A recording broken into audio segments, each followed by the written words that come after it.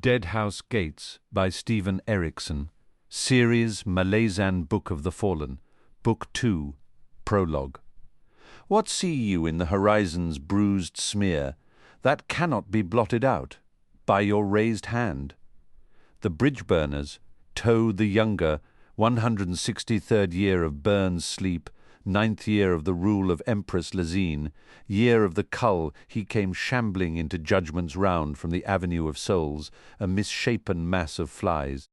Seething lumps crawled on his body in mindless migration, black and glittering, and occasionally falling away in frenzied clumps that exploded into fragmented flight as they struck the cobbles. The thirsting hour was coming to a close, and the priest staggered in its wake, blind, deaf, and silent, honouring his god on this day. The servant of Hood, Lord of Death, had joined his companions in stripping naked and smearing himself in the blood of executed murderers, blood that was stored in giant amphorae lining the walls of the temple's nave. The brothers had then moved in procession out onto the streets of Unta to greet the god's sprites, enjoining the mortal dance that marked the season of Rot's last day.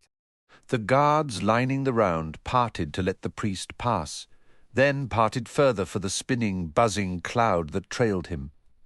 The sky over Unta was still more grey than blue, as the flies that had swept at dawn into the capital of the Malazan Empire now rose, slowly winging out over the bay towards the salt marshes and sunken islands beyond the reef. Pestilence came with the season of rot, and the season had come an unprecedented 3 times in the past 10 years. The air of the round still buzzed, was still speckled as if filled with flying grit. Somewhere in the streets beyond a dog yelped, like a thing near death but not near enough, and close to the round's central fountain the abandoned mule that had collapsed earlier still kicked feebly in the air. Flies had crawled into the beast through every orifice, and it was now bloated with gases. The animal, stubborn by its breed, was now over an hour in dying. As the priest staggered sightlessly past, flies rose from the mule in a swift curtain to join those already enshrouding him. It was clear to Felisin from where she and the others waited that the priest of Hood was striding directly towards her. His eyes were 10,000 eyes, but she was certain they were all fixed on her. Yet even this growing horror did little to stir the numbness that lay like a smothering blanket over her mind. She was aware of it rising inside, but the awareness seemed more a memory of fear than fear now alive within her. She barely recalled the first season of rot she'd lived through, but had clear memories of the second one. Just under 3 years ago, she had witnessed this day secure in the family estate, in a solid house, with its windows shuttered and cloth sealed, with the braziers set outside the doors, and on the courtyard's high, broken glass-rimmed walls billowing the acrid smoke of Otataral leaves. The last day of the season and its thirsting hour had been a time of remote revulsion for her, irritating and inconvenient, but nothing more. Then she'd given little thought to the city's countless beggars and the stray animals bereft of shelter, or even to the poorer residents who were subsequently press-ganged into clean-up crews for days afterwards. The same city, but a different world. Felisin wondered if the guards would make any move towards the priest as he came closer to the cull's victims. She and the others in the line were the charges of the Empress now.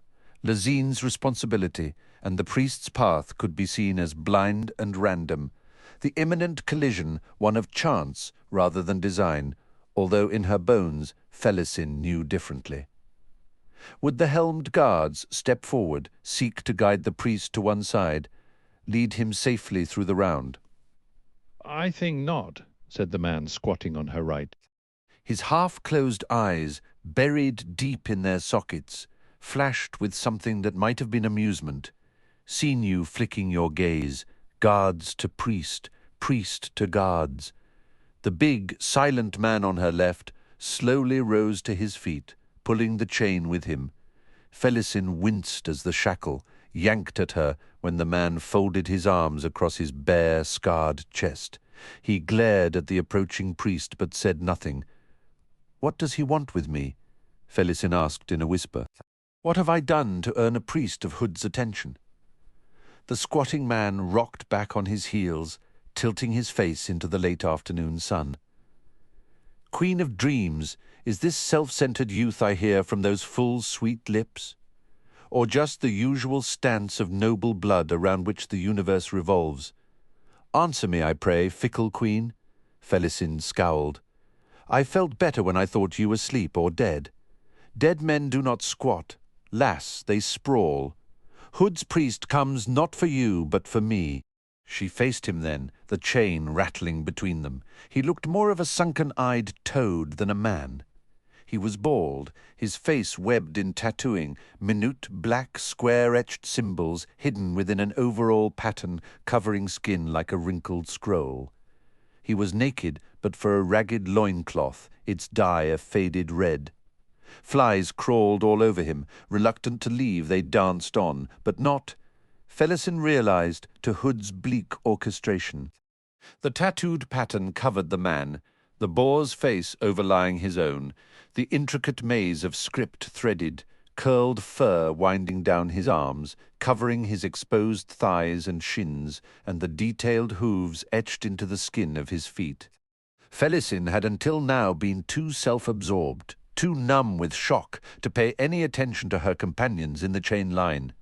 This man was a priest of Fenna, the boar of summer, and the flies seemed to know it, understand it enough to alter their frenzied motion. She watched with morbid fascination as they gathered at the stumps at the ends of the man's wrists. The old scar tissue, the only place on him unclaimed by Fenna, but the paths the sprites took to those stumps touched not a single tattooed line. The flies danced a dance of avoidance, but for all that they were eager to dance. The priest of Fenna had been ankle-shackled last in the line. Everyone else had the narrow iron bands fastened around their wrists. His feet were wet with blood, and the flies hovered there but did not land. She saw his eyes flick open as the sun's light was suddenly blocked. Hood's priest had arrived. Chains stirred as the man on Felisin's left drew back as far as the links allowed. The wall at her back felt hot, the tiles painted with scenes of imperial pageantry, now slick through the thin weave of her slave tunic. Felisin stared at the fly-shrouded creature standing wordless before the squatting priest of Fenna. She could see no exposed flesh, nothing of the man himself. The flies had claimed all of him, and beneath them he lived in darkness, where even the sun's heat could not touch him. The cloud around him spread out now, and Felisin shrank back as countless cold insect legs touched her legs, crawling swiftly up her thighs. She pulled her tunic's hem close around her, clamping her legs tight. The priest of Fenna spoke, his wide face split into a humorless grin. The thirsting hours well past, acolyte. Go back to your temple. Hood's servant made no reply, but it seemed the buzzing changed pitch, until the music of the wings vibrated in Felisin's bones. The priest's deep eyes narrowed and his tone shifted. Ah, well now, indeed I was once a servant of Fina, but no longer, not for years. Fina's touch cannot be scrubbed from my skin. Yet it seems that while the boar of summer has no love for me, he has even less for you. Felisin felt something shiver in her soul as the buzzing rapidly shifted, forming words that she could understand. Secret to show now. Go on, then, the one-time servant of Fenna growled. Show me. Perhaps Fenna acted then, the swatting hand of a furious god. Felisin would remember the moment and think on it often, or the secret was the mocking of immortals, a joke far beyond her understanding. But at that moment, the rising tide of horror within her broke free, the numbness of her soul seared away as the flies exploded outward, dispersing in all directions to reveal no one. The former priest of Fenna flinched as if struck, his eyes wide. From across the round 6 guards cried out, wordless sounds punched from their throats. Chains snapped as others in the line jolted as if to flee. The iron loops set in the walls snatched taut, but the loops held, as did the chains.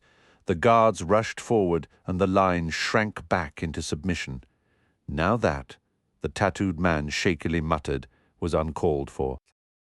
An hour passed, an hour in which the mystery, shock, and horror of Hood's priest sank down within Felisin to become but one more layer, the latest but not the last in what had become an unending nightmare. An acolyte of Hood. Who was not there? The buzzing of wings that formed words, was that Hood himself? Had the Lord of Death come to walk among mortals? And why stand before a once priest of Fenna? What was the message behind the revelation?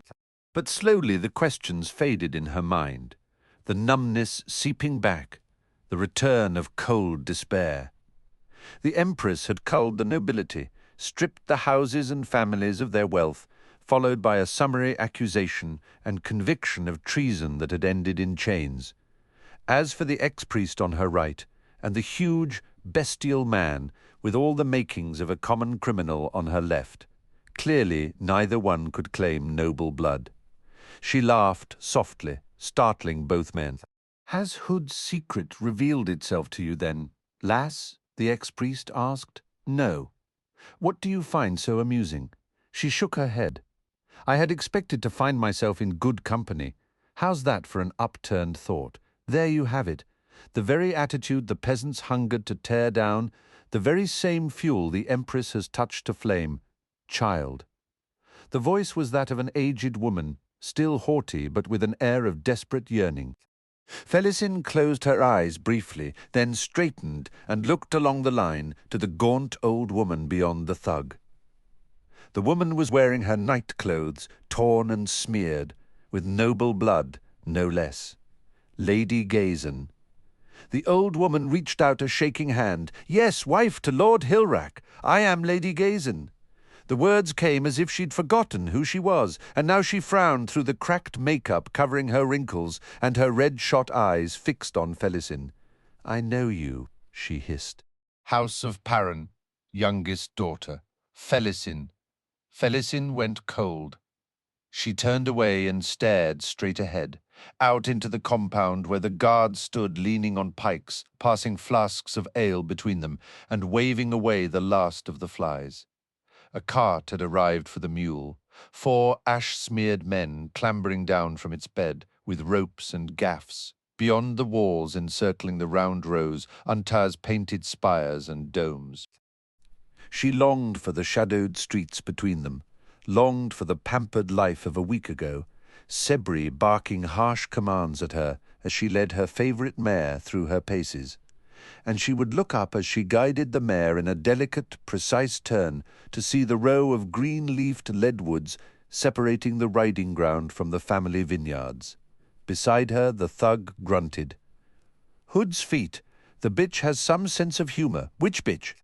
Felisin wondered, but she managed to hold her expression even as she lost the comfort of her memories. The ex-priest stirred. "Sisterly spat, is it?" He paused, then dryly added, "Seems a bit extreme." The thug grunted again and leaned forward, his shadow draping Felisin. "Defrocked priest, are you? Not like the Empress to do any temples a favour. She didn't. My loss of piety was long ago. I'm sure the Empress would rather I'd stayed in the cloister." "As if she'd care," the thug said derisively as he settled back into his pose. Lady Gazan rattled. "You must speak with her. Felisin. An appeal. I have rich friends." The thug's grunt turned into a bark. "Farther up the line, hag. That's where you'll find your rich friends." Felisin just shook her head. "Speak with her. It's been months, not even when father died."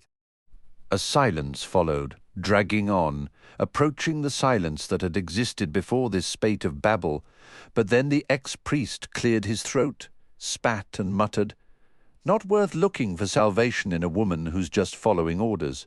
Lady, never mind that one being this girl's sister." Felisin winced, then glared at the ex-priest. "You presume? He ain't presuming nothing," growled the thug. "Forget what's in the blood, what's supposed to be in it by your slant on things." "This is the work of the Empress," Maybe you think it's personal. Maybe you have to think that, being what you are, what I am, Felisin laughed harshly. What house claims you as kin? The thug grinned.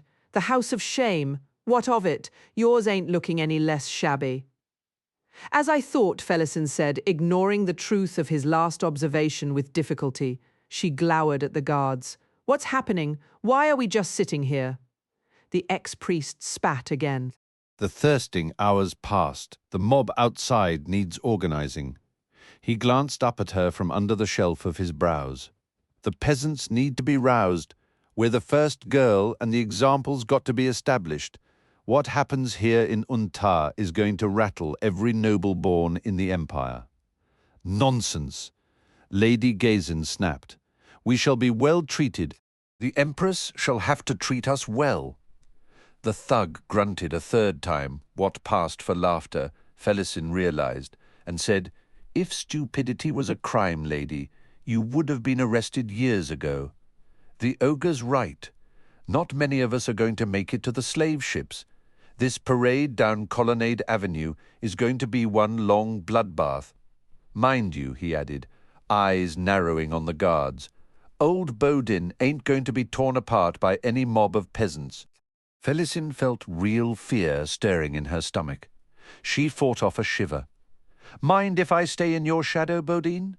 The man looked down at her. You're a bit plump for my tastes. He turned away, then added, But you do what you like. The ex-priest leaned close. Thinking on it, girl, this rivalry of yours ain't in the league of tattletales and scratch fights. Likely your sister wants to be sure you.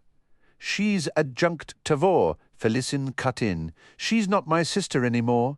She renounced our house at the call of the Empress. Even so, I've an inkling it's still personal. Felisin scowled. How would you know anything about it? The man made a slight, ironic bow. Thief once, then priest, now historian. I well know the tense position the nobility finds itself in. Felisin's eyes slowly widened, and she cursed herself for her stupidity. Even Baudin, who could not have helped overhearing, leaned forward for a searching stare. Heboric, he said. Heboric Light Touch. Heboric raised his arms. As light as ever, you wrote that revised history, Felisin said. Committed treason. Heboric's wiry brows rose in mock alarm. Gods forbid, a philosophic divergence of opinions, nothing more. Duiker's own words at the trial, in my defence, Fenna bless him. But the Empress wasn't listening, Baudin said, grinning. After all, you called her a murderer, and then had the gall to say she bungled the job. Found an illicit copy, did you? Baudin blinked. In any case, Heboric continued to Felisin, it's my guess your sister the adjunct plans on your getting to the slave ships in one piece. Your brother disappearing on Genebakis took the life out of your father. So I've heard, he added, grinning. But it was the rumours of treason that put spurs to your sister, wasn't it? Clearing the family name and all that. You make it sound reasonable, Heboric, Felisin said, hearing the bitterness in her voice, but not caring any more. We differed in our opinions, Tavor and I, and now you see the result? Your opinions of what? Precisely. She did not reply. There was a sudden stirring in the line. The guards straightened and swung to face the round's west gate. Felisin paled as she saw her sister, adjunct Tavore, now heir to Lorne, who died in Darushistan, ride up on her stallion, a beast bred out of Paran stables, no less. Beside her was the ever-present Tamba, a beautiful young woman whose long tawny mane gave substance to her name. Where she'd come from was anyone's guess, but she was now Tavore's personal aide. Behind these two rode a score of officers and a company of heavy cavalry, the soldiers looking exotic, foreign. Touch of irony, Heboric muttered, eyeing the horsey soldiers. Baudin jutted his head forward and spat. Red swords, the bloodless bastards. The historian threw the man an amused glance. Travelled well in your profession, Baudin. Seen the sea walls of Aren, have you? The man shifted uneasily, then shrugged. Stood a deck or two in my time, ogre. Besides, he added, The rumour of them's been in the city a week or more. There was a stirring from the red sword troop, and Felisin saw mailed hands close on weapon grips, peaked helms turning as one towards the adjunct. Sister Tavore, did our brother's disappearance cut you so deep? How great his footing you must imagine, to seek this recompense. And then, to make your loyalty absolute, you chose between me and mother for the symbolic sacrifice. Didn't you realize that Hood stood on the side of both choices? At least, mother is with her beloved husband now? She watched as Tavore scanned her guard briefly, then said something to Tamba, who edged her own mount towards the east gate. Baudin grunted one more time. Look lively, the endless hours about to begin. It was one thing to accuse the Empress of murder. It was quite another to predict her next move. If only they'd heeded my warning.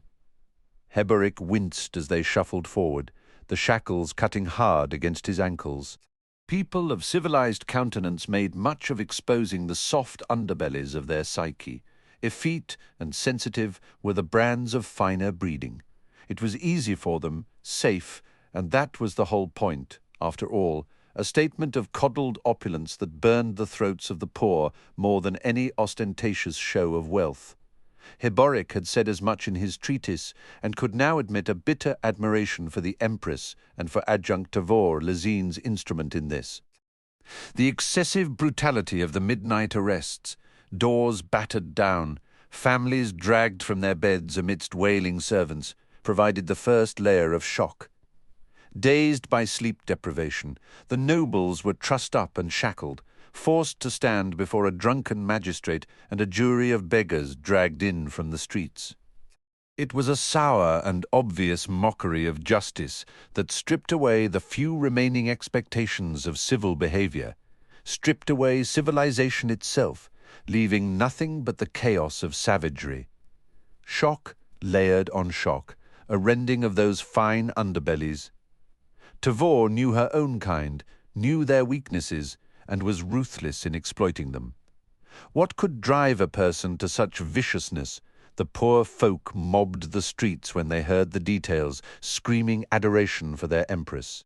Carefully triggered riots, looting and slaughter followed, raging through the noble district, hunting down those few selected highborns who hadn't been arrested, enough of them to whet the mob's bloodlust, give them faces to focus on with rage and hate.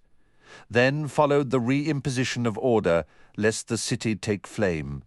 The Empress made few mistakes. She'd used the opportunity to round up malcontents and unaligned academics, to close the fist of military presence on the capital, drumming the need for more troops, more recruits, more protection against the treasonous scheming of the noble class. The seized assets paid for this martial expansion. An exquisite move, even if forewarned, rippling out with the force of imperial decree through the empire, the cruel rage now sweeping through each city. Bitter admiration. Heboric kept finding the need to spit, something he hadn't done since his cut-purse days in the mouse quarter of Malaz city. He could see the shock written on most of the faces in the chain line. Faces above nightclothes mostly grimy and filthy from the pits, leaving their wearers bereft of even the social armor of regular clothing. Dishevelled hair, stunned expressions, broken poses, everything the mob beyond the round lusted to see, hungered to flail. Welcome to the streets, Heboric thought to himself as the guards prodded the line into motion. The adjunct looking on, straight in her high saddle, her thin face drawn in until nothing but lines remained, the slit of her eyes, the brackets around her uncurved, almost lipless mouth. Damn! But she wasn't born with much, was she? The looks went to her young sister, to the lass stumbling a step ahead of him. Heboric's eyes fixed on Adjunct Tavor, curious, seeking something, a flicker of malicious pleasure, maybe as her icy gaze swept the line and lingered for the briefest of moments on her sister. But the pause was all she revealed, a recognition acknowledged, nothing more. The gaze swept on. The guards opened the east gate 200 paces ahead, near the front of the chained line. A roar poured through that ancient arched passageway, a wave of sound that buffeted soldier and prisoner alike, bouncing off the high walls and rising up amidst an explosion of terrified pigeons from the upper eaves. The sound of flapping wings drifted down like polite applause, although to Heboric it seemed that he alone appreciated that ironic touch of the gods. Not to be denied a gesture, he managed a slight bow. Hood keep his damned secrets. Here, Fenner, you old sow, it's that itch I could never scratch. Look on, now, closely, see what becomes of your wayward son. Some part of Felisin's mind held on to sanity, held with a brutal grip in the face of a maelstrom. Soldiers lined Colonnade Avenue in ranks 3 deep, but again and again the mob seemed to find weak spots in that bristling line. She found herself observing, clinically, even as hands tore at her, fists pummeled her, blurred faces lunged at her with gobs of spit. And even as sanity held within her, so too a pair of steady arms encircled her, arms without hands, the ends scarred and suppurating arms that pushed her forward, ever forward. No one touched the priest. No one dared, while ahead was Baudin, more horrifying than the mob itself. He killed effortlessly. He tossed bodies aside with contempt, roaring, gesturing, beckoning. Even the soldiers stared beneath their ridged helmets, heads turning at his taunts, hands tightening on pike or sword hilt. Baudin, laughing Baudin, his nose smashed by a well-flung brick, stones bouncing from him, his slave tunic in rags and soaked with blood and spit, every body that darted within his reach he grasped, twisted, bent, and broke. The only pause in his stride came when something happened ahead, some breach in the soldiery, or when Lady Gazin faltered. He'd grasp her arms under the shoulders, none too gently, then propel her forward, swearing all the while. A wave of fear swept ahead of him, a touch of the terror inflicted, turning back on the mob. The number of attackers diminished, although the bricks flew in a constant barrage, some hitting. Most missing, the march through the city continued. Felisin's ears rang painfully. She heard everything through a daze of sound, but her eyes saw clearly, seeking and finding, all too often images she would never forget. The gates were in sight when the most savage breach occurred. The soldiers seemed to melt away, and the tide of fierce hunger swept into the street, engulfing the prisoners. Felisin caught Heboric's grunting words close behind her as he shoved hard. "This is the one, then!" Baudin roared. Bodies crowded in, hands tearing, nails clawing. Felisin's last shreds of clothing were torn away. A hand closed on a fistful of her hair, yanked savagely, twisting her head around, seeking the crack of vertebrae. She heard screaming and realized it came from her own throat. A bestial snarl sounded behind her, and she felt the hand clench spasmodically. Then it was gone. More screaming filled her ears. A strong momentum caught them, pulling or pushing, she couldn't tell, and Heboric's face came into view, spitting bloody skin from his mouth. All at once, a space cleared around Baudin. He crouched, a torrent of dock curses bellowing from his mashed lips. His right ear had been torn off, taking with it hair, skin, and flesh. The bone of his temple glistened wetly. Broken bodies lay around him, few moving. At his feet was Lady Gazin. Baudin held her by the hair, pulling her face into view. The moment seemed to freeze the world closing in to this single place. Baudin bared his teeth and laughed. "I'm no whimpering noble," he growled, facing the crowd. "What do you want? You want the blood of a noble woman." The mob screamed, reaching out eager hands. Baudin laughed again. "We passed through. You hear me?" He straightened, dragging Lady Gazin's head upward. Felisin couldn't tell if the old woman was conscious. Her eyes were closed, the expression peaceful, almost youthful beneath the smeared dirt and bruises. Perhaps she was dead. Felisin prayed that it was so. Something was about to happen, something to condense this nightmare into a single image. Tension held the air. "She's yours." Baudin screamed, with his other hand grasping the lady's chin. He twisted her head around. The neck snapped and the body sagged, twitching. Baudin wrapped a length of chain around her neck. He pulled it taut, then began sawing. Blood showed, making the chain look like a mangled scarf. Felisin stared in horror. "Fenna have mercy," Heboric breathed. The crowd was stunned, silent, withdrawing even in their bloodlust, shrinking back. A soldier appeared, helmetless, his young face white, his eyes fixed on Baudin, his steps ceasing beyond him. The glistening peaked helms and broad blades of the red swords flashed above the crowd as the horsemen slowly pushed their way towards the scene. No movement save the soaring chain. No breath save Baudin's grunting snorts. Whatever riot continued to rage beyond this place, it seemed 1,000 leagues away. Felisin watched the woman's head jerk back and forth, a mockery of life's animation. She remembered Lady Gazin, haughty, imperious, beyond her years of beauty and seeking stature in its stead.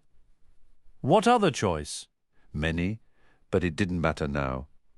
Had she been a gentle, kindly grandmother, it would not have mattered, would not have changed the mind-numbing horror of this moment. The head came away with a sobbing sound. Baudin's teeth glimmered as he stared at the crowd. "We had a deal," he grated. "Here's what you want, something to remember this day by." He flung Lady Gazin's head into the mob, a whirl of hair and threads of blood. Screams answered its unseen landing. More soldiers appeared, backed by the red swords, moving slowly, pushing at the still silent onlookers.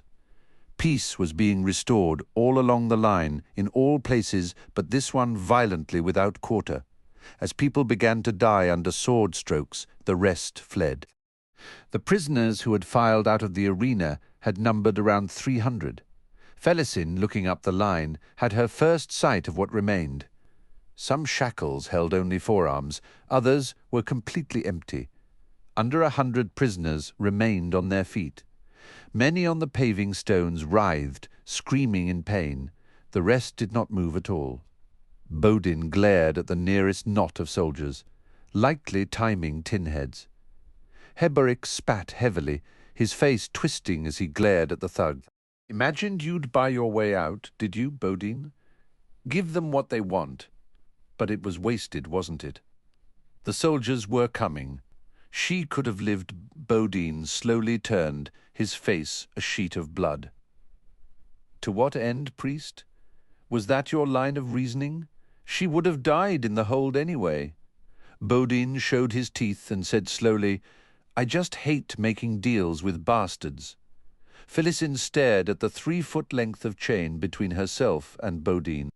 1,000 thoughts could have followed, link by link. What she had been, what she was now. The prison she'd discovered inside and out, merged as vivid memory. But all she thought, all she said, was this: "Don't make any more deals, Baudin." His eyes narrowed on her, her words and tone reaching him, somehow, some way. Heboric straightened, a hard look in his eyes as he studied her. Felisin turned away, half in defiance, half in shame. A moment later, the soldiers, having cleared the line of the dead, pushed them along out through the gate onto the east road towards the pier town called Luckless, where Adjunct Tavor and her retinue waited, as did the slave ships of Aren. Farmers and peasants lined the road, displaying nothing of the frenzy that had gripped their cousins in the city. Felisin saw in their faces a dull sorrow, a passion born of different scars. She could not understand where it came from, and she knew that her ignorance was the difference between her and them. She also knew, in her bruises, scratches, and helpless nakedness, that her lessons had begun. Book 1, Raraku. He swam at my feet, powerful arms in broad strokes sweeping the sand. So I asked this man, "What seas do you swim?" And to this he answered, "I have seen shells and the like on this desert floor, so I swim this land's memory, thus honouring its past. Is the journey far? Queried I. I cannot say, he replied, for I shall drown long before. I am done. Sayings of the Fool, Thinisbule, Chapter 1. And all came to imprint their passage, on the path to scent the dry winds, their cloying claim to ascendancy, the path of Hans, Mesremb. 1164th year of Bern's sleep, 10th year of the rule of Empress Lazine, the 6th in the 7 years of Drishna, the apocalyptic. A corkscrew plume of dust raced across the basin, heading deeper into the trackless desert of the Panpotson Odan. Though less than 2,000 paces away, it seemed a plume born of nothing from his perch on the mesa's wind-scarred edge. Mappo Runt followed it with relentless eyes, the colour of sand, eyes set deep in a robustly boned, pallid face. He held a wedge of imrag cactus in his bristle-backed hand, unmindful of the envenomed spikes as he bit into it. Juices dribbled down his chin, staining it blue. He chewed slowly, thoughtfully. Beside him, Icarium flicked a pebble over the cliff edge. It clicked and clattered on its way down to the boulder-strewn base. Under the ragged spirit-walker robe, its orange faded to dusty rust beneath the endless sun. His grey skin had darkened into olive green, as if his father's blood had answered this wasteland's ancient call. His long, braided black hair dripped black sweat onto the bleached rock. Mappo pulled a mangled thorn from between his front teeth. "Your dye's running," he observed, eyeing the cactus blade a moment before taking another bite. Icarium shrugged. "Doesn't matter any more. Not out here. My blind grandmother wouldn't have swallowed your disguise. There were narrow eyes on us in Ehrlitan. I felt them crawling on my back day and night. Tanos are mostly short and bow-legged after all." Mappo pulled his gaze away from the dust cloud and studied his friend. "Next time," he grunted, "try belonging to a tribe where everyone's 7 foot tall." Icarium's lined. Weather-worn face twitched into something like a smile, just a hint, before resuming its placid expression. "Those who would know of us in 7 cities surely know of us now. Those who would not might wonder at us, but that is all they will do." Squinting against the glare, he nodded at the plume. "What do you see, Mappo?" "Rat head, long neck, black and hairy all over." If just that, I might be describing one of my uncles. But there's more. 1 leg up front and 2 in back. Icarium tapped the bridge of his nose, thinking, "So not one of your uncles an Aptorian." Mappo slowly nodded. "The convergence is months away. I'd guess Shadowthrone caught a whiff of what's coming, sent out a few scouts. And this one?" Mappo grinned, exposing massive canines. A tad too far afield, Sha'ik's pet now. He finished off the cactus, wiped his spatulate hands, then rose from his crouch. Arching his back, he winced. There had been unaccountably a mass of roots beneath the sand under his bedroll the night just past, and now the muscles to either side of his spine matched every knot and twist of those treeless bones. He rubbed at his eyes. A quick scan down the length of his body displayed for him the tattered, dirt-crusted state of his clothes. He sighed. "It's said there's a waterhole out there, somewhere, with Sha'ik's army camped around it." Mappo grunted. Icarium also straightened, noting once again the sheer mass of his companion, big, even for a Trell, the shoulders broad and maned in black hair, the sinewy muscles of his long arms, and the 1,000 years that capered like a gleeful goat behind Mappo's eyes. "Can you track it?" "If you like." Icarium grimaced. "How long have we known each other, friend?" Mappo's glance was sharp. Then he shrugged. "Long. Why do you ask?" "I know reluctance when I hear it. The prospect disturbs you. Any potential brush with demons disturbs me, Icarium. Shy as a hare is Mappo Trell. I am driven by curiosity, I know. The unlikely pair turned back to their small campsite, tucked between two towering spires of wind-sculpted rock. There was no hurry. Icarium sat down on a flat rock and proceeded to oil his longbow, striving to keep the hornwood from drying out. Once satisfied with the weapon's condition, he turned to his single-edged long sword, sliding the ancient weapon from its bronze-banded boiled leather scabbard, then setting an oiled whetstone to its notched edge. Mappo struck the hide tent, folding it haphazardly before stuffing it into his large leather bag. Cooking utensils followed, as did the bedding. He tied the drawstrings and hefted the bag over one shoulder, then glanced to where Icarium waited, bow rewrapped and slung across his back. Icarium nodded, and the two of them, half-blood Jaghut and full-blooded Trell, began on the path leading down into the basin.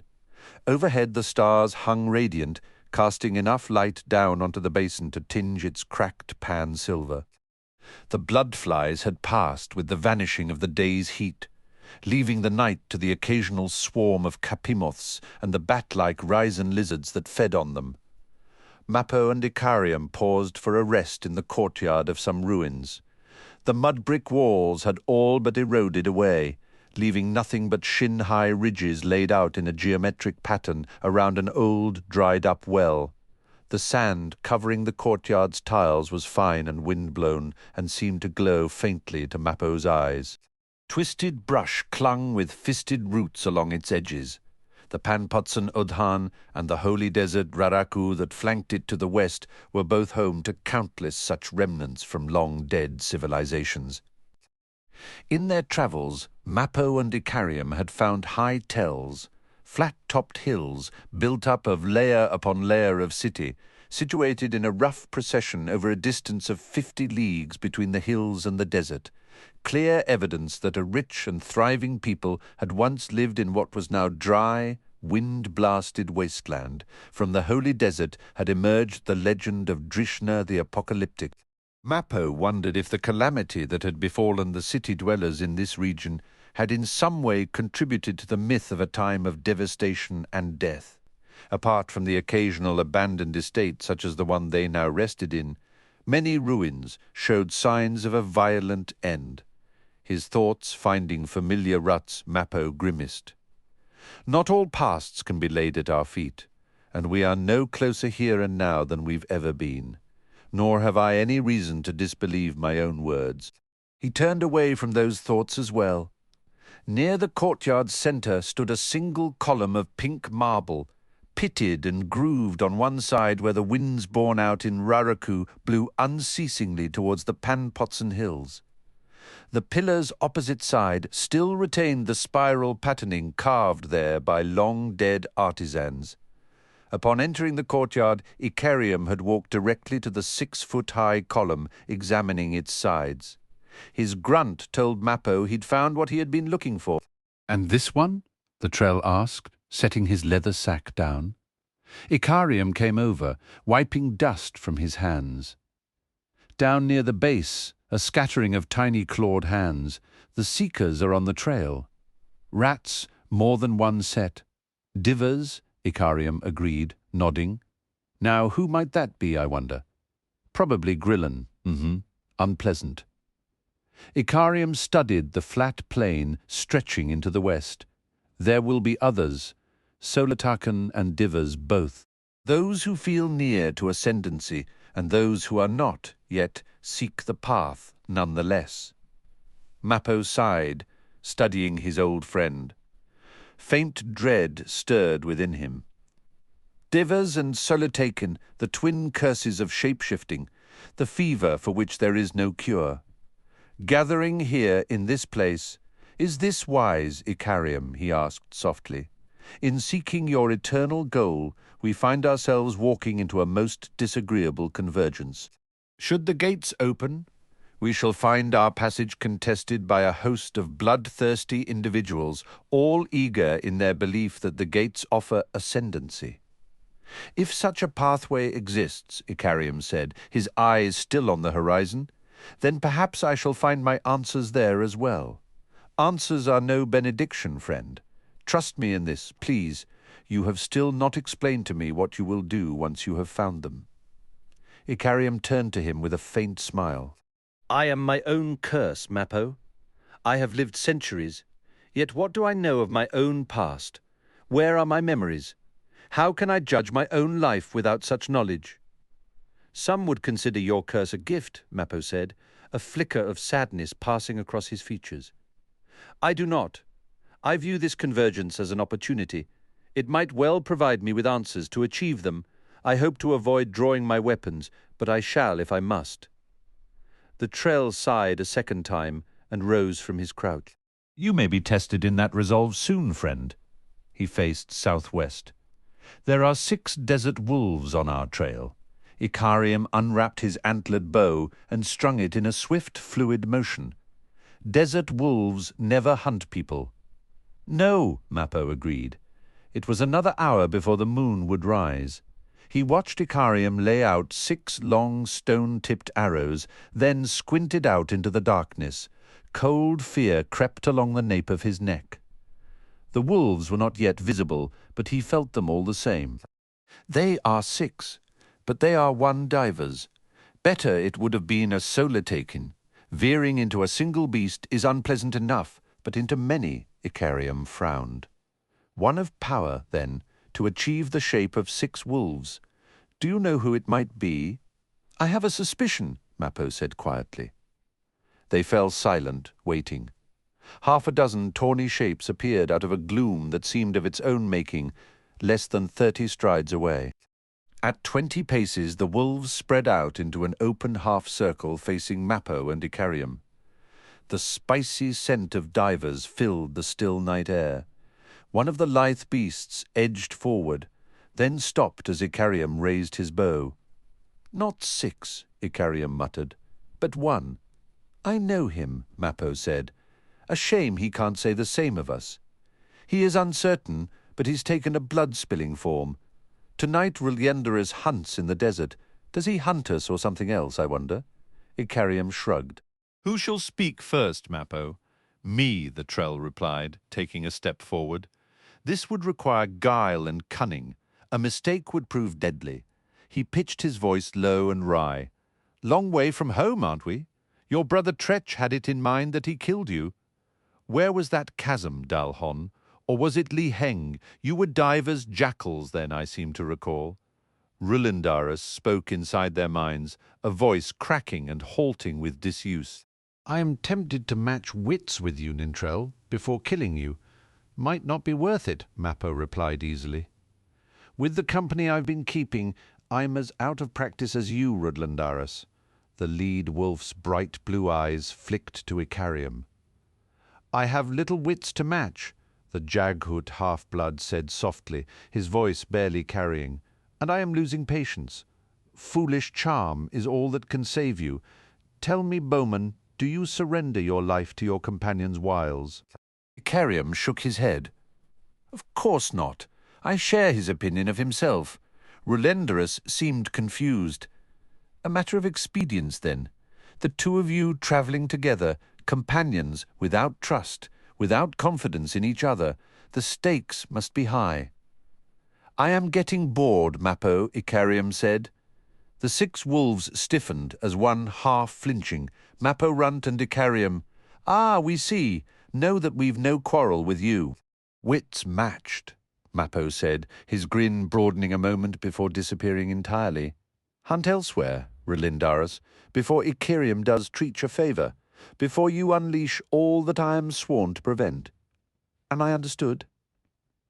"Our trail converges," the divers said, "upon the spoor of a demon of shadow." "Not shadow any longer," Mappo replied. "Sha'ik's. The holy desert no longer sleeps. So it seems, do you forbid us our hunt?" Mappo glanced at Icarium, who lowered his bow and shrugged. "If you wish to lock jaws with an Uptorian, that is your choice. Our interest was only passing. Then indeed shall our jaws close upon the throat of the demon." "You would make Sha'ik your enemy?" Mappo asked. The lead wolf cocked its head. "The name means nothing to me." The 2 travellers watched as the wolves padded off, vanishing once again into a gloom of sorcery. Mappo showed his teeth, then sighed, and Icarium nodded, giving voice to their shared thought. It will soon. The Wickan horses soldiers loosed fierce cries of exultation as they led their broad-backed horses down the transport's gangplanks. The scene at the quayside of Hisar's imperial harbour was chaotic. A mass of unruly tribesmen and women, the flash of iron-headed lances rippling over black braided hair and spiked skullcaps. From his position on the harbour entrance tower parapet, Duiker looked down on the wild outland company with more than a little scepticism and with growing trepidation. Beside the imperial historian stood the High Fist's representative, Malik Rel, his fat, soft hands folded together and resting on his paunch, his skin the colour of oiled leather and smelling of Aren perfumes. Malik Rel looked nothing like the chief adviser to the 7 cities commander of the Malazan armies. A gistal priest of the elder god of the sea's male, his presence here to officially convey the High Fist's welcome to the new fist of the 7th Army, was precisely what it appeared to be, a calculated insult.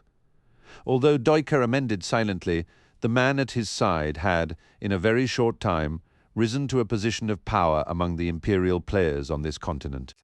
1,000 rumours rode the tongues of the soldiers about the smooth, soft-spoken priest, and whatever weapon he held over High Fist Pormqual, each and every rumour no louder than a whisper.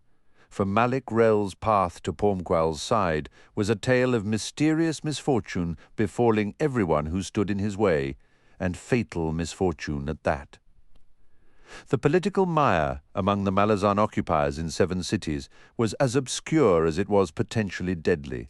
Duiker suspected that the new fist would understand little of veiled gestures of contempt, lacking as he did the more civilized nuances of the empire's tamed citizens. The question that remained for the historian, then, was how long Coltaine of the Crow clan would survive his new appointment. Malik Rel pursed his full lips and slowly exhaled. "Historian," he said softly, his Gedorian Falari accent faint in its sibilant roll. "Pleased by your presence? Curious as well. Long from Aren court, now." He smiled, not showing his green-deed teeth. Caution bred of distant culling. Words like the lap of waves, the god male's formless affectation and insidious patience. This, my 4th conversation with Rel. Oh, how I dislike this creature. Duiker cleared his throat. The Empress takes little heed of me, Gistal. Malik Rel's soft laugh was like the rattle of a snake's tail. Unheeded historian, or unheeding of history. Hint of bitterness at advice rejected, or worse, ignored. Be calmed. No crimes winging back from Unta's towers. Pleased to hear it, Duiker muttered, wondering at the priest's source. I remain in Hisar as a matter of research, he explained after a moment. The precedent of shipping prisoners to the Otataral mines on the island reaches back to the Emperor's time, although he generally reserved that fate for mages. Mages? Duiker nodded. Effective, yes, although unpredictable. The specific properties of Otataral as a magic deadening ore remain largely mysterious. Even so, madness claimed most of those sorcerers, although it is not known if that was the result of exposure to the ore dust or the deprivation from their warrens. Some mages among the next slave shipment? Some? Question soon answered. Then, soon, Duiker agreed. The T-shaped quay was now a maelstrom of belligerent Wiccans, frightened dock porters, and short-tempered warhorses. A cordon of Hisar guard provided the stopper to the bottleneck at the dock's end, where it opened out onto the cobbled half-round of 7 cities' blood. The guards had hitched their round shields and unsheathed their tulwars, waving the broad, curving blades threateningly at the Wiccans, who answered with barking challenges. 2 men arrived on the parapet. Duiker nodded greetings. Malik Rel did not deign to acknowledge either of them. A rough captain and the 7th's lone surviving cadre mage, both men clearly ranked too low for any worthwhile cultivation by the priest. "Well, Culp," Duiker said to the squat, white-haired wizard, "your arrival may prove timely." Culp's narrow, sunburned face twisted into a sour scowl. "Came up here to keep my bones and flesh intact, Duiker. I'm not interested in becoming Coltaine's lumpy carpet in his step up to the post. They're his people, after all. That he hasn't done a damned thing to quell this brewing riot doesn't bode well, I'd say." The captain at his side grunted agreement. "Sticks in the throat," he growled. "Half the officers here saw their first blood facing that bastard Coltaine, and now here he is, about to take command. Hood's knuckles," he spat. "Won't be any tears spilled if the Hussar Guard cuts down Coltaine and every one of his Wiccan savages right here at the quay. The 7th don't need them." "Truth," Malek Rel said to Duiker with veiled eyes, "behind the threat of uprisings. Continent here a viper nest. Coltaine an odd choice." "Not so odd," Duiker said, shrugging. He returned his attention to the scene below. The Wiccans closest to the Hussar Guard had begun strutting back and forth in front of the armoured line. The situation was but moments away from a full-scale battle. The bottleneck was about to become a killing ground. The historian felt something cold clutch his stomach at seeing horn bows now strung among the Wiccan soldiers. Another company of guards appeared from the avenue to the right of the main colonnade, bristling with pikes. "Can you explain that?" Culp asked. Duiker turned and was surprised to see all three men staring at him. He thought back to his last comment, then shrugged again. "Coltaine united the Wiccan clans in an uprising against the Empire. The Emperor had a hard time bringing him to heel, as some of you know firsthand. True to the Emperor's style, he acquired Coltaine's loyalty." "How?" Culp barked. "No one knows," Duiker smiled. "The Emperor rarely explained his successes. In any case, since Empress Lasine held no affection for her predecessor's chosen commanders, Coltaine was left to rot in some backwater on Quan Tali.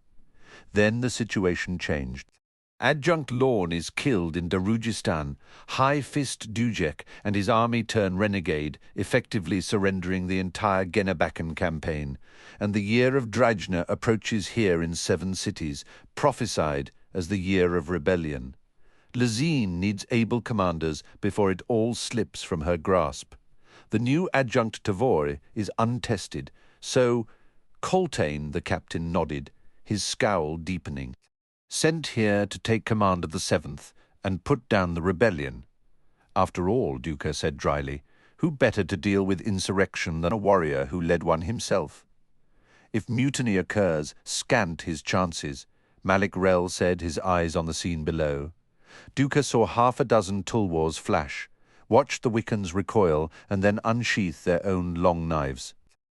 They seemed to have found a leader, a tall, fierce-looking warrior with fetishes in his long braids, who now bellowed encouragement, waving his own weapon over his head. "Hood!" the historian swore. "Where on earth is Coltaine?"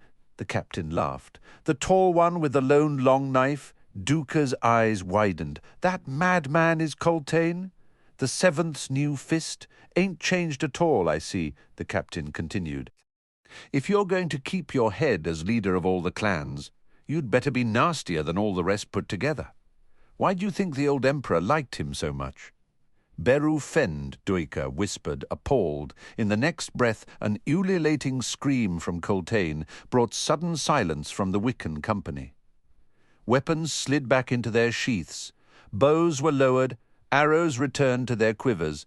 Even the bucking, snapping horses fell still, heads raised and ears pricked. A space cleared around Coltaine, who had turned his back on the guards. The tall warrior gestured, and the 4 men on the parapet watched in silence as with absolute precision every horse was saddled. Less than a minute later, the horses' soldiers were mounted, guiding their horses into a close parade formation that would rival the Imperial elites. That, Duiker said, was superbly done. A soft sigh escaped Malek Rel's savage timing, a beast's sense of challenge, then contempt. "Statement for the guards. For us as well?" Coltaine's a snake, the captain said. If that's what you're asking, if the high command at Aren thinks they can dance around him, they're in for a nasty surprise. Generous advice, Rill acknowledged. The captain looked as if he'd just swallowed something sharp, and Duiker realized that the man had spoken without thought as to the priest's place in the high command. Culp cleared his throat. He's got them in troop formation? Guess the ride to the barracks will be peaceful after all. I admit, Duiker said wryly, that I look forward to meeting the Seventh's new fist. His heavy-lidded eyes on the scene below, Rel nodded, agreed, leaving behind the Skara Isles on a heading due south. The fisherboat set out into the Kansu Sea, its triangular sail creaking and straining. If the gale held, they would reach the Ehrlitan coast in 4 hours. Fiddler's scowl deepened. The Ehrlitan coast, 7 cities. I hate this damned continent. Hated it the first time, hate it even more now. He leaned over the gunwale and spat acrid bile into the warm green waves. Feeling any better? Crokus asked from the prow, his tanned young face creased with genuine concern. The old saboteur wanted to punch that face. Instead, he just growled and hunched down deeper against the bark's hull. Kalam's laugh rumbled from where he sat at the tiller. Fiddler and water don't mix, lad. Look at him. He's greener than that damned winged monkey of yours. A sympathetic snuffling sound breathed against Fiddler's cheek. He pried open one bloodshot eye to find a tiny, wizened face staring at him. Go away, Moby, Fiddler croaked. The familiar, once servant to Crokus's uncle Mammoth, seemed to have adopted the sapper, the way stray dogs and cats often did. Kalam would say, it was the other way around, of course. A lie, Fiddler whispered. Kalam's good at those, like lounging around in Rutu Jelba for a whole damn week on the off chance that a scray trader would come in. Book passage in comfort, eh, Fid? Not like the damned ocean crossing, oh no. And that one was supposed to have been in comfort too. A whole week in Rutu Jelba, a lizard-infested, orange-bricked cesspool of a city. Then what? 8 Jakatas for this rag-stoppered sword-in-half ale casket. The steady rise and fall lulled Fiddler as the hours passed. His mind drifted back to the appallingly long journey that had brought them thus far, then to the appallingly long journey that lay ahead. We never do things the easy way, do we? He would rather that every sea dried up. Men got feet, not flippers. Even so, we're about to cross overland, over a fly-infested waterless waste where people smile only to announce they're about to kill you. The day dragged on green-tinged and shaky. He thought back to the companions he'd left behind on Genebakis, wishing he could be marching alongside them into a religious war. Don't forget that, Fid. Religious wars are no fun. The faculty of reasoning that permitted surrender did not apply in such instances. Still, the squad was all he'd known for years. He felt bereft out of its shadows. Just Kalam for old company, and he calk that land ahead home, and he smiles before he kills. And what's he and Quick Ben got planned? They ain't told me about yet. There's more of those flying fish, Apsalar said, her voice identifying the soft hand that had found its way to his shoulder. Hundreds of them. Something big from the deep is chasing them, Kalam said. Groaning Fiddler pushed himself upright. Moby took the opportunity to reveal its motivation behind the day's cooing and crawled into the sapper's lap, curling up and closing its yellow eyes. Fiddler gripped the gunwale and joined his 3 companions in studying the school of flying fish 100 yards off the starboard side. The length of a man's arm, the milky white fish were clearing the waves, sailing 30 feet or so, then slipping back under the surface. In the Kansu Sea, flying fish hunted like sharks, the schools capable of shredding a bull whale down to bones in minutes. They used their ability to fly to launch themselves onto the back of a whale when it broke for air. What in Mael's name is hunting them? Kalam was frowning. Shouldn't be anything here in the Kansu out in Seeker's Deep. There's Denrabi, of course. Denrabi. Oh, that comforts me, Kalam. Oh, yes, indeed. Some kind of sea serpent? Crokus asked. Think of a centipede 80 paces long. Fiddler answered, wraps up whales and ships alike, blows out all the air under its armoured skin, and sinks like a stone, taking its prey with it. They're rare, Kalam said, and never seen in shallow water. Until now, Crokus said, his voice rising in alarm. The denrabi broke the surface in the midst of the flying fish, thrashing its head side to side, a wide razor-like mouth flensing prey by the score. The width of the creature's head was immense, as many as 10 arm spans. Its segmented armour was deep green under the encrusted barnacles, each segment revealing long chitinous limbs, 80 paces long. Fiddler hissed. Not unless it's been cut in half. Kalam rose at the tiller. Ready with the sail, Crokus. We're going to run westerly. Fiddler pushed a squawking Moby from his lap and opened his backpack, fumbling to unwrap his crossbow. If it decides we look tasty, Kalam? I know, the assassin rumbled, quickly assembling the huge iron weapon. Fiddler glanced up and met Apsalar's wide eyes. Her face was white. The sapper winked. Got a surprise if it comes for us, girl, she nodded. I remember. The denrabi had seen them. Veering from the school of flying fish, it was now cutting sinuously through the waves towards them. That's no ordinary beast, Kalam muttered. You smelling what I'm smelling, Fiddler? Spicy, bitter. Hood's breath. That's a solar taken. A what? Crokus asked. Shapeshifter, Kalam said. A rasping voice filled Fiddler's mind, and the expressions on his companions' faces told him they heard as well. Mortals, unfortunate for you to witness my passage. The sapper grunted. The creature did not sound at all regretful. It continued, For this you must all die, though I shall not dishonour your flesh by eating you. Kind of you, Fiddler muttered, setting a solid quarrel in the crossbow's slot. The iron head had been replaced with a grapefruit-sized clay ball. Another fisher boat mysteriously lost. The solar taken mused ironically. Alas, Fiddler scrambled to the stern, crouching down beside Kalam. The assassin straightened to face the denrabi, one hand on the tiller. Solar taken, be on your way. We care nothing for your passage. I shall be merciful when killing you.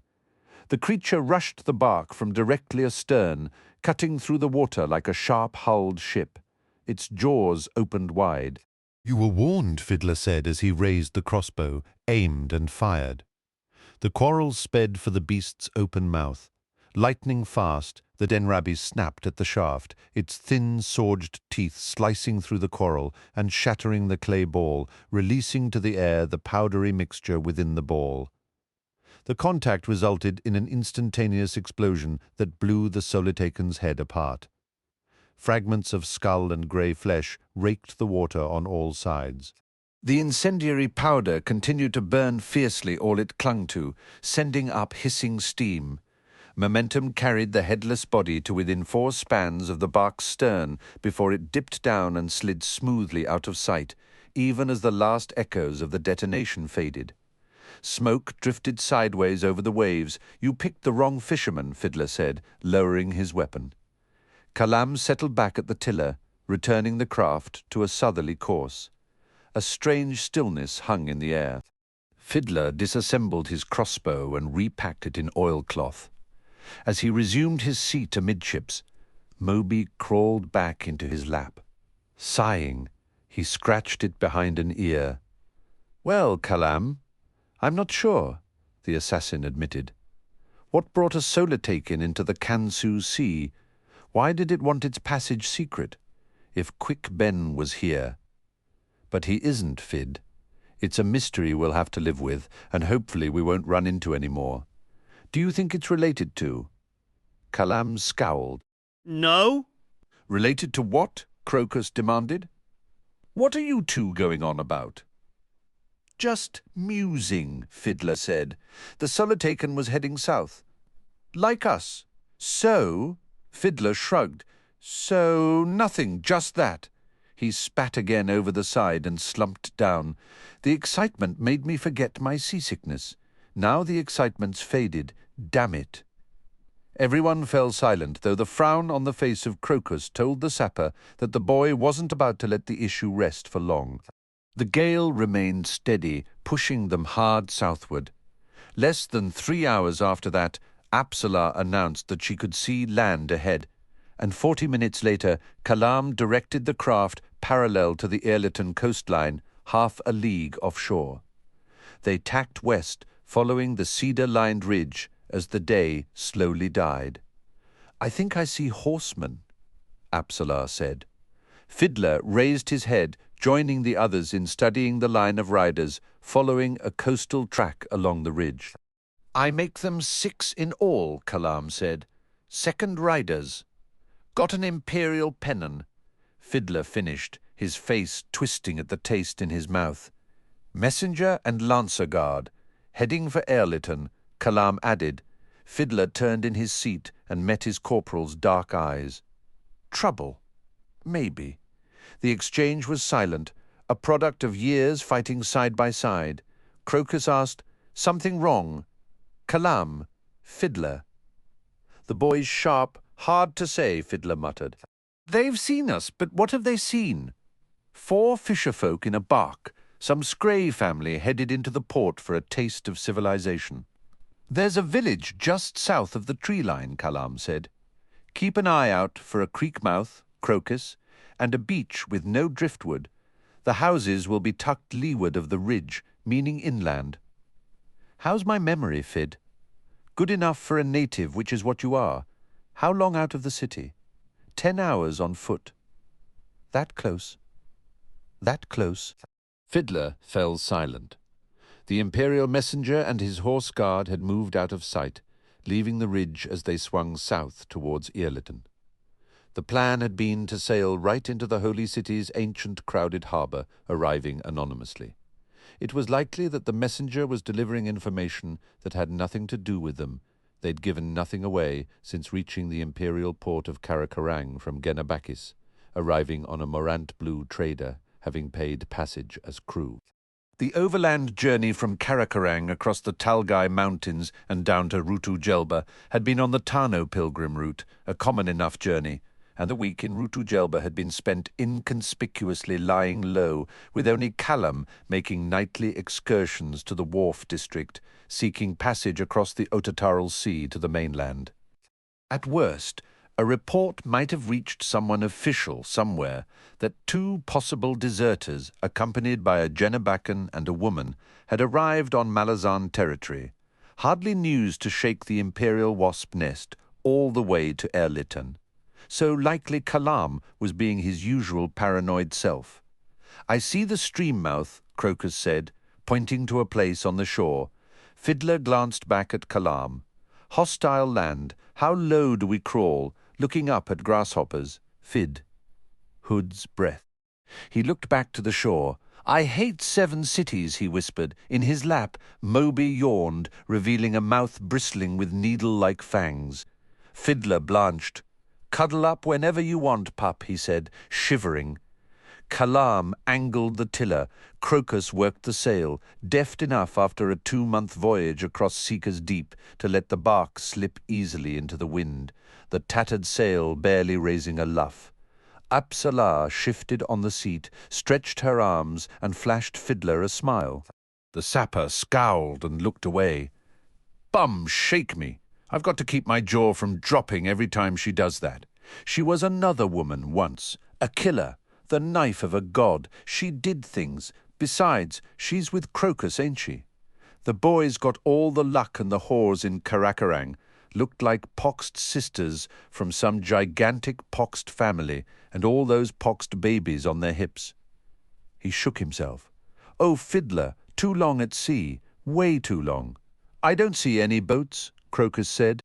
"Up the creek," Fiddler mumbled, dragging a nail through his beard in pursuit of a nit.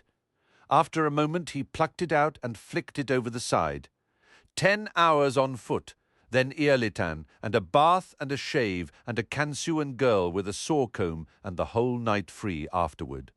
Crokus nudged him. Getting excited, Fiddler? You don't know the half of it. You were here during the conquest, weren't you? Back when Kalam was fighting for the other side, for the 7 holy Falar Dan, and the clan Imas marched for the Emperor, and... Enough. Fiddler waved a hand. I don't need reminding, and neither does Kalam. All wars are ugly, but that one was uglier than most. Is it true that you were in the company that chased Quick Ben across the holy desert Raraku, and that Kalam was your guide? Only he and Quick were planning on betraying you all. But Whiskey Jack had already worked that out. Fiddler turned a glare on Kalam. One night in Rutu Jelba with a jug of Falari rum, and this boy knows more than any Imperial historian still breathing. He swung back to Crokus. Listen, son, best you forget everything that drunken lout told you that night. The past is already hunting our tails, no point in making it any easier. Crokus ran a hand through his long black hair. Well, he said softly, if 7 cities is so dangerous, why didn't we just head straight down to Quantali, to where Apsalar lived, so we can find her father? Why all this sneaking around, and on the wrong continent at that? It's not that simple, Kalam growled. Why, I thought that was the reason for this whole journey. Crokus reached for Apsalar's hand and clasped it in both of his, but saved his hard expression for Kalam and Fiddler. You both said you owed it to her. It wasn't right, and you wanted to put it right. But now I'm thinking it's only part of the reason. I'm thinking that you two have something else planned, that taking Apsalar back home was just an excuse to come back to your empire, even though you're officially outlawed. And whatever it is you're planning, it's meant coming here, to 7 cities. And it's also meant we have to sneak around, terrified of everything jumping at shadows, as if the whole Malazan army was after us. He paused, drew a deep breath, then continued.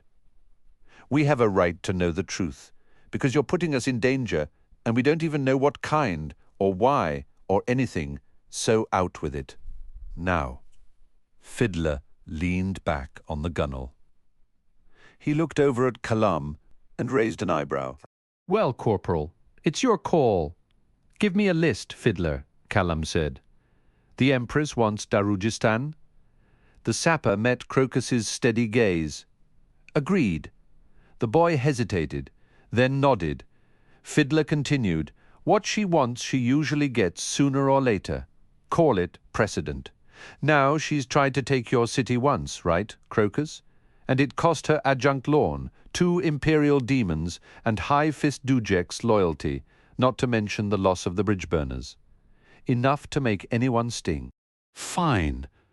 But what's that got to do? Don't interrupt, Corporal said. Make a list. I'm making it. You've followed me so far? Good. Darujistan eluded her once, but she'll make certain next time, assuming there is a next time. Well, Crokus was scowling.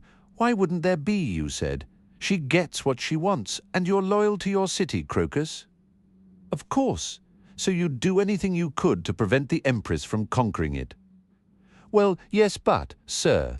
Fiddler turned back to Kalam. The burly, black-skinned man looked out over the waves, sighed, then nodded to himself. He faced Crokus. It's this lad. Time's come. I'm going after her. The Daru boy's expression was blank, but Fiddler saw Apsalar's eyes widen, her face losing its colour. She sat back suddenly, then half smiled, and Fiddler went cold upon seeing it. I don't know what you mean, Crokus said. After who? The Empress. How? He means, Apsalar said, still smiling a smile that had belonged to her once, long ago, when she'd been someone else, that he's going to try and kill her. What? Crokus stood, almost pitching himself over the side. You and a seasick sapper with a broken fiddle strapped to his back. Do you think we're going to help you in this insane, suicidal... I remember, Apsalar said, suddenly her eyes narrowing on Kalam. Crokus turned to her. Remember what? Kalam. He was a Faladane's dagger, and the claw gave him command of a hand. Kalam's a master assassin, Crokus, and Quick Ben is 3,000 leagues away, Crokus shouted.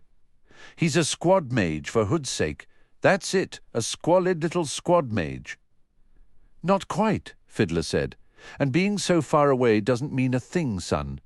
Quick Ben's our shaved knuckle in the hole. You're what in the where? Shaved knuckle, as in the game of knuckles. A good gambler's usually using a shaved knuckle, as in cheating in the casts, if you know what I mean. As for hole, that'd be Quick Ben's warren, the one that can put him at Kalam's side in the space of a heartbeat, no matter how far away he happens to be. So, Crokus, there you have it. Kalam's going to give it a try, but it's going to take some planning, preparation, and that starts here in 7 cities. You want Darujhistan free for evermore? The Empress Lasine must die. Crokus slowly sat back down. But why 7 cities? Isn't the Empress in Quantali? Because, Kalam said as he angled the fisher boat into the creek mouth and the oppressive heat of the land rose around them. Because, lad, 7 cities is about to rise. What do you mean? The assassin bared his teeth. Rebellion. Fiddler swung around and scanned the fetid undergrowth lining the banks. And that, he said to himself with a chill clutching his stomach, is the part of this plan that I hate the most. Chasing one of Quick Ben's wild ideas with the whole countryside going up in flames. A minute later, they rounded a bend and the village appeared, a scattering of wattle and daub huts in a broken half-circle facing a line of skiffs pulled onto a sandy beach. Kalam nudged the tiller and the fisher boat drifted towards the strand. As the keel scraped bottom, Fiddler clambered over the gunwale and stepped onto dry land, Moby now awake and clinging with all fours to the front of his tunic. Ignoring the squawking creature, Fiddler slowly straightened. Well, he sighed as the first of the village's mongrel dogs announced their arrival. It's begun. Chapter 2. To this day it remains easy to ignore the fact that the Aren High Command was rife with treachery, dissension, rivalry, and malice. The assertion that the Aren High Command was ignorant of the undercurrents in the countryside is, at best, naive, at worst, cynical in the extreme. The Sha'ik rebellion Coloran. The red ochre handprint on the wall was dissolving in the rain, trickling roots down along the mortar between the fired mud bricks. Hunched against the unseasonal downpour, Duiker watched as the print slowly disappeared, wishing that the day had broken dry, that he could have come upon the sign before the rain obscured it, that he could then have gained a sense of the hand that had made its mark here, on the outer wall of the old Falad palace in the heart of Hisar. The many cultures of 7 cities seethed with symbols, a secret pictographic language of oblique references that carried portentous weight among the natives. Such symbols formed a complex dialogue that no Malazan could understand. Slowly, during his many months resident here, Duiker had come to realize the danger behind their ignorance. As the year of Dritchner approached, such symbols blossomed in chaotic profusion, every wall in every city a scroll of secret code. Wind, sun, and rain assured impermanence, wiping clean the slate in readiness for the next exchange. And it seems they have a lot to say these days. Duiker shook himself, trying to loosen the tension in his neck and shoulders. His warnings to the High Command seemed to be falling on deaf ears. There were patterns in these symbols, and it seemed that he alone among all the Malazans had any interest in breaking the code, or even in recognizing the risks of maintaining an outsider's indifference.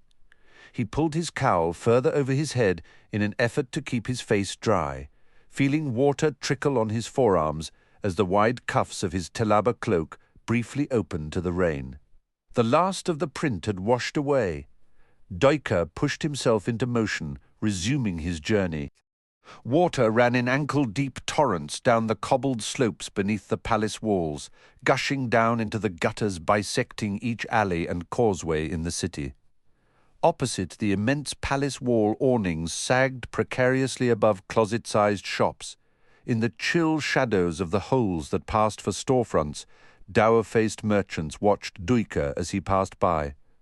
Apart from miserable donkeys and the occasional sway-backed horse, the streets were mostly empty of pedestrian traffic. Even with the rare wayward current from the Sahul Sea, Hisar was a city born of inland drylands and deserts.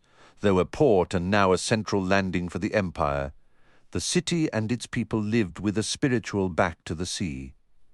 Duiker left behind the close ring of ancient buildings and narrow alleys surrounding the palace wall, coming to the Dreizhner colonnade that ran straight as a spear through Hisar's heart. The Guldinder trees lining the colonnade's carriage track swam with blurred motion as the rain pelted down on their ochre leaves. Estate gardens, most of them unwalled and open to public admiration, stretched green on either side. The downpour had stripped flowers from their shrubs and dwarf trees, turning the cobbled walkways white, red and pink. The historian ducked as a gusting wind pressed his cloak tight against his right side. The water on his lips tasted of salt, the only indication of the angry sea 1,000 paces to his right. Where the street named after the storm of the apocalypse narrowed, suddenly the carriage path became a muddy track of broken cobbles and shattered pottery, the tall, once royal nut trees giving way to desert scrub. The change was so abrupt that Duiker found himself up to his shins in dung-stained water before he realized he'd come to the city's edge. Squinting against the rain, he looked up. Off to his left, hazy behind the sheets of water, ran the stone wall of the Imperial compound. Smoke struggled upward from beyond the wall's fortified height. On his right and much closer was a chaotic knot of hide tents, horses and camels and carts. A trader camp, newly arrived from the Sha'ik Udhan. Drawing his cloak tighter against the wind, Duiker swung to the right and made for the encampment. The rain was heavy enough to mask the sound of his approach from the tribe's dogs as he entered the narrow, mud-choked pathway between the sprawling tents. Duiker paused at an intersection. Opposite was a large, copper-stained tent, its walls profusely cluttered with painted symbols. Smoke drifted from the entrance flap. He crossed the intersection, hesitating only a moment before drawing the flap to one side and entering. A roar of sound, carried on waves of hot, steam-laden air, buffeted the historian as he paused to shake the water from his cloak. Voices, shouting, cursing, laughing on ale sides, the air filled with durhang smoke and incense, roasting meats, sour wine and sweet ale, closed in around Duiker as he took in the scene. Coins rattled and spun in pots, where a score of gamblers had gathered off to his left. In front of him a tapu weaved swiftly through the crowd, a 4-foot-long iron skewer of roasted meats and fruit in each hand. Duiker shouted the tapu over, raising a hand to catch the man's eye. The hawker quickly approached. "Goat, I swear!" the tapu exclaimed in the coastal Dibral language. "Goat, not dog, dosi, smell for yourself, and only a clipping to pay for such delicious fare. Would you pay so little in Dosin Pali?" Born on the plains of Dalhon, Duiker's dark skin matched that of the local Debral. He was wearing the Tilaba sea cloak of a merchant trader from the island city of Dosin Pali and spoke the language without hint of an accent. To the tapu's claim, Duiker grinned. "For dog, I would, tapu haral." He fished out 2 local crescents, the equivalent of a base clipping of the Imperial silver Jakarta. "And if you imagine the Mesler are freer with their silver on the island, you are a fool and worse." Looking nervous, the tapu slid a chunk of dripping meat and 2 soft amber globes of fruit from one of the skewers, wrapping them in leaves. "Beware Mesler spies, Dosi," he muttered. "Words can be twisted." "Words are their only language," Duiker replied with contempt as he accepted the food. "Is it true, then, that a scarred barbarian now commands the Mesler army?" A man with a demon's face, Dosi. The tapu wagged his head. Even the Mesler fear him. Pocketing the crescents, he moved off, raising the skewers once more over his head. Goat, not dog. Duiker found a tent wall to put his back against and watched the crowd as he ate his meal in local fashion, swiftly, messily.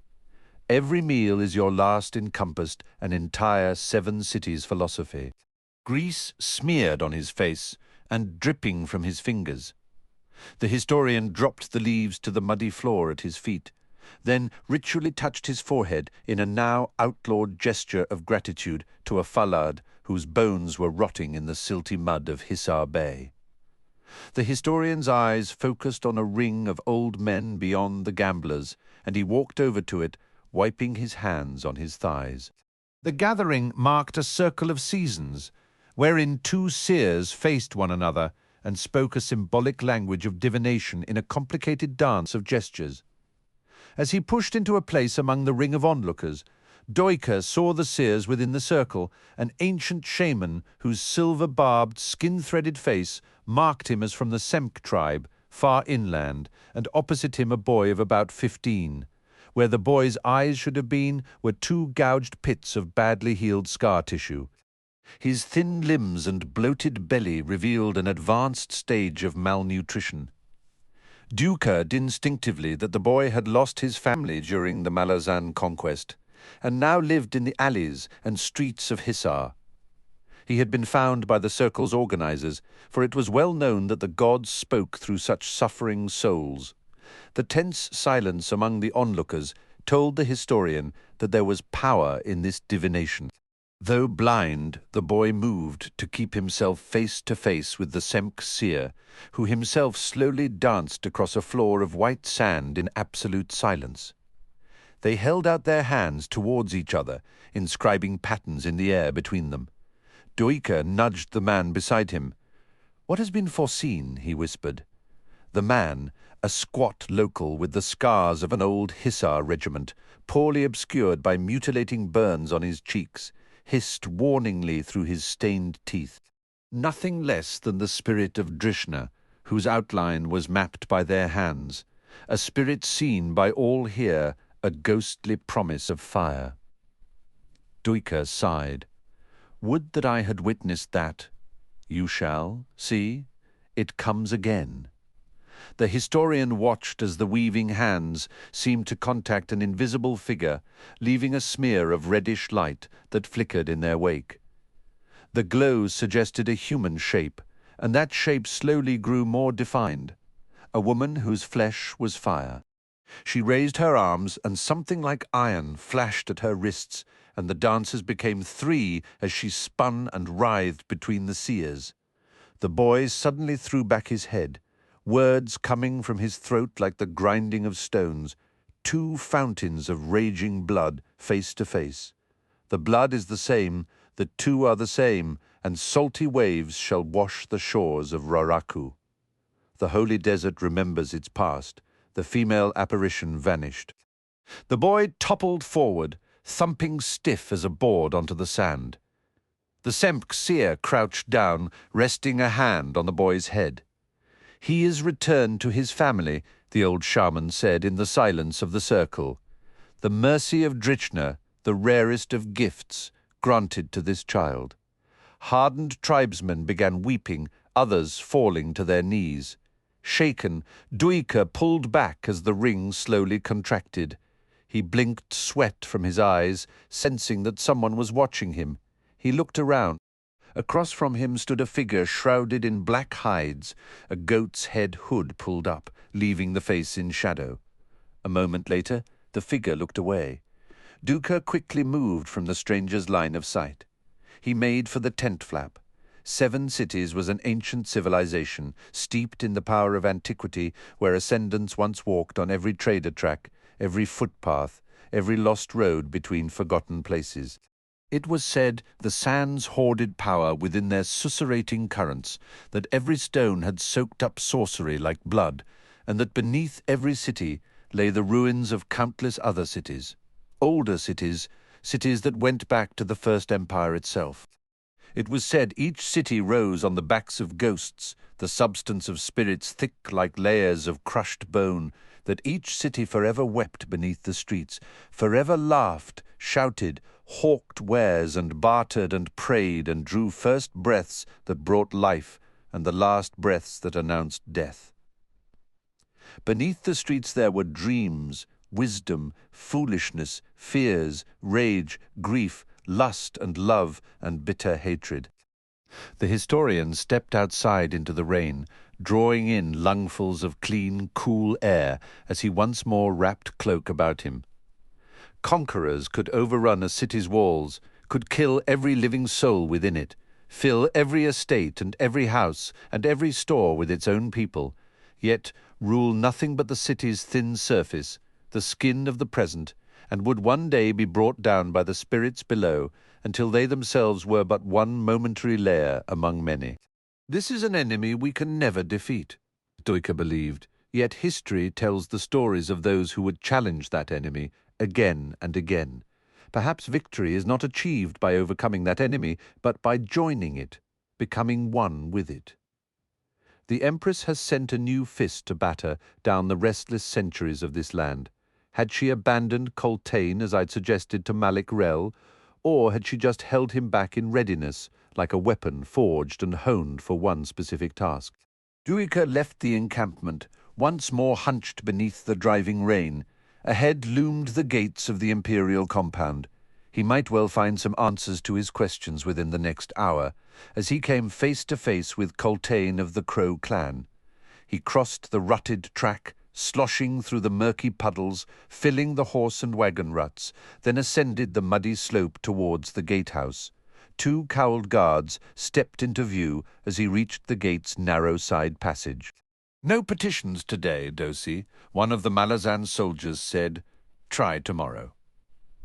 Duiker unclasped the cloak, opened it to reveal the imperial diadem pinned to his tunic. "The Fist has called a council, has he not?" Both soldiers saluted and stepped back. The one who'd spoken earlier smiled apologetically. "Didn't know you were with the other one," he said. "What other one? He came in just a few minutes ago. Historian? Yes, of course." Duiker nodded to the two men, then passed within. The stone floor of the passage bore the muddy tracks of a pair of moccasins. Frowning, he continued on, coming to the inside compound. A roofed causeway followed the wall to his left, leading eventually to the side postern of the squat, unimaginative headquarters building. Already wet, Duiker ignored it, electing to cross the compound directly towards the building's main entrance. In passing, he noticed that the man who had preceded him had done the same. The pooled prints of his steps betrayed a bow-legged gait. The historian's frown deepened. He came to the entrance, where another guard appeared, who directed Duiker to the council room. As he approached the room's double doors, he checked for his predecessor's footprints, but there were none. Evidently, he'd gone to some other chamber within the building. Shrugging, Duiker opened the doors. The council room was low-ceilinged, its stone walls unplastered but washed in white paint. A long marble table dominated, looking strangely incomplete in the absence of chairs. Already present were Malik Rel, Coltaine, and another Wickan officer. They all turned at the historian's entrance, Rel's brows lifting in mild surprise. Clearly, he'd been unaware that Coltaine had extended to Duiker an invitation. Had it been the new fist's intention to unbalance the priest, a deliberate exclusion? After a moment, the historian dismissed the thought. More likely the result of a disorganized new command. The chairs had been specifically removed for this council, as was evident in the tracks their legs had left through the white dust on the floor. The discomfort of not knowing where to stand or how to position oneself was evident in both Malik Rel and Culp. The gistal priest of Mail was shifting weight from one foot to the other, sweat on his brow reflecting the harsh glare of the lanterns set on the tabletop, his hands folded into his sleeves. Culp looked in need of a wall to lean against, but was clearly uncertain how the Wiccans would view such a casual posture. Inwardly smiling, Duiker removed his dripping cloak, hanging it from an old torch bracket beside the doors. He then turned about and presented himself before the new fist, who stood at the nearest end of the table, his officer on his left, a scowling veteran whose wide, flat face seemed to fold in on itself diagonally in a scar from right jawline to left brow. I am Duiker, the historian said. Imperial historian of the Empire, he half bowed. Welcome to Hissar Fist. Up close, he could see that the war leader of the Crow clan showed the weathering of 40 years on the North Wickan plains of Quan Tali. His lean, expressionless face was lined, deep brackets around the thin, wide mouth and squint tracks at the corners of his dark, deep-set eyes. Oiled braids hung down past his shoulders, knotted with crow feather fetishes. He was tall, wearing a battered vest of chain over a hide shirt, a crow feather cloak hanging from his broad shoulders down to the backs of his knees. He wore a rider's leggings laced with gut up the outer sides to his hips. A single horn-handled long knife jutted out from under his left arm. In answer to Duiker's words, he cocked his head. "When I last saw you," he said in his harsh Wiccan accent, "you lay in fever on the Emperor's own cot, about to rise and walk through the Hooded One's gates." He paused. Bult was the young warrior whose lance ripped you open, and for his effort a soldier named Duiker kissed Bult's face with his sword. Coltaine slowly turned to smile at the scarred Wiccan at his side. The grizzled horseman's scowl remained unchanged as he glared at Duiker.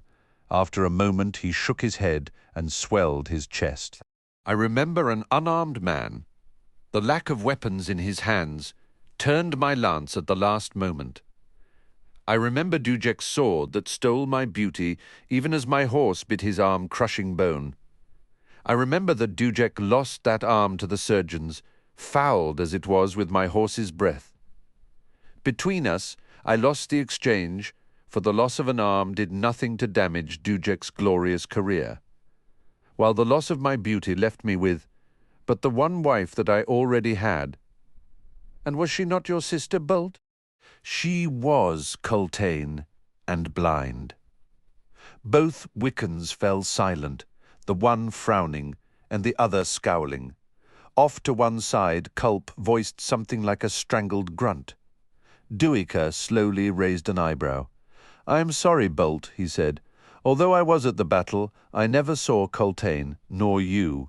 In any case, I had not noticed any particular loss of your beauty." The veteran nodded. "One must look carefully, it's true." "Perhaps," Malik Rel said, "time to dispense with the pleasantries, entertaining as they are, and begin this council." "When I'm ready," Coltaine said casually, still studying Duiker. Bult grunted. "Tell me, historian, what inspired you to enter battle without weapons? Perhaps I lost them in the melee, but you did not. You wore no belt, no scabbard, you carried no shield." Duiker shrugged. "If I am to record the events of this empire, I must be in their midst, sir." "Shall you display such reckless zeal in recording the events of Coltaine's command? Zeal?" "Oh, yes, sir. As for reckless," he sighed, "alas, my courage is not as it once was. These days I wear armour when attending battle, and a short sword and shield, and helm, surrounded by bodyguards, and at least a league away from the heart of the fighting. The years have brought you wisdom," Bult said. "In some things I am afraid," Duiker said slowly. "Not enough." He faced Coltaine. "I would be bold enough to advise you, Fist. At this council." Coltaine's gaze slid to Malik Rel as he spoke. "And you fear the presumption, for you will say things I will not appreciate. Perhaps in hearing such things, I shall command Bult to complete the task of killing you. This tells me much," he continued. "Of the situation at Aren, I know little of that," Duiker said, feeling sweat trickle beneath his tunic. "But even less of you, Fist." Coltaine's expression did not change. Duiker was reminded of a cobra slowly rising before him, unblinking, cold. "Question," Malik Rel said. "Has the council begun?" "Not yet," Coltaine said slowly. "We await my warlock." The priest of Mail drew a sharp breath at that. Off to one side, Culp took a step forward. Duiker found his throat suddenly dry. Clearing it, he said, Was it not at the command of the Empress, in her first year on the throne, that all Wiccan warlocks be rooted out? Was there not a subsequent mass execution?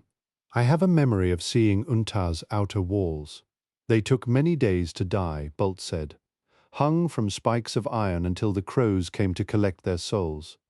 We brought our children to the city walls to look upon the tribal elders whose lives were taken from us by the short-haired woman's command. We gave them memory scars to keep the truth alive. An Empress, Duiker said, watching Coltaine's face, whom you now serve. The short-haired woman knows nothing of Wiccan ways, Bolt said. The crows that carried within them the greatest of the warlock souls returned to our people to await each new birth, and so the power of our elders returned to us. A side entrance Duiker had not noticed before slid open. A tall, bow-legged figure stepped into the room, face hidden in the shadow of a goat's head cowl, which he now pulled back, revealing the smooth visage of a boy no more than 10 years old. The youth's dark eyes met the historian's. "This is Sormo Enath," Coltaine said. "Sormo Enath, an old man, was executed at Unter." Culp snapped. He was the most powerful of the warlocks. The Empress made sure of him. It said he took 11 days on the wall to die. "This one is not Sormo Enath. This is a boy. 11 days, Bolt grunted. No single crow could hold all of his soul. Each day there came another until he was all gone. 11 days, 11 crows. Such was Sormo's power, his life will, and such was the honor accorded him by the black-winged spirits. 11 came to him. 11 elder sorcery, Malik Rel whispered. Most ancient scrolls hint at such things. This boy is named Sormo Enath. Truly the warlock reborn? The Rivi of Genebakis have similar beliefs, Duiker said. A newborn child can become the vessel of a soul that has not passed through Hood's gates. The boy spoke, his voice reedy, but breaking on the edge of manhood. I am Sormo Enath, who carries in his breastbone the memory of an iron spike. 11 crows attended my birth. He hitched his cloak behind his shoulders. This day I came upon a ritual of divination and saw there among the crowd the historian Duiker. Together we witnessed a vision sent by a spirit of great power, a spirit whose face is one among many. This spirit promised Armageddon. I saw as he did, Duiker said. A trader caravan has camped outside the city. You were not discovered as a Malazan? Malik asked. He speaks the tribal language well, Sormo said, and makes gestures announcing his hatred of the Empire. Well enough of countenance and in action to deceive the natives. Tell me, historian, have you seen such divinations before? None so obvious, Duiker admitted. But I have seen enough signs to sense the growing momentum. The new year will bring rebellion. Bold assertion, Malik Rel said. He sighed, clearly uncomfortable with standing. The new fist would do well to regard with caution such claims. Many are the prophecies of this land, as many as there are people, it seems. Such multitudes diminish the veracity of each rebellion, has been promised in 7 cities each year since the Malazan conquest. What has come of them? Naught. The priest has hidden motives, Sormo said. Duiker found himself holding his breath. Malik Rel's round, sweat-sheened face went white. All men have hidden motives, Coltaine said, as if dismissing his warlock's claim. I hear counsel of warning and counsel of caution. A good balance. These are my words. The mage who yearns to lean against walls of stone views me as an adder in his bedroll. His fear of me speaks for every soldier in the 7th Army. The fist spat on the floor, his face twisting. I care nothing for their sentiments. If they obey my commands, I in turn will serve them. If they do not, I will tear their hearts from their chests. Do you hear my words, Cadre Mage? Culp was scowling. I hear them. I am here. Rel's voice was almost shrill, to convey the commands of High Fist Pormqual, before or after the High Fist's official welcome. Even as he spoke, Duiker regretted his words, despite Bolt's bark of laughter. In response, Malik Rel straightened. High Fist Pormqual welcomes Fist Coltaine to 7 cities and wishes him well in his new command. The 7th Army remains as one of the 3 original armies of the Malazan Empire, and the High Fist is confident that Fist Coltaine will honor their commendable history. I care nothing for reputations, Coltaine said. They shall be judged by their actions. Go on, trembling Rel continued. The High Fist Pormqual has asked me to convey his orders to High Fist Coltaine. Admiral Nock is to leave Hissar Harbour and proceed to Aren as soon as his ships are resupplied. High Fist Coltaine is to begin preparations for marching the 7th Overland to Aren. It is the High Fist's desire to review the 7th prior to its final stationing. The priest produced a sealed scroll from his robes and set it on the tabletop. Such are the High Fist's commands. A look of disgust darkened Coltaine's features. He crossed his arms and deliberately turned his back on Malik Rel. Bult laughed without humour. The High Fist wishes to review the army. Presumably, the High Fist has an attendant High Mage, perhaps a Hand of the Claw as well. If he wishes to review Coltaine's troops, he can come here by Warren. The Fist has no intention of outfitting this army to march 400 leagues so that Pormqual can frown at the dust on their boots. Such a move will leave the eastern provinces of 7 cities without an occupying army. At this time of unrest, it would be viewed as a retreat, especially when accompanied by the withdrawal of the Sahul fleet. This land cannot be governed from behind the walls of Aren. Defying the High Fist's command, Rel asked in a whisper, eyes glittering like blooded diamonds on Coltaine's broad back. The Fist whirled. I am counselling a change of those commands, he said, and now await a reply. Reply I shall give you, the priest rasped. Coltaine sneered. Bult said, You are a priest, not a soldier, not a governor. You are not even recognized as a member of the High Command. Rel's glare flicked from Fist to veteran. I am not indeed. Not by Empress Lazine, Bult cut in. She knows nothing of you, priest, apart from the High Fist's reports. Understand that the Empress does not convey power upon people whom she does not know. High Fist Pormqual employed you as his messenger boy, and that is how the Fist shall treat you. You command nothing, not Coltaine, not me, not even a lowly mess cook of the 7th. I shall convey these words and sentiments to the High Fist. No doubt you may go now. Rel's jaw dropped. Go. We are done with you. Leave. In silence they watched the priest depart. As soon as the doors closed, Duiker turned to Coltaine. That may not have been wise, Fist. Coltaine's eyes looked sleepy. Bult spoke. Not I. Duiker glanced at the veteran. The scarred Wickan was grinning. Tell me of Pormqual, Coltaine said. You have met him. The historian swung back to the Fist. I have. Does he govern well? As far as I have been able to determine, Duiker said, he does not govern at all. Most edicts are issued by the man you, Bult, just expelled from this council. There are a host of others behind the curtain, mostly noble-born wealthy merchants. They are the ones primarily responsible for the cuts in duty taxation on imported goods and the corresponding increases in local taxes on production and exports, with exemptions, of course, in whatever export they themselves are engaged in. The imperial occupation is managed by Malazan merchants, a situation unchanged since Pormqual assumed the title of High Fist 4 years ago. Bult asked, who was High Fist before him?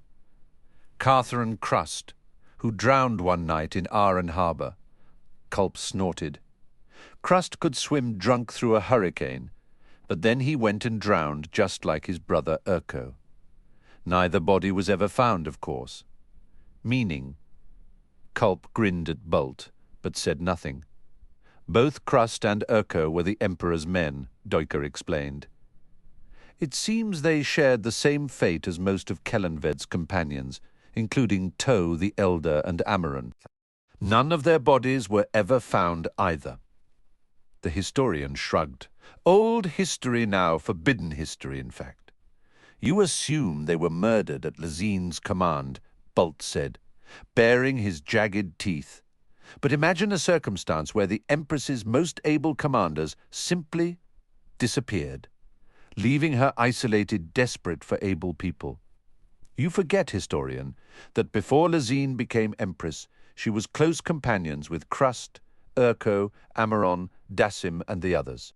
Imagine her now alone, still feeling the wounds of abandonment, and her murder of the other close companions, Kellenved and Dancer, was not something she imagined would affect her friendship with those commanders. Duiker shook his head, aware of the bitterness in his voice. They were my companions too. Some errors in judgment can never be undone, Bult said. The Emperor and Dancer were able conquerors, but were they able rulers? We'll never know, Duiker snapped. The Wiccan's sigh was almost a snort. No, but if there was one person close to the throne capable of seeing what was to come, it was Lazine. Coltaine spat on the floor once again. That is all to say on the matter, historian. Record the words that have been uttered here if you do not find them too sour a taste. He glanced over at a silent Sormo Enath, frowning as he studied his warlock. Even if I choked on them, Duiker replied, I would recount them nonetheless. I could not call myself a historian if it were otherwise. Very well, then. The fist's gaze remained on Sormo Enath. Tell me, historian, what hold does Malik Rel have over Pormqual? I wish I knew, Fist. Find out. You are asking me to become a spy. Coltaine turned to him with a faint smile. And what were you in the trader's tent, Duiker? Duiker grimaced. I would have to go to Aren. I do not think Malik Rel would welcome me to inner councils any more. Not after witnessing his humiliation here. In fact, I warrant he has marked me as an enemy now, and his enemies have a habit of disappearing. I shall not disappear, Coltaine said. He stepped closer, reached out and gripped the historian's shoulder. We shall disregard Malik Rel then. You will be attached to my staff, as you command, Fist, Duiker said. This council is ended. Coltaine spun to his warlock. Sormo, you shall recount for me this morning's adventure later. The warlock bowed. Duiker retrieved his cloak and, followed by Culp, left the chamber. As the doors closed behind them, the historian plucked at the Kedri mage's sleeve. A word with you in private. My thoughts exactly, Culp replied. They found a room further down the hallway, cluttered with broken furniture but otherwise unoccupied. Culp shut and locked the door, then faced Duiker, his eyes savage. He's not a man at all. He's an animal, and he sees things like an animal. And Bult reads his master's snarling and raised hackles and puts it all into words. I've never heard such a talkative Wiccan as that mangled old man. Evidently, Duiker said dryly. Coltaine had a lot to say. I suspect even now the priest of Mail is planning his revenge. Aye. But it was Bult's defence of the Empress that shook me. Do you countenance his argument? Duiker sighed. That she regrets her actions and now feels, in full, the solitude of power. Possibly. Interesting, but its relevance is long past. Has Lazine confided in these Wiccan savages, do you think?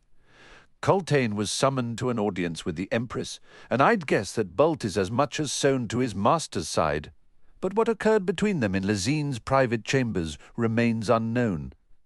The historian shrugged. They were prepared for Malik Rel, that much seems clear. And you, Culp, what of this young warlock? Young? The Cadre mage scowled.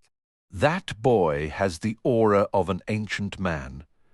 I could smell on him the ritual drinking of mare's blood, and that ritual marks a warlock's time of iron, his last few years of life, the greatest flowering of his power. Did you see him? He fired a dart at the priest, then stood silent, watching its effect. Yet you claimed it was all a lie. No need to let Sormo know how sensitive my nose is, and I'll continue treating him as if he was a boy, an imposter. If I'm lucky, he'll ignore me. Duiker hesitated. The air in the room was stale, tasting of dust when he drew breath. "Culp," he finally said. "I, historian. What do you ask of me?" "It has nothing to do with Coltaine, or Malik Rel, or Sormo Enath. I require your assistance." "In what?" "I wish to free a prisoner." The cadre mage's brows rose. "In Hissar's jail?" "Historian, I have no clout with the Hissar guard." "No, not in the city jail. This is a prisoner of the Empire. Where is this prisoner kept?" "He was sold into slavery, Culp. He's in the Otataral mines." The cadre mage stared. "Hood's breath, Duiker. You're asking the help of a mage. You imagine I would willingly go anywhere near those mines. Otataral destroys sorcery, drives mages insane. No closer than a dory off the island's coast." Duiker cut in. "I promise that, Culp. To collect the prisoner, and then what? Rowing like a fiend with a dozy war galley in hot pursuit." Duiker grinned. "Something like that." Culp glanced at the closed door, then studied the wreckage in the room as if he had not noticed it before. What chamber was this? "Fist Torlem's office," Duiker answered. "Where the Dryjni assassin found her that night." Culp slowly nodded. "And was our choosing it an accident?" "I certainly hope so. So do I, historian. Will you help me? This prisoner, who? Heboric Light Touch." Culp slowly nodded a second time. "Let me think on it, Duiker." "May I ask what gives you pause?" Culp scowled. "The thought of another traitorous historian loose in the world. What else?" The holy city of Ehrlitan was a city of white stone, rising from the harbour to surround and engulf a vast, flat-topped hill known as Genrab. It was believed that one of the world's first cities was buried within Genrab, and that in the compacted rubble waited the throne of the seven protectors, which legend held was not a throne at all, but a chamber housing a ring of 7 raised daisies, each sanctified by one of the ascendants who set out to found 7 cities. Ehrlitan was 1,000 years old, but Genrab, the ancient city, now a hill of crushed stone, was believed to be 9 times that. An early Falad of Ehrlitan had begun extensive and ambitious building on the flat top of Genrab to honor the city buried beneath the streets.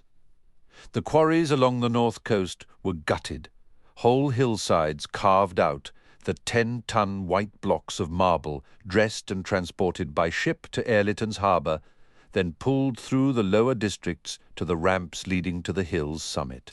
Temples, estates, gardens, domes, towers, and the Falad palace rose like the gems of a virgin crown on Genrab. 3 years after the last block had been nudged into place, the ancient buried city shrugged. Subterranean archways collapsed beneath the immense strains of the Falad crown. Walls folded, foundation stones slid sideways into streets packed solid with dust. Beneath the surface, the dust behaved like water, racing down streets and alleys, into gaping doorways beneath floors, all unseen in the unrelieved darkness of Genrab.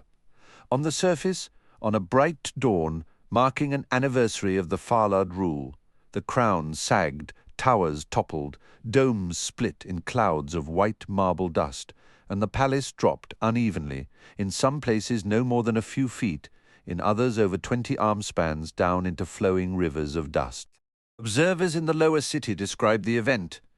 It was as if a giant invisible hand had reached down to the crown, closing to gather in every building, crushing them all while pushing down into the hill.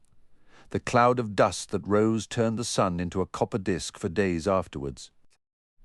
Over 30,000 people died that day, including the Falad himself, and of the 3,000 who dwelt and worked within the palace, but one survived, a young cook's helper who was convinced that the beaker he had dropped on the floor a moment before the earthquake was to blame for the entire catastrophe.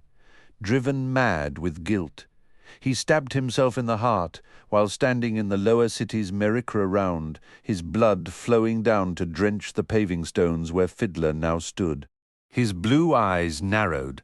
The sapper watched a troop of red swords ride hard through a scattering crowd on the other side of the round. Swathed in thin, bleached linen robes, the hood pulled up and over his head in the manner of a growl tribesman, he stood motionless on the sacred paving stone with its faded commemorative script, wondering if the rapid thumping of his heart was loud enough to be heard by the crowds moving nervously around him. He cursed himself for risking a wander through the ancient city.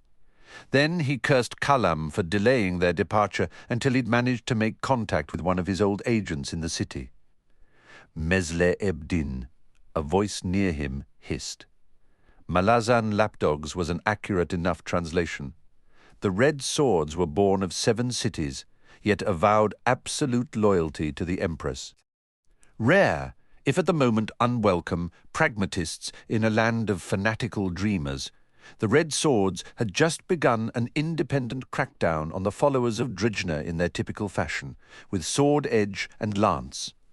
6 victims lay unmoving on the bleached stones of the round amidst scattered baskets, bundles of cloth and food. 2 small girls crouched beside a woman's body near the dried-up fountain. Sprays of blood decorated nearby walls. From a few streets away, the alarms of the Ehrlitan guard were ringing, the city's fist having just been informed that the red swords were once again defying his inept rule. The savage riders continued their impromptu, indiscriminate slaughter up a main avenue leading off from the round, and was soon out of sight. Beggars and thieves swooped in on the felled bodies, even as the air filled with wailing voices. A hunchbacked pimp gathered up the 2 girls and hobbled out of sight up an alleyway.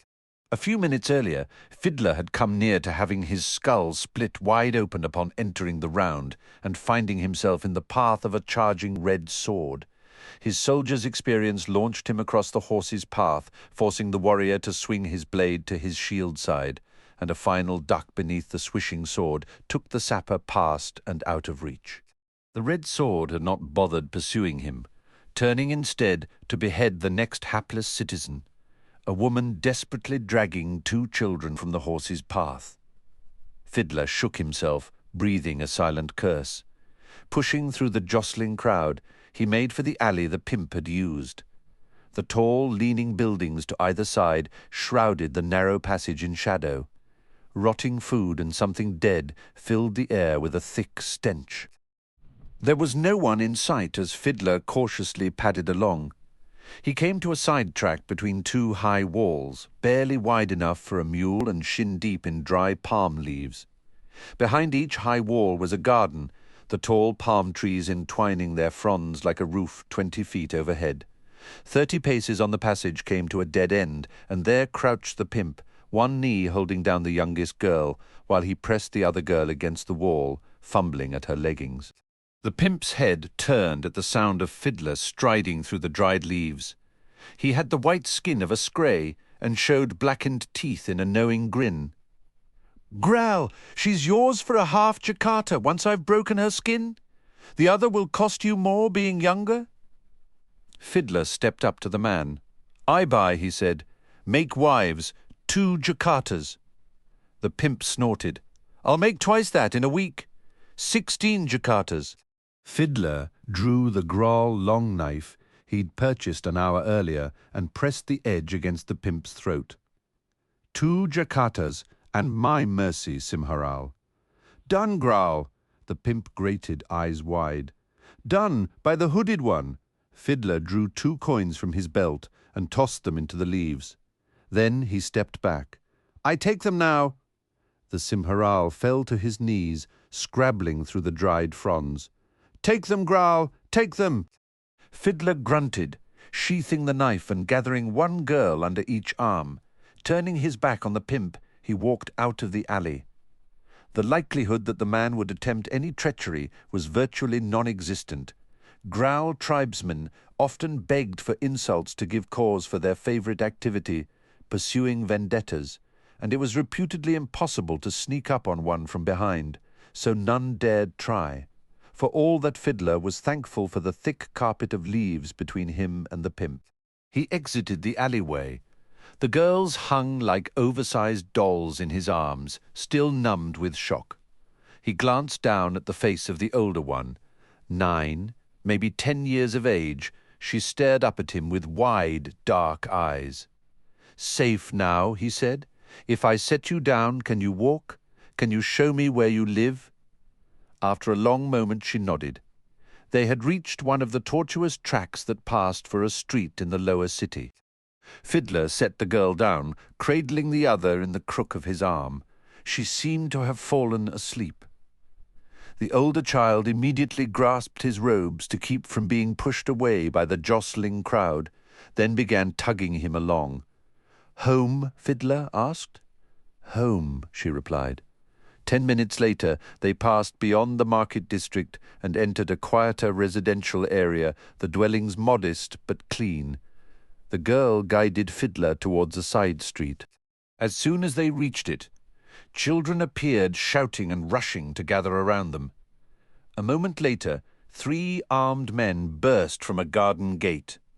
They confronted Fiddler with tulwars raised as the crowd of children dispersed on all sides, suddenly silent and watchful. "Nahal Graal," Fiddler growled. "The woman fell to a red sword. A Simharal took these 2. I bought them, unbroken." 3 Jakatas, 2, corrected one of the men, spitting on the cobbles at Fiddler's feet. "We found the Simharal. 2 to buy, 1 more to deliver. Unbroken, 3. Fiddler gave them a hard grin. "Fair price, cheap for Graal honor, cheap for Graal protection." A 4th man spoke from behind Fiddler. "Pay the Graal, you fools. 100 gold Jakatas would not be too much. The nurse and the children were under your protection, yet you fled when the red swords came. If this Graal had not come upon the children and purchased them, they would now be broken. Pay the coin and bless this Graal with the Queen of Dreams' favor. Bless him and his family for all time." The man slowly stepped around. He wore the armor of a private guard with a captain's insignia. His lean face was scarred with the hatched symbol of a veteran of Ehrlitan, and on the backs of his hands were the pitted tracks of incendiary scars. His hard eyes held Fiddler's. "I ask for your trader name, Graal, so that we may honor you in our prayers." Fiddler hesitated, then gave the captain his true name, the name he had been born with long ago. The man frowned upon hearing it, but made no comment. One of the guards approached with coins in hand. Fiddler offered the sleeping child to the captain. "It is wrong that she sleeps," he said. The grizzled veteran received the child with gentle care. "We shall have the house healer attend to her." Fiddler glanced around. Clearly the children belonged to a rich, powerful family, yet the abodes within sight were all relatively small, the homes of minor merchants and craft workers. "Will you share a meal with us, Graal?" the captain asked. "The children's grandfather will wish to see you." Curious, Fiddler nodded. The captain led him to a low postern gate in a garden wall. The 3 guardsmen moved ahead to open it. The young girl was the first through. The gate opened into a surprisingly spacious garden, the air cool and damp with the breath of an unseen stream trickling through the lush undergrowth. Old fruit and nut trees canopied the stone-lined path. On the other side rose a high wall constructed entirely of murky glass. Rainbow patterns glistened on the panes, beaded with moisture and mottled with mineral stains. Fiddler had never before seen so much glass in one place. A lone door was set in the wall, made of bleached linen, stretched over a thin iron frame. Before it stood an old man dressed in a wrinkled orange robe. The deep, rich ochre of his skin was set off by a shock of white hair. The girl ran up to embrace the man. His amber eyes held steadily on Fiddler. The sapper dropped to one knee. "I beg your blessing, Spirit Walker," he said in his harshest growl accent. The Tano priest's laughter was like blowing sand. "I cannot bless what you are not, sir," he said quietly. "But please join me and Captain Duiker in a private repast.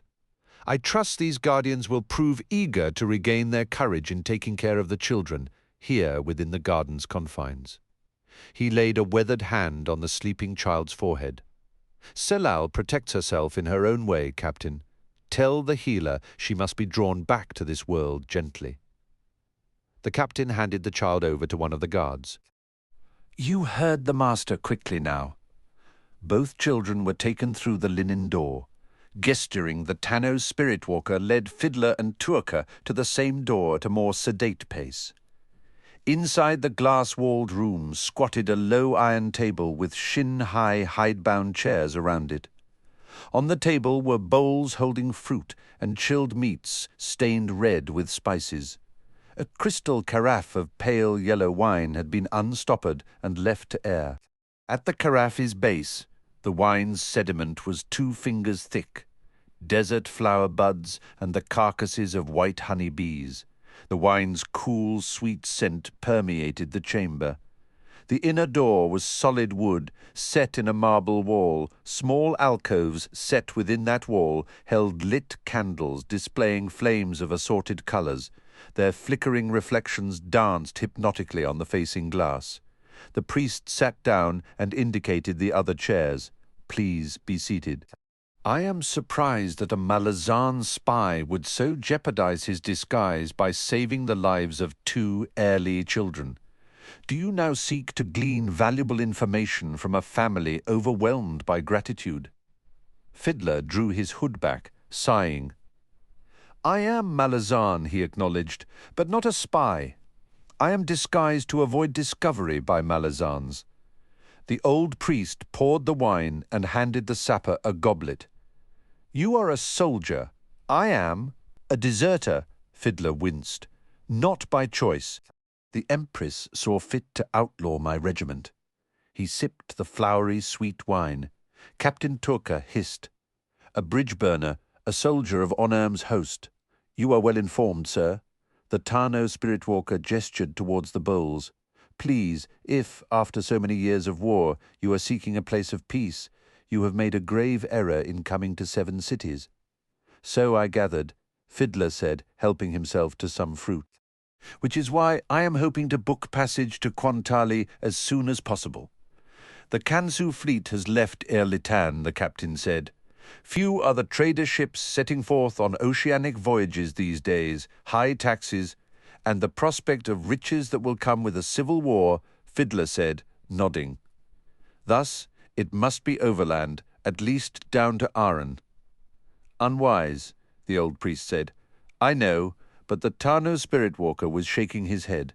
Not simply the coming war.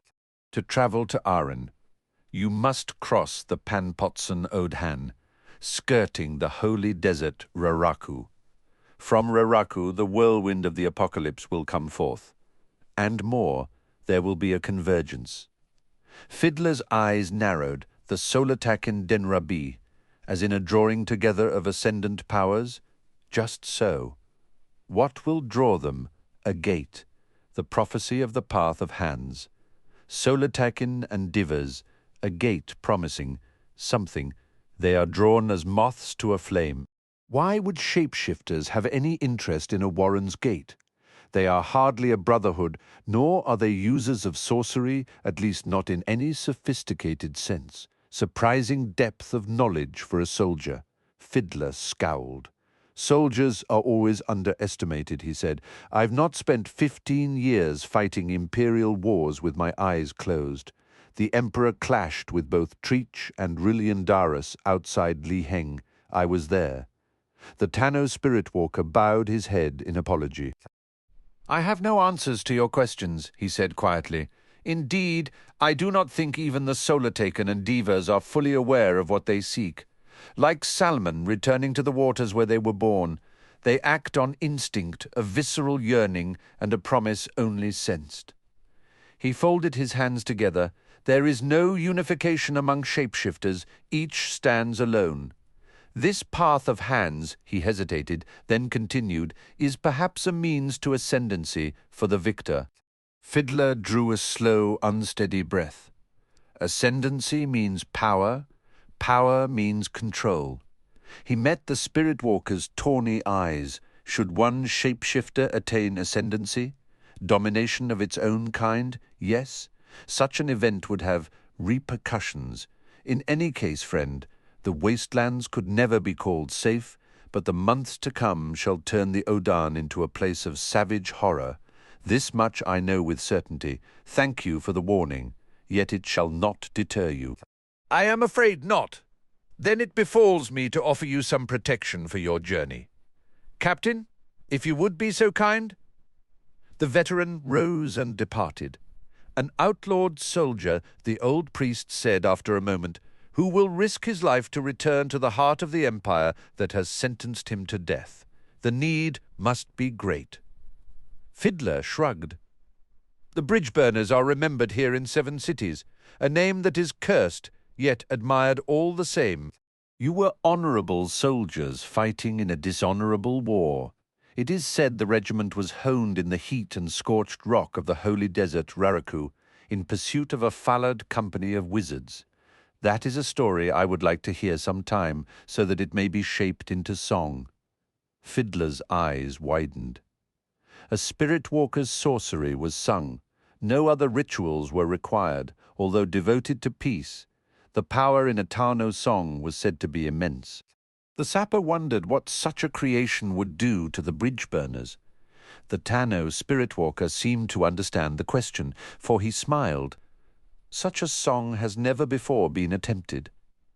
There is in a Tano song the potential for ascendancy, but can an entire regiment ascend? Truly a question deserving an answer. Fiddler sighed. Had I the time, I would give you that story. It would take but a moment. What do you mean? The old priest raised a long-fingered, wrinkled hand. If you were to let me touch you, I would know your history. The sapper recoiled. Ah, the Tano spirit walker sighed. You fear I would be careless with your secrets. I fear that your possessing them would endanger your life, nor are all of my memories honourable. The old man tilted his head back and laughed. If they were all honourable, friend, you would be more deserving of this robe than I. Forgive me my bold request, then. Captain Turka returned, carrying a small chest of weathered wood the colour of sand. He set it down on the table before his master, who raised the lid and reached inside. Raraku was once a sea, the Tano said. He withdrew a bleached white conch shell. Such remnants can be found in the holy desert, provided you know the location of the ancient shores.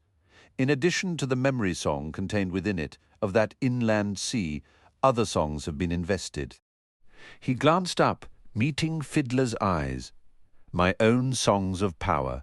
Please accept this gift in gratitude for saving the lives and honour of my granddaughters. Fiddler bowed as the old priest set the conch shell into his hands. Thank you, Tano Spirit Walker. Your gift offers protection, then. Of a sort, the priest said, smiling. After a moment he rose from his seat. We shall not keep you any longer, Bridgeburner. Fiddler quickly stood. Captain Turka will see you out. He stepped close and laid a hand on Fiddler's shoulder. Kimlock Spirit Walker thanks you. The conch shell in his hands. The sapper was ushered from the priest's presence. Outside in the garden, the water-cooled air plucked at the sweat on Fiddler's brow. Kimlock, he muttered under his breath. Turka grunted beside him as they walked the path to the back gate. His first guest in 11 years. Do you comprehend the honour bestowed upon you, Bridgeburner? Clearly, Fiddler said dryly. He values his granddaughters. 11 years, you say? Then his last guest would have been High Fist Dujek Onam of the Malazan Empire, negotiating the peaceful surrender of Karakarang, the holy city of the Tano cult. Kimlock claimed he could destroy the Malazan armies, utterly, yet he capitulated, and his name is now legendary for empty threats. Turka snorted. He opened the gates of his city because he values life above all things. He took the measure of your empire and realized that the death of thousands meant nothing to it. Malaz would have what it desired, and what it desired was Karakarang. Fiddler grimaced. With heavy sarcasm he said, "And if that meant bringing the Tilan Imas to the holy city to do to it what they did to Arndt, then we would have done just that. I doubt even Kimlock's sorcery could hold back the Tilan Imas." They stood at the gate. Duiker swung it open, old pain in his dark eyes. "As did Kimlock," he said. "The slaughter at Aren revealed the Empire's madness." "What happened during the Aren rebellion was a mistake," Fiddler snapped. "No command was ever given to the Logros Tilan Imas." Duiker's only reply was a sour, bitter grin as he gestured to the street beyond. "Go in peace, Bridgeburner." Irritated, Fiddler left. Moby squealed in delight, launching itself across the narrow room to collide with Fiddler's chest in a frenzied flap of wings and clutching limbs. Swearing and pushing the familiar away as it attempted a throat-crushing embrace, the sapper crossed the threshold, closing the door behind him. "I was starting to get worried," Kalam rumbled from the shadows filling the room's far end. "Got distracted," Fiddler said. "Trouble?" He shrugged, stripping off his outer cloak to reveal the leather-bound chain surcoat beneath. "Where are the others?" "In the garden," Kalam replied wryly, on his way over Fiddler, stopped by his backpack. He crouched and set the Tanno shell inside, pushing it into the bundle of a spare shirt. Kalam poured him a jug of watered wine as the sapper joined him at the small table, then refilled his own. "Well?"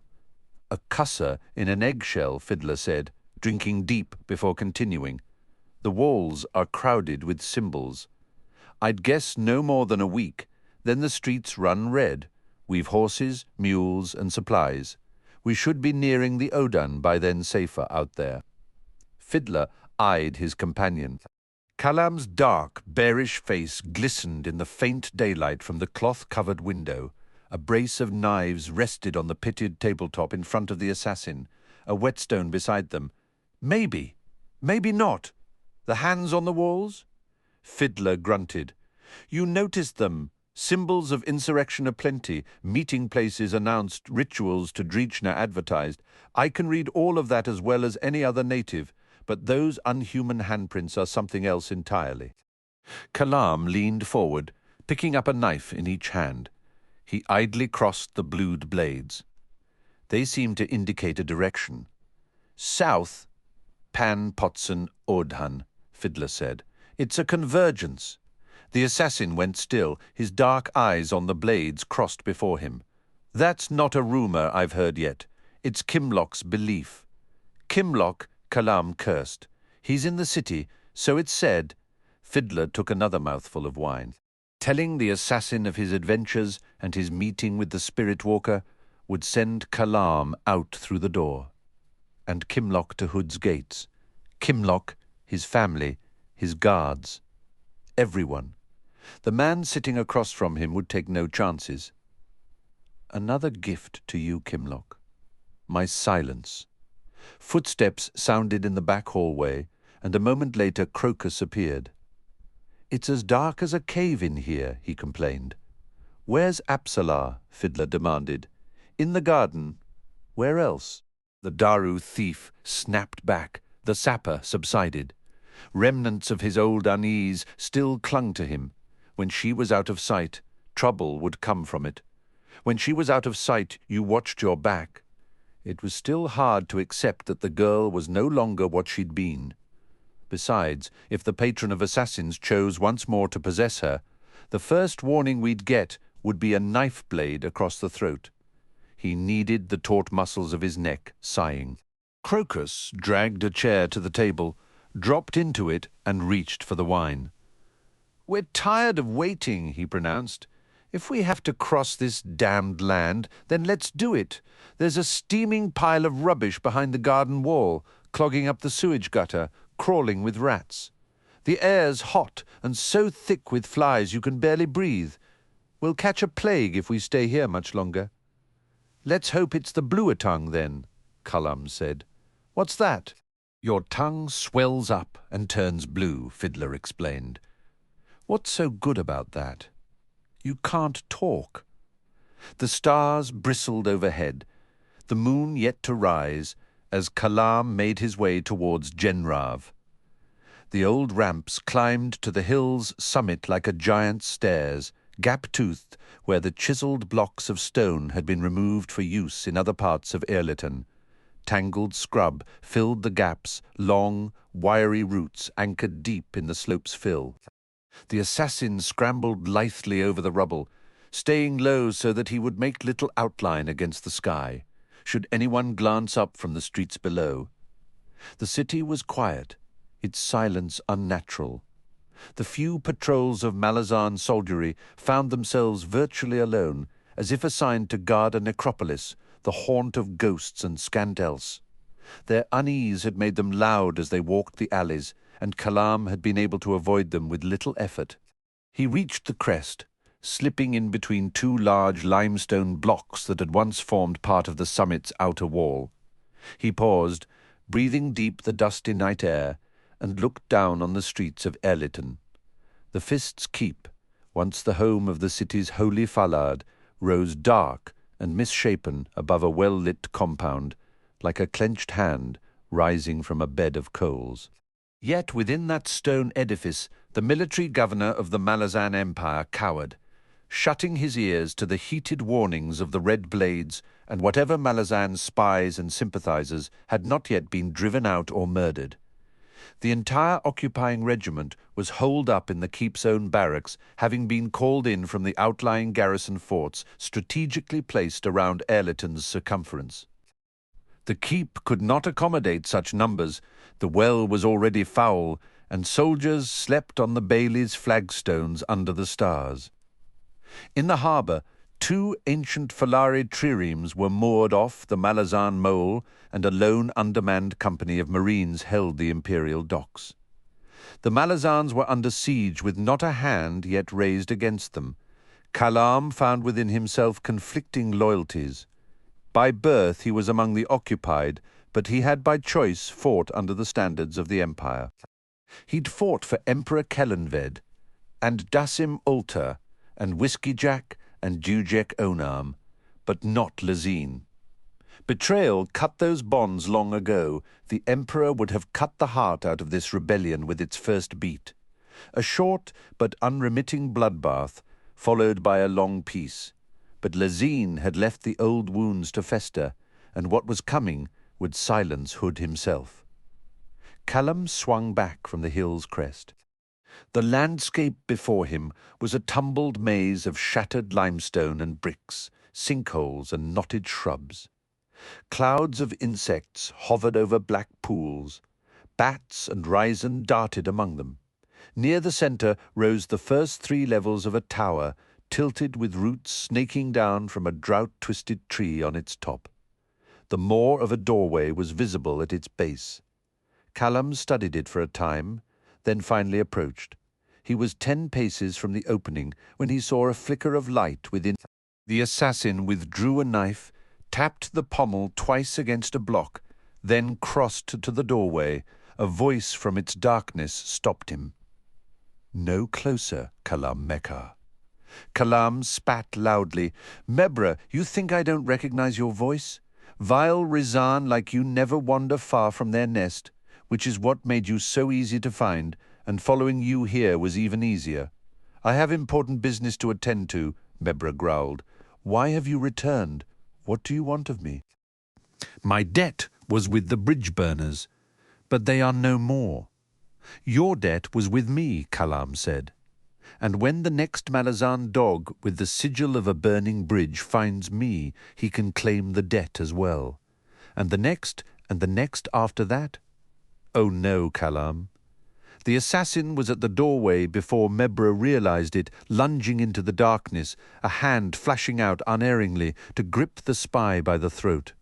The man squawked, dragged from his feet as Kalam lifted him and threw him against a wall. The assassin held him there, a knife point pricking the hollow above his breastbone. Something the spy had been clutching to his chest fell, slipping between them to thud heavily at their feet. Kalam did not spare it a glance, his eyes fixed on Mebra's own. "The debt," he said. "Mebra is an honourable man," the spy gasped. "Pays every debt, pays yours." Kalam grinned. "The hand you've just closed on that dagger at your belt had best remain where it is, Mebra. I see all that you plan." "There in your eyes. Now look into mine. What do you see?" Mebra's breath quickened. Sweat trickled down his brow. "Mercy," he said. Kalam's brows rose. "A fatal misreading." "No, no, I ask for mercy, Kalam. In your eyes I see only death, Mebra's death. I shall repay the debt, my old friend. I know much, all that the fist needs to know. I can deliver Ehrlitan into his hands." "No doubt," Kalam said, releasing his grip on the man's throat and stepping back. Mebra slid down the wall into a feeble crouch. But leave the fist to his fate. The spy looked up, in his eyes a sudden cunning. "You are outlawed, with no wish to return to the Malazan fold. You are 7 cities once again. Kalam, may the 7 bless you. I need the signs, Mebra. Safe passage through the Odhan. You know them. The symbols have bred. I know the old ones, and those will get me killed by the first tribe that finds me. Passage is yours with but one symbol, Kalam. Across the breadth of 7 cities, I swear it." The assassin stepped back. "What is it?" "You are Drijna's child, a soldier of the apocalypse. Make the whirlwind gesture. Do you recall it?" Suspicious, Kalam slowly nodded. "Yet I have seen so many more, so many new symbols. What of them? Amidst the cloud of locusts there is but one," Mebra said. "How best to keep the red blades blind? Please, Kalam, you must go. I have repaid the debt. If you have betrayed me, a Defon Ben Delat shall know of it. Tell me, could you escape Quick Ben with his warrens unveiled?" Mute, his face pale as the moonlight, Mebra shook his head. "The whirlwind, yes, I swear by the 7. Do not move," Kalam commanded. One hand on the long knife at his belt, the assassin stepped forward, crouched and collected the object that Mebra had dropped earlier. He heard the spy's breath catch and smiled. "Perhaps I will take this with me as guarantee. Please, Kalam, silence." The assassin found himself holding a muslin-wrapped book. He pulled the dirt-stained cloth away. "Hood's breath," he whispered, "from the high fist's vaults at Aren into the hands of an Ehrli spy." He looked up and met Mebra's eyes. "Does Pormqual know of the theft of that which is to unleash the apocalypse?" The little man grinned, displaying a row of sharp silver-capped teeth. "The fool could have his silk pillow stolen from under him and would not know it. You see, Kalam, if you take this as guarantee, every warrior of the apocalypse will be hunting you. The holy book of Drijna has been freed and must return to Raraku, where the Cirrus. Will raise the whirlwind," Kalam finished. The ancient tome felt heavy as a slab of granite in his hands. Its Bidarin hide binding was stained and scarred, the lambskin pages within smelling of lanolin and bloodberry ink. And on those pages, words of madness, and in the holy desert waits Sha'ik, the Cirrus, the rebellion's promised leader. You shall tell me the final secret, Mebra, the one the carrier of this book must know." The spy's eyes widened with alarm. "This cannot be your hostage, Kalam. Take me in its stead, I beg you. I shall deliver it into the holy desert, Raraku," Kalam said, "into Sha'ik's own hands, and this shall purchase my passage, Mebra. And should I detect any treachery, should I see any single soldier of the apocalypse on my trail, the book is destroyed. Do you understand me?" Mebra blinked sweat from his eyes, then jerked a nod. "You must ride a stallion the color of sand, your bloods blended. You must wear a telaba of red. Each night you must face your trail on your knees and unwrap the book and call upon Drijna. That and no more Not another word, for the Whirlwind goddess shall hear and obey, and all signs of your trail shall be obliterated. You must wait an hour in silence, then wrap the book once again. It must never be exposed to sunlight, for the time of the book's awakening belongs to Sha'ik. I shall now repeat those instructions." "No need," Kalam growled. "Are you truly an outlaw?" "Is this not proof enough? Deliver into Sha'ik's hands the book of Drishna, and your name shall be sung to the heavens for all time. Kalam, betray the cause, and your name shall ride spit into the dust." The assassin shrouded the book once more in its muslin wrap, then tucked it into the folds of his tunic.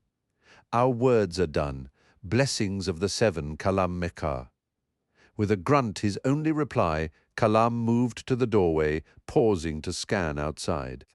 Seeing no one under the moonlight, he slipped through the opening, still crouched against the wall. Mebra watched the assassin leave.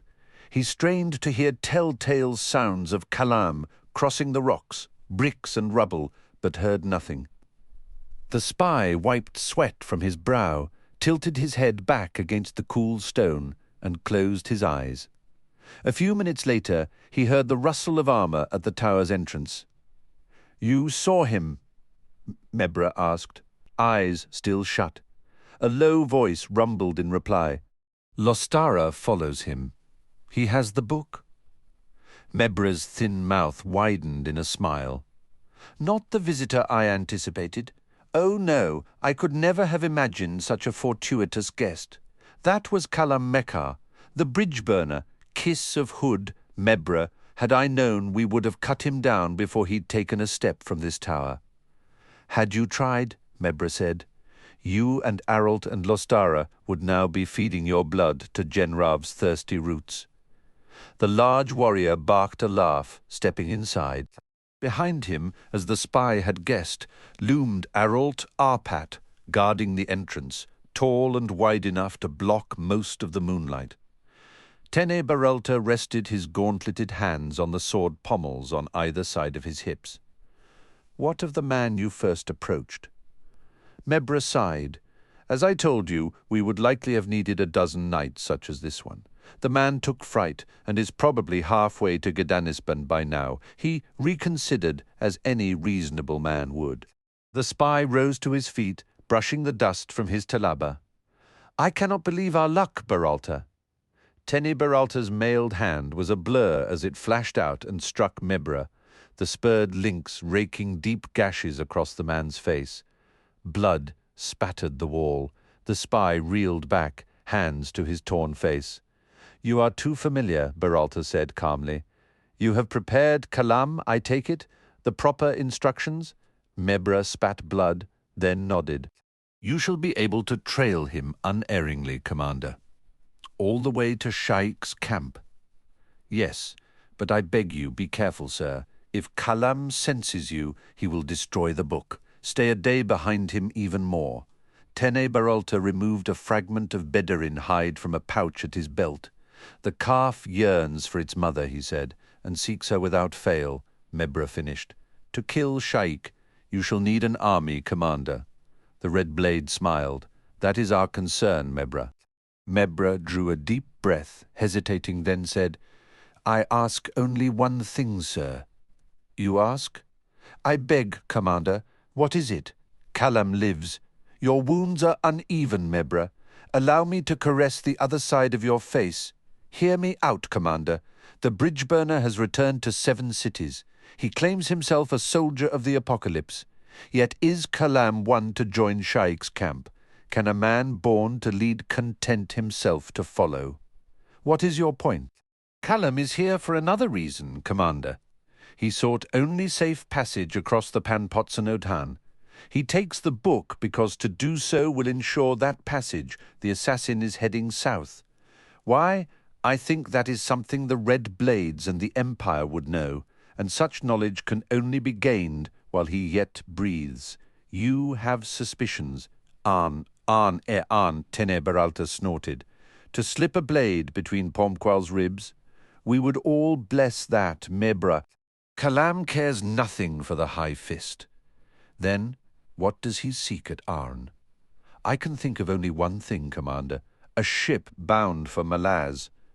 Hunched, his face pulsing with pain, Mabra watched with hooded eyes as his words sank roots into the Red Blade commander's mind. After a long moment, Tenebaralta asked in a low voice, "What do you plan?" Although it cost him, Mabra smiled, like massive limestone slabs, each resting against the other. The cliffs rose from the desert floor, the height of 400 arm spans. Gouged across the weathered face were deep fissures, and tucked inside the largest of these, 150 arm spans above the sands, was a tower. A single arched window showed black against the bricks. Mappo sighed shakily. "I see no obvious approach, but there must be one." He shot a glance back at his companion. "You believe it is occupied?" Icarium rubbed the crusted blood from his brow, then nodded. He half slid the sword from its sheath, frowning at the fragments of flesh still snagged on the notched edge. The divers had caught them unawares. A dozen leopards the colour of sand, streaming from a gully bed less than 10 paces to their right as the two travellers prepared to make camp. One of the beasts had leapt onto Mappo's back, jaws closing on the nape of his neck, the fangs punching through the Trell's tough hide. It had attacked him as if he was an antelope, seeking to bite down on his windpipe as it dragged him down. But Mappo was no antelope. Though the canines sank deep, they found only muscle, enraged. The Trell had reached over his head and torn the animal from his shoulders. Gripping the snarling leopard by its skin at neck and hips, he had slammed it hard against a boulder, shattering its skull. The other 11 had closed in on Icarium. Even as Mappo flung his attacker's body aside and whirled, he saw 4 of the beasts lying motionless around the half-blood Jaghut. Fear gripped the Trell suddenly as his gaze fell on Icarium. How far? How far has the Jag gone? Biru bless us, Faze. One of the other beasts had wrapped its jaws around Icarium's left thigh, and Mappo watched the warrior's ancient sword chop downward, decapitating the leopard. In a macabre detail, the head held on briefly, a blood-gushing lump protruding from the warrior's leg. The surviving cats circled. Mappo lunged forward, hands closing on a lashing tail. He bellowed as he swung the squalling creature through the air. Writhing, the leopard sailed 7 or 8 paces until it struck a rock wall, snapping its spine. It was already too late for the divers.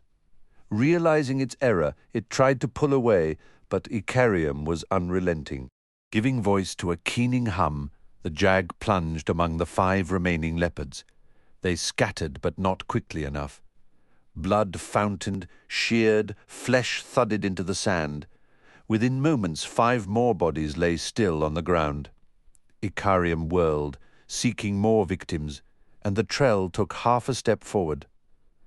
After a moment, Icarium's high-pitched keening fell away, and he slowly straightened from his crouch. His stony gaze found the Trell, and he frowned. Mappo saw the beads of blood on Icarium's brow. The eerie sound was gone. Not too far. Safe. Gods below this path, I am a fool to follow. Close, all too close. The scent of divers' blood, so copiously spilled, would draw others. The 2 had quickly repacked their camp gear and set off at a swift pace. Before leaving, Icarium withdrew a single arrow from his quiver, which he stabbed into the sand in full view. They travelled at a dog-trot through the night. Neither was driven by fear of dying. For both of them it was killing that brought a greater dread. Mappo prayed that Icarium's arrow would prove sufficient warning. Dawn brought them to the eastern escarpment. Beyond the cliffs rose the range of weathered mountains that divided Raraku from the Panpotsunodhan. Something had ignored the arrow and was trailing them, perhaps a league behind. The Trell had sensed it an hour earlier, a solitaken, and the form it had taken was huge. "Find us the ascent," Icarium said. Stringing his bow, he set out his remaining arrows, squinting back along their trail. After 100 paces, The shimmering heat that rose like a curtain obscured everything beyond. If the Solitaken came into view and charged, the Jag had time to loose 6 arrows. The warrens carved into their shafts could bring down a dragon, but Icarium's expression made it clear he was sickened by the thought. Mappo probed at the puncture wounds on the back of his neck. The torn flesh was hot, septic, and crawling with flies. The muscles ached with a deep throb. He pulled a blade of Yagura cactus from his pack and squeezed its juices onto the wounds. Numbness spread, allowing him to move his arms without the stabbing agony that had had him bathed in sweat over the last few hours. The Trell shivered with sudden chill. The cactus juice was so powerful it could be used only once a day, lest the numbing effect spread to the heart and lungs, and if anything, it would make the flies thirstier. He approached the cleft in the rock face. Trell were plains dwellers. Mappo had no special skill in climbing, and he was not looking forward to the task ahead. The fissure was deep enough to swallow the sun's morning light, and narrow at the base, barely the width of his shoulders. Ducking, he slipped inside, the cool, musty air triggering another wave of shivering. His eyes quickly adjusting, he made out the fissure's back wall 6 paces away. There were no stairs, no handholds. Tilting his head, he looked up. The cleft widened higher up, but was unrelieved until it reached what he took to be the base of the tower. Nothing so simple as a dangling knotted rope. Growling in frustration, Mappo stepped back into the sunlight. Icarium stood facing their trail with arrow nocked and bow raised. 30 paces from him was a massive brown bear, down on all fours, swaying, nose lifted and testing the wind. The Solitaken had arrived. Mappo joined his companion. "This one is known to me," he said quietly. The Jag lowered his weapon, releasing the bowstring's tension. "He is Sembling," he said. The bear lurched forward. Mappo blinked against the sudden blurring of his vision.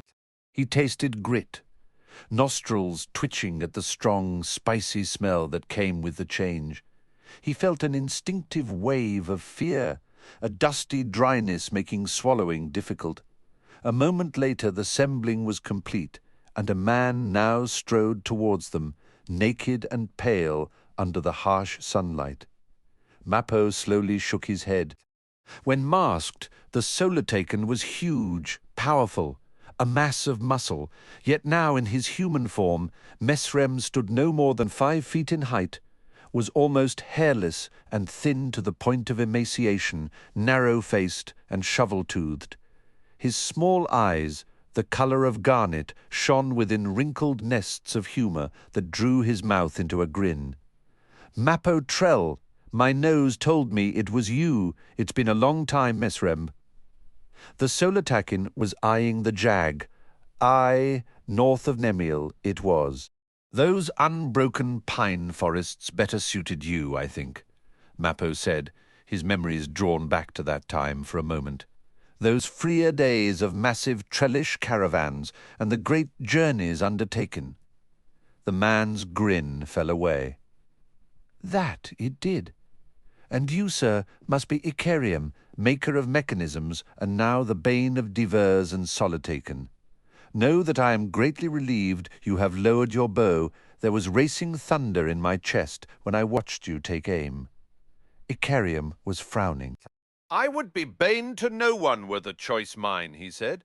"We were attacked without warning," he added, the words sounding strangely uncertain. "Meaning you had no chance to warn the hapless creature? Pity the pieces of his soul? I, however, am anything but precipitous. Cursed only with a curious nose. What scent is joined with the Trells, I wondered, so close to Jaghut blood, yet different? Now that my eyes have given me answer, I can resume the path. Do you know where it takes you?" Mappo asked. Mesrem stiffened. "You have seen the gates?" "No. What do you expect to find there?" "Answers, old friend. Now I shall spare you the taste of my veering by putting some distance between us. Do you wish me well, Mappo?" "I do, Mesrem, and add a warning. We crossed paths with Rillandaris 4 nights ago. Be careful. Something of the savage bear glittered in the Solitaken's eyes. I shall look out for him. Mappo and Icarium watched the man walk away, disappearing behind an outcrop of rock. Madness lurked within him, Icarium said. The Trell flinched at those words. Within them all, he sighed. I've yet to find an ascent by the way. The cave reveals nothing. The sound of shod hooves reached them, slow and plodding. From a trail paralleling the cliff face, a man on a black mule appeared. He sat cross-legged on a high wood saddle, shrouded in a ragged, dirt-stained telaba. His hands, which rested on the ornate saddle-horn, were the colour of rust. A hood hid his features.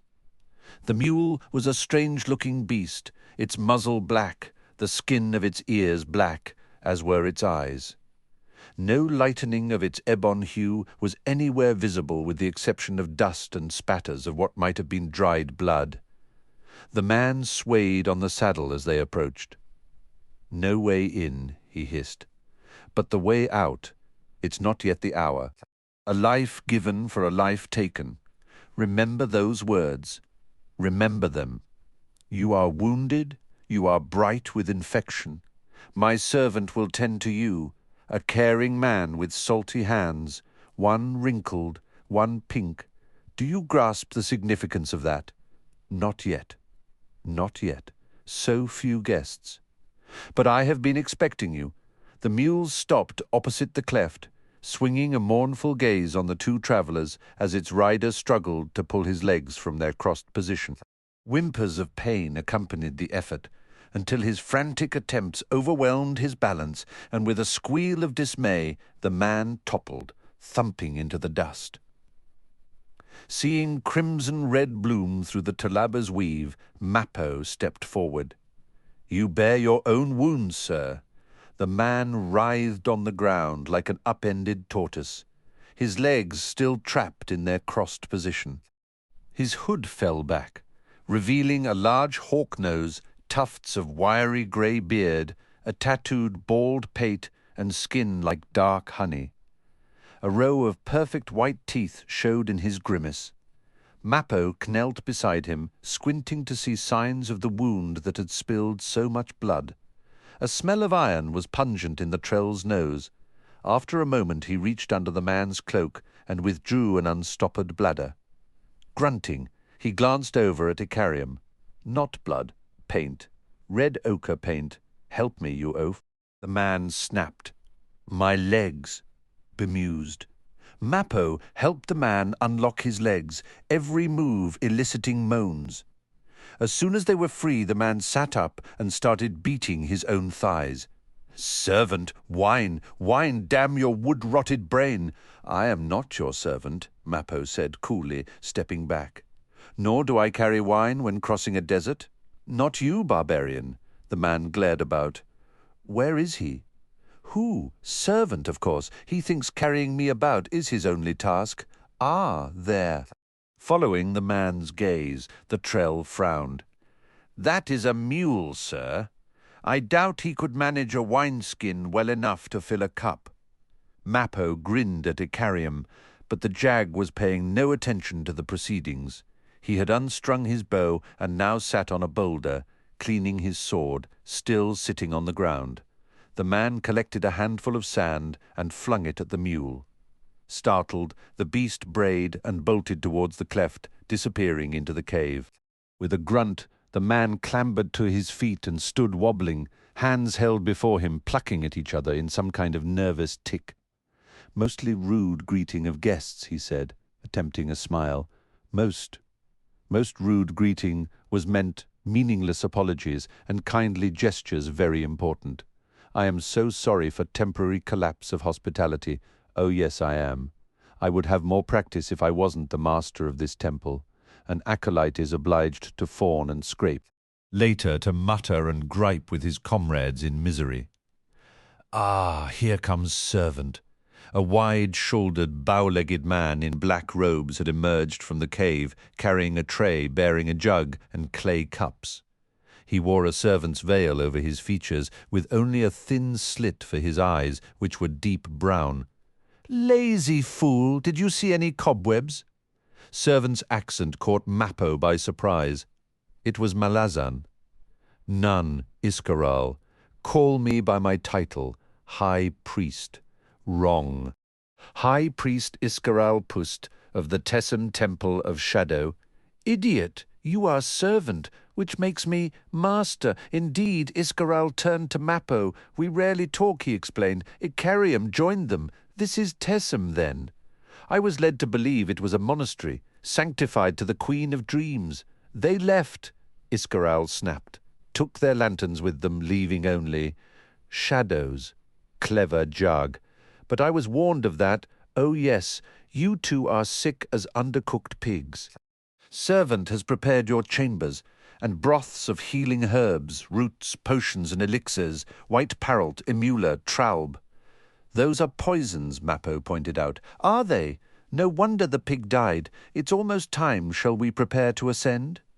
Lead the way, Icarium invited. A life given for a life taken. Follow me. None can outwit Iskaral Pust. The high priest faced the cleft with a fierce squint. They waited for what Mappo had no idea. After a few minutes, the Trell cleared his throat. Will your acolytes send down a ladder? Acolytes? I have no acolytes. No opportunity for tyranny. Very sad, no muttering and grumbling behind my back. Few satisfying rewards for this high priest. If not for my god's whispering, I wouldn't bother.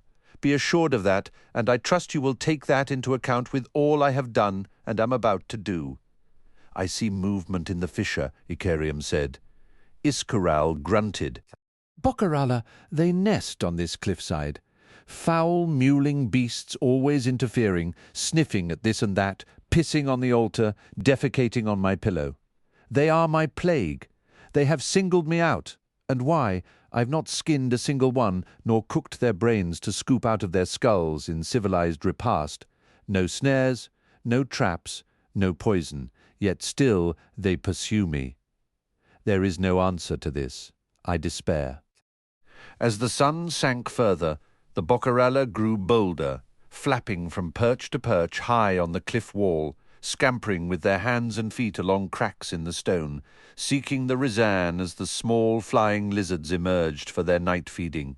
Small and simian, the Bokarala were winged like bats, tailless with hides mottled tan and brown. Apart from long canines, their faces were remarkably human. From the tower's lone window a knotted rope tumbled down. A tiny round head poked out to peer down at them. Of course, Iskaral added, a few of them have proved useful. Mappo sighed. He'd been hoping for some sorcerous means of ascent to appear, something worthy of a high priest of shadow. So now we climb. Most certainly not, Iskaral replied with indignation. Servant climbs, then pulls us up. He would be a man of formidable strength to manage me, the Trell said.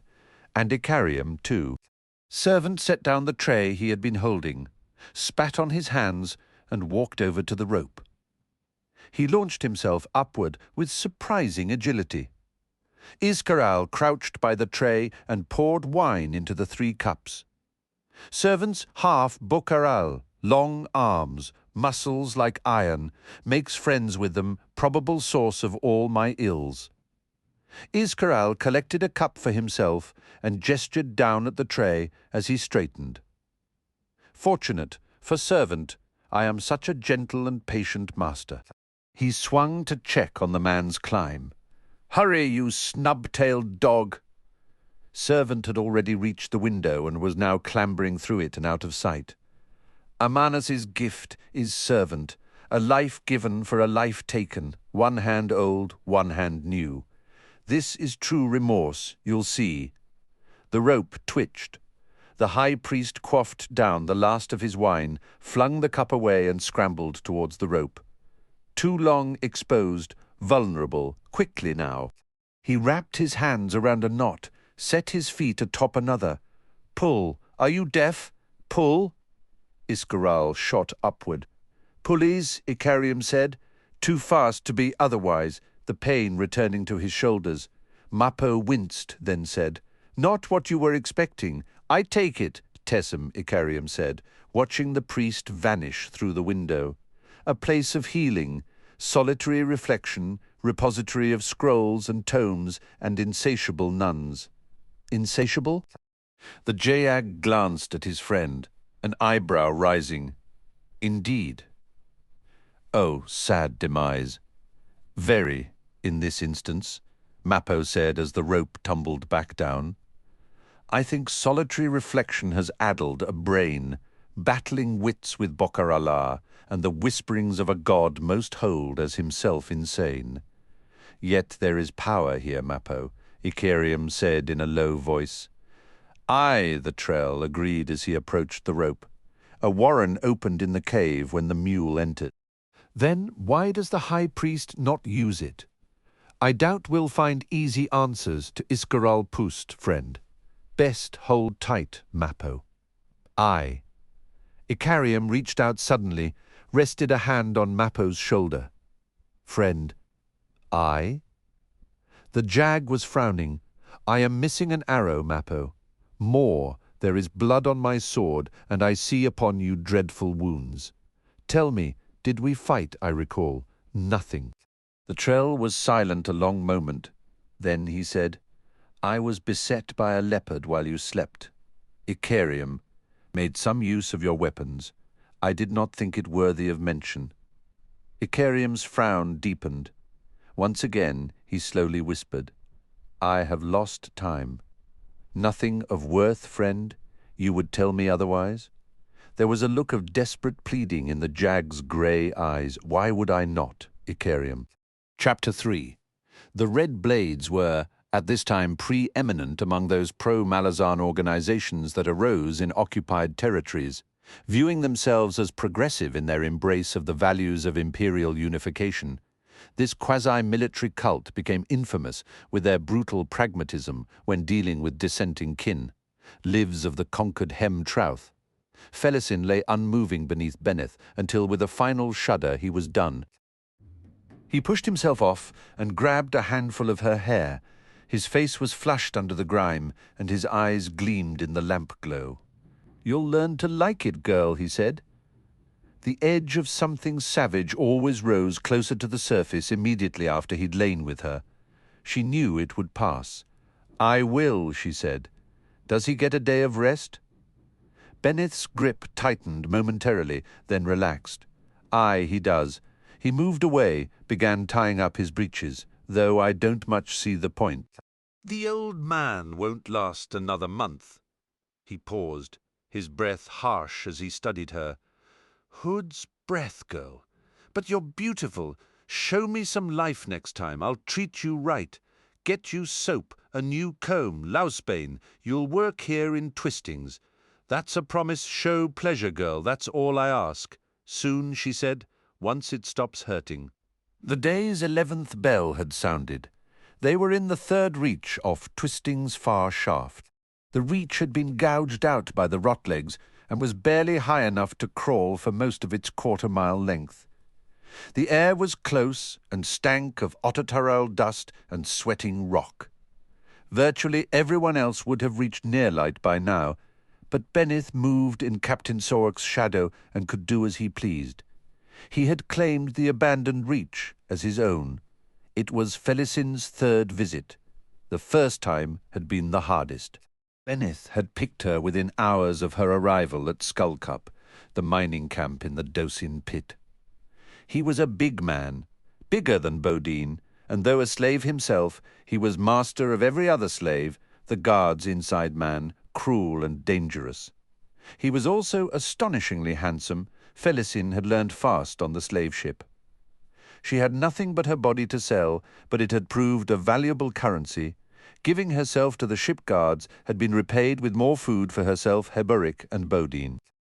By opening her legs to the right men she had managed to get herself and her two companions chained on the keel ramp, rather than in the sewage-filled water that sloshed shin-deep beneath the hole's walkway. Others had rotted in that water. Some had drowned when starvation and sickness so weakened them that they could not stay above it. Heboric's grief and anger at the price she paid had at first been difficult to ignore, filling her with shame. But it had paid for their lives, and that was a truth that could not be questioned. Baudin's only reaction had been, and continued to be, a regard without expression. He watched her as would a stranger unable to decide who or what she was. Yet he had held to her side, and now stood close to Benith as well. Some kind of arrangement had been made between them. When Benith was not there to protect her, Baudin was... On the ship she had learned well the tastes of men, as well as those of the few women guards who'd taken her to their bunks. She'd thought she'd be prepared for Benith, and in most ways she was. Everything but his size. Wincing, Felisin pulled on her slave tunic. Benith watched her, his high cheekbones harsh ridges beneath his eyes, his long curly black hair glistening with whale oil. "I'll give the old man deep soil if you like," he said. "You'd do that?" He nodded. "For you I'll change things. I won't take any other woman. I'm king of Skullcup. You'll be my queen. Baudin will be your personal guard. I trust him. And Heboric?" Benith shrugged. "Him I don't trust, and he's not much use. Pulling the carts is about all he can do. The carts or a plough at deep soil." His gaze flickered at her. "But he's your friend, so I'll find something for him." Felisin dragged her fingers through her hair. "It's the carts that are killing him. If you've sent him to deep soil just to pull a plough, it's not much of a favour." Benith's scowl made her wonder if she'd pushed too far. "You've never pulled a cart full of stone, girl. Pulled one of those up through half a league of tunnels, then going back down and pulling another one 3-4 times a day. Compare that to dragging a plough through soft, broken soil. Damn it, girl, if I'm to move the man off the carts, I've got to justify it. Everyone works in Skullcup. That's not the whole story, is it?" He turned his back on her in answer, and began crawling up the reach. "I've Canese wine awaiting us, and fresh bread and cheese. Beulah's made a stew for the guards, and we've got a bowl each." Felisin followed. The thought of food made her mouth water. If there was enough cheese and bread, she could save some for Heboric, though he insisted that it was fruit and meat that was needed. But both were worth their weight in gold, and just as rare in Skullcup. He'd be grateful enough for what she brought him, she knew. It was clear that Sha'ik had received orders to see the historian dead. Nothing so overt as murder. The political risks were too great for that. Rather, the slow, wasting death of poor diet and overwork. That he had no hands gave the pit captain sufficient reason to assign Heboric to the carts. Daily he struggled at his harness, hauling hundreds of pounds of broken rock up the deep mine to the shaft's near light. In every other harness was an ox. The beasts each hauled 3 carts, while Heboric pulled but one, the only acknowledgment the guards made to his humanity. Benith was aware of Sha'ik's instructions. Felisin was certain of that. The king of Skullcup had limits to his power, for all his claims otherwise. Once they reached the main shaft, it was 400 paces to Twisting's near light. Unlike deep mine, with its thick, rich and straight vein of Otataral running far under the hills, Twisting's followed a folded vein, rising and diving, buckling and turning through the limestone. Unlike the iron mines on the mainland, Otataral never ran down into true bedrock. Found only in limestone, the veins ran shallow and long, like rivers of rust between compacted beds filled with fossil plants and shellfish. Limestone is just the bones of things once living. Heboric had said their second night in the hovel they'd claimed off Spit Row before Benith had moved them to the more privileged neighbourhood behind Beulah's Inn. I'd read that theory before, and am now myself convinced. So now I'm led to believe that Otataral is not a natural ore. That's important, Baudin had asked. If not natural, then what? Heboric grinned. Otataral, the bane of magic, was born of magic. If I was less scrupulous a scholar, I'd write a treatise on that." "What do you mean?" Felisin asked. "He means," Baudin said, "he'd be inviting alchemists and mages to experiment in making their own Otataral. Is that a problem?" "Those veins we dig," Heboric explained. "They're like a layer of once melted fat, a deep river of it sandwiched between layers of limestone. This whole island had to melt to make those veins. Whatever sorcery created Otataral proved beyond controlling. I would not want to be responsible for unleashing such an event all over again." A single Malazan guard waited at Deadhouse Gate. Beyond him stretched the raised road that led into the pit town. At the far end, the sun was just setting beyond the pit's ridge line, leaving Skullcup in its early shadow, a pocket of gloom that brought blessed relief from the day's heat. The guard was young, resting his vambrist forearms on the crossblades of his pike. Beneth grunted. "Where's your mate, Pella?" "The dozy pig wandered off, Beneth. Maybe you can tune Sorwark's ear. Hood knows he's not hearing us. The dozy regulars have lost all discipline. They ignore the duty rosters, spend all their time tossing coins at Beulah's. There's 75 of us and over 200 of them, Beneth, and all this talk of rebellion, explain it to Sorwark." "You don't know your history," Beneth said. "The Dosi have been on their knees for 300 years. They don't know any other way to live. First it was mainlanders, then Falari colonists. Now you, Malazans. Calm yourself, boy, before you lose face." "History comforts the dull-witted," the young Malazan said. Beneth barked a laugh as he reached the gate. "And whose words are those, Pella?" "Not yours." The guard's brows rose, then he shrugged. "I forget your chorelry sometimes, Beneth. Those words, Emperor Kellanved?" Pella's gaze slid to Felisin with a hint of sharpness. "Duiker's Imperial Campaigns, Volume 1. Your Malazan? Felisin, do you recall what comes next?" She shook her head, bemused by the young man's veiled intensity. "I've learned to read faces. Beneth senses nothing. I'm not that familiar with Duiker's works, Pella." "Worth learning," the guard said with a smile, sensing Beneth's growing impatience at the gate. Felisin stepped past Pella. "I doubt there's a single scroll in Skullcup," she said. "Maybe you'll find someone's memory worth dragging a net through, eh?" Felisin glanced back with a frown. "The boy flirting with you?" Beneth asked from the ramp. "Be gentle, girl. I'll think on that," Felisin told Pella in a low voice before resuming her walk through the Twisting's Gate. Joining Beneth on the raised road, she smiled up at him. "I don't like nervous types," he laughed. "That puts me at ease." "Blessed Queen of Dreams make that true."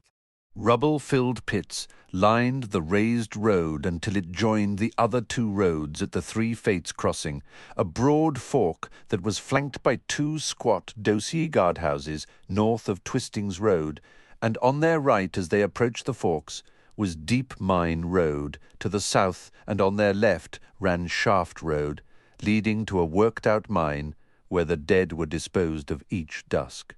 The body wagon was nowhere to be seen, meaning it had been held up on its route through the pit town, with more than the usual number of bodies being brought out and tossed onto its bed. They crossed the fork and continued on to Work Road. Past the North Dosi guardhouse was Sinker Lake, a deep pool of turquoise-coloured water stretching all the way to the north pit wall. It was said the water was cursed, and to dive into it was to disappear. Some believed a demon lived in its depths. Heboric asserted that the lack of buoyancy was a quality of the lime-saturated water itself. In any case, few slaves were foolish enough to try and escape in that direction, for the pit wall was as sheer on the north side as it was on the others, forever weeping water over a skin of deposits that glimmered like wet, polished bone. Heboric had asked Felisin to keep an eye on Sinker Lake's water level in any case, now that the dry season had come, and as they walked Work Road, she studied the far side as best she could in the dim light.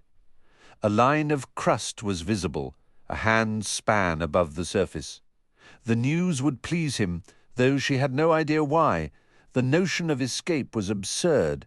Beyond the pit was lifeless desert and withered rock, with no drinkable water in any direction for days. Those slaves who somehow made it up to the pit edge, and then eluded the patrols on Beetle Road, the track that surrounded the pit, had left their bones in the desert's red sands. Few got that far, and the spikes named Salvation Row on the sheer wall of the tower at Rust Ramp displayed their failure for all to see. Not a week went past without a new victim appearing on the tower wall. Most died before the first day was through, but some lingered longer. Work Road ran its worn cobbles past Beulah's Inn on the right, and the row of brothels on the left before opening out into Rathole Round. In the round centre rose Sorark's Keep, a hexagonal tower of cut limestone 3 stories high. Only Benneth among all the slaves had ever been inside. 12,000 slaves lived in Skullcup, the vast mining pit 30 leagues north of the island's lone city on the south coast, Dosin Pali. In addition to them and the 300 guards, there were locals, prostitutes for the brothels, serving staff for Beulah's Inn and the gambling halls, a caste of servants who had bound their lives and the lives of their families to the Malazan soldiery, hawkers for the struggling market that filled Rathole Round on rest day, and a scattering of the banished, the destitute and the lost who'd chosen a pit town over the rotting alleyways of Dosin Pali. "The stew will be cold," Benneth muttered as they approached Beulah's Inn. Felisin wiped sweat from her brow. "That will be a relief. You're not yet used to the heat. In a month or two you'll feel the chill of night just like everyone else. These early hours still hold the day's memory. I feel the cold of midnight and the hours beyond, Benneth. Move in with me, girl. I'll keep you warm enough." He was already on the edge of one of his sudden dark moods. She said nothing, hoping he would let it go for the moment. "Be careful of what you refuse," Benneth rumbled. "Beulah would take me to her bed," she said. "You could watch, perhaps join in. She'd be sure to warm the bowls for us, even second helpings." "She's old enough to be your mother," Benneth growled. "And you, my father." But she heard his breathing change. "She's round and soft and warm, Benneth. Think on that." She knew he would, and the subject of moving in with him would drift away. For this night, at least, Heboric's wrong. There's no point in thinking about tomorrow. Ost the next hour, each hour. Stay alive, Felisin, and live well if you can. One day you'll find yourself face to face with your sister, and an ocean of blood pouring from Tevore's veins won't be enough, though all they hold will suffice. Stay alive, girl, that's all you must do. Survive each hour, the next hour. She slipped her hand into Benneth's as they reached the inn's door, and felt in it the sweat born of the visions she had given him. One day, face to face, sister. Heboric was still awake, bundled in blankets and crouched beside the hearth fire. He glanced up as Felisin climbed into the room and locked the floor hatch. She collected a sheepskin wrap from a chest and pulled it around her shoulders. "Would you have me believe you've come to enjoy the life you've chosen, girl? Nights like these, and I wonder." "I thought you'd be tired of judgments by now, Heboric," Felisin said, as she collected a wineskin from a peg and picked through a pile of gourd shells, seeking a clean one.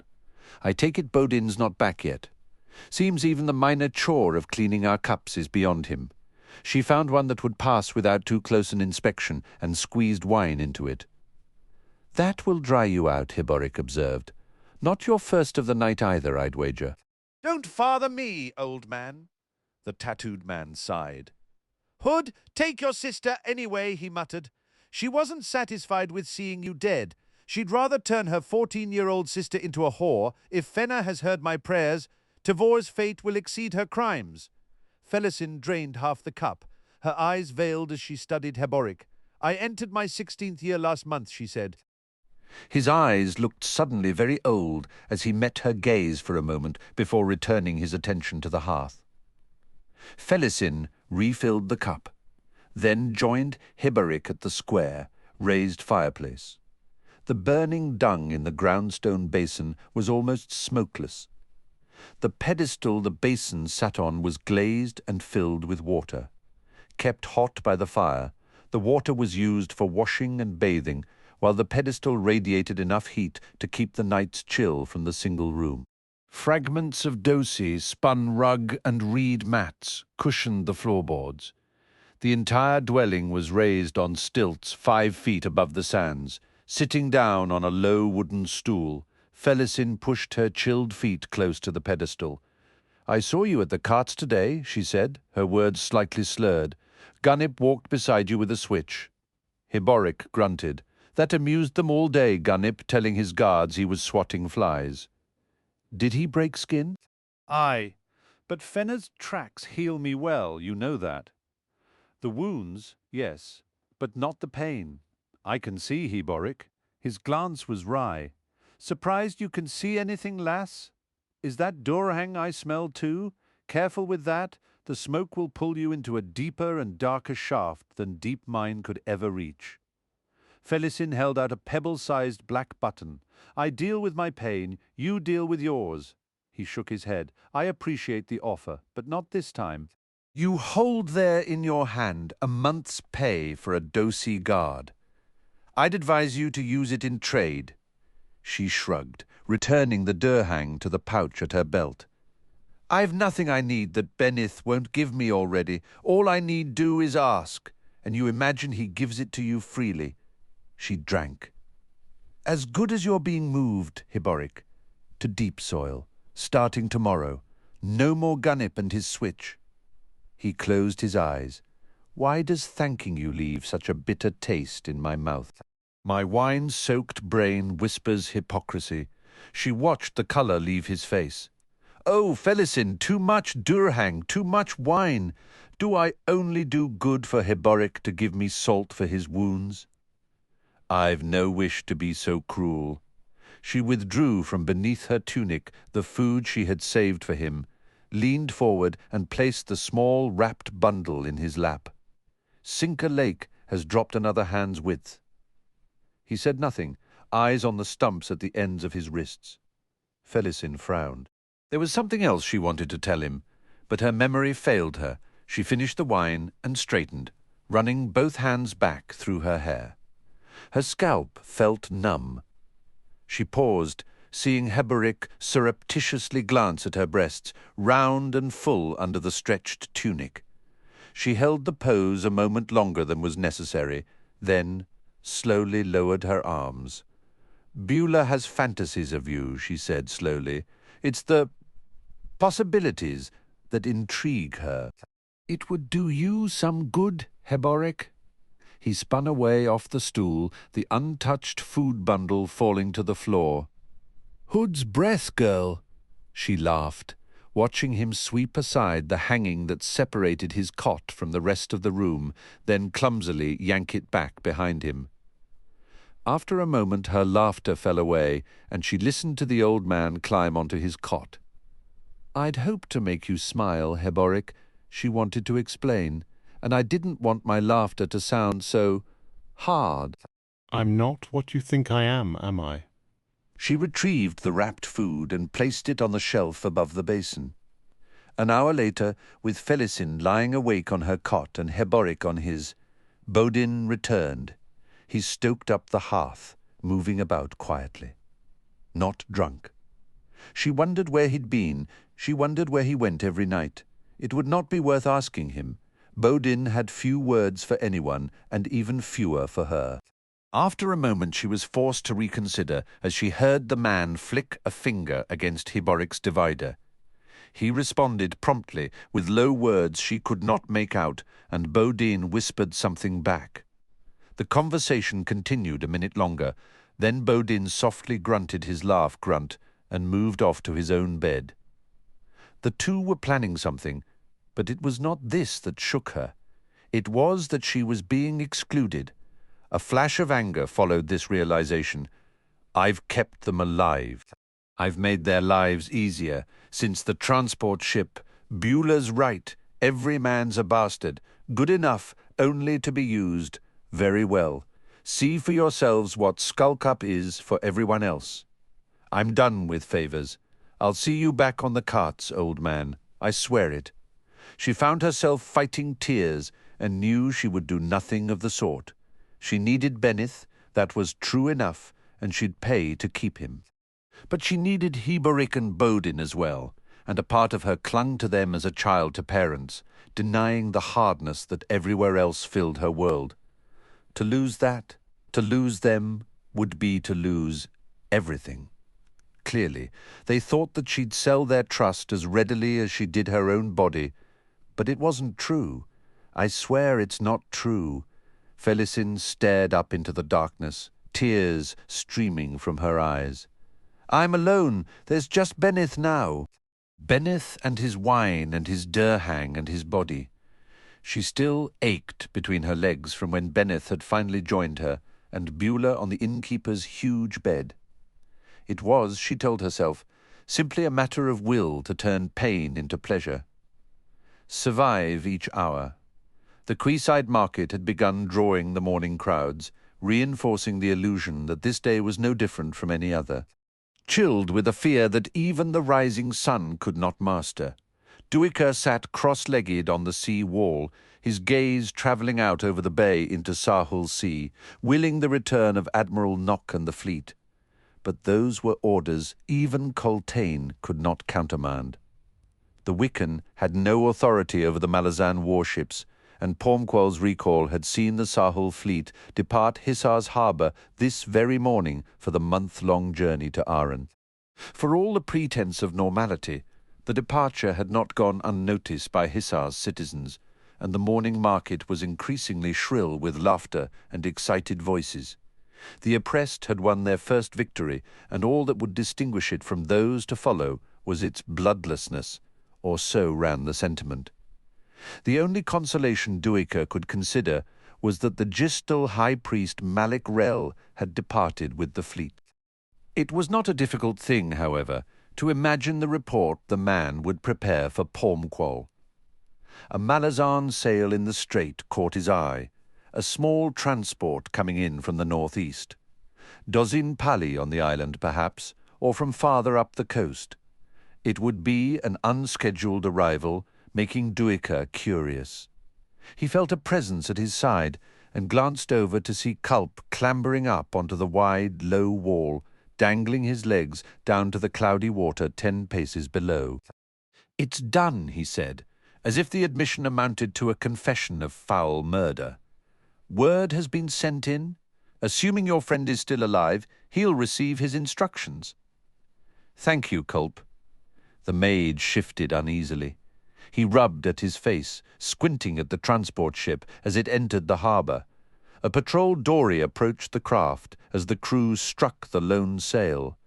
2 men in glinting armour stood on deck, watching as the dory came alongside. One of the armoured men leaned over the gunwale and addressed the harbour official. A moment later, the dory's oarsman was swinging the craft around with obvious haste. Duiker grunted.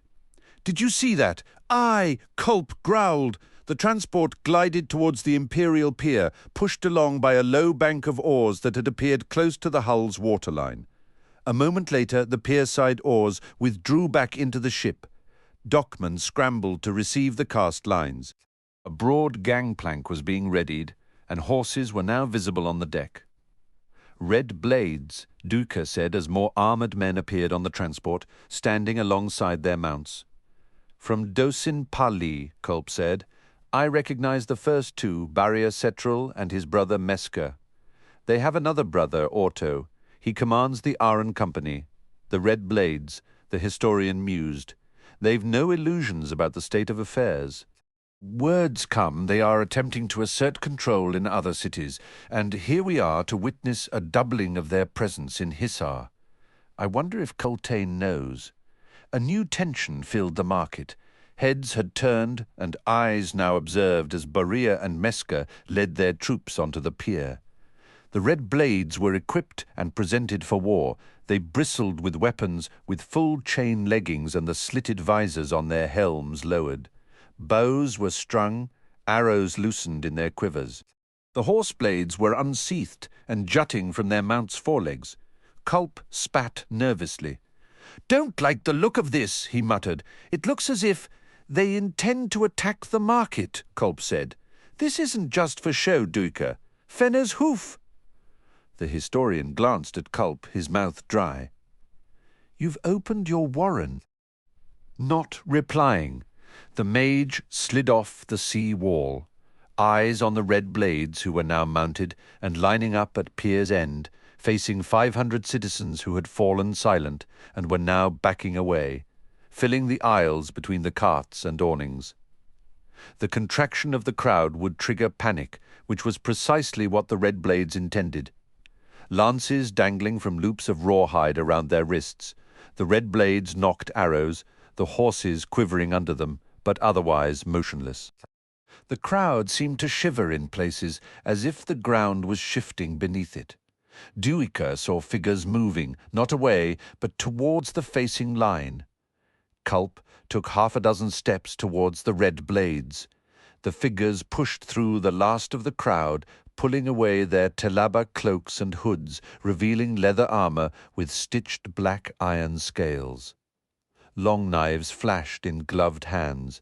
Dark eyes in tanned, tattooed Wickan faces held cold and firm on Baria and Meska and their warriors. 10 Wiccans now faced the 40-odd red blades, the crowd behind them as silent and as motionless as statues. "Stand aside." Baria bellowed, his face dark with fury. "Or die." The Wiccans laughed with fearless derision. Pushing himself forward, Duiker followed Culp as the mage strode hurriedly towards the red blades. Meska snapped out a curse upon seeing Culp approach. His brother glanced over, scowling. "Don't be a fool, Baria," the mage hissed. The commander's eyes narrowed. "Fling magic at me, and I'll cut you down," he said. Now, at closer range, Duiker saw the Otataral links interwoven in Baria's chain armor. "We shall cut this handful of barbarians down," Meska growled. "Then properly announce our arrival in Hisar with the blood of traitors. And 5,000 Wiccans will avenge the deaths of their kin," Culp said, "and not with quick sword strokes. No, you'll be hung still alive from the seawall spikes, for the seagulls to play with. Coltaine's not yet your enemy, Baria. Sheath your weapons, and report to the new fist. Commander, to do otherwise will be to sacrifice your life and the lives of your soldiers." "You ignore me?" Meska said. "Baria is not my keeper, mage." Culp sneered. "Be silent, pup. Where Baria leads, Meska follows, or will you now cross blades with your brother?" "Enough, Meska," Baria rumbled. His brother's tulwar rasped from its scabbard. "You dare command me?" The Wiccans shouted encouragement. A few brave souls in the crowd behind them laughed. Meska's face was sickly with rage. Baria sighed.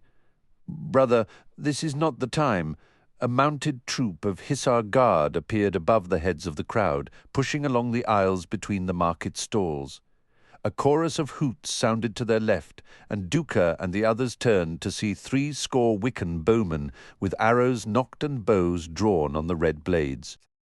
Baria slowly raised his left hand, making a twisting gesture. His warriors lowered their own weapons. Snarling with disgust, Meska slammed his tulwar back into its wooden scabbard. "Your escort has arrived," Culp said dryly. "It seems the fist has been expecting you."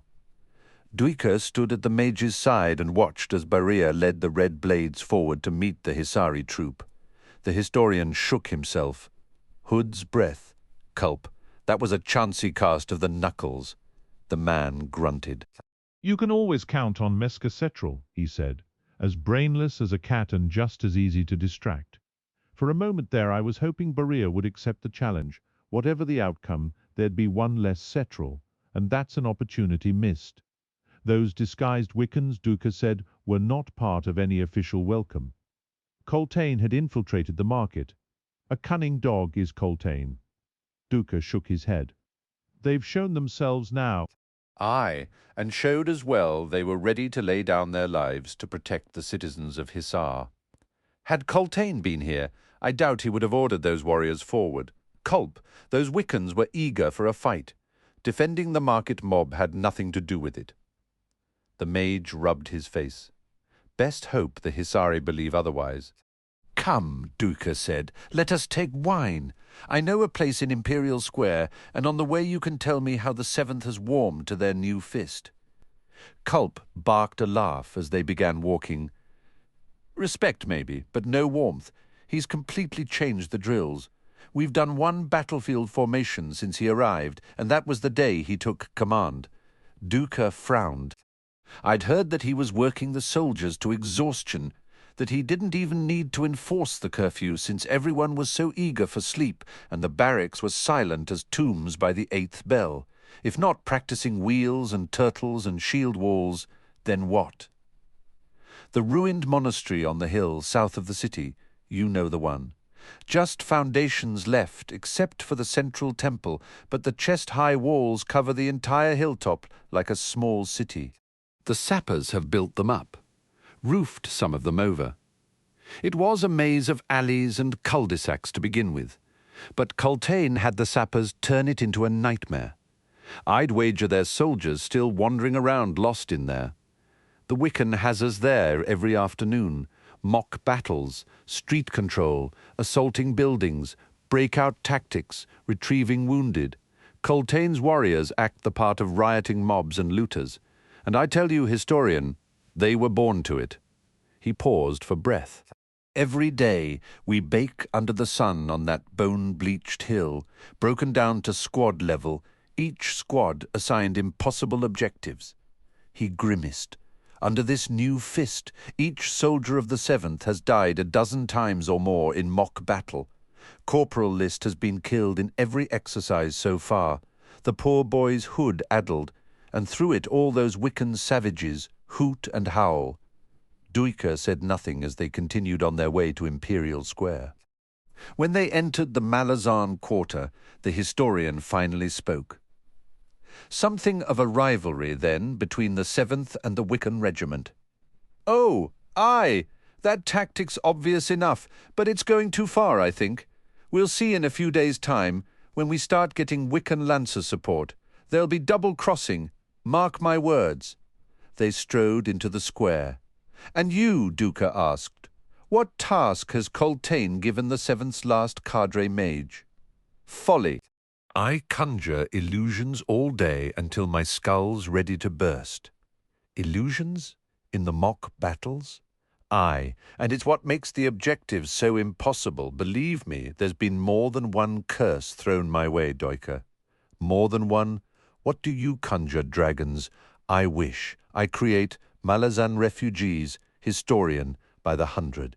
1,000 weighted scarecrows for the soldiers to drag around aren't sufficient for Coltaine. The ones he has me create flee the wrong way, or refuse to leave their homes, or drag furniture and other possessions. Coltaine's orders, my refugees create chaos, and so far cost more lives than any other element in the exercises. I'm not a popular man, Duiker. What of Sormo Enath? The historian asked, his mouth suddenly dry. The warlock, nowhere to be seen. Duiker nodded to himself. He'd already guessed Culp's answer to that question. "You're busy reading the stones in the sand, Sormo, aren't you? While Coltaine hammers the 7th into shape as guardians to Malazan refugees." "Mage," he said. "Aye. Dying a dozen times in mock battle is nothing. When it's for real, you die but once. Push the 7th, Culp. Any way you can. Show Coltaine what the 7th's capable of. Talk it over with the squad leaders. Tonight. Come tomorrow, win your objectives, and I'll talk to Coltaine about a day of rest. Show him, and he'll give it. What makes you so certain? Because time's running out, and he needs you. He needs you sharp. Win your objectives, leave the fist to me. Very well, I'll see what I can do. Corporal List died within the first few minutes of the mock engagement. Bolt, commanding a howling mob of Wiccans rampaging down the ruins' main avenue, had personally clouted the hapless Malazan on the side of his head, hard enough to leave the boy sprawled unconscious in the dust. The veteran warrior had then thrown List over one shoulder and carried him from the battle. Grinning, Bult jogged up the dusty track to the rise from which the new fist and a few of his officers observed the engagement and dropped the corporal into the dust at Coltaine's feet. Duiker sighed. Coltaine glanced around. "Healer, attend the boy!" One of the Seventh's cutters appeared, crouching at the corporal's side. Coltaine's slitted eyes found Duiker. "I see no change in this day's proceedings, historian. It is early yet, Fist." The Wickan grunted, returning his attention to the dust-filled ruins. Soldiers were emerging from the chaos, fighters from the Seventh and Wiccans, staggering with minor wounds and broken limbs. Readying his cudgel, Bult scowled. "You spoke too soon, Coltaine," he said. "This one's different."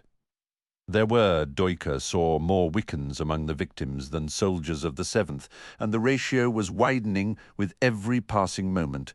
Somewhere in the chaotic clouds of dust the tide had turned. Coltaine called for his horse.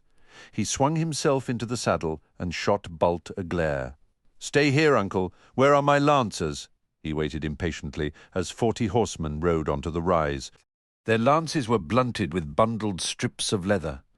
For all that, Duiker knew anything more than a glancing blow from them was likely to break bones. Coltaine led them at a canter towards the ruins.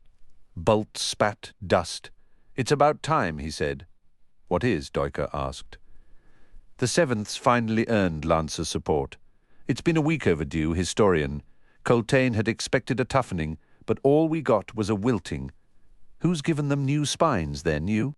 Careful, or Coltaine'll make you a captain." "As much as I'd like to take credit," Duiker said, "this is the work of Culp and the squad sergeants." "Culp's making things easier, then. No wonder they've turned the battle." The historian shook his head. "Culp follows Coltaine's orders, Bult. If you're looking for a reason to explain your Wiccan's defeat, you'll have to look elsewhere. You might start with the Seventh showing their true mettle." "Perhaps I shall," the veteran mused, a glint in his small, dark eyes. "The Fist called you uncle." "Aye. Well, are you? Am I? What?" Duiker gave up. He was coming to understand the Wiccan's sense of humour. No doubt there would be another half a dozen or so brisk exchanges before Bult finally relented with an answer. "I could play it through, or I could let the bastard wait. Wait forever, in fact." From the dust clouds a score of refugees appeared, wavering strangely as they walked, each of them burdened with impossible possessions: massive dressers, chests, larder-packed cupboards, candlesticks and antique armour. Flanking the mob in a protective cordon were soldiers of the Seventh, laughing and shouting and beating swords on shields as they made good their withdrawal. Bult barked a laugh. "My compliments to Culp when you see him, historian." "The Sevenths earned a day of rest," Duiker said.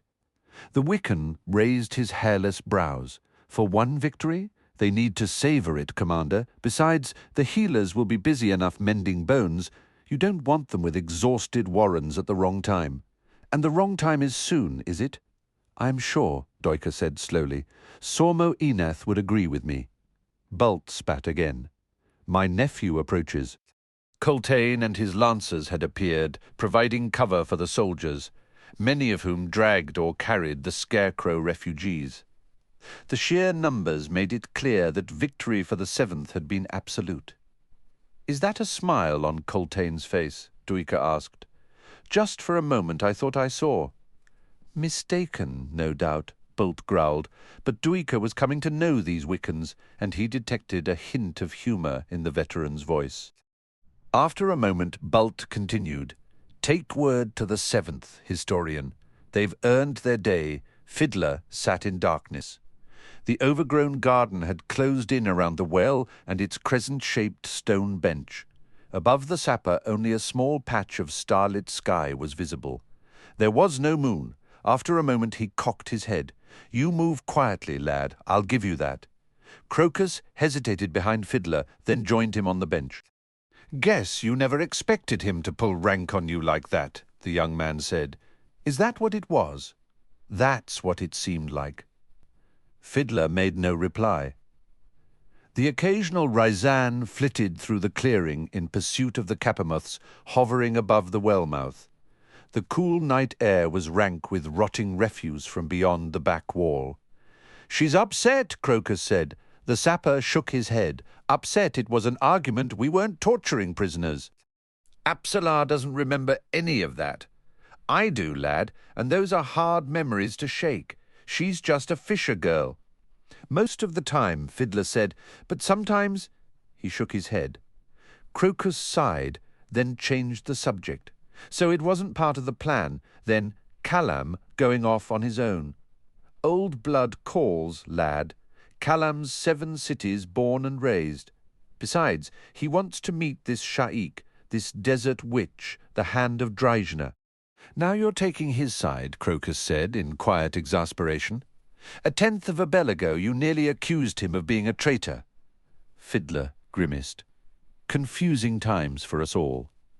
We've been outlawed by Lezine, but does that make us any less soldiers of the Empire?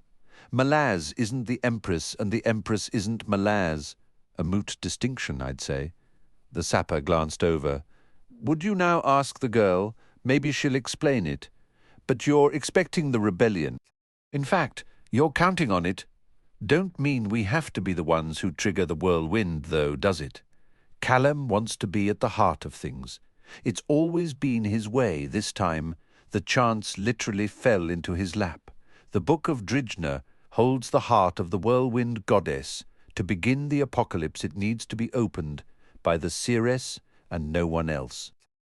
Kalam knows it might well be suicidal, but he'll deliver that hood-cursed book into Sha'ik's hands, and so add another crack in Lezine's crumbling control.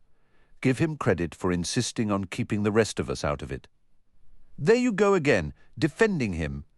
The plan was to assassinate Lezine, not get caught up in this uprising. It still doesn't make any sense coming to this continent." Fiddler straightened, eyes on the stars glittering overhead. Desert stars, sharp diamonds that ever seemed eager to draw blood. "There's more than one road to Unter, lad. We're here to find one that's probably never been used before and may not even work. But we'll look for it anyway, with Kalam or without him. Hood knows it might be Kalam's taking the wiser path, overland, down to Aren, by mundane ship back to Quantali. Maybe dividing our paths will prove the wisest decision of all, increasing our chances that one of us at least will make it through." "Right," Crokus snapped. "And if Kalam doesn't make it, you'll go after Lezine yourself? A glorified ditch digger, and long in the tooth at that. You hardly inspire confidence, Fiddler.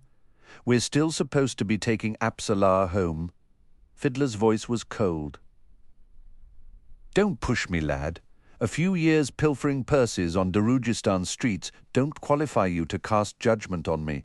Branches thrashed in the tree opposite the two men, and Moby appeared, hanging one-armed, a Ryzan, struggling its jaws. The familiar's eyes glittered as bones crunched. Fiddler grunted. "Back in Quantali," he said slowly, "we'll find more supporters than you might imagine. No one's indispensable, nor should anyone be dismissed as useless. Like it or not, lad, you've some growing up to do. You think me stupid, but you're wrong. You think I'm blind to the fact that you're thinking you've got another shaved knuckle in the hole. And I don't mean Quick Ben. Kalam's an assassin who just might be good enough to get to Lezine. But if he doesn't, there's another one who just might still have in her the skills of a god, but not any old god, no. The patron of assassins, the one you call the rope, so you keep prodding her. You're taking her home, because she isn't what she once was, but the truth is you want the old one back." Fiddler was silent for a long time, watching Moby eating the Ryzan. When it finally swallowed down the last of the winged lizard, the sapper cleared his throat. "I don't think that deep," he said. "I run on instinct. Are you telling me that using Apsalar didn't occur to you?" "Not to me, no, but Kalam." Fiddler resisted, then shrugged. If he didn't think of it, Quick Ben would have. Crokus's hiss was triumphant. "I knew it." I'm no fool. Oh, hood's breath, lad, that you're not. I won't let it happen, Fiddler. This Bocarel of your uncle's, the sapper said, nodding at Moby. It's truly a familiar, a servant to a sorcerer. But if Mammoth is dead, why is it still here? I'm no mage, but I thought such familiars were magically fused to their masters. I don't know, Crokus admitted, his tone retaining an edge that told Fiddler the lad was entirely aware of the sapper's line of thinking. Maybe he's just a pet you'd better pray. It's so I said I wouldn't let you use Apsalar. If Moby's a true familiar, it won't just be me you'll have to get past. I won't be trying anything, Crokus, Fiddler said. But I still say you've some growing up to do. Sooner or later it will occur to you that you can't speak for Apsalar. She'll do what she decides, like it or not. The possession may be over, but the god's skills remain in her bones. He slowly turned and faced the boy. What if she decides to put those skills to use? She won't, Crokus said, but the assurance was gone from his voice. He gestured and Moby flapped sloppily into his arms. What did you call him? A Bocarel. They're native to this land. Oh, get some sleep, lad. We're leaving tomorrow. So is Kalam. Aye, but we won't be in each other's company. Parallel paths southward, at least to start with. He watched Crokus head back inside, Moby clinging to the lad like a child. Hood's breath. I'm not looking forward to this journey. 100 paces inside the caravan gate was a square in which the land traders assembled before leaving Ehrlitan. Most would strike south along the raised coastal road, following the line of the bay. Villages and outposts were numerous on this route, and the Malazan-built cobble road itself was well patrolled, or rather would have been had not the city's fist recalled the garrisons.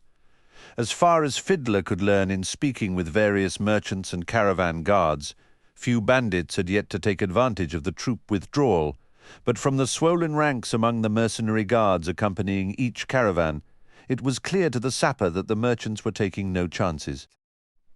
It would have been fruitless for the 3 Malazans to disguise themselves as merchants on their journey south. They had neither the coin nor the equipment to carry out such a masquerade. With travel between cities as risky as it now was, they had chosen to travel in the guise of pilgrims.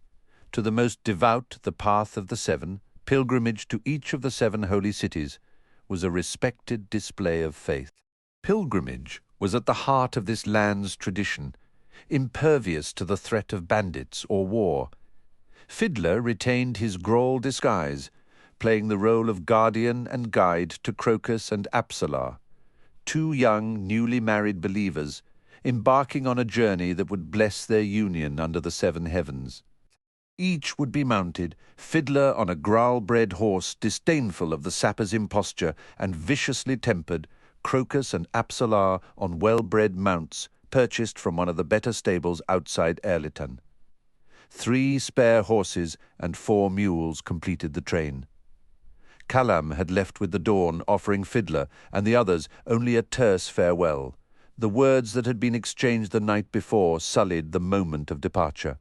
The sapper understood Kalam's hunger to wound Lazine through the blood spilled by rebellion, but the potential damage to the Empire and to whoever assumed the throne following Lazine's fall was to Fiddler's mind too great a risk. They'd clashed hard then, and Fiddler was left feeling nicked and blunted by the exchange. There was pathos in that parting. Fiddler belatedly realized, for it seemed that the duty that once bound him and Kalam together to a single cause, which was as much friendship as anything else, had been sundered, and for the moment at least there was nothing to take its place within Fiddler. He was left feeling lost, more alone than he had been in years. They would be among the last of the trains to leave through Caravan Gate. As Fiddler checked the girth straps on the mules one final time, the sound of galloping horses drew his attention. A troop of 6 red blades had arrived, slowing their mounts as they entered the square. Fiddler glanced over to where Crokus and Apsalar stood beside their horses. Catching the lad's eye, he shook his head, resumed adjusting the mule's girth strap. The soldiers were looking for someone. The troop split, a rider each heading for one of the remaining trains. Fiddler heard hoofs clumping on cobbles behind him, forced himself to remain calm. Growl. Pausing to spit as a tribesman would at the accosting of a Malazan lapdog, he slowly turned. Beneath the helm's rim, the red blade's dark face had tightened in response to the gesture. One day the red blades will cleanse the hills of Growl, he promised, his smile revealing dull grey teeth. Fiddler's only reply was a snort. If you have something worthy of being said, Red Blade, speak. Our shadows are already too short for the leagues we travel this day. A measure of your incompetence, Growl. I have but one question to ask. Answer truthfully, for I shall know if you lie. We would know if a man on a roan stallion rode out alone this morning through Caravan Gate. I saw no such man, Fiddler replied, but I now wish him well. May the seven spirits guard him for all his days. The red blade snarled. I warn you, your blood is no armor against me, Growl. You were here with the dawn. Fiddler returned to the mules. One question, he grated. You pay for more with coin, Red Blade. The soldier spat at Fiddler's feet, jerked his mount's head around and rode to rejoin the troop. Beneath his desert veil, Fiddler allowed himself a thin smile. Crokus appeared beside him. What was that about? He demanded in a hiss. The sapper shrugged. The Red Blades are hunting someone? Not anything to do with us. Get back to your horse, lad. We're leaving, Kalam. His forearms resting on the mule's back. Fiddler hesitated, squinting against the glare bouncing from the bleached cobbles. It may have reached them that the holy tome's no longer in Aren, and someone's delivering it to Sha'ik. No one knows Kalam is here. Crokus looked unconvinced. He met someone last night, Fiddler. An old contact who owes him, giving him reason to betray Kalam. No one likes being reminded of debts. Fiddler said nothing. After a moment he patted the mule's back, raising a faint puff of dust, then went to his horse. The Growl gelding showed its teeth as he reached for the reins. He gripped the bridle under the animal's chin. It tried tossing its head, but he held firm, leaned close. Show some manners, you ugly bastard, or you'll live to regret it. Gathering the reins, he pulled himself up into the high-backed saddle. Beyond Caravan Gate, the coastal road stretched southward, level despite the gentle rise and fall of the sandstone cliffs that overlooked the bay on the west side. On their left, and a league inland, ran the Arifel Hills. The jagged serrations of Arifel would follow them all the way to the Ebb River, 36 leagues to the south. Barely tamed tribes dwelt in those hills, preeminent among them the Grawl. Fiddler's greatest worry was running into a real Grawl tribesman. The chance of that was diminished somewhat given the season, for the Grawl would be driving their goats deep into the range, where both shade and water could be found. They nudged their mounts into a canter and rode past a merchant's train to avoid the trailing dust clouds. Then Fiddler settled them back into a slow trot. The day's heat was already building. Their destination was a small village called Sha'ik, a little over 8 leagues distant, where they would stop to eat the midday meal and wait out the hottest hours before continuing on to the Trob River. If all went well, they would reach Gdanisban in a week's time. Fiddler expected Kalam to be 2, maybe even 3 days ahead of them by then. Beyond Gdanisban was the Panpotson Odhon, a sparsely populated wasteland of desiccated hills, the skeletal ruins of long-dead cities, poisonous snakes, biting flies, and, he recalled the spirit walker Kimlock's words, the potential of something far deadlier. A convergence. Tog's feet. I don't like that thought at all. He thought about the conch shell in his leather pack. Carrying an item of power was never a wise thing. Probably more trouble than it's worth. What if some Solitaken sniffs it out? Decides it wants it for its collection? He scowled. A collection easily built on with 1 conch shell and 3 shiny skulls. The more he thought on it, the more uneasy he became. Better to sell it to some merchant in Gidanisban. The extra coin could prove useful.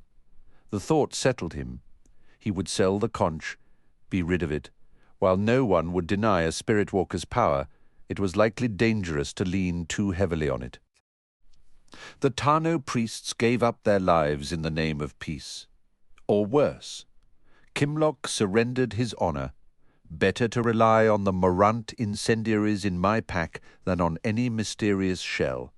A flamer will bum a Solitakin as easily as anyone else. Crokus rode up alongside the sapper. "What are you thinking, Fiddler?" "Nothing. Where's that Boccaral of yours?" The young man frowned. "I don't know. I guess he was just a pet, after all. Went off last night and never came back." He wiped the back of his hand across his face, and Fiddler saw smeared tears on his cheeks. "I sort of felt Mammoth was with me, with Moby. Was your uncle a good man, before the Jaghut tyrant took him?" Crokus nodded. Fiddler grunted. "Then he's with you still. Moby probably sniffed kin in the air. More than a few high-born keep Boccarala as pets in the city. Just a pet, after all. I suppose you're right. For most of my life, I thought of Mammoth as just a scholar, an old man always scribbling on scrolls. My uncle. But then I found out he was a high priest, important, with powerful friends like Baruch. But before I could even come to terms with that, he was dead. Destroyed by your squad. Hold on there, lad. What we killed wasn't your uncle. Not any more. I know, in killing him you saved Darujistan. I know, Fiddler. It's done, Crokus. And you should realize, an uncle who took care of you and loved you is more important than his being a high priest. And he would have told you the same, I imagine, if he'd had the chance. But don't you see, he had power, Fiddler, but he didn't do a damn thing with it. Just hid in his tiny room in a crumbling tenement. He could have owned an estate, sat on the council, made a difference. Fiddler wasn't ready to take on that argument.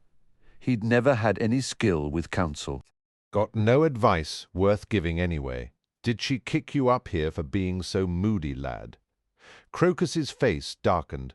Then he spurred forward, taking point position.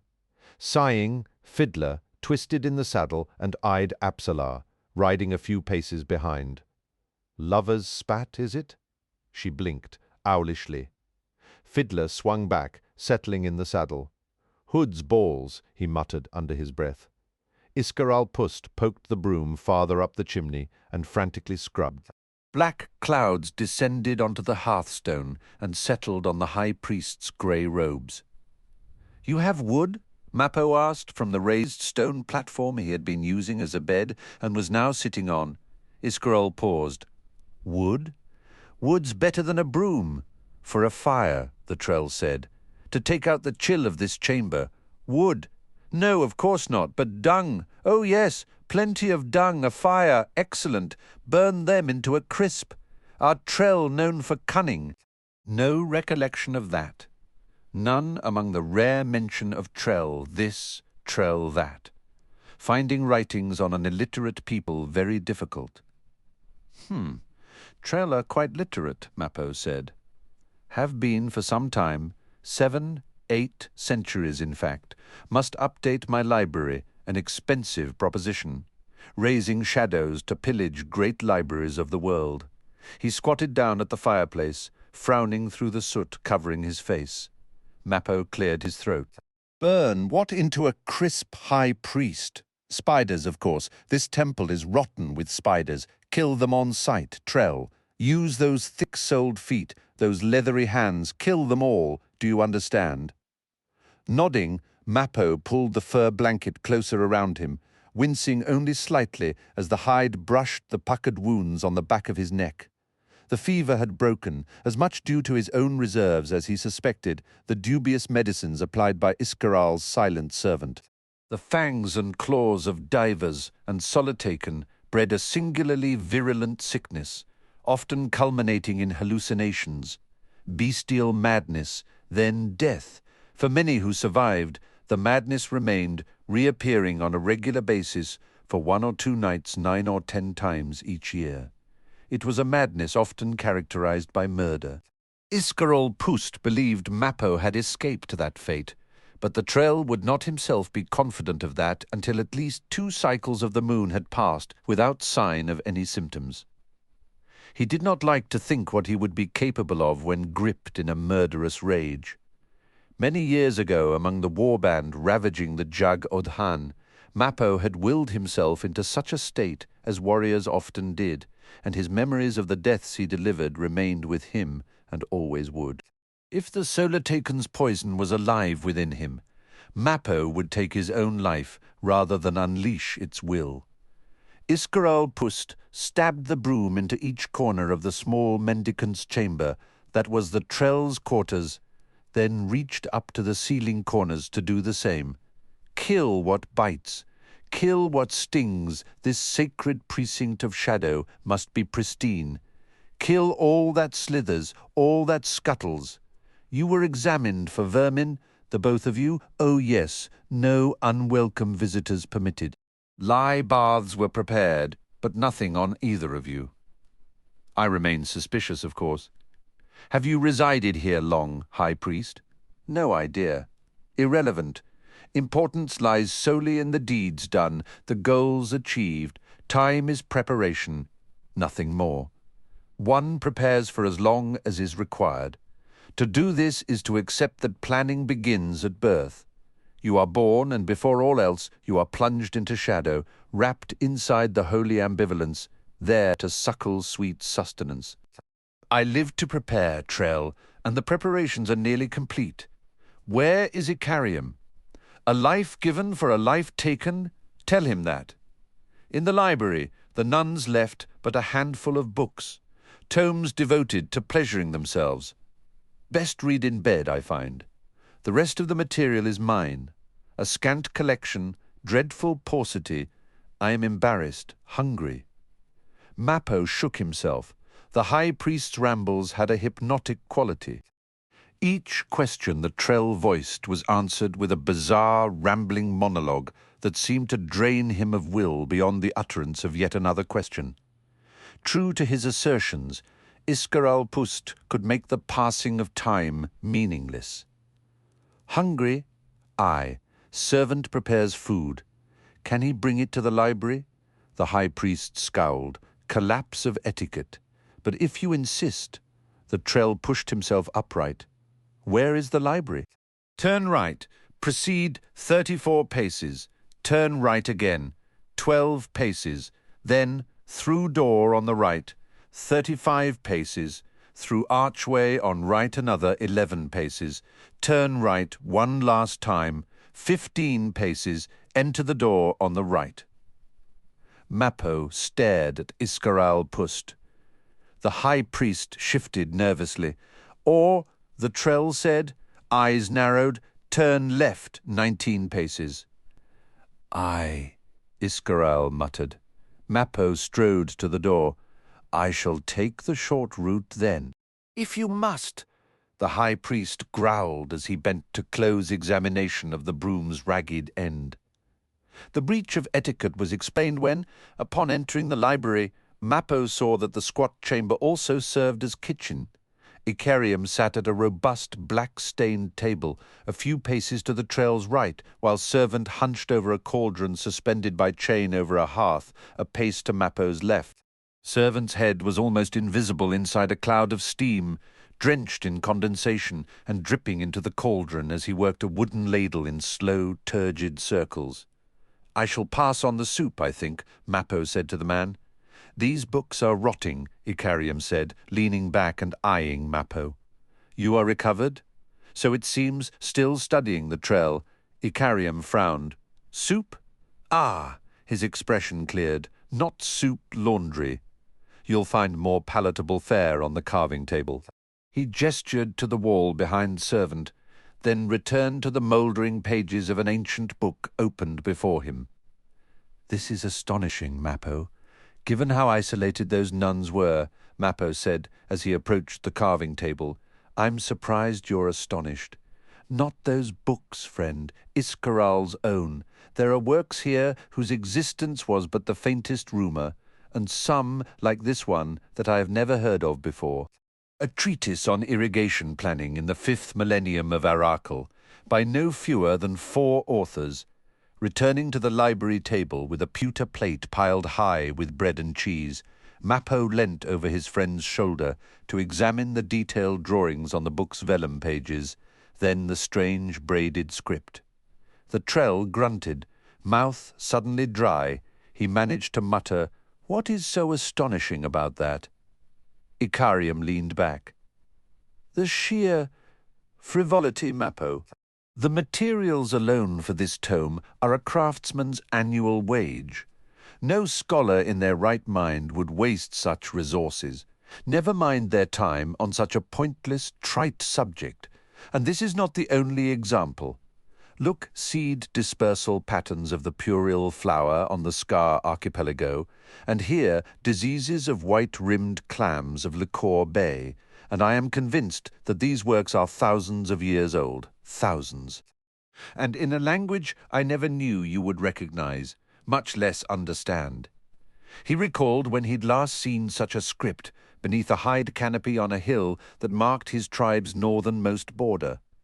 He'd been among a handful of guards escorting the tribe's elders to what would prove a fateful summons. Autumn rains drumming overhead, they had squatted in a half-circle facing north and watched as 7 robed and hooded figures approached. Each held a staff, and as they strode beneath the canopy and stood in silence before the elders, Mappo saw with a shiver how those staves seemed to writhe before his eyes, the wood-like serpentine roots, or perhaps those parasitic trees that entwined the boles of others, choking the life from them. Then he realized that the twisted madness of the shafts was in fact runic etching, ever-changing, as if unseen hands continually carved words anew with every breath's span. Then one among them withdrew its hood, and so began the moment that would change Mappo's future path. His thoughts jerked away from the memory. Trembling, the Trell sat down, clearing a space for his plate. "Is all this important, Icarium?" "Significant, Mappo. The civilization that brought forth these works must have been appallingly rich. The language is clearly related to modern 7 cities' dialects, although in some ways more sophisticated. And see this symbol here in the spine of each such tome, a twisted staff. I have seen that symbol before, friend. I am certain of it. Rich, you said?" The Trell struggled to drag the conversation away from what he knew to be a looming precipice. "More like mired in minutiae. Probably explains why it's dust and ashes, arguing over seeds in the wind while barbarians batter down the gates. Indolence takes many forms, but it comes to every civilization that has outlived its will. You know that as well as I. In this case it was an indolence characterized by a pursuit of knowledge, a frenzied search for answers to everything, no matter the value of such answers. A civilization can as easily drown in what it knows as in what it doesn't know. Consider," he continued, "Gothos's folly. Gothos's curse was in being too aware of everything, every permutation, every potential, enough to poison every scan he cast on the world. It availed him naught, and worse, he was aware of even that." "You must be feeling better, Icarium," said Riley. "Your pessimism has revived. In any case, these works support my belief that the many ruins in Raraku and the Panpotsanodhan are evidence that a thriving civilization once existed here, indeed, perhaps the first true human civilization from which all others were born. Leave this path of thought, Icarium. Leave it now. And how does this knowledge avail us in our present situation?" Icarium's expression soured slightly. "My obsession with time, of course." "Writing replaces memory, you see, and the language itself changes because of it. Think of my mechanisms in which I seek to measure the passage of hours, days, years. Such measurings are by nature cyclic, repetitive. Words and sentences once possessed the same rhythms, and could thus be locked into one's mind and later recalled with absolute precision. Perhaps, he mused after a moment, if I was illiterate I would not be so forgetful. He sighed, forced a smile. Besides, I was but passing time, Mappo. The Trell tapped one blunt, wrinkled finger on the open book. I imagine the authors of this would have defended their efforts with the same words. Friend, I have a more pressing concern. The Jag's expression was cool, not completely masking amusement. And that is, Mappo gestured, this place. Shadow does not list among my favorite cults. Nest of assassins and worse illusion and deceit and betrayal. Iscaral Pust affects a harmless facade, but I am not fooled. He was clearly expecting us, and anticipates our involvement in whatever schemes he plans. We risk much in lingering here. But Mappo, Icarium said slowly, it is precisely here in this place that my goal shall be achieved. The Trell winced. I feared you would say that. Now you shall have to explain it to me. I cannot, friend. Not yet. What I hold are suspicions, nothing more. When I am certain, I shall feel confident enough to explain. Can you be patient with me? In his mind's eye, he saw another face. This one human, thin and pale raindrops tracking runnels down the withered cheeks. Flat, grey eyes reaching up, finding Mappo's own beyond the rim of elders. Do you know us? The voice was a rasp of rough leather. An elder had nodded. We know you as the Nameless Ones. It is well, the man replied, eyes still fixed on Mappo's own. The Nameless Ones who think not in years but in centuries. Chosen warrior, he continued, addressing Mappo, what can you learn of patience? Like rooks bursting from a copse, the memories fled. Staring at Icarium, Mappo managed a smile, revealing his gleaming canines. Patient? I can be nothing else with you. Nonetheless, I do not trust Iscaral Pust. Servant began removing sopping clothes and bedding from the cauldron, using his bare hands as he squeezed steaming water from the bundles. Watching him, the Trell frowned. One of Servant's arms was strangely pink, unweathered, almost youthful. The other more befitted the man's evident age, thickly muscled, hairy and tanned. Servant? The man did not look up. Can you speak? Mappo continued. It seems, Icarium said when Servant made no response, that he's turned a deaf ear to us. By his master's command, I'd warrant. Shall we explore this temple, Mappo, bearing in mind that every shadow is likely to echo our words as a whisper in the high priest's ears? Well, the Trell growled as he rose, it is of little concern to me that Iscaral knows of my distrust. He surely knows more of us than we do of him, Icarium said, also rising.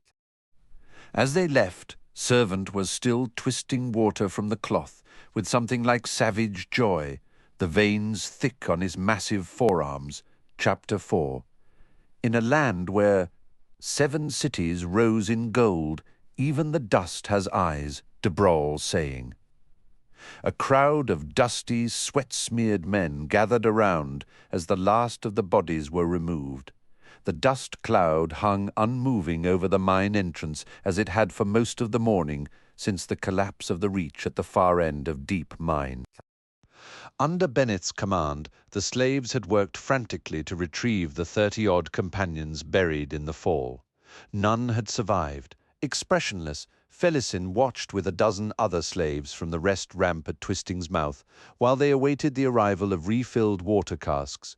The heat had turned even the deepest reaches of the mines into sweltering, dripping ovens.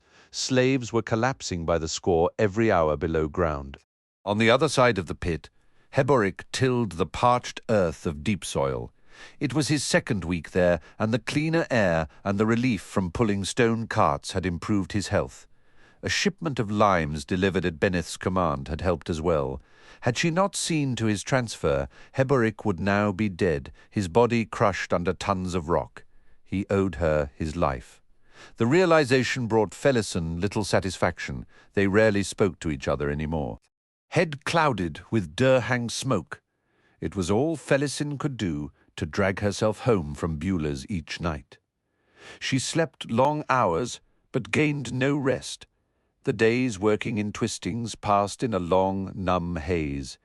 Even Benith had complained that her love-making had become torpid.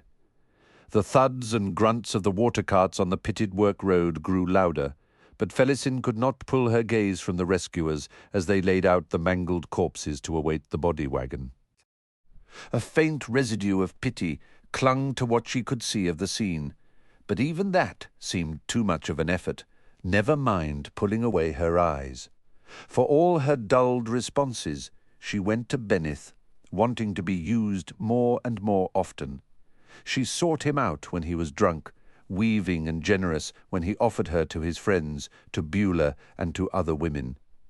"You're numb, girl," Heboric had said one of the few times he'd addressed her, "yet your thirst for feeling grows until even pain will do. But you're looking in the wrong places." Wrong places. What did he know of wrong places? The far reach of deep mine was a wrong place. The shaft, where the bodies would be dumped, that was a wrong place. Everywhere else is just a shade of good enough. She was ready to move in with Benith, punctuating the choices she'd made. In a few days, perhaps next week. Soon she'd made such an issue of her own independence, but it was proving not so great a task to surrender it after all. Lass. Blinking, Felisin looked up. It was the young Malazan guard, the one who'd warned Benith once long ago. The soldier grinned. "Find the quote yet?" "What?" "From Kellenved's writings." "Girl," the boy was frowning now. "I suggested you find someone who knew the rest of the passage I quoted. I don't know what you're talking about." He reached down, the calluses ridging the index finger and thumb of his sword hand, scraping her chin and jawline as he raised her face. She winced in the bright light when he pushed her hair back. "Durhang," he whispered. "Queen's Heart, girl. You look 10 years older than the last time I saw you. And when was that? 2 weeks back." "Ask Benith," she mumbled, pulling her head away from his touch. "Ask him what?" "For me, in your bed. He'll say yes, but only if he's drunk. He'll be drunk tonight. He grieves for the dead with a jug or two. Touch me then," he straightened. "Where's Heboric?" "Heboric, deep soil." She thought to ask why he wanted him instead of her, but the question drifted away. He could touch her tonight. She'd grown to like calluses. Benith was paying Captain Sorwak a visit, and he'd decided to take her with him. He was looking to make a deal Felisin belatedly realized, and he'd offer her to the captain as an incentive. They approached Rathhole round from Work Road, passing Beulah's Inn, where 6 off-duty dozy guards lounged around the front door, their bored gazes tracking them. "Walk a straight line, lass," Benith grumbled, taking her arm. "And stop dragging your feet. It's what you like, isn't it? Always wanting more." An undercurrent of disgust had come to his tone when he spoke to her. He'd stopped making promises. "I'll make you my own girl. Move in with me. We won't need anyone else." Those gruff, whispered assurances had vanished. The realization did not bother Felisin. She'd never really believed Benith anyway. Directly ahead, Sorwak's keep rose, squat from the centre of Rathhole Round, its huge rough-cut blocks of stone stained from the greasy smoke that never really left Skullcup. A lone guard stood outside the entrance, a pike held loosely in one hand. "Hard luck," he said, once they were near. "What is?" Benith demanded. The soldier shrugged. "This morning's cave-in?" "What else?" "We might have saved some," Benith said, "if Sorwak had sent us some help." "Saved some? What's the point? Sorwak's not in the mood if you've come here to complain." The man's flat eyes flicked to Felisin. "If you're here with a gift, that would be another matter." The guard opened the heavy door. "He's in the office," Benith grunted. Tugging at Felisin's arm, he dragged her through the portal. The ground floor was an armory, weapons lining the walls in locked racks. A table and 3 chairs were off to one side, the leavings of the guards' breakfast crowding the small tabletop. Up from the room's centre rose an iron staircase. They ascended a single flight to Soark's office. The captain sat behind a desk that seemed cobbled together from driftwood. His chair was plushly padded with a high back. A large, leather-bound tally book was opened before him. Soark set down his quill and leaned back. Felisin could not recall ever having seen the captain before. He made a point of remaining aloof, isolated here within his tower. The man was thin, devoid of fat, the muscles on his bared forearms like twisted cables under pale skin. Against the present fashion, he was bearded, the wiry black ringlets oiled and scented. The hair on his head was cut short. Watery green eyes glittered from a permanent squint above high cheekbones. His wide mouth was bracketed in deep, downturned lines. He stared steadily at Beneth, ignoring Felisin as if she was not there. Beneth pushed her down in a chair close to one wall, on Soark's left, then sat himself down in the lone chair, directly facing the captain. "Ugly rumours, Soark. Want to hear them?" The captain's voice was soft. "What will that cost me?" "Nothing. These are free. Go on, then." The dossier are talking loud at Beulah's, promising the Whirlwind. Soark scowled. "More of that nonsense. No wonder you give me this news free, Beneth. It's worthless." So I too thought at the beginning, but what else have you to tell me? Beneth's eyes dropped to the ledger on the desk. "You've tallied this morning's dead. Did you find the name you sought?" "I sought no particular name, Beneth. You think you've guessed something, but there's nothing there. I'm losing patience. There were 4 mages among the victims. Enough. Why are you here?" Beneth shrugged, as if tossing away whatever suspicions he held. "A gift," he said, gesturing to Felisin. "Very young, docile, but ever eager. No spirit to resist. Do whatever you want, Soark." The captain's scowl darkened. In exchange, Beneth continued, "I wish the answer to a single question. The slave Baudin was arrested this morning. Why?" Felisin blinked. "Baudin?" She shook her head, trying to clear it of the fog that marked her waking hours. Was this important? "Arrested in Whipcord Lane after curfew. He got away, but one of my men recognized him, and so the arrest was effected this morning." Soark's watery gaze finally swung to Felisin. "Very young, you said? 18, 19, you're getting old, Beneth, if you call that very young." She felt his eyes exploring her like ghost hands. This time the sensation was anything but pleasing. She fought back a shiver. "She's 15, Soark, but experienced. Arrived but 2 transports ago." The captain's eyes sharpened on her, and she watched, wondering, as all the blood drained from his face. Beneth surged to his feet. "I'll send another 2 young girls from the last shipment." He stepped close to Felisin and pulled her upright. "I guarantee your satisfaction, Captain. They'll be here within the hour." Beneth Soark's voice was soft. "Baudin works for you, does he not? An acquaintance, Soark. Not one of my trusted ones. I asked because he's on my reach crew. One less strong man will slow us if you're still holding him tomorrow." "Live with it, Beneth. Neither one believes the other." The thought was like a glimmer of long-lost awareness in Felisin. She drew a deep breath. "Something's happening. I need to think about it. I need to be listening right now." In answer to Soark's suggestion, Beneth sighed heavily.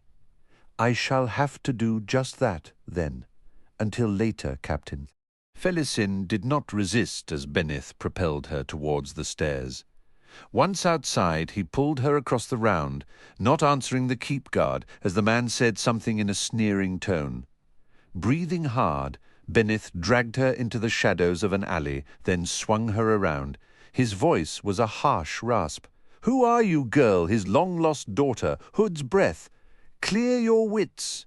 Tell me what happened just now in that office. Baudin? What's Baudin to you? Answer me. He's nothing. The back of his hand, when it struck her face, was like a sack of rocks. Light exploded behind Felisin's eyes as she sprawled sideways. Blood streamed from her nose as she lay unmoving in the alley's rotting refuse. Staring dumbly at the ground 6 inches away, she watched the red pools spread in the dust. Benneth dragged her upright and threw her up against a wood-slatted wall. "Your full name, lass, tell me." "Felisin," she mumbled. Just that, snarling. He raised his hand again. She stared at the marks her teeth had left just above the knuckles. "No, I swear it. I was a foundling. Disbelief crazed his eyes. A what? Found outside the Fina monastery on Malaz Island, the Empress made accusations, followers of Fina Heboric. Your ship came from Unta, lass. What do you take me for? You're noble born? No, only well cared for. Please, Benneth, I'm not lying. I don't understand Sawak." Maybe Baudin spun a tale, a lie to save his own skin. "Your ship sailed from Anta. You've never even been to Malaz Island. This monastery, near which city? Yakata? There's only 2 cities on the island. The other's Malaz City. I was sent there for a summer. Schooling. I was in training to be a priestess. Ask Heboric, Benneth, please, name me the poorest quarter of Malaz City. Poorest, name it. I don't know. The Fenner Temple is in Dockfront. Is it the poorest? There were slums outside the city, lining the Jakarta road. I was there for but a season, Benneth, and I hardly saw Jakarta. We weren't allowed. Please, Benneth, I don't understand any of this. Why are you hurting me? I've done everything you wanted me to do. I slept with your friends. I let you trade me. I made myself valuable." He struck her again, no longer seeking answers or a way through her frantic lies. A new reason had appeared in his eyes, birthing a bright rage. He beat her systematically, in silent, cold fury. After the first few blows, Felisin curled herself tight around the pane. The shadow-cooled alley dust feeling like a balm where her flesh lay upon it. She struggled to concentrate on her breathing, closing in on that one task, drawing the air in, fighting the waves of agony that came with the effort, then releasing it slowly, a steady stream that carried the pain away. Eventually she realized that Benneth had stopped, that perhaps he'd only struck her a few times, and that he had left. She was alone in the alley, the thin strip of sky overhead darkening with dusk. She heard occasional voices in the street beyond, but no one approached the narrow aisle she huddled in. She woke again later. Apparently she had passed out while crawling towards the alley mouth. The torchlit work road was a dozen paces away. Figures ran through her line of sight. Through the constant ringing in her ears, she heard shouts and screams. The air stank of smoke. She thought to resume crawling, then consciousness slipped away again. Cool cloth brushed her brow. Felisin opened her eyes. Heboric was bending over her and seemed to be studying her pupils, each in turn. "You with us, lass?" Her jaw ached. Her lips were crusted together with scabs. She nodded, only now realizing that she was lying in her own bed. "I'm going to rub some oil on your lips. See if we can prise them open without it hurting too much. You need water." She nodded again and steeled herself against the pain of his ministrations as he dabbed at her mouth with the oil-soaked cloth strapped onto the stub of his left arm. He spoke as he worked. Eventful night for us all. Baudin escaped the gale, lighting a few buildings to flame for diversion. He's hiding somewhere here in Skullcup. No one tried the cliff walls or Sinker Lake. The cordon of guards lining Beetle Road up top reported no attempts to breach in any case. Sawak's posted a reward once the bastard alive, not least because Baudin went and killed 3 of his men. I suspect there's more to the tale. What do you think, then? Benneth reports you missing from the Twistings work line this morning. Starts me wondering. So I go to talk to him at the midday break. Says he last saw you at Beulah's last night. Says he's cut you loose because you're all used up, sucking more smoke into your lungs than air, as if he ain't to blame for that. But all the while he's talking, I'm studying those cut marks on his knuckles.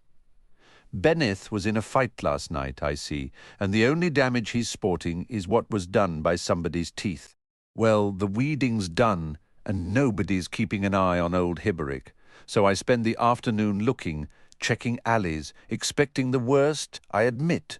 Felisin pushed his arm away. Slowly she opened her mouth, wincing at the pain and feeling the cool prick of reopened gashes. Benneth, she managed. Her chest hurt with every breath. Heboric's eyes were hard. "What of him? Tell him from me. Tell him I am sorry." The old man slowly leaned back. "I want him to take me back." "Tell him, please." Heboric rose. "Get some rest," he said, in a strangely flat voice as he moved out of her line of sight. "Water," coming up. "Then you sleep." "Can't," she said. "Why not?" "Can't sleep without a pipe. Can't." She sensed him staring at her. "Your lungs are bruised. You've some cracked ribs. Will tea do? Durhang tea. Make it strong." Hearing him fill a cup of water from the cask, she closed her eyes. "Clever story, lass," Heboric said. "A foundling. Lucky for you. I'm quick, I'd say. There's a good chance Benneth believes you now." "Why? Why do you tell me this?" "To put you at ease.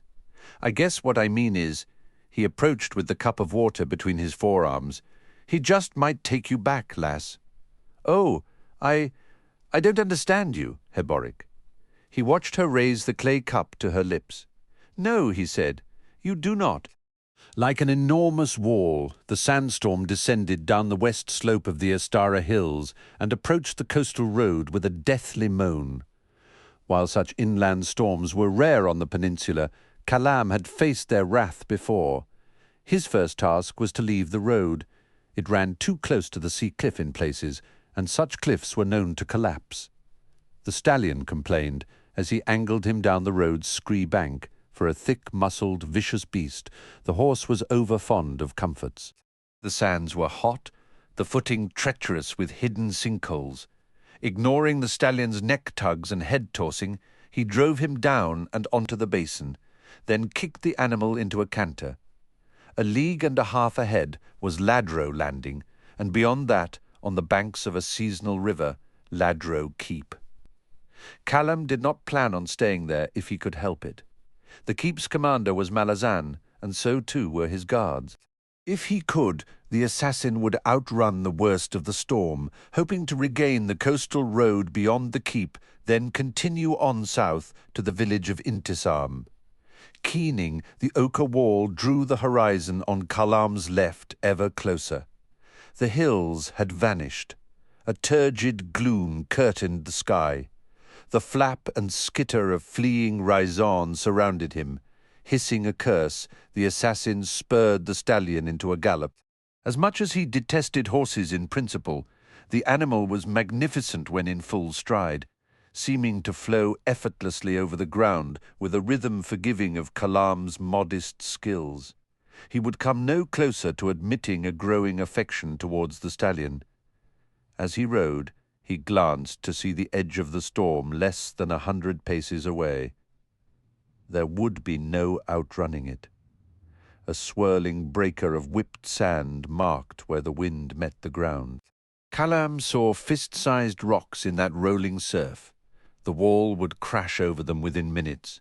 Its roar filled the air. Slightly ahead, and on a course that would intercept them, Kalam saw within the ochre cloud a grey stain.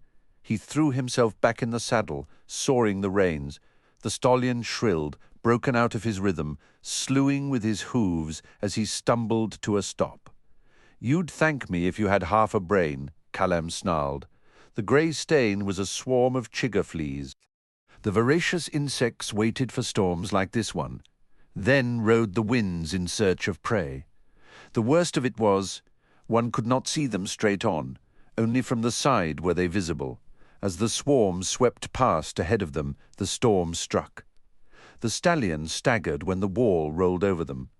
The world vanished inside a shrieking, whirling ochre haze. Stones and gravel pelted them, drawing flinches from the stallion and grunts of pain from Kalam. The assassin ducked his hooded head and leaned into the wind. Through the slit in his talaba scarf, he squinted ahead, nudging his mount forward at a walk.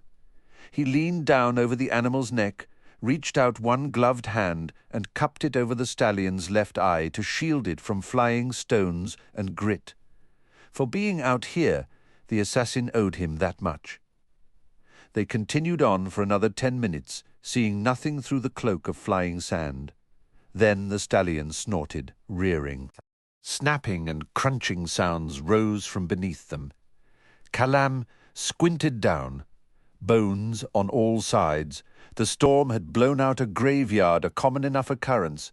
The assassin regained control of his mount, then tried to pierce the ochre gloom.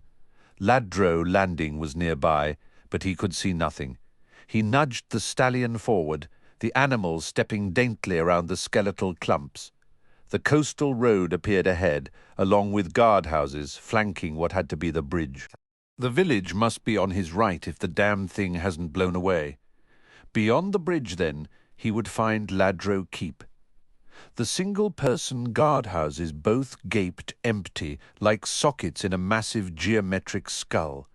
His horse stabled, Kalam crossed the compound, leaning against the wind and wincing at the ache in his legs as he approached the keep's gatehouse entrance. Ducking within the alcove, he found himself beyond the storm's howl for the first time in hours. Drifts of fine sand filled the gatehouse's corners, but the dusty air was calm. No guardsman held the post. The lone stone bench was vacant. Kalam raised the heavy iron ring on the wood door, slamming it down hard. He waited. Eventually, he heard the bars being drawn on the other side. The door swung back with a grating sound. An old kitchen servant regarded him with his one good eye. "Inside, then," he grumbled. "Join the others." Kalam edged past the old man and found himself in a large common room. Faces had turned with his entrance. At the far end of the main table, which ran the length of the rectangular chamber, sat 4 of the keep's guardsmen, Malazans, looking foul-tempered. 3 jugs squatted in puddles of wine on the tabletop. To one side, next along the table, was a wiry, sunken-eyed woman, her face painted in a style best left to young maidens.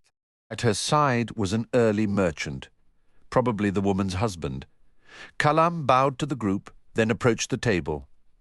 Another servant, this one younger than the doorman by only a few years, appeared with a fresh jug and a goblet, hesitating until the assassin settled on where he would sit, opposite the merchant couple. He set the goblet down and poured Kalam a half measure, then backed away. The merchant showed Durhang-stained teeth in a welcoming smile. "Down from the north, then?" The wine was some kind of herbal concoction, too sweet and cloying for the climate. Kalam set the goblet down, scowling. No beer in this hold. The merchant's head bobbed. "Aye, and chilled at that. Alas, only the wine is free, courtesy of our host. Not surprised it's free," the assassin muttered. He gestured to the servant. "A tankard of beer, if you please." "Costs a sliver," the servant said. "Highway robbery, but my thirst is master." He found a clipped jacata and set it on the table. "Has the village fallen into the sea, then?" the merchant asked. "On your way down from Ehrlitan? How stands the bridge?" Kalam saw a small velvet bag on the tabletop in front of the merchant's wife. Glancing up, he met her pitted eyes. She gave him a ghastly wink. "He'll not add to your gossip, Berkrew darling. A stranger come in from the storm is all you'll learn from this one." One of the guardsmen raised his head. "Got something to hide, have you? Not guarding a caravan, just riding alone, deserting the Ehrlitan guard, or maybe spreading the word of Drijna, or both. Now here you come, expecting the hospitality of the master Malazan, born and bred." Kalam eyed the men. 4 belligerent faces. Any denial of the sergeant's accusations would not be believed. The guards had decided he belonged in the dungeon for the night at least. Something to break the boredom. Yet the assassin was not interested in shedding blood. He laid his hands flat on the table, slowly rose. "A word with you, Sergeant," he said, in private. The man's dark face turned ugly. "So you can slit my throat?" "You believe me capable of that?" Kalam asked in surprise. "You wear chain. You've a sword at your belt. You've 3 companions who no doubt will stay close, if only to eavesdrop on the words we exchange between us." The sergeant rose. "I can handle you well enough on my own," he growled. He strode to the back wall. Kalam followed. He withdrew a small pendant from under his telaba and held it up. "Do you recognize this, Sergeant?" he asked softly. Cautiously, the man leaned forward to study the symbol etched on the pendant's flat surface. Recognition paled his features as he involuntarily mouthed, "Clawmaster, an end to your questions and accusations, Sergeant. Do not reveal what you now know to your men, at least until after I am gone. Understood?" The sergeant nodded. "Pardon, sir," he whispered. Kalam hooked a half-smile. "Your unease is earned. Hood's about to stride this land, and you and I both know it. You erred today, but do not relax your mistrust. Does the Keep commander understand the situation beyond these walls?" "Aye, he does." The assassin sighed. "Makes you and your squad among the lucky ones, Sergeant." "Aye. Shall we return to the table now?" The sergeant simply shook his head in answer to his squad's querying expressions. As Kalam returned to his beer, the merchant's wife reached for the velvet bag. "The soldiers have each requested a reading of their futures," she said, revealing a deck of dragons. She held the deck in both hands, her unblinking eyes on the assassin. "And you, would you know of your future, stranger? Which gods smile upon you? Which gods frown? The gods have little time or inclination to spare us any note," Kalam said with contempt. "Leave me out of your games, woman. So you cow the sergeant," she said, smiling, "and now seek to cow me. See the fear your words have wrought in me." I shake with terror. With a disgusted snort, Kalam slid his gaze away. The common room boomed as the front door was assailed. More mysterious travellers, the woman cackled. Everyone watched as the doorman reappeared from a side chamber and shuffled towards the door. Whoever waited outside was impatient. Thunder rang imperiously through the room, even as the old man reached for the bar. As soon as the bar cleared the latch, the door was pushed hard. The doorman stumbled back. 2 armoured figures appeared. The first one a woman. Metal rustled and boots thumped as she strode into the centre of the chamber. Flat eyes surveyed the guards and the other guests, held briefly on each of them before continuing on. Kalam saw no special attention accorded him. The woman had once held rank, perhaps she still did, although her accoutrements and colours announced no present status, nor was the man behind her wearing anything like a uniform. Kalam saw wheals on both their faces and smiled to himself. They'd run into chigger fleas, and neither looked too pleased about it. The man jerked suddenly as one bit him somewhere beneath his hauberk. Cursing, he began loosening the armour's straps. "No," the woman snapped. The man stopped. She was Padu, a southern plains tribe. Her companion had the look of a northerner, possibly Ehrli. His dusky skin was a shade paler than the woman's and bare of any tribal tattooing. "Hood's breath," the sergeant snarled at the woman. "Not another step closer. You're both crawling with chiggers. Take the far end of the table." "One of the servants will prepare a cedar chip bath, though that will cost you." For a moment, the woman seemed ready to resist, but then she gestured to the unoccupied end of the table with one gloved hand, and her companion responded by pulling 2 chairs back before seating himself stiffly in one of them. The Padu took the other. "A flagon of beer," she said. "The master charges for that," Kalam said, giving her a wry smile. "The Seven's fate, the cheap bastard, you servant." Bring me a tankard and I'll judge if it's worth any coin. Quickly now. The woman thinks this a tavern, one of the guards said. The sergeant spoke. You're here by the grace of this keep's commander. You'll pay for the beer, you'll pay for the bath, and you'll pay for sleeping on this floor. And this is grace? The sergeant's expression darkened. He was Malazan, and he shared the room with a clawmaster. The four walls, the ceiling, the hearth, and the use of the stables are free, woman. Yet you complain like a virgin princess. Accept the hospitality, or be gone. The woman's eyes narrowed. Then she removed a handful of jacatas from a belt pouch and slammed them on the tabletop. I gather, she said smoothly, that your gracious master charges even you for beer, Sergeant. So be it. I've no choice but to buy everyone here a tankard. Generous, the sergeant said with a stiff nod. The future shall now be prized loose, the merchant's wife said, trimming the deck. Kalam saw the Pardu flinch upon seeing the cards. Spare us, the assassin said. There's nothing to be gained from seeing what's to come, assuming you've any talent at all, which I doubt. Save us all from the embarrassment of your performance. Ignoring him, the old woman angled herself to face the guardsman. All your fates rest upon this. She laid out the first card. Kalam barked a laugh. Which one is that? One of the guards demanded. Obelisk, Kalam said. The woman's a fake, as any seer of talent would know that card's inactive in 7 cities. An expert in divination, are you? The old woman snapped. I visit a worthy seer before any overland journey, Kalam replied. It would be foolish to do otherwise. I know the deck, and I've seen when the reading was true, when power showed the hand. No doubt you intended to charge these guardsmen once the reading was done, once you'd told them how rich they were going to become, how they'd live to ripe old ages, fathering heroes by the score, her expression unveiling the charade's end. The old woman screamed with rage and flung the deck at Kalam. It struck him on the chest, cards clattering on the tabletop in a wild scatter, which settled into a pattern. The breath hissed from the Pardu woman, the only sound to be heard within the common room. Suddenly sweating, Kalam looked down at the cards. 6 surrounded a single, and that single card, he knew with certainty, was his. The rope, assassin of shadow. The 6 cards encircling it were all of one house. King, herald, mason, spinner, knight, queen. High house death, Hood's house all arrayed around the one who carries the holy book of Drijna. Ah, well.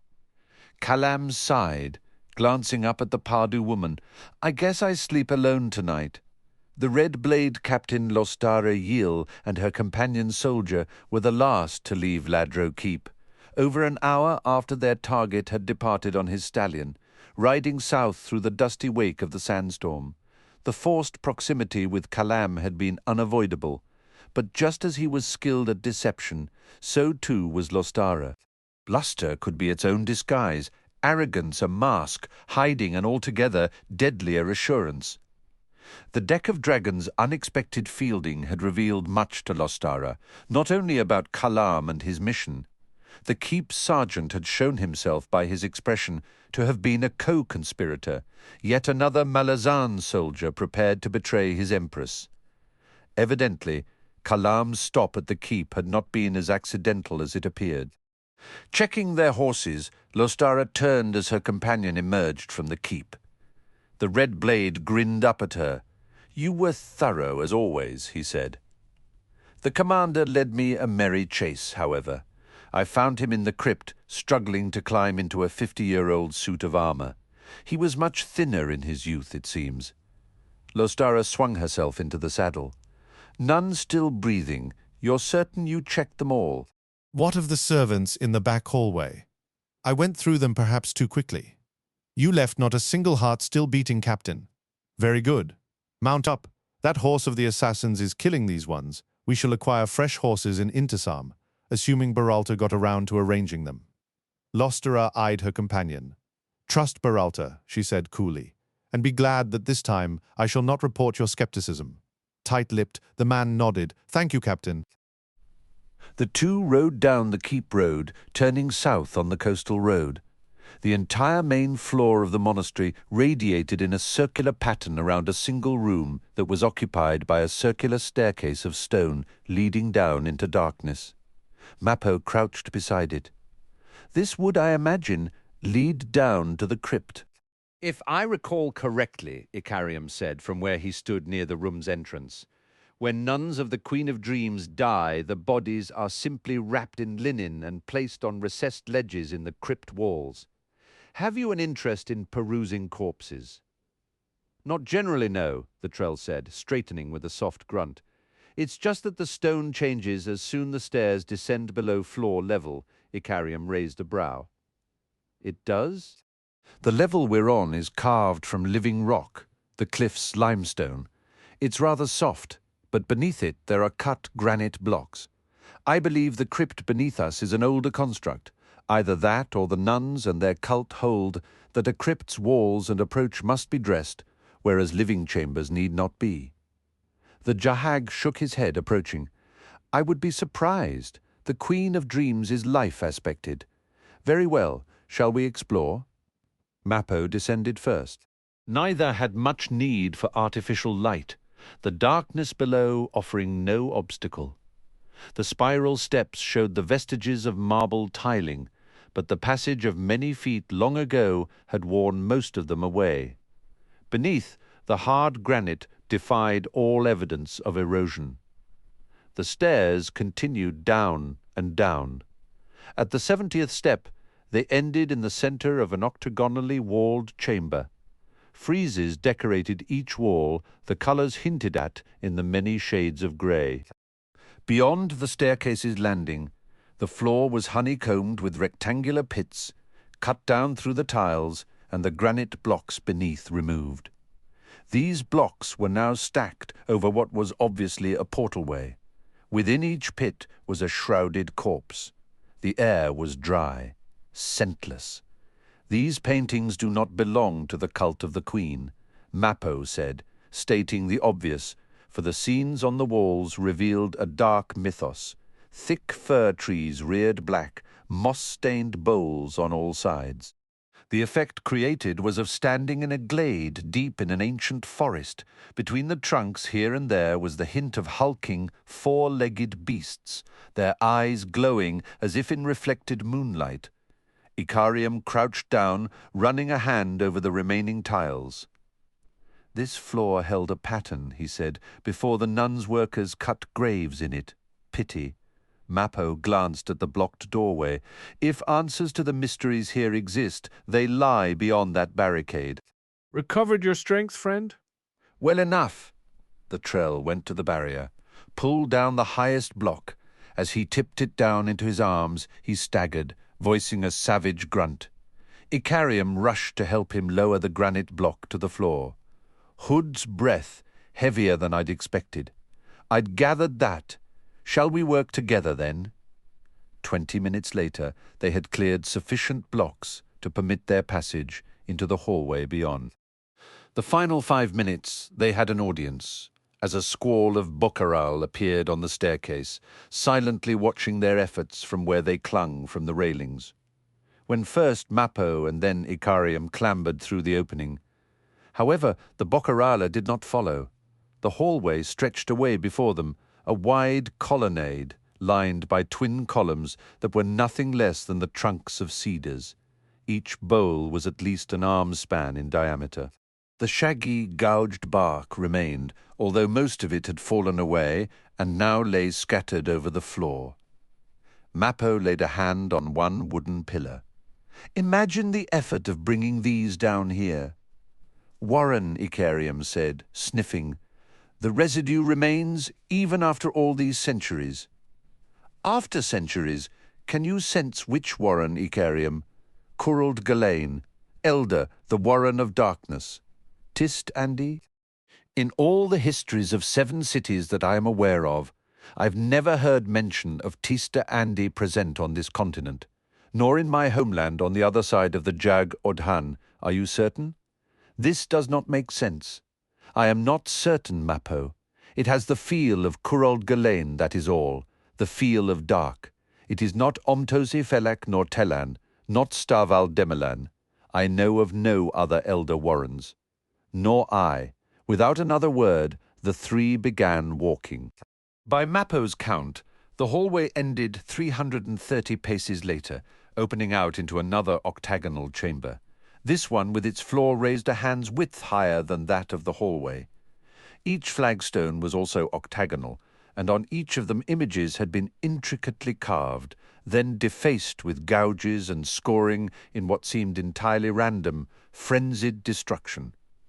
The Trell felt his hackles stiffening into a ridge on his neck as he stood at the room's threshold. Icarium was beside him. "I do not," the Jag said. "Suggest we enter this chamber." Mappo grunted agreement. The air stank of sorcery, old, stale, and clammy, and dense with power.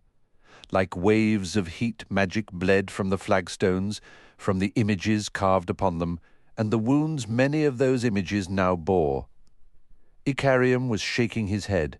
"If this is corralled Galain, its flavor is unknown to me. It is corrupted by the defilement."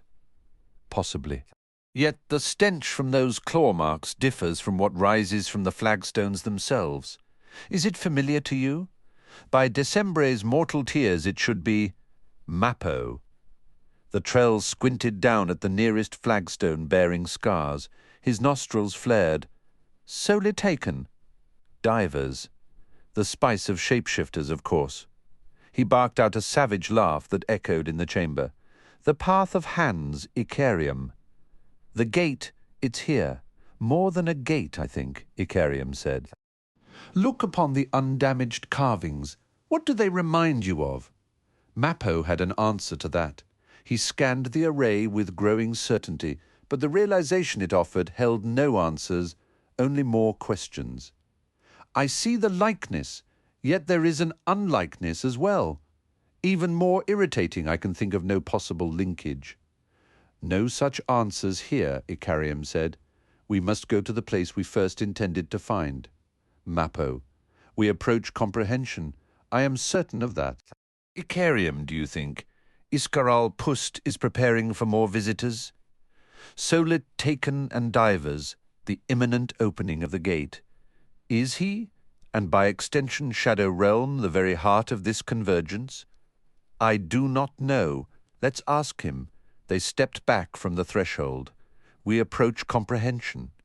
3 words evoking terror within Mappo. He felt like a hare in a master archer's sights, each direction of flight so hopeless as to leave him frozen in place. He stood at the side of powers that staggered his mind, power past and powers present, the nameless ones, with their charges, arid hints and visions, their cowled purposes and shrouded desires, creatures of fraught antiquity, if the Trellish legends held any glimmer of truth. And Icarium, oh dear friend, I can tell you nothing. My curse is silence to your every question, and the hand I offer as a brother will lead you only into deceit. In love's name I do this at my own cost. And such a cost! The Bucarala awaited them at the stairs and followed the 2 men at a discreet distance up to the main level. They found the high priest in the vestibule he had converted into his sleeping chamber.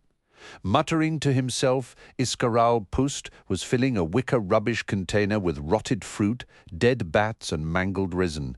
He threw Mappo and Icarium a scowl over one shoulder as they stood at the room's entrance. "If those squalid apes are following you, let them wear my wrath," Iscaral hissed. "No matter which chamber I choose, they insist on using it as repository for their foul leavings. I have lost patience. They mock a high priest of shadow at their peril." "We have found the gate," Mappo said. Iscaral did not pause in his cleaning. "Oh, you have you? Fools, nothing is as it seems. A life given for a life taken. You have explored every corner, every cranny, have you? Idiots.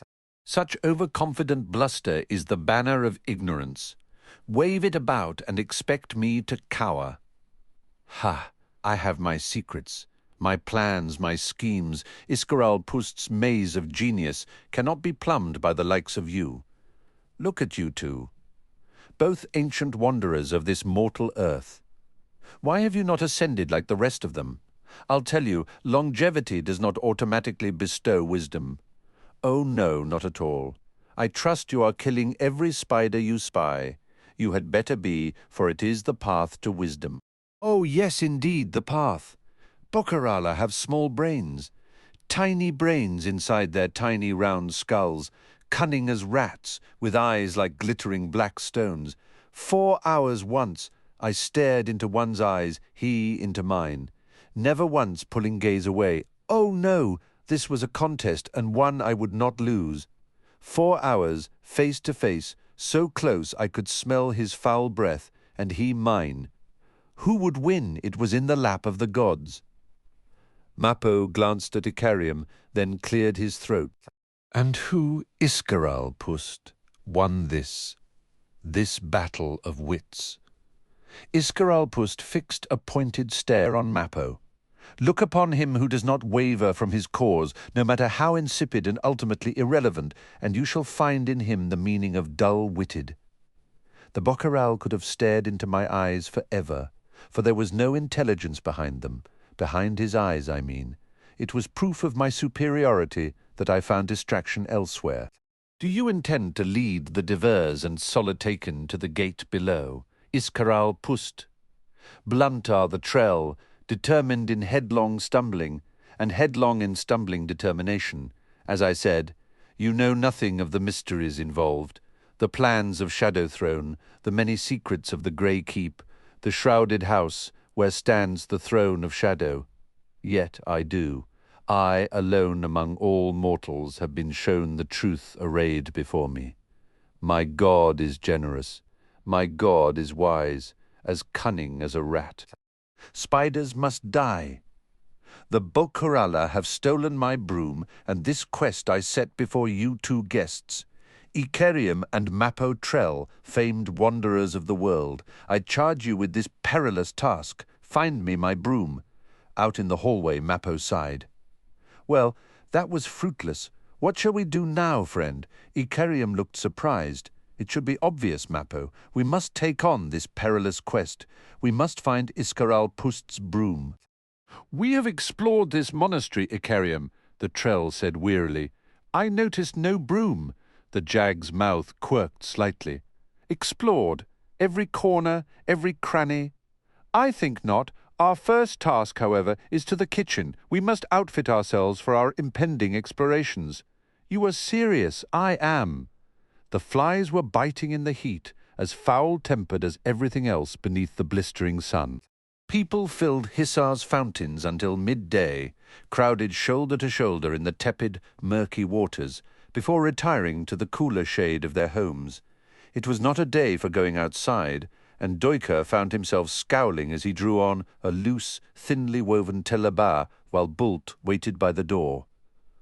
"Why not under the moon?" the historian muttered. "Cool night air, stars high overhead, with every spirit looking down. Now that would ensure success." Bult's sardonic grin did not help matters. Strapping on his rope belt, Duiker turned to the grizzled commander. "Very well, lead on, uncle." The Wiccan's grin widened, deepening the scar until it seemed he had 2 smiles instead of 1. Outside, Kulp waited with the mounts, astride his own small, sturdy-looking horse. Duiker found the cadre mage's glum expression perversely pleasing. They rode through almost empty streets. It was Maroc, early afternoon, when sane people retired indoors to wait out the worst of the summer heat. The historian had grown accustomed to napping during Marek. He was feeling grumpy, all too out of sorts to attend Sormo's ritual. Warlocks were notorious for their impropriety, their deliberate discombobulating of common sense. For the defence of decency done, the Empress might be excused the executions. He grimaced, clearly not an opinion to be safely voiced within hearing range of any Wiccans. They reached the city's northern end, and rode out on a coastal track for half a league before swinging inland into the wastes of the Odhan. The oasis they approached an hour later was dead, the spring long since dried up. All that remained of what had once been a lush, natural garden amidst the sands was a stand of withered, gnarled cedars rising from a carpet of tumbled palms. Many of the trees bore strange projections that drew Duiker's curiosity as they led their horses closer. "Are those horns in the trees?" Culp asked. "Bedouin, I think," the historian replied. "Jammed into a fork, then grown past, leaving them embedded deep in the wood. These trees were likely 1,000 years old before the water vanished." The mage grunted. "You'd think they'd be cut down by now, this close to Hissar." "The horns are warnings," Bult said. "Holy ground, once, long ago. Memories remain, as well they should," Duiker muttered. "Sormo should be avoiding hallowed sand, not seeking it out. If this place is aspected, it's likely an inimical one to a Wickan warlock. I've long since learned to trust Sormo Enath's judgment, historian. You'd do well to learn the like. It's a poor scholar who trusts anyone's judgment," Duiker said, "even and perhaps especially his own." "You walk shifting sands," Bult sighed, then gave him another grin, as the locals would say. "What would you Wiccans say?" Culp asked. Bult's eyes glittered with mischief. "Nothing. Wise words are like arrows flung at your forehead. What do you do? Why, you duck, of course. This truth a Wiccan knows from the time he first learns to ride, long before he learns to walk. They found the warlock in a clearing. The drifts of sand had been swept aside, revealing a heaved and twisted brick floor, all that remained of a structure of some sort. Chips of obsidian glittered in the joins. Culp dismounted, eyeing Sormo, who stood in the centre, hands hidden within heavy sleeves. He swatted at a fly. "What's this, then? Some lost, forgotten temple?" The young Wiccan slowly blinked. My assistants concluded it had been a stable. They then left, without elaborating. Culp scowled at Duiker. "I despise Wiccan humour," he whispered. Sormo gestured them closer. "It is my intention to open myself to the sacred aspect of this Keror, which is the name Wiccans give to holy places open to the skies." "Are you mad?" Culp's face had gone white. "Those spirits will rip your throat out, child. They are of the Seven." "They are not," the warlock retorted. "The spirits in this Keror were raised in the time before the Seven. They are the land's own, and if you must liken them to a known aspect, then it must be Telan." "Hood's mercy," Duiker groaned. "If it is indeed Telan, then you will be dealing with Tilan Imas Sormo. The undead warriors have turned their backs on the Empress and all that is the Empire ever since the Emperor's assassination." The warlock's eyes were bright. "And have you not wondered why?" The historian's mouth snapped shut. He had theories in that regard, but to voice them to anyone would be treason. Culp's dry question to Sormo broke through Duiker's thoughts. "And has Empress Lezine tasked you with this? Are you here to seek a sense of future events? Or is that just a feint?"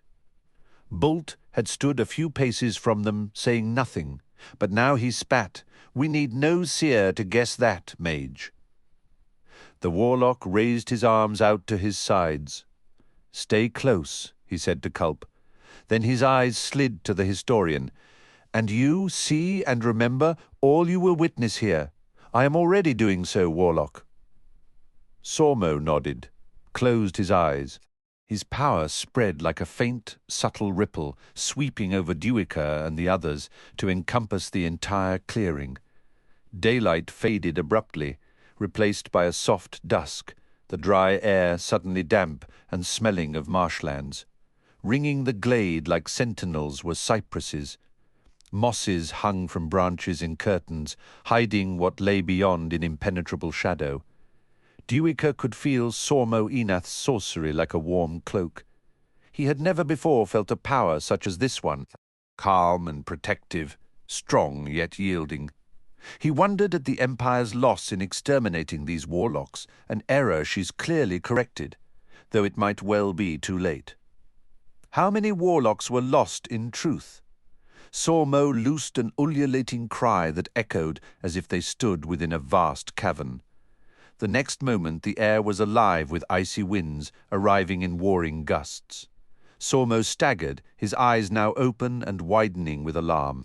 He drew a breath, then visibly recoiled at the taste, and Duiker could not blame him.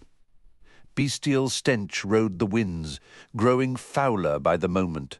Taut violence filled the glade, a sure promise announced in the sudden thrashing of the moss-laden branches. The historian saw a swarming cloud approach Bult from behind and shouted a warning. The Wickan whirled long knives in his hands. He screamed as the first of the wasps stung. "Divas!" Culp bellowed, one hand grasping Duiker's telaba and pulling the historian back to where Sormo stood as if dazed. Rats scampered over the soft ground, shrilly screaming as they attacked a writhing bundle of snakes. The historian felt heat on his legs, looked down. Fire ants swarmed him up to his thighs. The heat rose to agony. He screamed, swearing. Culp unleashed his warren in a pulse of power. Shriveled ants fell from the historian's legs like dust. The attacking swarm flinched back, the divers retreating.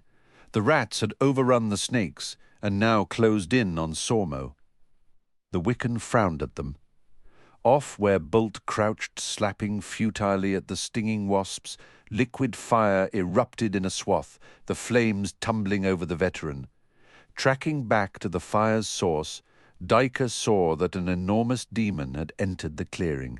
Midnight-skinned and twice the height of a man, the creature voiced a roar of fury and launched a savage attack on a white-furred bear. The glade was alive with divas and solitaken, the air filled with shrieks and snarls. The demon landed on the bear, driving it to the ground with a snap and crunch of bones. Leaving the animal twitching, the black demon leapt to one side and roared a second time, and this time Duiker heard meaning within it. "It's warning us," he shouted at Culp. Like a lodestone, the demon's arrival drew the divers and solitaken. They fought each other in a frenzied rush to attack the creature. "We have to get out of here," Duiker said. "Pull us out, Culp now." The mage hissed in rage. "How? This is Sormo's ritual, you damned book grub." The demon vanished beneath a mob of creatures, yet clearly remained upright as the divers and solitaken clambered up what seemed a solid pillar of stone. Black-skinned arms appeared, flinging away dead and dying creatures, but it could not last. "Hood take you, Culp. Think of something." The mage's face tightened. "Drag Bult to Sormo. Quickly, leave the warlock to me with that." Culp bolted to Sormo, shouting in an effort to wake the youth from whatever spell held him. Duiker spun to where Bult lay huddled 5 paces away. His legs felt impossibly heavy beneath the prickling pain of the ant bites as he staggered to the Wickan. The veteran had been stung scores of times. His flesh was misshapen with fiery swelling. He was unconscious, possibly dead. Duiker gripped the man's harness and dragged him to where Culp continued accosting Sormo Enath. As the historian arrived, the demon gave one last shriek, then disappeared beneath the mound of attackers. The divers and solitaken then surged towards the 4 men. Sormo Enath was oblivious, his eyes glazed, unheeding of the mage's efforts to shout him into awareness. "Wake him or we're dead," Duiker gasped, stepping over Bult to face the charging beasts with naught but a small knife. The weapon would little avail him as a seething cloud of hornets swiftly closed the distance. The scene was jolted, and Duiker saw they were back in the dead oasis. The divers and solitaken were gone. The historian turned to Culp. "You did it. How?" The mage glanced down at a sprawled, moaning Sormo Enath. "I'll pay for it," he muttered, then met Duiker's eyes. "I punched the lad. Damn near broke my hand doing it too. It was his nightmare, wasn't it?" The historian blinked, then shook himself and crouched down beside Bult. "This poison will kill him long before we can get help." Culp squatted, ran his good hand over the veteran's swollen face. "Not poison, more like an infecting warren. I can deal with this, Duiker, as with your legs." He closed his eyes in concentration. Sormo Enath slowly pushed himself into sitting position. He looked around, then tenderly touched his jaw, where the ridged imprint of Culp's knuckles stood like puckered islands in a spreading flush of red. "He had no choice," Duiker told him. The warlock nodded. "Can you talk any loose teeth?" "Somewhere," he said clearly. "A crow flaps broken-winged on the ground. There are but 10 left." "What happened there, warlock?" Sormo's eyes flicked nervously. "Something unexpected. Historian, a convergence is underway, the path of hands. The gate of the Solitaken and the divers. An unhappy coincidence." Duiker scowled. "You said Tellan?" "And so it was," the warlock cut in. "Is there a blending between shape-shifting and Elder Tellan, unknown? Perhaps the divers and Solitaken are simply passing through the warren, imagining it unoccupied by Clan Imas and therefore safer. Indeed, no Clan Imas to take umbrage with the trespass, leaving them with only each other to battle." "They're welcome to annihilate each other then," the historian grumbled, his legs slowly giving way beneath him until, like Sormo, he sat on the ground. "I shall help you in a moment," Culp called over. Nodding, Duiker found himself watching a dung beetle struggle heroically to push aside a fragment of palm bark. He sensed something profound in what he watched, but was too weary to pursue it. Chapter 5. Bokarala seemed to have originated in the wastes of Raraku. Before long, these social creatures spread outward and were soon seen throughout 7 cities. As efficacious rat control in settlements, the Bokarala were not only tolerated, but often encouraged. It was not long before a lively trade in domesticated breeds became a major export. The usage and demonic investment of this species among mages and alchemists is a matter for discussion within treatises more specific than this one. Banks' 321st treatise offers a succinct analysis for interested scholars.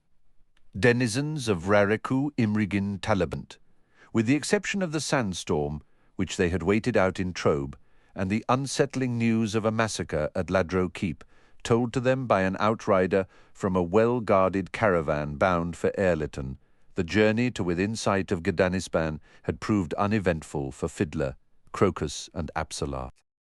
Although Fiddler knew that the risks that lay ahead south of the small city out in the Panpotson Odhan were severe enough to eat holes in his stomach, he had anticipated a lull in the final approach to Gdanisban. What he had not expected to find was a ragtag renegade army encamped outside the city walls. The army's main force straddled the road, but was shielded by a dun line of hills on the north side. The canal road led the 3 unsuspecting travellers into the camp's perimeter lines. There had been no warning. A company of footmen commanded the Rosad from flanking hills and oversaw diligent questioning of all who sought entry to the city. The company was supported by a score of Arak tribal horse warriors who were evidently entrusted with riding down any traveller inclined to flee the approach to the makeshift barricade. Fiddler and his charges would have to ride on through and trust to their disguises. The sapper was anything but confident, although this lent a typically Graal scowl to his narrow features, which elicited a wholly proper wariness in 2 of the 3 guards who stepped forward to intercept them at the barricade. "The city is closed," the unimpressed guard nearest them said, punctuating his words by spitting between the hooves of Fiddler's mount. It would later be said that even a Graal's horse knew an insult when it saw one. Before Fiddler could react, his mount's head snapped forward, stripping the reins from the sapper's hands, and bit the guardsman in the face. The horse had twisted its head so that the jaws closed round the man's cheeks and tore into cheeks. Upper lip and nose, blood gushed. The guardsman dropped like a sack of stones, a piercing, keening sound rising from him. For lack of anything else to grip, Fiddler snagged the gelding's ears and pulled hard, backing the beast away even as it prepared to stomp on the guard's huddled form. Hiding his shock behind an even fiercer frown, the sapper unleashed a stream of growl curses at the two remaining men, who had both backed frantically clear before lowering their pikes. Foul snot of rabid dogs, anal crust of dysenteried goats, such a sight for two young newlyweds to witness. Will you curse their marriage, but 2 weeks since the blessed day? Shall I loose the fleas on my head to rend your worthless flesh from your jellied bones? As Fiddler roared every growl utterance of disgust he could recall in an effort to keep the guards unbalanced, a troop of the Arak horse warriors rode up with savage haste. "Growl 10 jacatas for your horse. 12, growl to me, 15 and my youngest daughter. 5 jacatas for 3 tail hares." Fiddler turned his fiercest frown on the riders.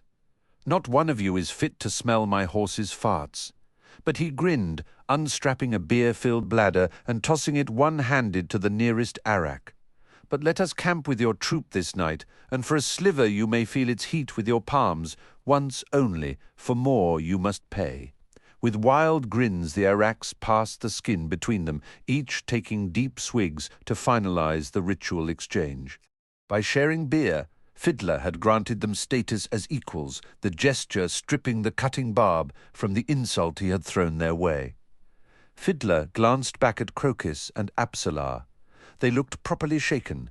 Biting back his own nausea, the sapper winked. The guards had recovered, but before they could close in, the tribesmen drove their mounts to block them. "Ride with us!"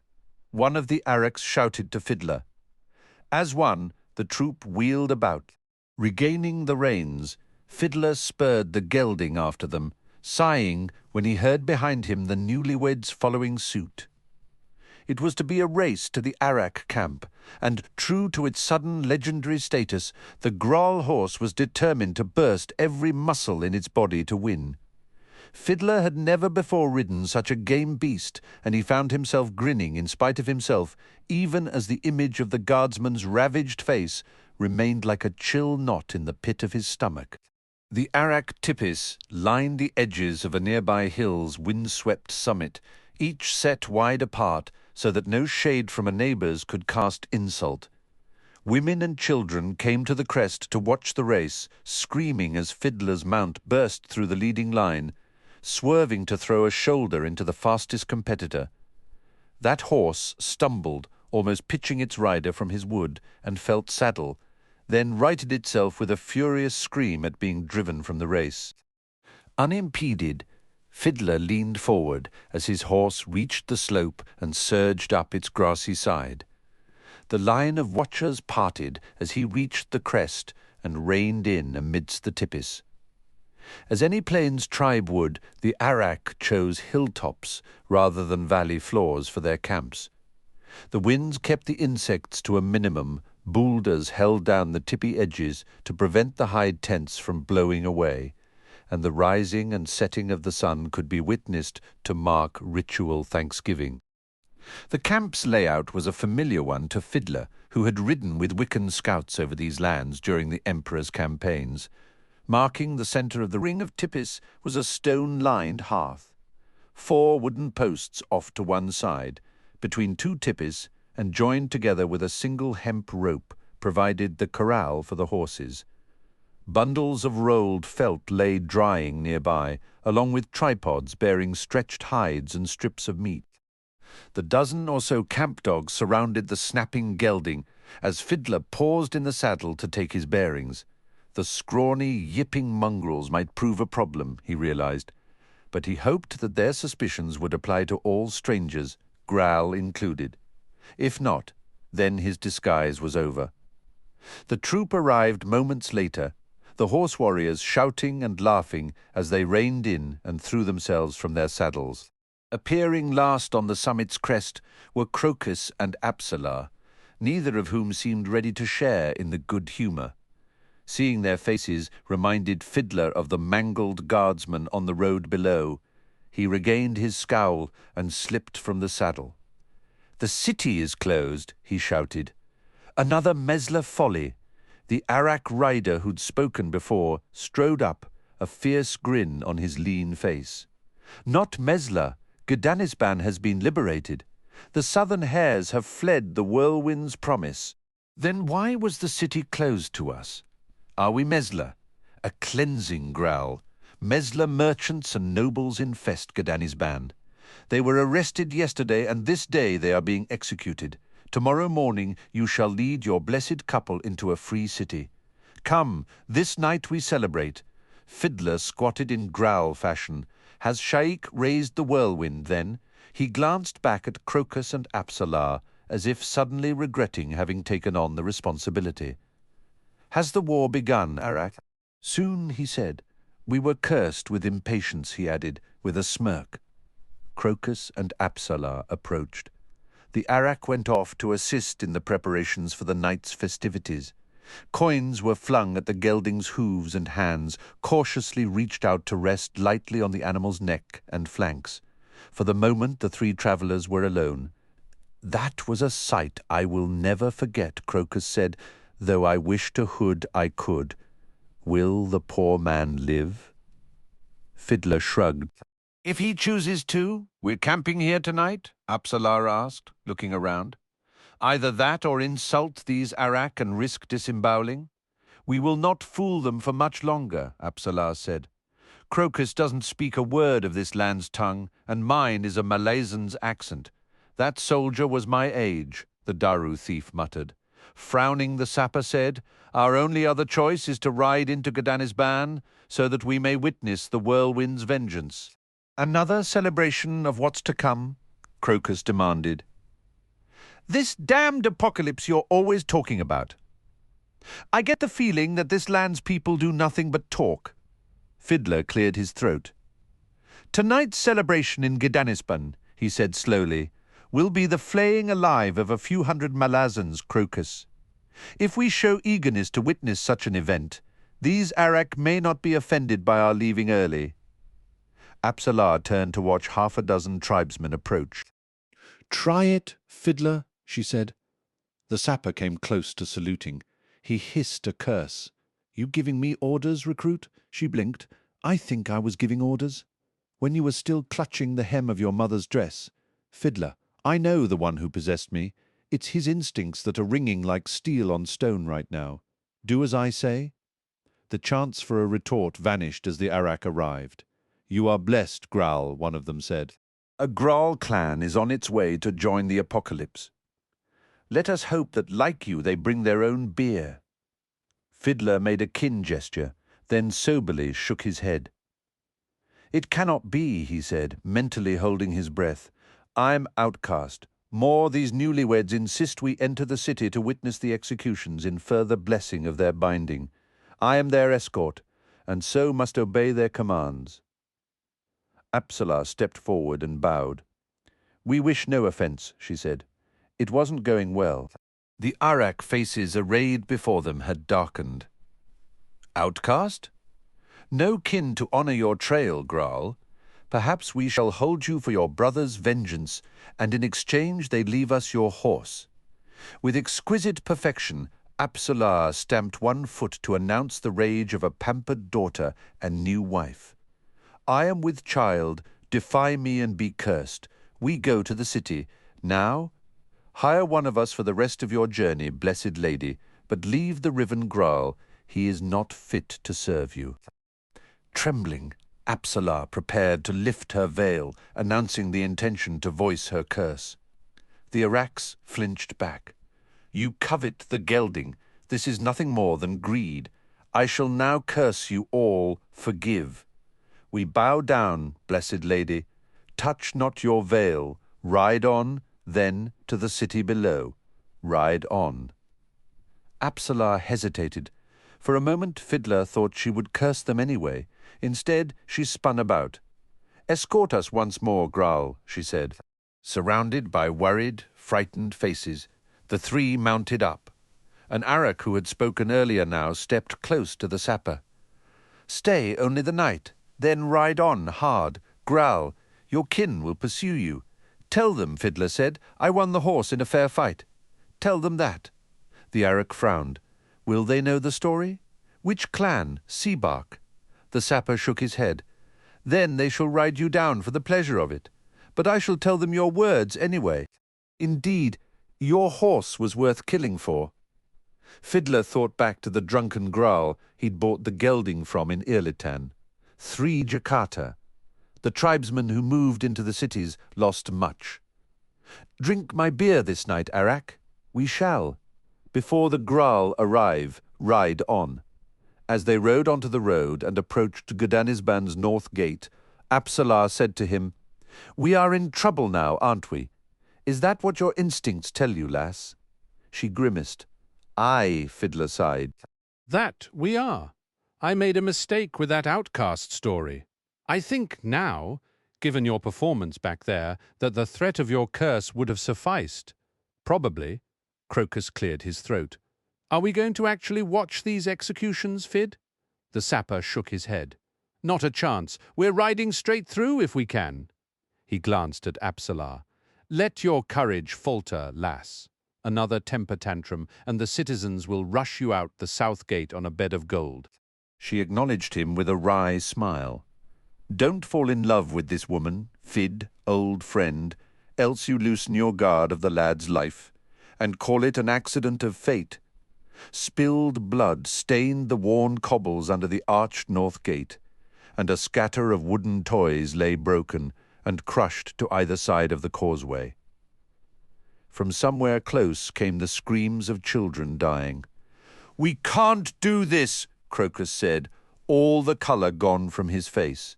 He rode at Fiddler's side, Apsalar holding her mount close behind them. Looters and armed men appeared now and then farther down the street, but the way into the city seemed strangely open. A haze of smoke hung over everything, and the burnt-out shells of merchant stores and residences gaped desolation on all sides. They rode amidst scorched furniture, shattered pottery and ceramics, and bodies twisted in postures of violent death. The children's dying screams off to their right had mercifully stopped, but other, more distant screams rose eerily from Gdanisban's heart. They were startled by a figure darting across their paths, a young girl, naked and bruised. She ran as if oblivious to them and clambered under a broken-wheeled cart, not 15 paces from Fiddler and his party. They watched her scramble under cover. 6 armed men approached from a side street. Their weapons were haphazard, and none wore armour. Blackened blood stained their ragged teleban, one spoke. Growl, you see a girl. We're not done with her. Even as he asked his question, another of them grinned and gestured to the cart. The girl's knees and feet were clearly visible. A Mesler, Fiddler asked. The group's leader shrugged. Well enough. Fear not, Growl. We'll share. The sapper heard Apsalar draw a long, slow breath. He eased back in his saddle. The group split in passing around Fiddler, Crokus, and Apsalar. The sapper casually leaned after the nearest man and thrust the point of his long knife into the base of his skull. The Graal gelding pivoted beneath Fiddler and kicked out with both rear hooves, shattering another man's chest and propelling him backward, sprawling on the cobbles. Regaining control of the gelding, Fiddler drove his heels into its flanks. They bolted forward, savagely riding down the group's generous leader. From under the horse's stamping hooves came the sound of snapping bones and the sickening crushing of his skull. Fiddler twisted in the saddle to find the remaining 3 men. 2 of them writhed in keening pain near Apsalar, who sat calm in the saddle, a thick-bladed Kethra knife in each gloved hand. Crokus had dismounted and was now crouching over the last body, removing a throwing knife from a blood-drenched throat. They all turned at a grinding of potsherds to see the girl claw her way clear of the cart, scramble to her feet, then race into the shadows of an alley, disappearing from view. The sound of horsemen coming from the north gate reached them. Ride on, Fiddler snapped. Crokus leapt onto his mount's back. Apsalar sheathed her blades and gave the sapper a nod as she gathered up the reins. Ride through to the south gate. Fiddler watched the two of them gallop on. Then he slipped from the gelding's back and approached the two men Apsalar had wounded. "Ah," he breathed when he came close and saw their slashed open crotches. "That's the lass I know." The troop of horsemen arrived. They all wore ochre sashes diagonally across their chain-covered chests. Their commander opened his mouth to speak, but Fiddler was first. "Is no man's daughter safe in this seven-cursed city?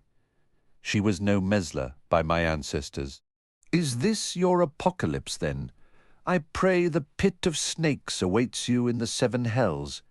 The commander was frowning. "Graal, you say these men were rapists?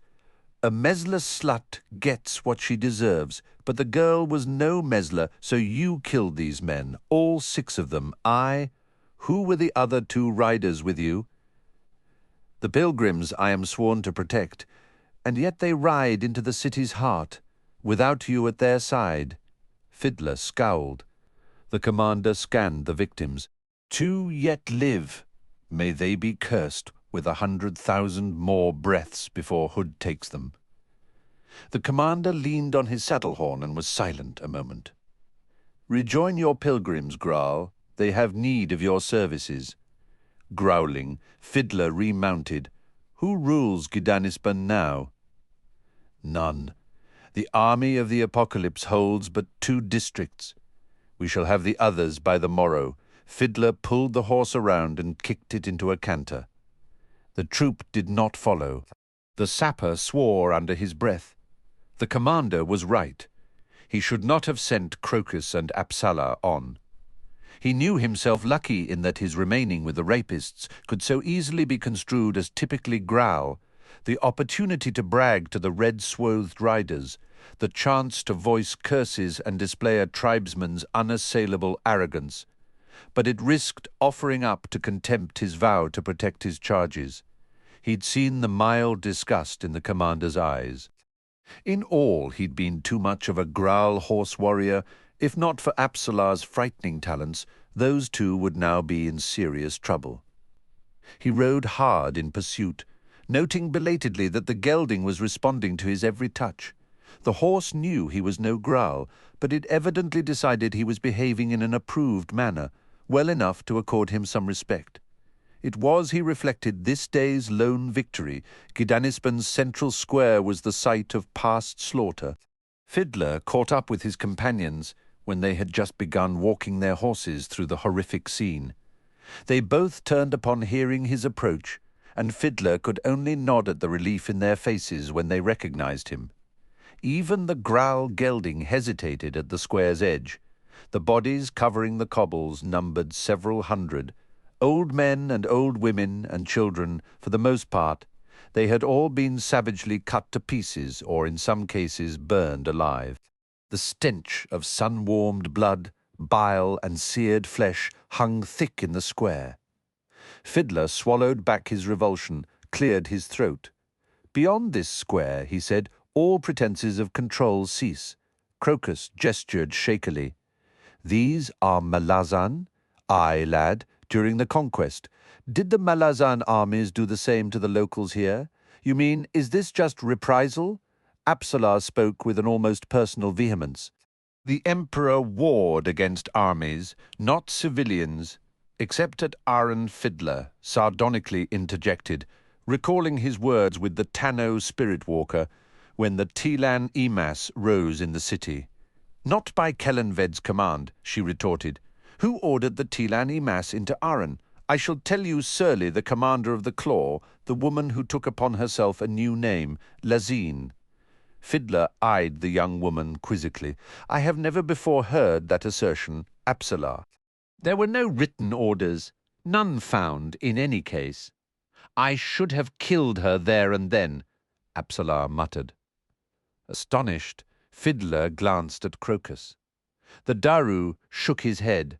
"Apsalar," the sapper said slowly, "you were but a child when Aren rebelled, then fell to the Tilan Emas." "I know that," she replied. "Yet these memories, they are so clear. I was sent to Aren to see the slaughter, to find out what happened. I argued with Surly. No one else was in the room. Just Surly and me. They reached the other end of the square. Fiddler reined in and regarded Apsalar for a long moment. Crokus said it was the rope, the patron god of assassins, who possessed you. Yet your memories are dancers. As soon as he said it, Fiddler knew it was true. The rope has another name, cotillion, hood's breath, so obvious. No one doubted that the assassinations occurred. Both Dancer and the Emperor murdered by Lezine and her chosen clawmasters. What did Lezine do with the bodies? No one knows. So Dancer lived, Crokus said with a frown, and ascended, became a patron god in the Warren of Shadow. Apsalar said nothing, watching and listening with a carefully controlled absence of expression on her face. Fiddler was cursing himself for a blind idiot. What house appeared in the deck of dragons shortly afterward? Shadow, 2 new ascendants, Cotillion and Shadow Throne. Crokus's eyes widened. Shadow Throne is Kellanved, he said. They weren't assassinated, either of them. They escaped by ascending into the Shadow Realm. Fiddler smiled wryly. To nurse their thoughts of vengeance, leading eventually to Cotillion possessing a young fisher girl in Ikko Khan, to begin what would be a long, devious path to Lezine. Which failed? Apsalar? Your words are true, she said without inflection. Then why, the sapper demanded, didn't Cotillion reveal himself to us? To Whiskey Jack? To Kalam? To Dujek? Damn it, Dancer knew us all, and if that bastard understood the notion of friendship at all, then those I've just mentioned were his friends.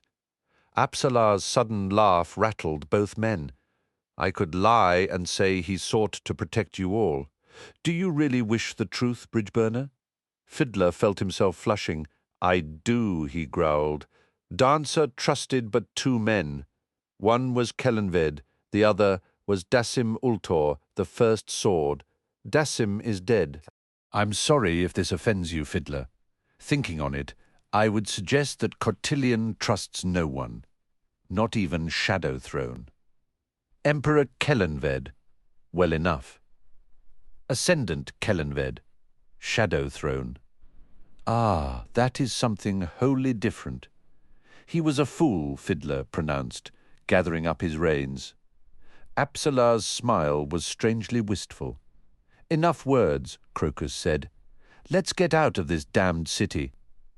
Aye. The short journey from the square to the south gate was surprisingly uneventful, for all the commander's warnings. Dusk shrouded the streets, and smoke from a burning tenement block spread an acrid haze that made breathing tortured. They rode through the silent aftermath of slaughter, when the rage has passed and awareness returns with shock and shame. The moment was a single indrawn breath in what Fiddler knew would be an ever-burgeoning wildfire. If the Malazan legions had not been withdrawn from nearby Panpotson, there would have been the chance of crushing the life from this first spark with a brutality to match the renegades. When slaughter is flung back on the perpetrators, the thirst for blood is quickly quenched. The Emperor would have acted swiftly, decisively. Hood's breath, he would never have let it slide this far. Less than 1/10 of a bell after leaving the square they passed, beneath the smoke-blackened arch of an unguarded south gate.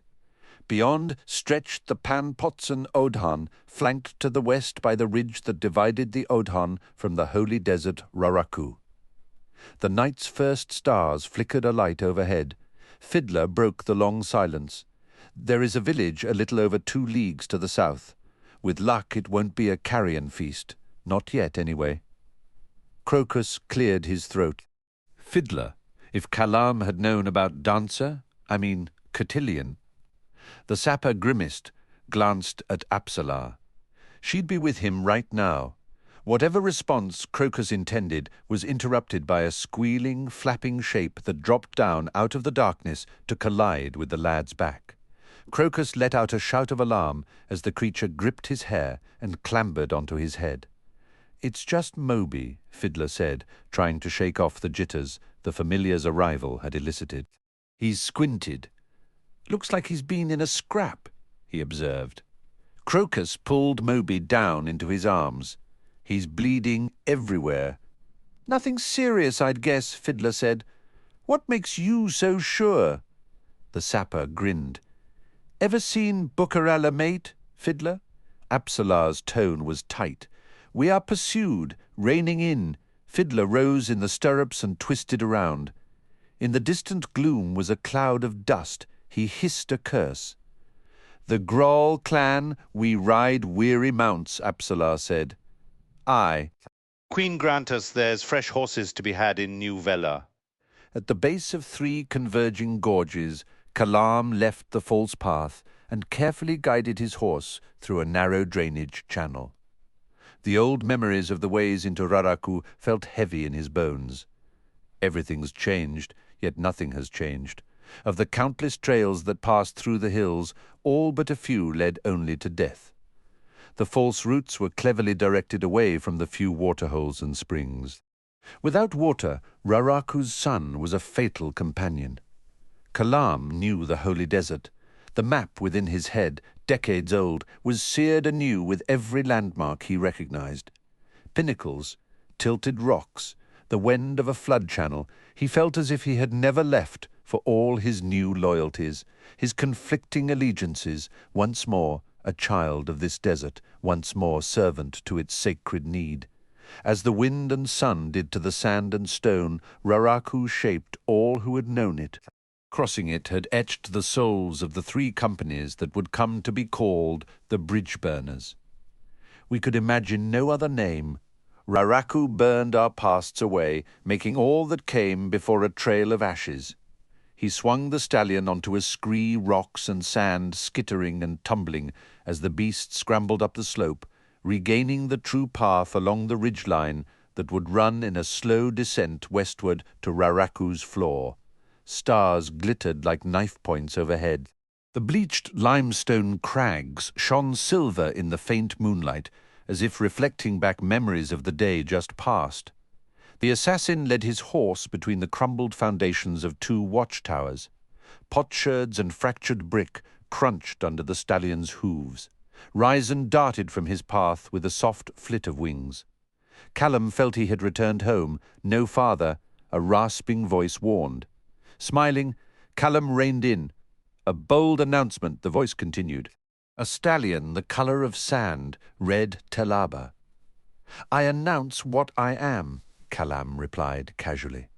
He had pinpointed the source of the voice in the deep shadows of a sinkhole just beyond the left-hand watchtower. There was a crossbow trained on the assassin, but Kalam knew he could dodge the quarrel, rolling from the saddle with the stallion between him and the stranger. 2 well-thrown knives into the darker shape amidst the shadows would punctuate the exchange. He felt at ease. Disarm him. The voice drawled. 2 massive hands closed on his wrists from behind and savagely pulled both his arms back until he was dragged, cursing with rage over the stallion's rump. As soon as he cleared the beast, the hands twisted his body around and drove him hard, face first into the stony ground. The air knocked from his lungs. Kalam was helpless. He heard the one who'd spoken rise up from the sinkhole and approach. The stallion snapped his teeth, but was swiftly calmed at a soft word from the stranger. The assassin listened as the saddlebags were lifted away and set on the ground. Flaps opened. Ah, he's the one then! The hands released Kalam.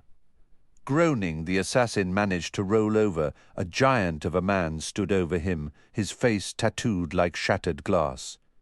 A long single braid hung down the left side of his chest. The man wore a cloak of Bedouin, hide over a vest of armour that seemed made of clam shells. The wooden handle and stone pommel of a bladed weapon of some kind jutted from just under his left arm. The broad belt over the man's loincloth was oddly decorated with what looked to Kalam like dried mushroom caps of various sizes. He was over 7 foot tall, yet muscled enough to seem wide, and his flat, broad face gazed down without expression. Regaining his breath, the assassin sat up. A sorcerous silence, he muttered, mostly to himself. The man who now held the Book of the Apocalypse heard the gruff whisper and snorted. You fancy no mortal could get that close to you without your hearing him. You tell yourself it must have involved magic. You are wrong. My companion is Toblakai, an escaped slave from the Laderon plateau of Genabakis. He's seen 17 summers and has personally killed 41 enemies. Those are their ears on his belt. The man rose, offering Kalam his hand. You are most welcome to Raraku, Deliverer. Our long vigil is ended. Grimacing, Kalam accepted the man's hand and felt himself pulled effortlessly to his feet. The assassin brushed the dust from his clothes. You are not bandits, then? The stranger barked a laugh. No, we are not. I am Leoman, captain of Sha'ik's bodyguard. My companion refuses his name to strangers, and we shall leave it at that. We are the two she chose. I must deliver the book into Sha'ik's hands, Kalam said. Not yours, Leoman. The squat warrior, by his colour and clothing a child of this desert, held out the book. By all means, cautiously, the assassin retrieved the heavy, battered tome. A woman spoke behind him. You may now give it to me, Deliverer. Kalam slowly closed his eyes, struggling to gather the frayed ends of his nerves. He turned. There could be no doubting. The small, honey-skinned woman standing before him radiated power in waves, the smell of dust and sand whipped by winds, the taste of salt and blood. Her rather plain face was deeply lined, giving her an appearance of being around 40 years old. Though Kalam suspected she was younger, Raraku was a harsh home. Involuntarily, Kalam dropped to one knee. He held out the book. I deliver unto you, Sha'ik, the Apocalypse, and with it, a sea of blood. How many innocent lives shattered to bring hasten down? Hood, take me. What have I done? The book's weight left his hands as she accepted it. It is damaged. The assassin looked up, slowly rose. Sha'ik was frowning, one finger tracing a torn corner of the leather cover. Well, one should not be surprised, given that it is 1,000 years old. I thank you, Deliverer. Will you now join my band of soldiers? I sense great talents in you. Kalam bowed. I cannot. My destiny lies elsewhere. Flee, Kalam, before you test the skills of these bodyguards. Flee before uncertainty kills you. Her dark eyes narrowed on his searchingly, then widened. I sense something of your desire, though you shield it well. Ride on, then. The way south is open to you. More, you shall have an escort. I need no escort, seer, but you shall have one in any case. She gestured, and a bulky, ungainly shape appeared from the gloom. Holy One, Leoman hissed warningly. You question me? Sha'ik snapped. The Toblakai is as an army, nor are my skills lacking, Holy One, yet, since I was a child, Sha'ik cut in, her voice brittle. One vision has possessed me above all others. I have seen this moment, Leoman, 1,000 times. At dawn I shall open the book, and the whirlwind shall rise, and I shall emerge from it, renewed, blades in hands and unhanded in wisdom. Such are the wind's words, young yet old. One life whole, another incomplete. I have seen Leoman. She paused, drew a breath. I see no other future but this one. We are safe. Sha'ik faced Kalam again. I acquired a pet recently, which I now send with you, for I sense possibilities in you, Deliverer. She gestured again. The huge, ungainly shape moved closer, and Kalam took an involuntary step backward. His stallion voiced a soft squeal and stood trembling. Leoman spoke. An Aptorian deliverer from the realm of shadow, sent into Raraku by Shadow Throne to spy. It belongs to Sha'ik now. The beast was a nightmare, close to 9 feet tall, crouching on 2 thin hind limbs. A lone foreleg, long and multi-jointed, jutted down from its strangely bifurcated chest. From a hunched, angular shoulder blade, the demon's sinuous neck rose to a flat, elongated head. Needle fangs ridged its jawline, which was swept back and naturally grinning like a dolphin's. Head, neck, and limbs were black, while its torso was a dun grey. A single, flat, black eye regarded Kalam with appalling awareness. The assassin saw barely healed scarring on the demon. "It's been in a fight?" Sha'ik scowled. "A diver's desert wolves. She drove them off. More like a tactical withdrawal," Leoman added dryly. "The beast does not eat or drink so far as we've seen. And though the Holy One believes otherwise, it appears to be entirely brainless. That look in its eye is likely a mask hiding very little." "Leoman plagues me with doubts," Sha'ik said. "It is his chosen task, and I grow increasingly weary of it." "Doubts are healthy," Kalam said, then snapped his mouth shut. The Holy One only smiled. "I sensed you two were alike. Leave us then. The Seven Holies know one Leoman is enough."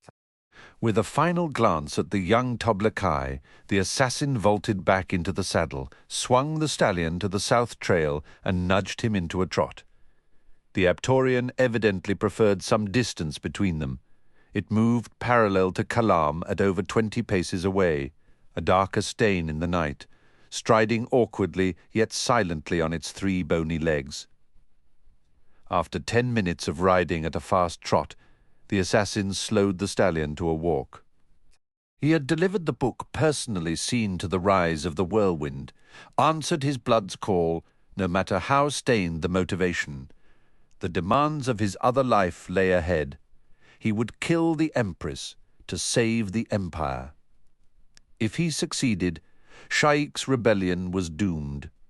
Control would be restored, and if I fail, they will bleed each other to exhaustion. Sha'ik and Lazine, 2 women of the same cloth. Hood, they even looked alike.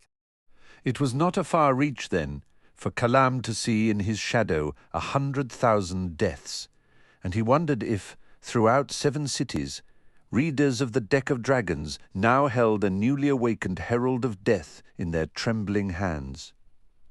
Queen's blessing, it's done. Minutes before dawn, Sha'ik sat down cross-legged before the Book of the Apocalypse. Her 2 guards flanked her, each in the ruins of a watchtower. The Toblakai youth leaned on his 2-handed ironwood sword. A battered bronze helmet missing a cheek guard was on his head, his eyes hidden in the shadow of a slitted half-visor. His companion's arms were crossed. A crossbow leaned against one hide-wrapped leg. 2 one-handed morning stars were thrust through his broad leather belt. He wore a colourless Teleba scarf over a peaked iron helm. Below it, his smooth-shaven face showed, latticed by 30 years of sun and wind. His light blue eyes were ever restless. The dawn's rays swept over Sha'ik. The Holy One reached down and opened the book.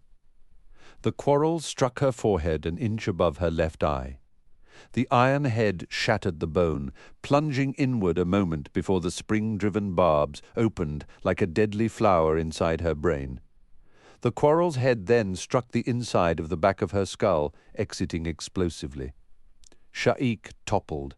Teni Baralta bellowed and watched with satisfaction as Aralt Arpat and Lostara Yil led the 12 red blades in a charge towards the 2 hapless bodyguards. The desert warrior had dropped and rolled a moment after Sha'ik's death. The crossbow, now in his hands, bucked. Aralt Arpat's chest visibly caved inward as the quarrel drove through his breastbone. The tall sergeant was knocked backward, sprawling in the dust. The commander bellowed in fury, drew his tulwars, and joined the attack. Lostara's squad threw lances in staggered succession when but 15 paces from the Toblakai.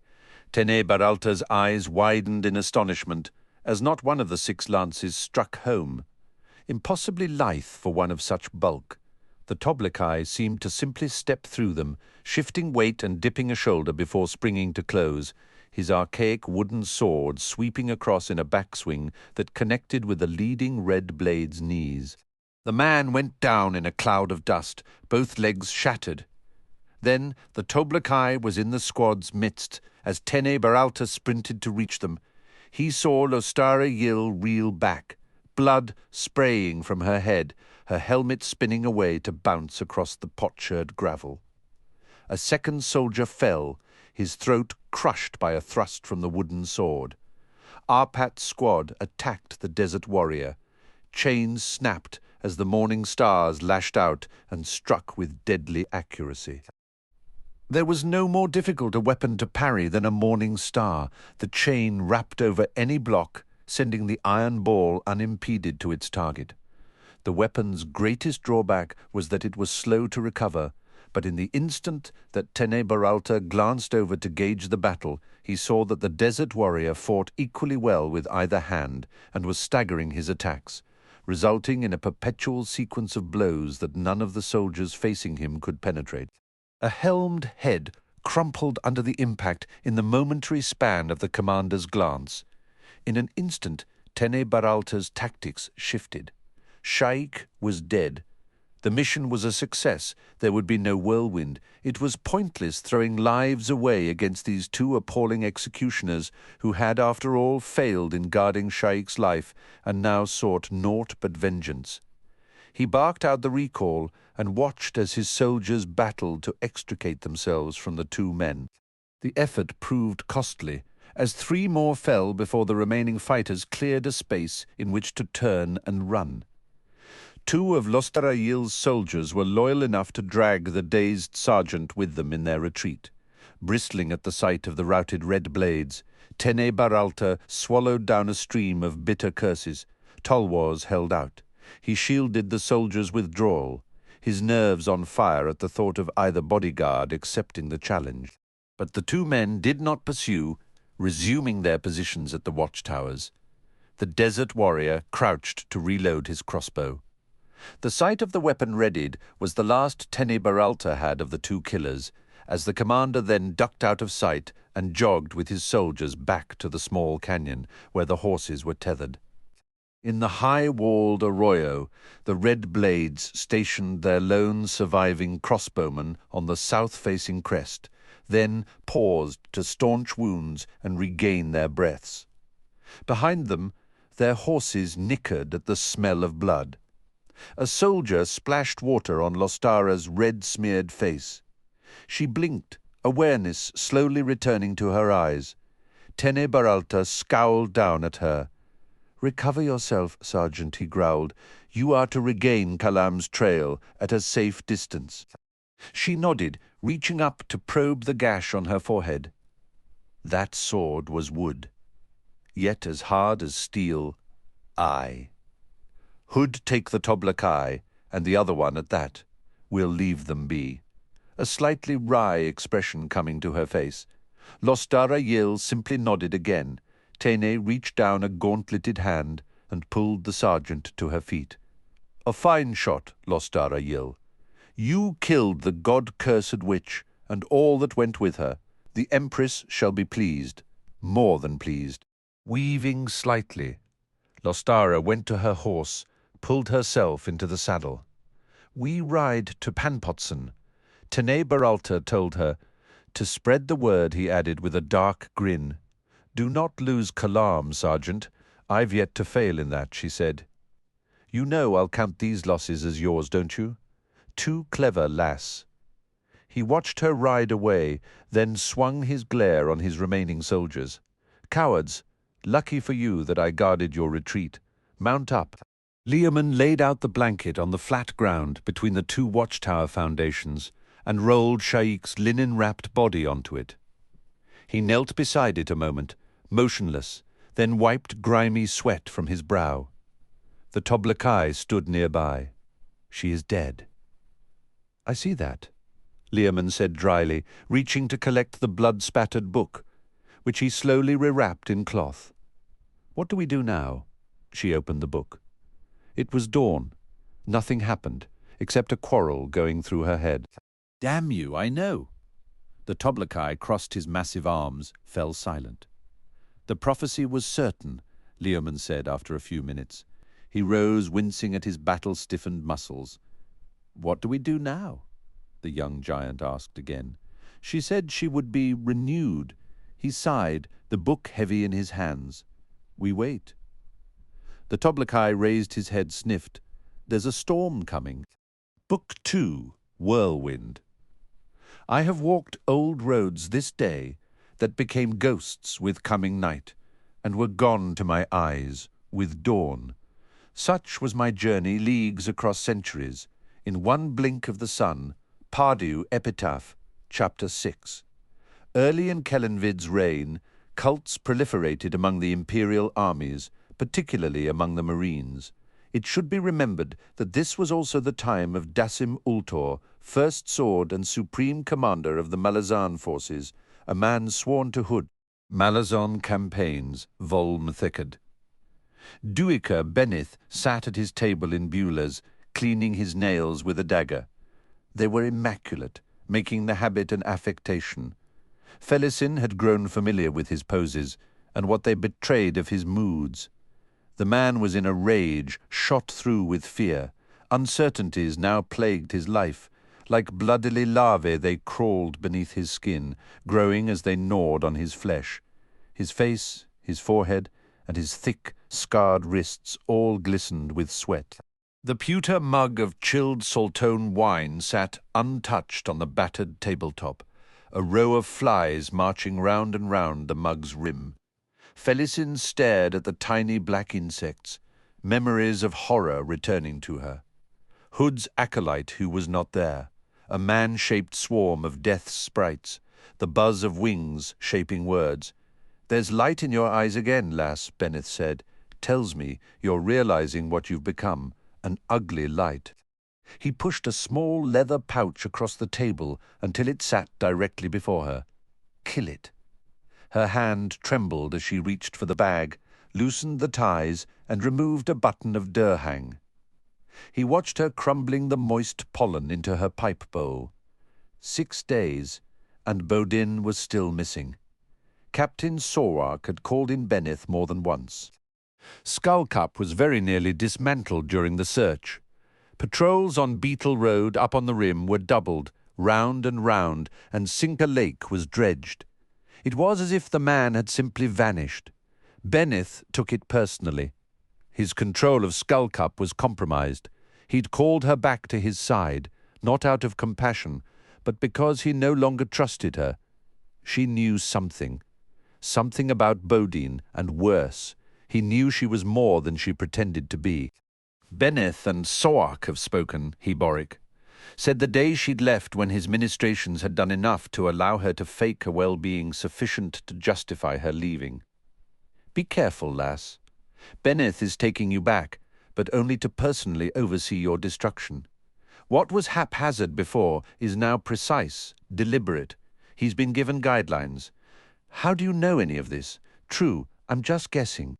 But Baudin's escape has given Beneth leverage over Soark, and he's likely to have used it to get the inside story on you. Soark's granted him more control. There won't be another Baudin. Neither man can afford it. Soark has no choice but to give Beneth more control, more knowledge. The Durhang tea had given her relief from the pain of her fractured ribs and her swollen jaw, but it had not been potent enough to dull her thoughts. Minute by minute, she'd felt her mind drag her ever closer to desperation. Leaving Heboric had been a flight, her journey back to Benith a panicked necessity. He smiled as she set flame to the Durhang. Baudin wasn't just a dockside thug, was he? She frowned at him through a haze of smoke. Benith set the dagger down and gave it a spin. They both watched the blade's flashing turns.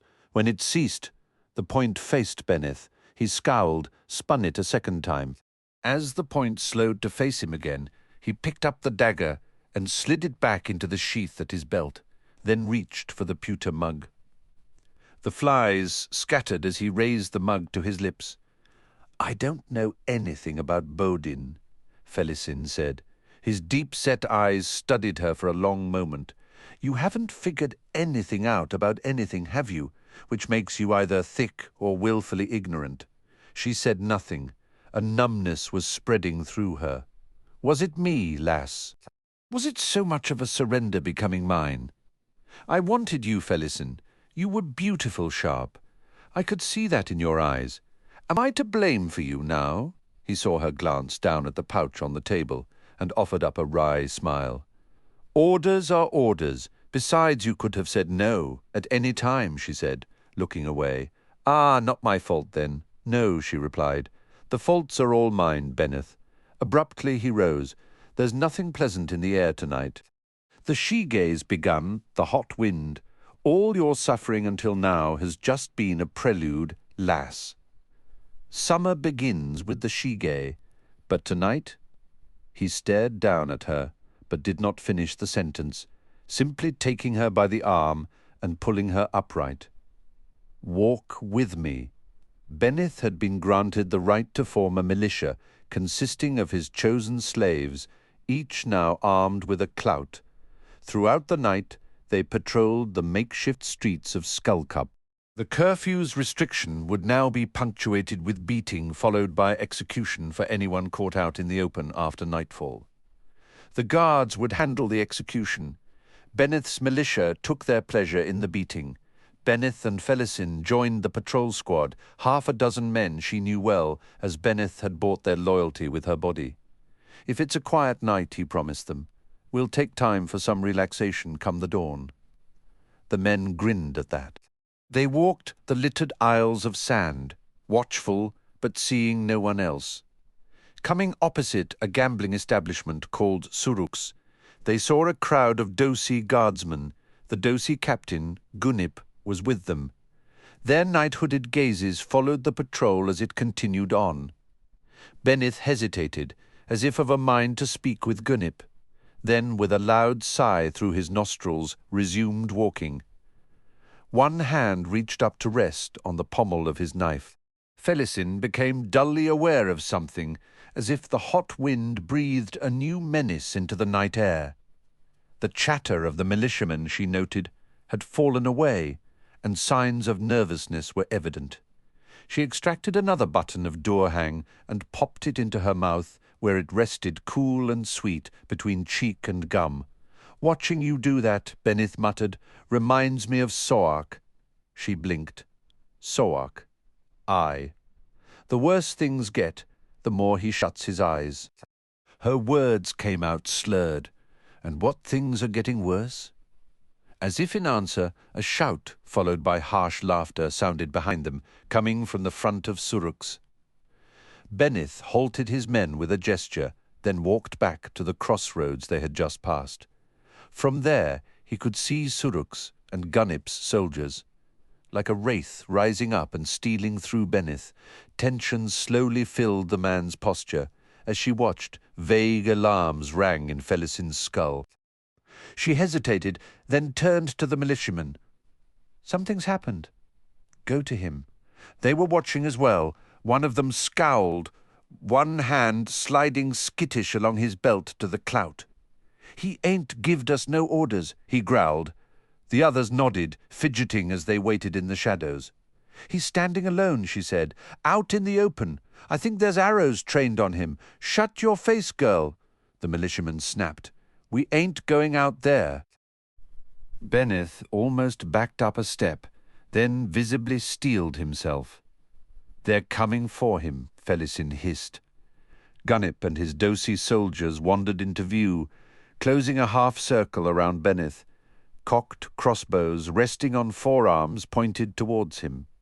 Felisin spun to the militiaman. Back him up, damn you! Hood take you! One of the men spat back. The patrol was scattering, slipping back into the shadows, and then into the dark alleyways beyond. You all alone back there, lass? Captain Gunip called out, his soldiers laughed. Come join Benneth here, we're just telling him some things, that's all. No worry, lass. Benneth turned to speak to her. A Dosi guardsman stepped up and struck him across the face with a gauntleted hand. Benneth staggered, swearing as he brought his hands up to his shattered nose. Felisin stumbled backward, then twisted and ran. even as crossbows thudded quarrels whipped past her on either side as she plunged into an alley mouth. Laughter echoed behind her. She ran on the alley paralleling rust ramp. 100 paces ahead waited Dark Hall and the barracks. She was out of breath when she stumbled into the open area surrounding the 2 Malazan buildings, her heart hammering in her chest as if she was 50 years old, not 15. Slowly the shock of seeing Benneth struck down spread through her. Voices shouted from behind the barracks. Horse hooves pounded. A score of slaves appeared, running towards where Felisin stood with 100 mounted Dosi soldiers behind them. Lances took some men in the back, driving them down into the dust. Unarmed, the slaves tried to flee, but the Dosi had now completed the encirclement. Belatedly, Felisin realized that escape had been denied her as well. I saw Benneth bleed. From that thought followed another. Now we die. The Dosi horses trampled men and women. Tulwas swung down. In hopeless silence, the slaves were dying. 2 riders closed in on Felisin. She watched, wondering which of them would reach her first. One gripped a lance, angled down to take her in the chest. The other held his wide-bladed sword high, readied for a downward chop. In their faces she saw flushed joy and was surprised at the inhumanity of the expression. When they were both but moments away, quarrels thudded into their chests. Reeling, both men toppled from the saddles. Felisin turned to see a troop of Malazan crossbowmen advancing in formation. The front line, kneeling to reload while the second line slipped a few paces ahead, took aim. Then, as one loosed quarrels into the milling Dosi horsemen, animals and men screamed in pain. A third volley broke the Dosi, scattering them back into the darkness beyond the barracks. A handful of slaves still lived. A sergeant barked an order, and a dozen soldiers moved forward, checking the bodies, littering the area, then pushing the survivors back towards the troops' position. "Come with me," a voice hissed beside Felisin. She blinked, slow to recognize Pella's face. "What?" "We're quartering the slaves at the stables, but not you," he gently took her arm. "We're badly outnumbered. Defending slaves isn't a high priority, I'm afraid. Sorwak wants this mutiny crushed tonight." She studied his face. "What are you saying?" The sergeant had pulled his troop into a more defensible position at an alley mouth. The 12 detached soldiers were pushing the slaves down the side street that led to the stables. Pella guided Felisin in the same direction. Once out of sight of the sergeant, he addressed the other soldiers. "3 of you with me," one replied. "Has Opon stirred your brains, Pella? I don't feel safe as it is, and you want to split the squad." Another growled. "Let's just get rid of these damned slaves and get back, afore the sergeant marches to rejoin the captain." "This is Benneth's woman," Pella said. "I don't think Benneth is still alive," Felisin said dully. "He was not 5 minutes ago, lass," Pella said, frowning. "Blooded a bit, nothing more. He's rallying his militia right now." He swung to the others. "We'll need Benneth, Reberid, never mind Sorak's bluster. Now, 3 of you, we're not going far." With a scowl, the one named Reberid gestured to 2 others. A fire had been started in Skullcup's western arm, somewhere on Spit Row. Unchecked, it was spreading fast, throwing a lurid orange glow up against the underbellies of billowing smoke. As Pella dragged Felisin along, Reberid talked unceasingly. "Where in Hood's name is the Bithra garrison? You think they can't see the flames?" There were Malazan squads up patrolling Beetle Road. A rider would have been sent. The troop should be here by now, damn it. There were bodies in the streets, huddled, motionless shapes. The small party went around them without pause. "Hood knows what Gunnip's thinking," the soldier went on. "Sowak will see every damn Dosi within 50 leagues of here, gutted and left out under the sun. This is the place," Pella said, tugging Felisin to a halt. "Defensive position," he ordered the others. "I'll be but a moment." They were at Heboric's house. No light leaked from the shutters. The door was locked, snorting with disgust. Pella kicked the flimsy barrier aside. His hand against her back, he pushed her into the darkness within, then followed. "There's no one here," Felisin said. Pella did not reply, still pushing her along until they reached the cloth divider behind, which was the ex-priest's bedroom. "Pull it aside, Felisin." She did, stepping into the small room. Pella followed. Heboric sat on his cot, staring up at them in silence. "I wasn't sure," Pella said in a low voice, "if you still wanted her along." The ex-priest grunted. "What of you, Pella? We might manage." "No. Take her instead. I've got to rejoin the captain. We'll crush this mutiny, but the timing's perfect for you." Heboric sighed. "Aye, that it is. Fenner's grunt, Baudin, step out of them shadows. This, lads, no risk to us." Pella started as a massive shape separated itself from behind the hanging. Baudin's narrow-set eyes glittered in the dimness. He said nothing. Shaking himself, Pella stepped back to the entrance, gripping the grimy cloth with one hand. "Fenner guard you, Heboric. Thank you, lad, for everything." Pella gave a curt nod, then was gone. Felisin frowned at Baudin. "You're wet?" Heboric rose. "Is all ready?" he asked Baudin.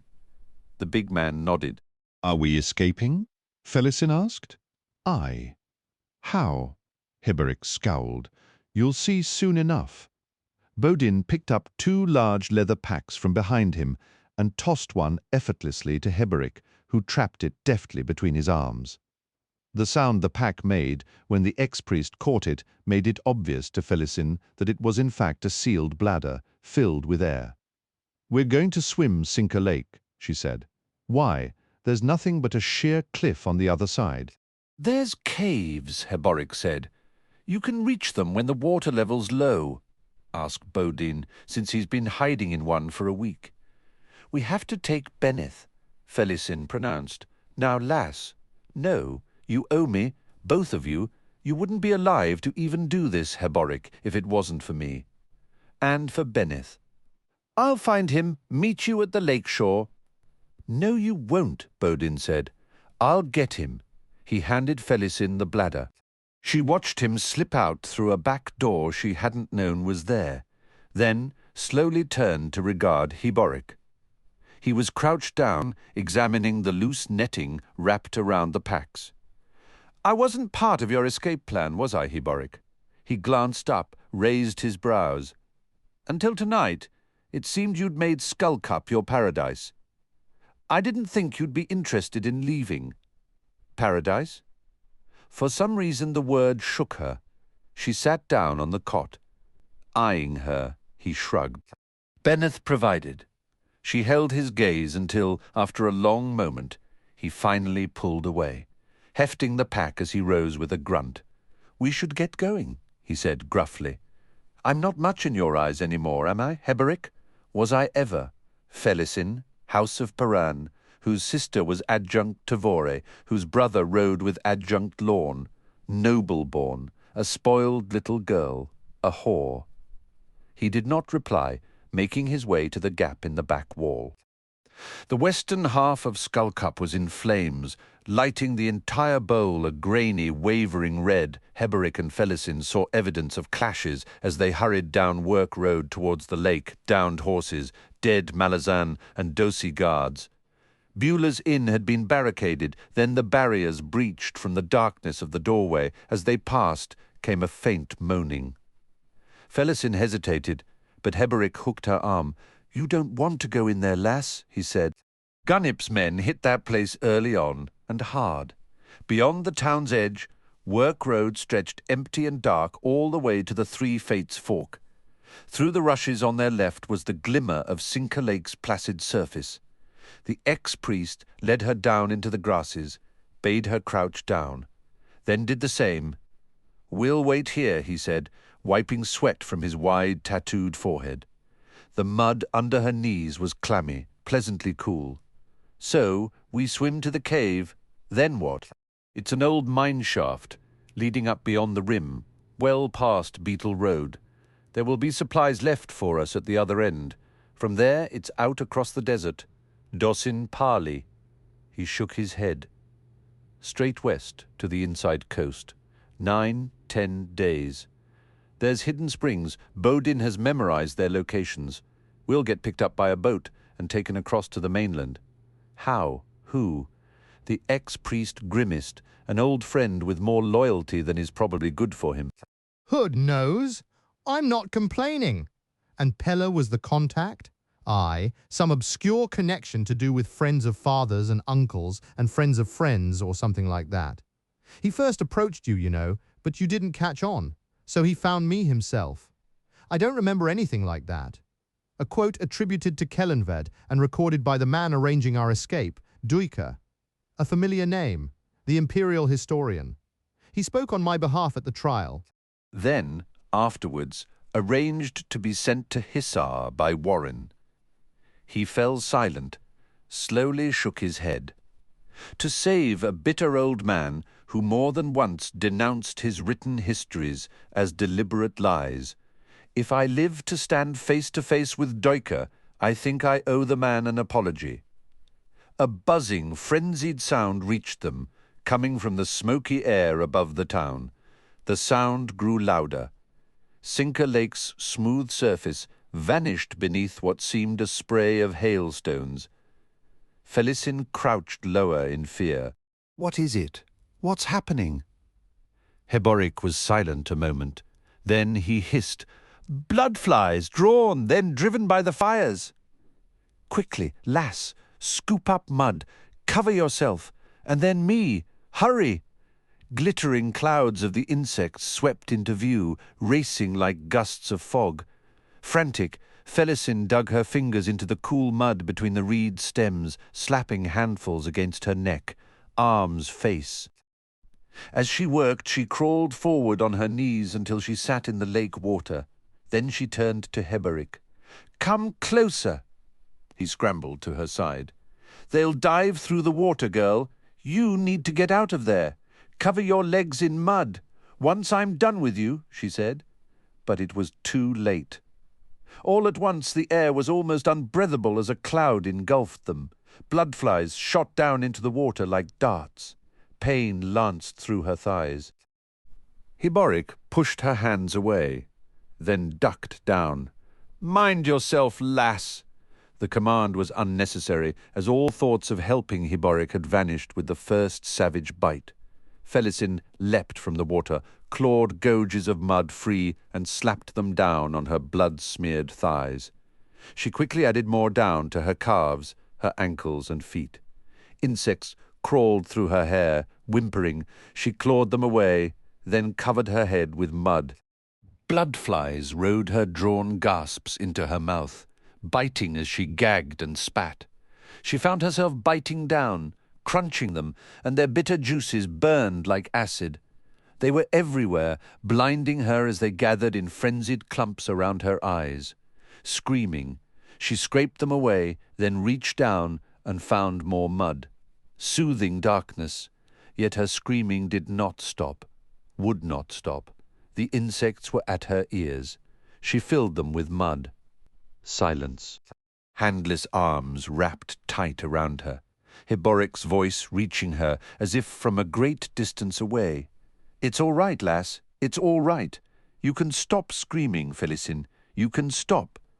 She had curled into a ball amidst the reeds. The pain of the bites was passing to numbness on her legs, around her eyes and ears, and in her mouth cool, soft numbness. She heard herself fall silent, the swarms passing. Heboric said, "Fenna's blessing too fierce a touch for them." "We're all right, lass. Wipe clear your eyes. See for yourself." She made no move. It was too easy to lie still, the numbness spreading through her. "Wake up," Heboric snapped. "There's an egg in every bite, each secreting a poison that deadens, turns your flesh into something soft and dead. Food for the larvae inside those eggs. You understanding me, lass? We need to kill those eggs. I've a tincture in the pouch at my belt, but you'll need to apply it yourself, right? An old man without hands can't do it for you." She moaned. "Wake up, damn you!" He struck her, pushed, then kicked. Cursing, Felisin sat up. "Stop it, I'm awake!" Her words slurred, passing through her numbed mouth. "Where is that pouch?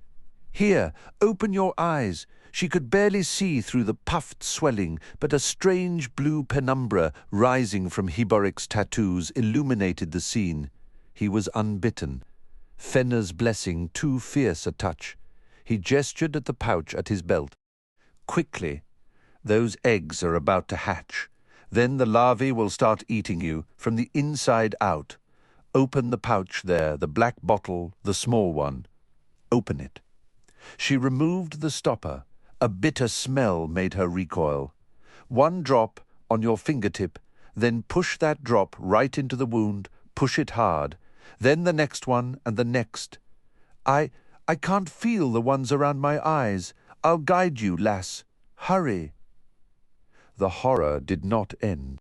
The tincture, a foul dark brown juice that stained her skin yellow, did not kill the emerging larvae, but drove them out. Heboric directed her hands to the ones around her eyes and ears, as each sluggishly wriggled free, and she plucked them from the holes made by the bites, each larva as long as a nail clipping, limp with the soporific effect of the tincture. The bites she could see illustrated what was happening around her eyes and ears. In her mouth, the tincture's bitterness overrode the blood-fly larvae's poison, making her head spin and her heart beat alarmingly fast. The larvae fell like grains of rice onto her tongue. She spat them out. "I'm sorry, Felisin," Heboric said after she had done. He was examining the bites around her eyes, his expression filled with compassion. A chill ran through her. "What's wrong? Will I go blind? Deaf? What is it, Heboric?" He shook his head, slowly sat back. "Bloodfly bites. The deadening poison kills the flesh. You'll heal, but there will be pockmarks. I'm so sorry, lass. It's bad around your eyes. It's bad." She almost laughed, her head reeling. Another shiver rippled through her, and she hugged herself. "I've seen those locals. Slaves, here and there. Normally bloodflies don't swarm. It must have been the flames. Now listen, a good enough healer, someone with high denul, can remove the scarring. We'll find ourselves such a healer, Felisin." "I swear it, by Fenner's tusks. I swear it. I feel sick. That's the tincture rapid heart, chills, nausea. It's the juice of a plant native to 7 cities. If you drank down what's left in that tiny bottle, you'd be dead in minutes." This time she did laugh, the sound shaky and brittle. "I might welcome Hood's Gates, Heboric." She squinted at him. The blue glow was fading. Fenner must be very forgiving. He frowned at that. "I can make no sense of it, to be honest." "I can think of more than one high priest to Fenner who'd choke at the suggestion that the boar god was forgiving," he sighed. "But it seems you're right. You might want to offer thanks, a sacrifice." "I might," he growled, looking away. "It must have been a great offence that drove you from your god, Heboric." He did not reply. After a moment he rose, eyes on the flame-racked town. "Riders coming." She sat up straighter, still too dizzy to stand. "Benneth." He shook his head. Moments later a troop of Malazans rode up, halting directly opposite Heboric and Felisin. At the head was Captain Sha'ik. A dosi blade had laid open one cheek. His uniform was wet and dark with blood. Felisin involuntarily shrank back from his cold lizard eyes as they fixed on her. He finally spoke. "When you're up on the rim, look south." Heboric cursed softly in surprise. "You're letting us go?" "Thank you, Captain." His face darkened. "Not for you, old man. It's seditious bastards like you that are the cause of all this. I'd rather spit you on a spear right now." He made as if to say something more, his eyes finding Felisin once again. But instead, he simply reined his mount around. The two fugitives watched the troop ride back into Skullcup. They were heading for a battle. Felisin knew this instinctively. Another sourceless certainty told her, in a whisper, that they would all die. Captain Sha'ik, Pella. Every Malazan. She glanced over at Heboric. The man looked thoughtful as he watched the troop reach the edge of town, then vanish into the smoke. A moment later, Baudin rose from a bed of reeds nearby. Felisin clambered to her feet and stepped towards him. "Where's Benneth? Dead, lass! You! Her words were drowned out in a flood of pain rising up within her, an anguish more thorough in shattering her than anything she'd yet suffered. She staggered back a step. Baudin's small, flat eyes held steady on her. Heboric cleared his throat. "We'd best hurry. Dawn's not far off, and while I doubt our crossing the lake is likely to be noticed, there's no point in making our intentions obvious. After all, we're Malazan." He strode down to the waiting bladders. "The plan is to wait out the coming day at the other end of the reach, then set out after sunset. Less likely that any roving bands of Dosi will see us." Dully, Felisin followed the two men to the lake's edge. Baudin strapped one of the packs against Heboric's chest. Felisin realized she would have to share the other bladder with Baudin. She studied the big man as he checked the netting one last time. "Benneth's dead. So he says. He probably didn't even look for him. Benneth's alive. He must be. Nothing more than a bloodied face. Baudin's lying. Sinker Lake's water washed the last of the mud and tincture from Felisin's skin. It was not nearly enough. The cliff face bounced back the echoes of their harsh breaths. Chilled and feeling the water striving to pull her down, Felisin tightened her grip on the netting. "I see no cave," she gasped. Baudin grunted. "Surprised? You can see anything at all," he said. She made no reply. The flesh around her eyes had swollen until only slits remained. Her ears felt like slabs of meat, heavy and huge, and the flesh inside her mouth had closed around her teeth. She was having difficulty breathing, constantly clearing her throat without effect. The discomforts left her feeling dislocated, as if she had no vanity left to sting, bringing an almost amused relief. Surviving this is all that counts. Let Tavor see all the scars she's given me the day we come face to face. I need say nothing then to justify my revenge. "The opening is under the surface," Heboric said. "We need to puncture these bladders and swim down." "Baudin will go first, with a rope tied to his waist. Hold on to that rope, lass, else you'll be pulled to the bottom." Baudin handed her a dagger, then laid the rope over the bobbing pack. A moment later he pushed himself towards the cliff wall and vanished beneath the lake's surface. Felisin snatched at the rope, gripping it hard as she watched the coils play out. "How far down?" 7, 8 feet, Heboric said. "Then about 15 feet through the cave until you'll find your next breath. Can you manage it, lass?" "I will have to." Faint screams drifted across the lake, the burning town's last pitiful cries. It had happened so swiftly, almost quietly, a single night to bring Skullcup to a bloody end. It didn't seem real. She felt a tug on the rope. "Your turn," Heboric said. "Puncture the bladder, let it sink away from you. Then follow the rope." She reversed her grip on the dagger and stabbed down. A gust of air whistled, the pack sagging like hands. The water pulled her down. She snatched a frantic breath before slipping under. In a moment the rope no longer led down, but up. She came up against the slick face of the cliff. The dagger fell away as she clutched the rope with both hands and pulled herself along. The cave mouth was a deeper blackness, the water bitter cold. Already her lungs screamed for air. She felt herself blacking out, but savagely pushed the feeling away. A glimmer of reflected light showed ahead. Kicking out as her mouth filled with water, she clawed her way towards it. Hands reached down to grip her tunic's hemmed collar and pulled her effortlessly up into air, into light. She lay on hard, cold stone, racked with coughs. An oil wick lantern glowed beside her head. Beyond it, leaning against the wall, were 2 wood-framed travel packs and bladders swollen with water. "You lost my damned knife, didn't you?" Hood take you, Baudin! He grunted his laugh, then focused his attention on reeling in the rope. Heboric's head broke the black surface moments later. Baudin pulled the ex-priest onto the rock shelf. "Must be trouble up top," the big man said. "Our supplies were brought down here."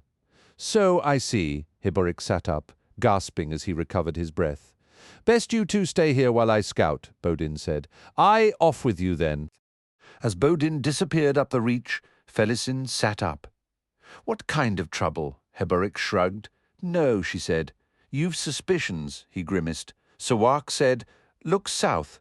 So just that, lass. Let's wait for Baudin, shall we?" "I'm cold. We spared no room for extra clothing, food and water, a few weapons, a fire kit. There's blankets, but best keep them dry." "They'll dry out soon enough," she snapped, crawling over to one of the packs. Baudin returned a few minutes later and crouched down beside Heboric. Shivering under a blanket, Felisin watched the two men. "No, Baudin," she said, as he prepared to whisper something to the ex-priest, "loud enough for all of us." The big man glanced at Heboric, who shrugged. "Dosin is 30 leagues away," Baudin said. "Yet you can see its glow." Heboric frowned. "Even a firestorm wouldn't be visible at such a distance, Baudin." "True enough, and it's no firestorm." "It's sorcery, old man." "A mage battle," Hood's breath, Heboric muttered. "Some battle." "It's come," Baudin growled. "What has?" Felisin asked. 7 cities has risen, lass. Drejna, the whirlwind's come." The hog boat was all of 13 feet in length. Duiker paused a long moment before clambering down into it. 6 inches of water sloshed beneath the 2 flat boards that formed the craft's deck. Rags stoppered a score of minor leaks in the hull, with various degrees of efficacy. The smell of rotting fish was almost overwhelming. Wrapped in his army-issue raincape, Culp had not moved from where he stood on the dock. "And what," he asked tonelessly, "did you pay for this boat?" The historian sighed, glancing up at the mage. "Can you not repair it? What was your warren again, Culp?" "Boat repair," the man answered. "Very well," Duiker said, climbing back onto the dock. "I take your point. To cross the strait, you will need something more seaworthy than this. The man who sold me this craft seems to have exaggerated its qualities. A Harald's prerogative." "Better had you hired a craft." Duiker grunted. "Who could I trust?" "Now what?" The historian shrugged. "Back to the inn. This requires a new plan." They made their way up the rickety dock and entered the dirt track that passed for the village's main thoroughfare. The fisher shacks on either side displayed a paucity of pride common to small communities in the shadow of a large city. Dusk had fallen, and apart from a pack of 3 scrawny dogs, taking turns rolling on the carcass of a fish, there was no one about. Heavy curtains blotted out most of the light coming from the shacks. The air was hot, an inland wind holding at bay the sea breeze. The village inn stood on stilts, a sprawling single-story structure of bleached wood frame, burlap walls and thatched roof. Crabs scuttled in the sand beneath it. Opposite the inn was the stone blockhouse of a Malazan Coastal Guard detachment, 4 sailors from Corn and 2 Marines, whose appearance betrayed nothing of their origins. For them, the old national allegiances no longer held any relevance. The new imperial breed Duiker mused as he and Culp entered the inn and returned to the table they'd occupied earlier. The Malazan guards were crowded around another, close to the back wall, where the burlap had been pulled aside, revealing the tranquil scene of withered grasses, white sand, and glittering sea. Duiker envied the soldiers the fresh air that no doubt drifted in to where they sat. They'd yet to approach, but the historian knew it was only a matter of time. In this village, travellers would be rare, and one wearing the field cape of a soldier even rarer. Thus far, however, translating curiosity into action had proved too great an effort. Culp gestured to the barman for a jug of ale, then leaned close to Duiker. There's going to be questions, soon. That's one problem.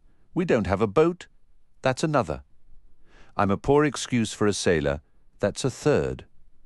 All right, the historian hissed. Hood's breath. Let me think in peace. His expression sour, Culp leaned back.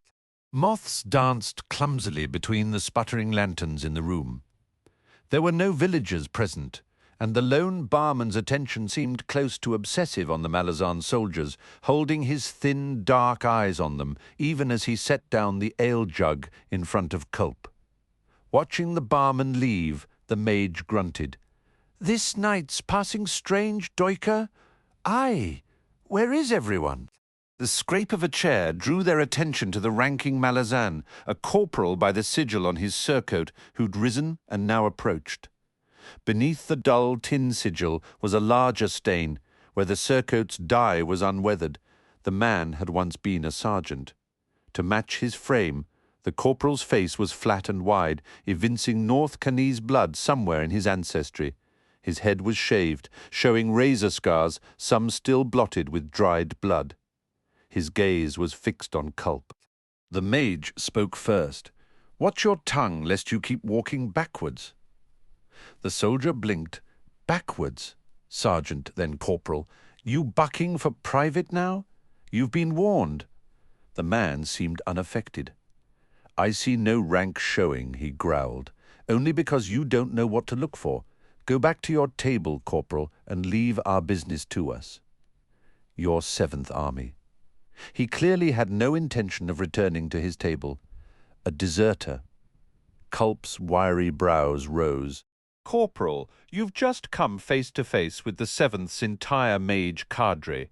Now back out of my face before I put gills and scales on yours." The corporal's eyes flicked to Duiker, then back to Culp. "Wrong," the mage sighed. "I'm the entire cadre. This man's my guest. Gills and scales, huh?" The corporal set his wide hands down on the tabletop and leaned close to Culp. "I get even a sniff of you opening a warren, you'll find a knife in your throat. This is my guard post, Magica, and any business you got here is my business. Now start explaining yourselves before I cut those big ears off your head and add 'em to my belt. Sir?"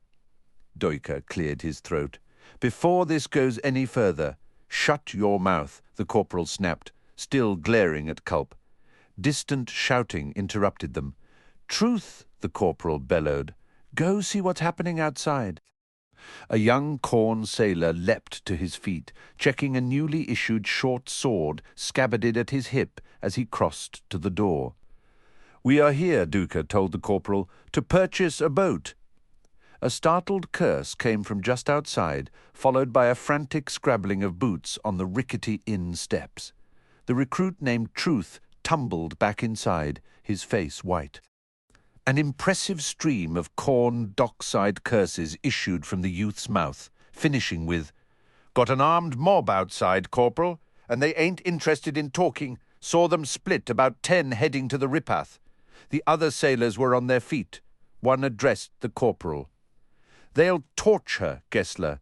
Then we'll be stuck on this stinking strip of beach, arms out and form up," Gessler growled. He rose, turning to the other marine. "Front door, Stormy." "Find out who's leading that group out there and stick a quarrel between his eyes." "We have to save the boat," the sailor's spokesman said. Gessler nodded. "That we will, Verd." The marine named Stormy took position at the door, his cocked assault crossbow appearing as if from nowhere. Outside, the shouting had grown louder, closer. The mob was working itself into the courage it needed to rush the inn. The boy, Truth, stood in the center of the room, the short sword twitching in his hand, his face red with rage. "Calm yourself, lad," Gessler said. His eyes fell to Culp. "I'm less likely to cut off your ears if you open a warren now, mage?" Duiker asked. "You've made enemies in this village, corporal?" The man smiled. "This has been coming for some time. Ripath is fully provisioned. We can get you to Hissar. Maybe we got to get out of this first. Can you use a crossbow?" The historian sighed, then nodded. "Expect some arrows through the walls. Stormy said from the doorway. Found their leader yet? Aye, and he's keeping his distance. We can't wait. To the back door, everyone. The barman, who'd been crouching behind the small counter on one side of the room, now stepped forward, hunched crab-like in expectation of the first flight of arrows through the burlap wall. The tab, Mesler, many weeks now. 72 Jakatas. What's your life worth, Gesler? Asked, gesturing for Truth to join the sailors as they slipped through the break in the rear wall. The barman's eyes went wide, then he ducked his head. 72 Jakatas, Mesler? About right. The corporal nodded. Cool, damp air, smelling of moss and wet stone, filled the room. Duiker looked at Culp, who mutely shook his head. The historian rose. They've got a mage, Corporal. A roar rushed from the street outside and struck the front of the inn like a wave. The wooden frame bowed, the burlap walls bellying. Culp loosed a warning shout, pitching from his chair and rolling across the floor. Wood split, cloth tore. Stormy lunged away from the front, and all at once everyone left in the room was bolting for the rear exit. The floor lifted under them as the front stilts lost their footing, pitching everyone towards the back wall. Tables and chairs toppled, joining the headlong rush. Screaming, the barman vanished under a rack of wine jugs. Tumbling through the rent, Duiker fell through the darkness to land on a heap of dried seaweed. Culp landed on him, all knees and elbows, driving the breath from the historian's lungs. The inn was still rising from the front as the sorcerous wave took hold of all it touched and pushed. Do something, Culp, Duiker gasped. In answer, the mage pulled the historian upright, spun him around, then gave him a hard shove. Run! That's what we're going to do! The sorcery ravaging the inn abruptly ceased. Still balanced on its rear stilts, the building pitched back down. Cross beams snapped. The inn seemed to explode, the wood frame shattering. The ceiling collapsed straight down, hitting the floor in a cloud of sand and dust. Stumbling beside Duiker as they hurried down to the beach, Stormy grunted, Hood's just paid the barman's tab, eh? The Marine gestured with the crossbow he carried. I'm here to take care of you. Corporal's gone ahead. We're looking at a scrap getting to Ripath's dock. Where's Culp? Duiker demanded. It had all happened so fast he was feeling overwhelmed with confusion. He was here beside me, gone sniffing after that spellcaster is my guess. Who can figure mages, eh? Unless'n he's run away. Hood knows he ain't showed much so far, eh? They reached the strand. 30 paces to their left Gessler, and the sailors were closing in on a dozen locals who'd taken up positions in front of a narrow dock. A low, sleek patrol craft with a single mast was moored there. To the right the beach stretched in a gentle curve southward to distant Hisar, a city in flames. Duiker staggered to a halt, staring at the ruddy sky above Hisar. Tog's teats! Stormy hissed, following the historian's gaze. Drijna's come. Guess we won't be taking you to the city after all, eh? Wrong, Duiker said. I need to rejoin Coltaine. My horse is in the stables. Never mind the damn boat. They're pinching her flanks right now, I bet. Around here, people ride camels, eat horses. Forget it. He reached out, but the historian pulled away and began running up the strand, away from Ripath and the scrap that had now started there. Stormy hesitated, then, growling a curse, set off after Duiker. A flash of sorcery ignited the air above the front street, followed by an agonized shriek. Culp, Duiker thought. Delivering or dying, he stayed on the beach, running parallel to the village until he judged he was opposite the stables. Then he turned inward, scrabbling through the weeds of the tide line. Stormy moved up beside the historian. I'll just see you safe on your way, eh? My thanks, Duiker whispered. Who are you, anyway? Imperial historian. And who are you, Stormy? The man grunted. Nobody. Nobody at all. They slowed as they slipped between the first row of huts, keeping to the shadows. A few paces from the street, the air blurred in front of them, and Culp appeared. His cape was scorched, his face red from a fire flash. "Why in Hood's name are you two here?" he demanded in a hiss. "There's a high mage out prowling around. Hood knows why he's here." "Problem is, he knows I'm here, which makes me bad company to be around. I barely squeezed the last one. That scream we heard was yours," Duiker asked. "Ever had a spell roll onto you?" "My bones have been rattled damn near out of their sockets. I shat my pants too, but I'm alive, so far," Stormy said, grinning. "Thanks for the blessing," Culp muttered. Duiker said, "We need to—" The night blossomed around them, a coruscating, flame-lit explosion that flung all three men to the ground. The historian's shriek of pain joined two others as the sorcery seemed to claw into his flesh, clutch icy cold around his bones, sending jolts of agony up his limbs. His scream rose higher as the relentless pain reached his brain, blotting out the world in a blood-misted haze that seemed to sizzle behind his eyes.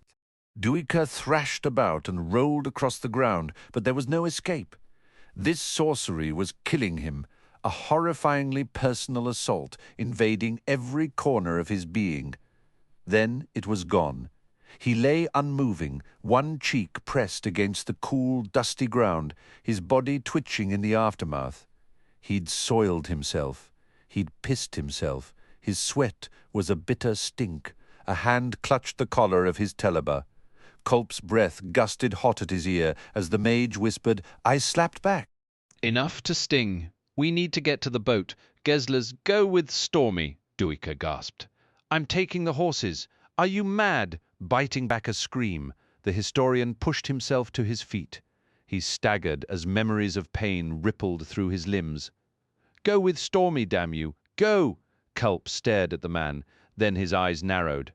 "I, ride as a dosi, might work." Stormy, his face white as death, plucked the mage's sleeve. "Gesler won't wait forever. I—" With a final nod at Duiker, the mage joined the marine. They ran hard back down to the beach. Gesler and the sailors were in trouble. Bodies lay sprawled in the churned-up sand around the dock, the first dozen locals and two of the Khorne sailors. Gesler, flanked by Truth and another sailor, were struggling to hold at bay a newly arrived score of villagers, men and women who flung themselves forward in a spitting frenzy, using harpoons, mallets, cleavers, some with only their bare hands. The remaining two sailors, both wounded, were on Ripath, feebly attempting to cast off the lines. Stormy led Culp to within a dozen paces of the mob, then the marine crouched, took aim and fired a quarrel into the press. Someone shrieked. Stormy slung the crossbow over a shoulder and drew a short sword and gutting dagger. "Got anything for this, mage?" he demanded. Then, without waiting for a reply, he plunged forward, striking the mob on its flank. Villagers reeled. None was killed, but many were horribly maimed as the marine waded into the press. The dead posed no burden, the wounded did. Gesler now held the dock alone, as Truth was pulling a downed comrade back towards the boat. One of the wounded sailors on Ripath's deck had stopped moving. Culp hesitated, knowing that whatever sorcery he unleashed would draw down on them the High Mage. The cadre mage did not think it likely that he could withstand another attack. All his joints were bleeding inside, swelling the flesh with blood. By the morning he would not be able to move. If I survive this night, even so more subtle ploys remained. Culp raised his arms, voicing a keening shriek. A wall of fire erupted in front of him, then rolled, tumbling and growing, rushing towards the villagers, who broke, then ran. Culp sent the flame up the beach in pursuit. When it reached the banked sward, it vanished. Stormy whirled. "If you could do that!" "It was nothing," Culp said, joining the men. "A wall of—" "I meant nothing. A hood-blinked illusion, you fool. Now let's get out of here." They lost varied 20 spans from the shore, a harpoon head buried deep in his chest, finally gushing the last of his blood onto the slick deck. Gessler unceremoniously rolled the man over the side.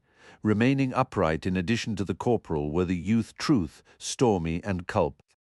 Another sailor was slowly losing a battle with a slashed artery in his left thigh, and was but minutes from Hood's gate.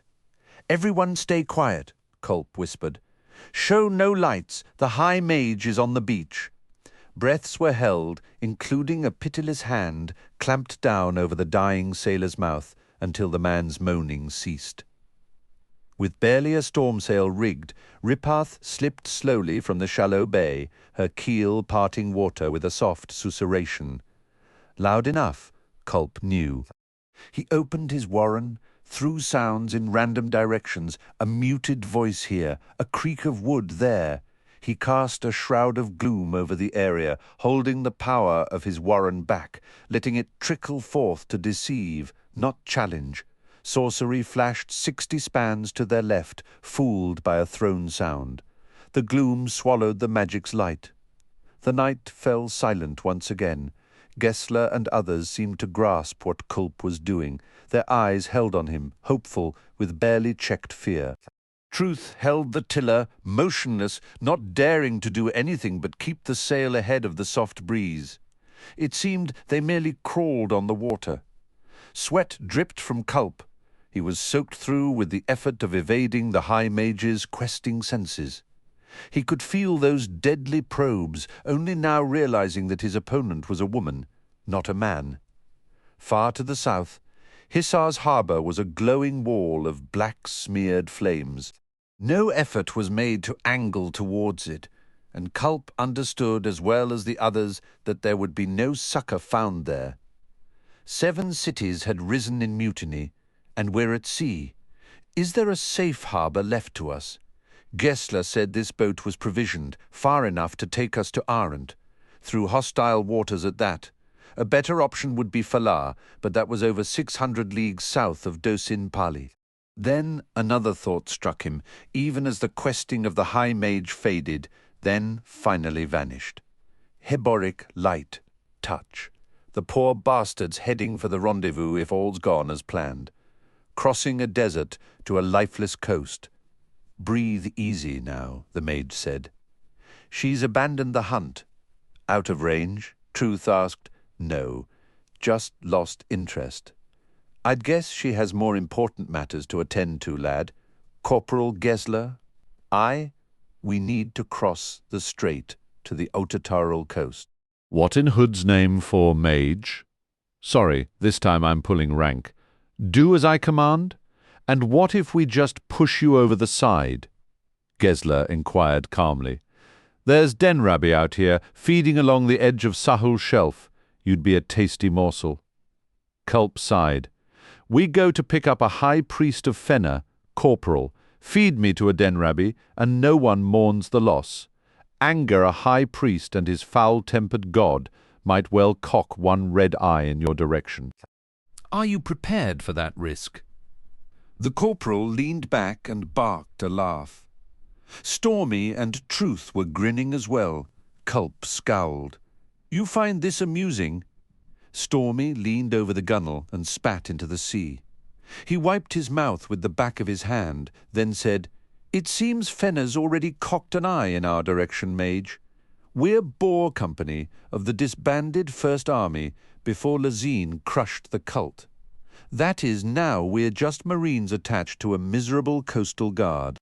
"Ain't stopped us from following Fenna, mage," Gessler said, "or even recruiting new followers to the warrior cult," he added, nodding towards Truth. "So just point the way, Otataral coast, you said. Angle her due east, lad, and let's get this sail up and ready, the spinnaker for the morning winds." Slowly, Culp sat back. "Anyone else need to wash out their leggings?" he asked, wrapped in his telaba. Duiker rode from the village.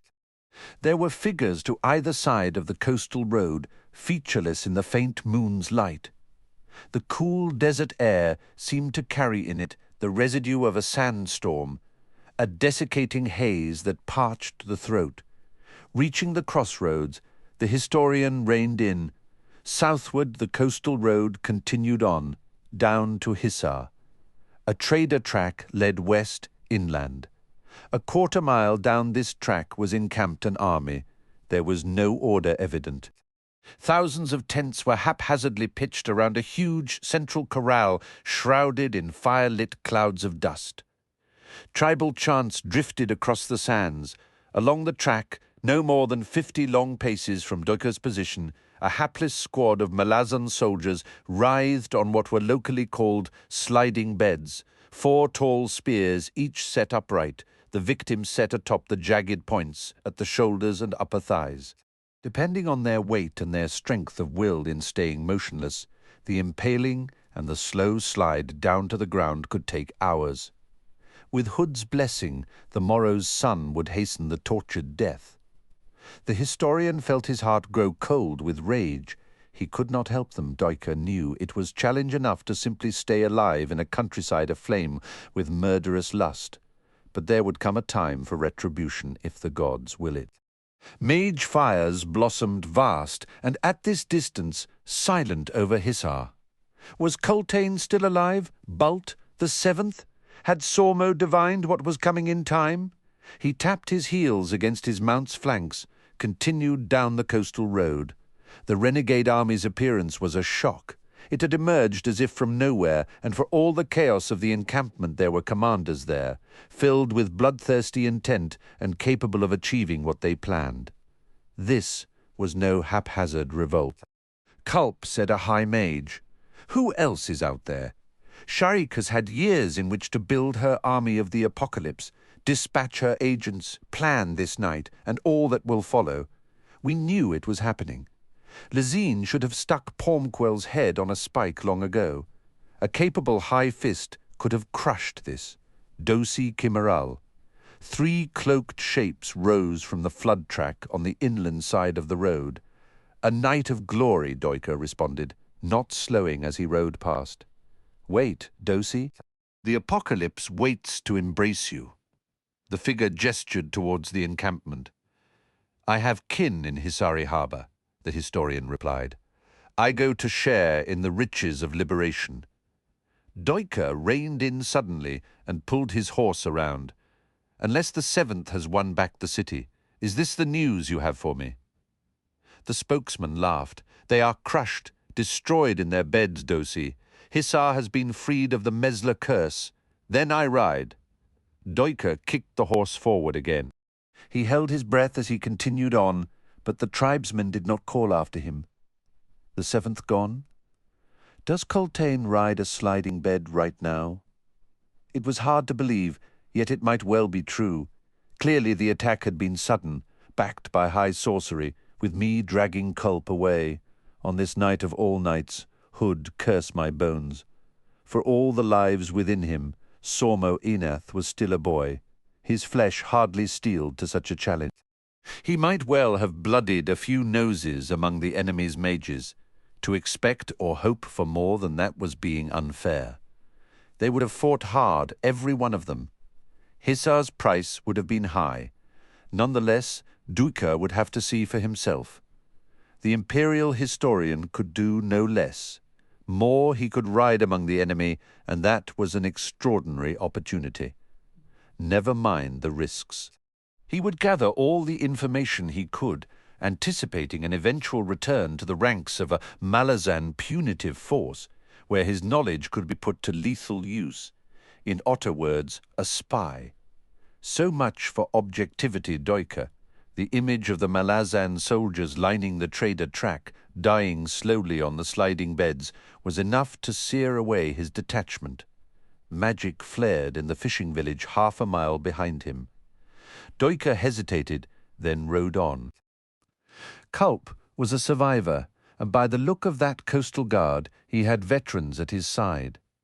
The mage had faced powerful sorcery before. What he could not defeat, he could escape. Duiker's soldiering days were long past, his presence more of an impediment than an asset. They were better off without him. But what would Culp do now, if there were any survivors among the 7th? Then the cadre mage's place was with them. What, then, of Heboric's fate? Well, I've done what I could for the old handless bastard. Fenner guard you, old man. There were no refugees on the road. It seemed the fanatic call to arms was complete. All had proclaimed themselves soldiers of Droijna, old women, fisherwives, children, and pious grandfathers. Nonetheless, Duiker had been expecting to find Malazans, or at the very least signs of their passage, scenes where their efforts to escape came to a grisly end. Instead, the raised military road stretched bare, ghostly in the moon's silver light. Against the glare of distant Hissar appeared desert cape moths, wheeling and fluttering like flakes of ash as broad across as a splayed hand as they crossed back and forth in front of the historian. They were carrion eaters, and they were heading in the same direction as Duiker in growing numbers. Within minutes the night was alive with the silent, spectral insects whirling past the historian on all sides. Duiker struggled against the chill dread rising within him. The world's harbingers of death are many and varied. He frowned, trying to recall where he'd heard those words. Probably from one of the countless dirges to Hood, sung by the priests during the season of rot in Unta. The first of the city's outlying slums appeared in the fading gloom ahead, a narrow cluster of shacks and huts clinging to the shelf above the beach. Smoke now rode the air, smelling of burning painted wood and scorched cloth. The smell of a city destroyed, the smell of anger and blind hatred. It was all too familiar to Duiker, and it made him feel old. 2 children raced across the road, ducking between shacks. One voiced a laugh that pealed with madness too, knowing by far to come from one so young. The historian rode past the spot, his skin crawling. He was astonished to feel the fear within him, afraid of children. Old man, you don't belong here. The sky was lightening over the strait on his left. The cape moths were plunging into the city ahead, vanishing inside the roiling clouds of smoke. Duiker reined in. The coastal road split here, the main track leading straight to become a main thoroughfare of the city. A second road on the right skirted the city and led to the Malazan barracks compound. The historian gazed down that road, squinting. Black columns of smoke rose half a mile away above the barracks, the columns bending high up where a desert wind caught hold and pushed them seaward. Butchered in their beds, the possibilities suddenly seemed all too real. He rode towards the barracks. On his right, as shadows appeared with the rising sun, the city of Hissar burned. Support beams were giving way, mud-brick walls tumbling, cut stone shattering explosively in the blistering heat. Smoke covered the scene with its deathly, bitter shawl. Every now and then a distant scream sounded from the city's heart. It was clear that the mutiny's destructive ferocity had turned on itself. Freedom had been won at the cost of everything. He reached the trampled earth where the trader encampment had once been, where he and the warlock Sormo had witnessed the divination. The camp had been hastily abandoned, possibly only hours earlier, a pack of dogs from the city now rooted through the rubbish left behind. Opposite the grounds, and on the other side of the Folitan road, rose the fortified wall of the Malazan compound. Duiker slowed his mount to a walk, then a halt. Streaks of black scarred the few sections of bleached stone remaining upright. The sorcery that had assailed the wall had breached it in 4 places that he could see, each one a sundering of stone wide enough to rush a phalanx through. Bodies crowded the breaches, sprawled amidst the tumbled blocks. None wore much in the way of armour, and the weapons Duiker saw scattered about ranged from antique pikes to butchers' cleavers. The 7th had fought hard, meeting their attackers at every breach. In the face of savage sorcery, they had cut down their attackers by the score. No one had been caught asleep in his bed. The historian felt a trickle of hope seep into his thoughts. He glanced down the road, down to where the nut trees lined the cobbled street. There had been a cavalry sortie of some kind, close to the compound's inner city gate. 2 horses lay among dozens of Hissari bodies, but no lancers that he could see. Either they'd been lucky enough to lose no one in the attack, or they'd had the time to retrieve their slain and wounded comrades. There was a hand of organization here, a strong one. Coltaine? Bolt. He saw no one living down the length of the street. If battle continued, it had moved on. Duiker dismounted and approached one of the breaches in the compound wall. He clambered over the rubble, avoiding the stones slick with blood. Most of the attackers, he saw, had been killed by quarrels. Many bodies were virtually pincushioned with the stubby arrows. The range had been devastatingly short, the effect lethal. A frenzied, disorganized rush by a mob of ill-equipped Hisari stood no chance against such concentrated fire. Duiker saw no bodies beyond the ridge of tumbled stone. The compound's training field was empty. Bulwarks had been raised here and there to establish murderous crossfire should the defense at the breaches fail, but there was no sign that that had occurred. He stepped down from the ridge of shattered stone. The Malazan headquarters and the barracks had been torched. Duiker now wondered if the 7th had not done it themselves. Announcing to all that Coltaine had no intention of hiding behind walls, the 7th and the Wiccans marched out in formation. How did they fare? He returned to his waiting horse. Back in the saddle, he could see more smoke billowing heavily from the Malazan Estates district. Dawn had brought a strange calm to the air. To see the city so empty of life made it all seem unreal, as if the bodies sprawled in the streets were but scarecrows left over from a harvest festival. The Capemoths had found them, however, covering the forms completely, their large wings slowly fanning as they fed. As he rode towards the Malazan estates, he could hear the occasional shout and faint scream in the distance, barking dogs and braying mules. The roar of fires rose and fell like waves clawing a cliff face, carrying gusts of heat down the side streets, hissing and rustling through the litter. 50 paces from the estate's Duiker found the first scene of true slaughter. The Hisari mutineers had struck the Malazan quarter with sudden ferocity, probably at the same time as the other force had hemmed in the 7th at the compound. The merchant and noble houses had thrown their own private guards forward in frantic defence, but they were too few and, lacking cohesion, had been quickly and savagely cut down. The mob had poured into the district, battering down estate posterns, dragging out into the wide street Malazan families. It was then Duiker saw, as his mount picked a careful path through the bodies, that madness had truly arrived. Men had been gutted, their entrails pulled out, wrapped around women, wives and mothers and aunts and sisters, who had been raped before being strangled with the intestinal ropes. The historian saw children with their skulls crushed, babies spitted on tapu skewers. However, many young daughters had been taken by the attackers as they plunged deeper into the district. If anything, their fates would be more horrific than those visited on their kin.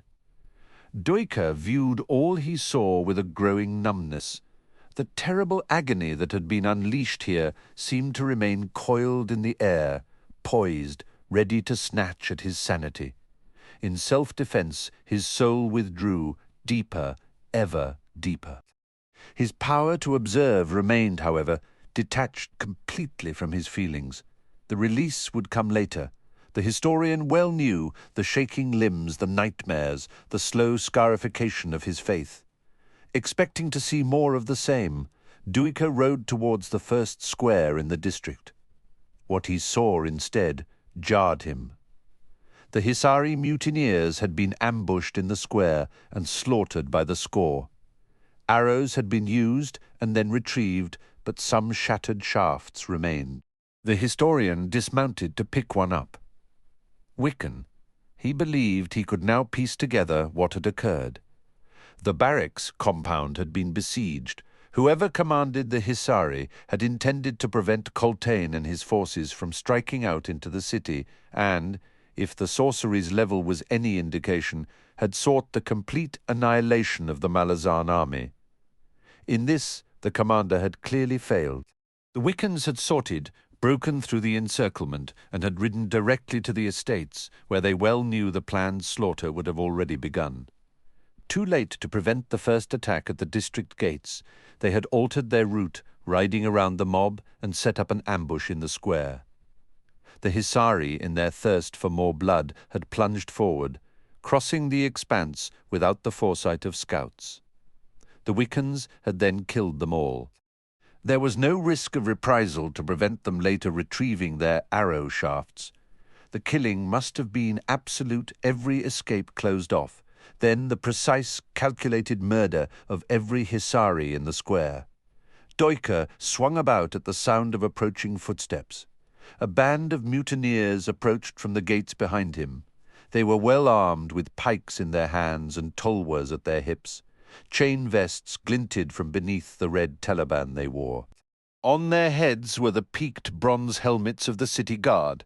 Terrible slaughter, Duiker wailed, drawing out the Dosi accent. It must be avenged. The sergeant leading the squad eyed the historian warily. You have the dust of the desert upon you, he said. I have ridden down from the High Mage's forces to the north, a nephew who dwelt in the harbour district. I seek to join him. If he yet lives, old man, you shall find him marching with Rilot. We have driven the Mesla from the city, another soldier said. Outnumbered, already sorely wounded and burdened with 10,000 refugees. Silence, Gebura, the sergeant snapped. He narrowed his gaze on Duiker. We go to Rilot now, come with us. All of Hisari shall be blessed in joining in the final slaughter of the Mesla. Conscription. No wonder there's no one about. They're in the Holy Army whether they like it or not. The historian nodded. I shall. I have vowed to protect the life of my nephew, you see. The vow to scourge 7 cities of the Mesla is greater, the sergeant growled. Drishna demands your soul, Dosi. The apocalypse has come. Armies gather all across the land, and all must hearken to the call. Last night I joined in spilling the blood of a Mesla coastal guard. My soul was given to her keeping then, Hisari. Duiker's tone held a warning to the young sergeant. Respect your elders, child. The man answered the historian with an acknowledging nod. Leading his horse by the reins, Duiker accompanied the squad as they made their way through the estates. Chemist Rilot's army, the sergeant explained, was marshalling on the plain to the southwest of the city. 3 Odhan tribes were maintaining contact with the hated Mesla, harrying the train of refugees and the too few soldiers trying to protect them. The Mesla were seeking to reach Sha'ik, another coastal city 20 leagues south of Hisar. What the fools did not know, the man added with a dark grin, was that Sha'ik had fallen as well, and even now thousands of Mesla nobles and their families were being driven up the north road. The Mesla commander was about to see a doubling of citizens he was sworn to defend. Chemist Rilot would then encircle the enemy, his forces outnumbering them 7 to 1, and complete the slaughter. The battle was expected to take place in 3 days' time. Duiker made agreeable noises through all this, but his mind was racing. Chemist Rilot was a high mage, one believed to have been killed in Raraku over 10 years ago, in a clash with Sha'ik over who was destined to lead the apocalypse. Instead of killing her rival, it was now apparent that Sha'ik had won his loyalty. The hint of murderous rivalry, feuds and personality clashes had served Sha'ik well in conveying to the Malazans an impression of internal weaknesses plaguing her cause. All a lie. We were deceived, and now we are suffering the cost. The Mesla army is as a great beast, the sergeant said as they neared the city's edge, wounded by countless strikes, flanks streaming with blood. The beast staggers onward, blind with pain. In 3 days, Dosi, the beast shall fall. The historian nodded thoughtfully, recalling the seasonal boar hunts in the forests of northern Quan Tali. A tracker had told him that among the hunters who were killed in such hunts, most met their fate after the boar had taken a fatal wound. An unexpected final lashing out, a murderous lunge that seemed to defy Hood's grip on the beast, seeing victory only moments away stripped caution from the hunters. Duiker heard something of that overconfidence in the mutineer's words. The beast streamed with blood, but it was not yet dead. The sun climbed the sky as they travelled south. The chamber's floor sagged like a bowl, carpeted in thick, felt like drifts of dust. Almost a third of a league into the hill's stone heart, the rough-cut walls had cracked like glass. Fissures reaching down from the vaulted roof. In the centre of the room lay a fishing boat resting on one flank, its lone mast's unreached sail hanging like rotted webbing. The dry, hot air had driven the dowels from the joins and the planks had contracted, splaying beneath the boat's own weight. "This is no surprise," Mappo said from the portal way. Icarium's lips quirked slightly. Then he stepped past the trell and approached the craft. 5 years? Not longer. I can still smell the brine. Do you recognize the design? I curse myself for having taken no interest in such things. Mappo sighed. Truly, I should have anticipated moments like these. What was I thinking? I believe, Icarium said slowly, resting a hand on the boat's prow. This is what Iscaral Pust wished us to find. I thought the quest was for a broom, the Trell muttered. No doubt his broom will turn up of its own accord. It was not the goal of the search we were to value, but the journey. Mappo's eyes narrowed suspiciously on his friend. Then his canines showed in an appreciative grin. That is always the way, isn't it? He followed the jag into the chamber, his nostrils flared. I smell no brine. Perhaps I exaggerated. I'll grant you it does not look like it's been here for centuries. What are we to make of this, Icarium? A fishing boat, found in a room deep within a cliff, in a desert 30 leagues from anything bigger than a spring. The high priest sets before us a mystery. Indeed, do you recognize the style? Alas, I am as ignorant of watercraft and other things of the sea as you, Mappo. I fear we have already failed in Iscaral Pust's expectations. The Trell grunted, watching Icarium begin examining the boat. There are nets in here, deftly made, a few withered things that might have been fish once. Ah! The jag reached down, wood clattered. He straightened, faced Mappo in his hands the high priest's broom. Do we now sweep the chamber? I think our task is to return this to its rightful owner, the boat or the broom. Icarium's brows rose. Now that is an interesting question, friend. Mappo frowned, then shrugged. If there had been anything clever in his query, it was there purely by chance. He was frustrated.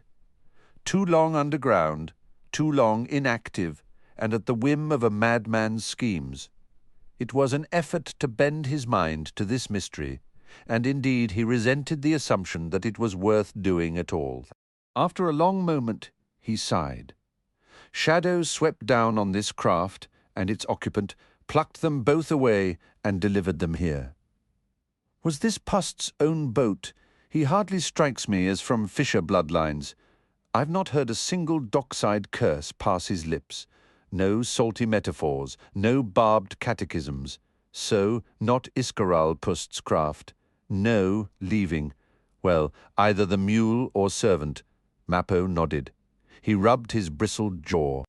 I'll grant you a mule in a boat dragging nets through shoals might be interesting enough to garner a god's curiosity, sufficient to collect the two for posterity. Ah, but what would be the value without a lake or pond to complete the picture? No, I think we must eliminate the mule. This craft belongs to servant.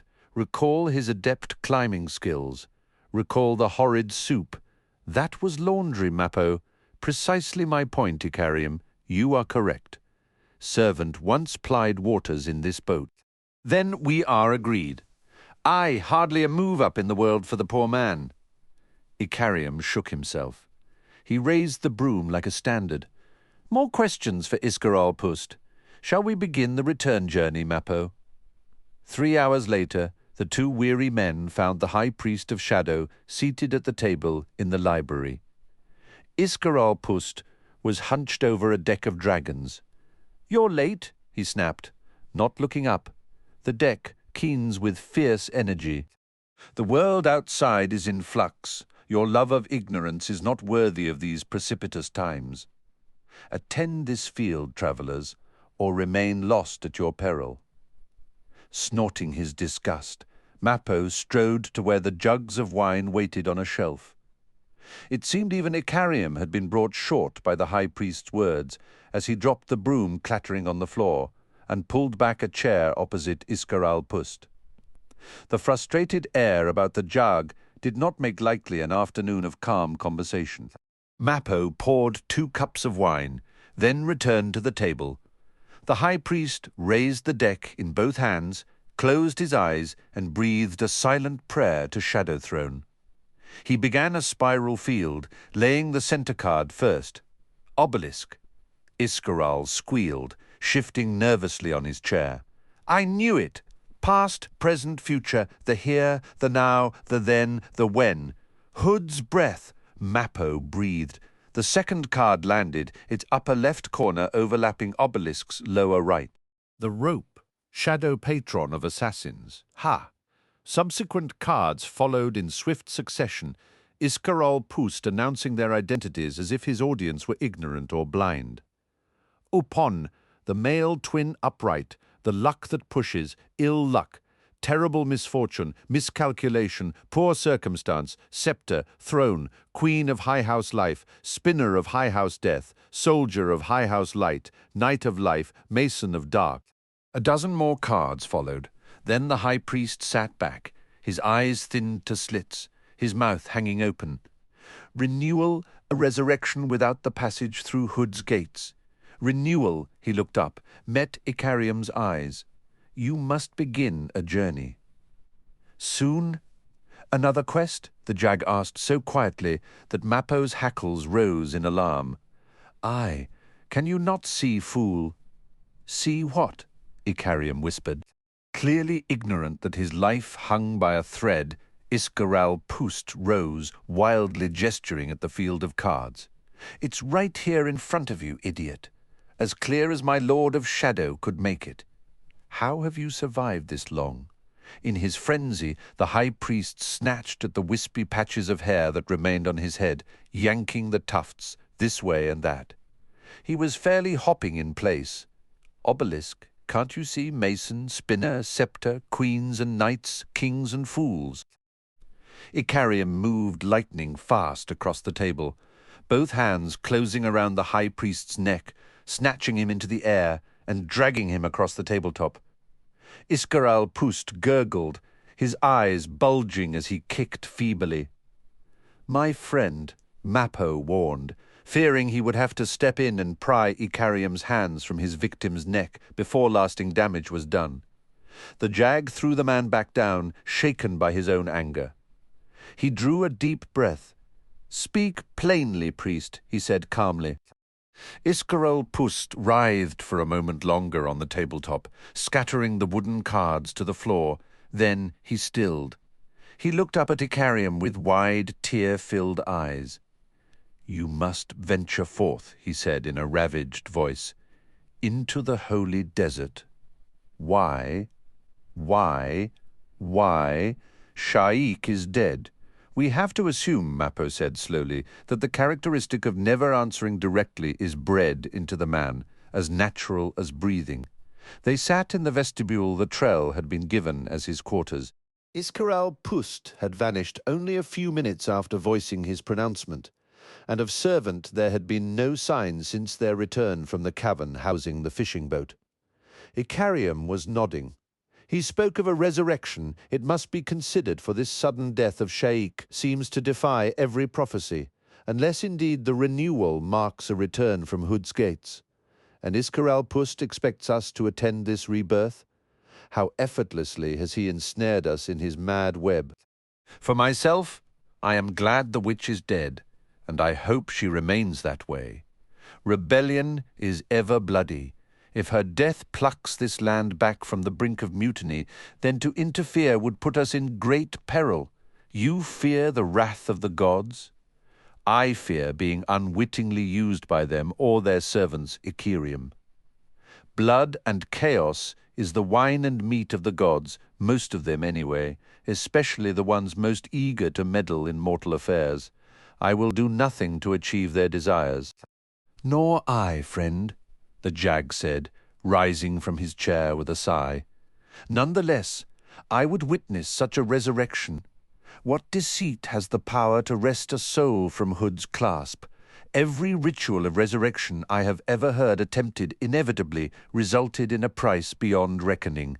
Even as he relinquishes a soul, Hood ensures he wins in the exchange. Mappo closed his eyes, kneaded his broad, scarred brow. My friend, what are we doing here? I see your desperation, seeking every path in the hopes of revelation. Could I speak openly to you, I would warn you from the truth. This is an ancient land, he said softly. We cannot guess what powers have been invested in the stone, sand, and earth. Generation upon generation. He glanced up, suddenly weary. When we wandered the edge of Raraku, Icarium, I always felt as if I was walking the narrowest strand in a web stretching to every horizon. The ancient world but sleeps, and I feel its restless shifting more now than ever before. Do not awaken this place, friend, lest it awaken you. Well, Icarium said after a long, thoughtful moment, I shall venture out in any case. Will you accompany me, Mappo Trell? His eyes on the heaved pavestones of the floor, Mappo slowly nodded. The wall of sand rose seamlessly into the sky's ochre dome. Somewhere in that fierce, swirling frenzy was the holy desert Raraku. Fiddler, Crokus, and Apsalar sat on their lathered mounts at the top of a trail that led down the slope of the hills, out onto the desert wastes. 1,000 paces into Raraku, and the world simply disappeared. A faint, sibilant roar reached them. Not, Crokus said quietly. Your average storm, I assume. His spirits had been low since awakening in the morning to find that Moby had once again disappeared. The creature was discovering its wild instincts, and Fiddler suspected they wouldn't see it again. When I heard mention of the Whirlwind, the Daru thief continued after a moment, I assumed it was, well, figurative, a state of being, I suppose. So tell me, do we now look upon the true Whirlwind, the wrath of a goddess? How can a rebellion be born in the heart of that? Apsalar wondered. It would be a challenge to even open one's eyes in that storm, much less orchestrate a continent-wide uprising, unless, of course, it's a barrier, and beyond there is calm. Seems likely, Crokus agreed. Fiddler grunted. Then we've no choice. We ride through. Their Graal hunters were less than 10 minutes behind them, driving equally exhausted horses. They numbered at least a score, and even considering Apsalar's God-given skills, and the assortment of Morant munitions in Fiddler's pack, the option of making a stand against the warriors was not a promising prospect. The sapper glanced at his companions.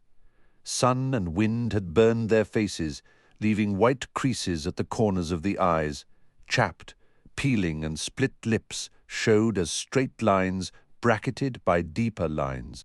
Hungry, thirsty, weaving in their saddles with exhaustion. He was in as bad a shape he well knew, worse, given he had not the reserves of youth to draw upon. Mind you, Raraku marked me once before, long ago. I know what's out there. The other two seemed instinctively to understand Fiddler's hesitation, waiting with something like respect, even as the sound of thundering horse hooves rolled up the trail at their backs. Apsalar finally spoke. I wish to know more of this desert.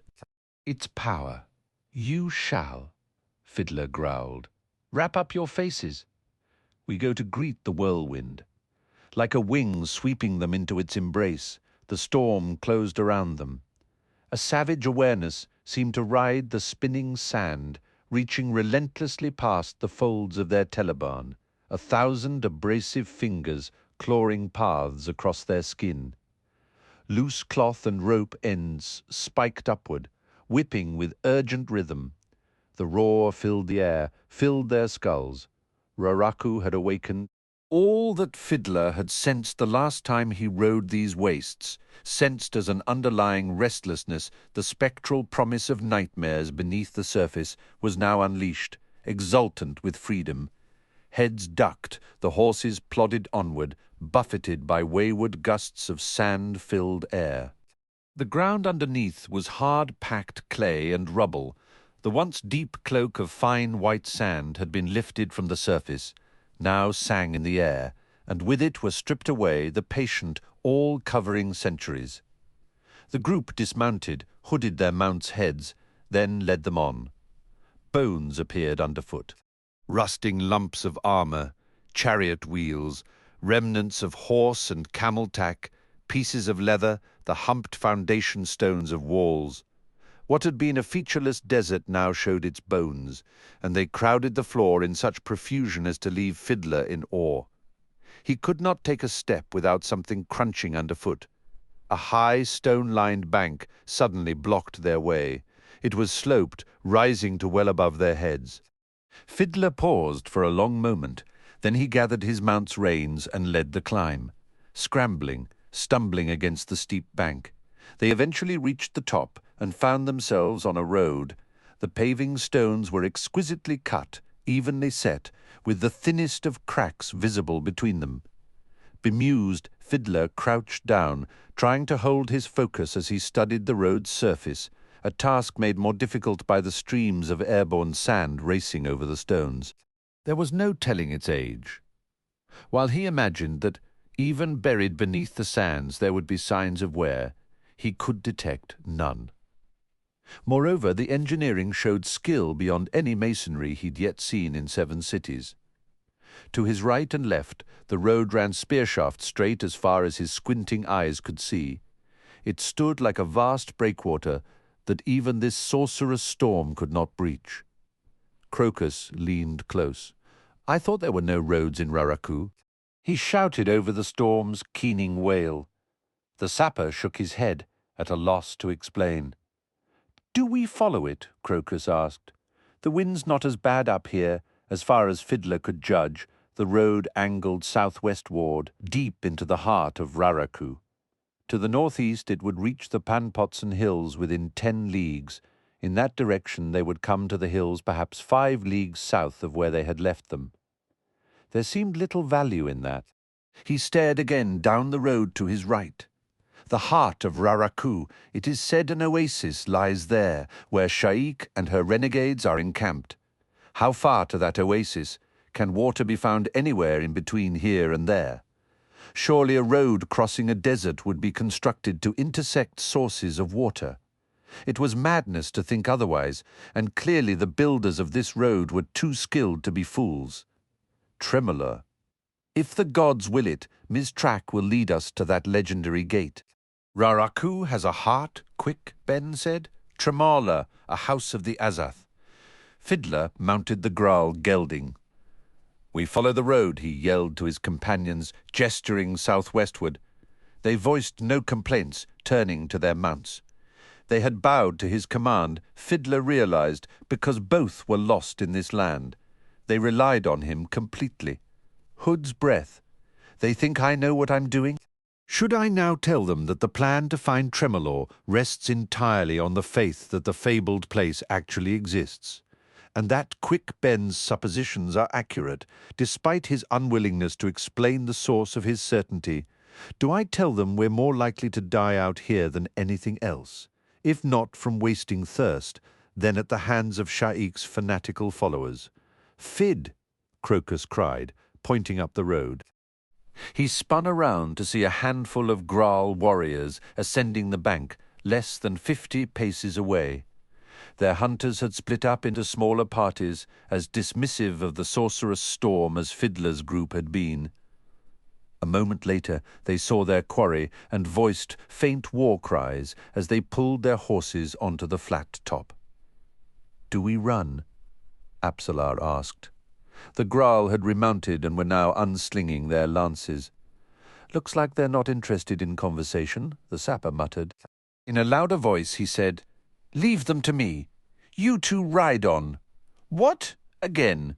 Crokus slid back down from his horse. "What would be the point?" Apsalar followed suit. She stepped close to Fiddler, her eyes meeting his. "With you dead, what are our chances of surviving this desert?" about as bad as with me leading you. He fought the temptation to give voice to his thought, simply shrugging in reply as he unlimbered his crossbow. I mean to make this a short engagement, he said, loading a cussor quarrel into the weapon's slot. The growl had pulled their mounts into position on the road, lances lowered. They kicked the horses into motion. Despite himself, Fiddler's heart broke for those growl horses even as he aimed and fired. The quarrel struck the road 3 paces in front of the charging tribesmen. The detonation was deafening, the blast a bruised gout of flame that drove back the airborne sand and the wind carrying it, and flung the attackers and their mounts like a god's hand, backward onto the road and off the sides. Blood shot upward to pull sand down like hail. In a moment the wind swept the flames and smoke away, leaving nothing but twitching bodies. A pointless pursuit, and now pointless deaths. I am not Graal. Would the crime of impersonation trigger such a relentless hunt?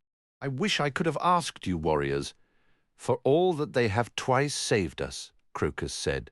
Those Morant munitions are horrible, Fiddler. Silent, the sapper loaded another quarrel, slipped a leather thong over the bone trigger to lock it, then slung the heavy weapon over a shoulder. Climbing back into the saddle, he gathered the reins in one hand and regarded his comrades. Stay sharp, he said. We may ride into another party without warning. If we do, try to break through them. He lightly kicked the mare forward. The wind came as laughter to his ears, the sound seemingly stained with pleasure at witnessing senseless violence. It was eager for more. The whirlwind awakened. This goddess is mad, riven with insanity.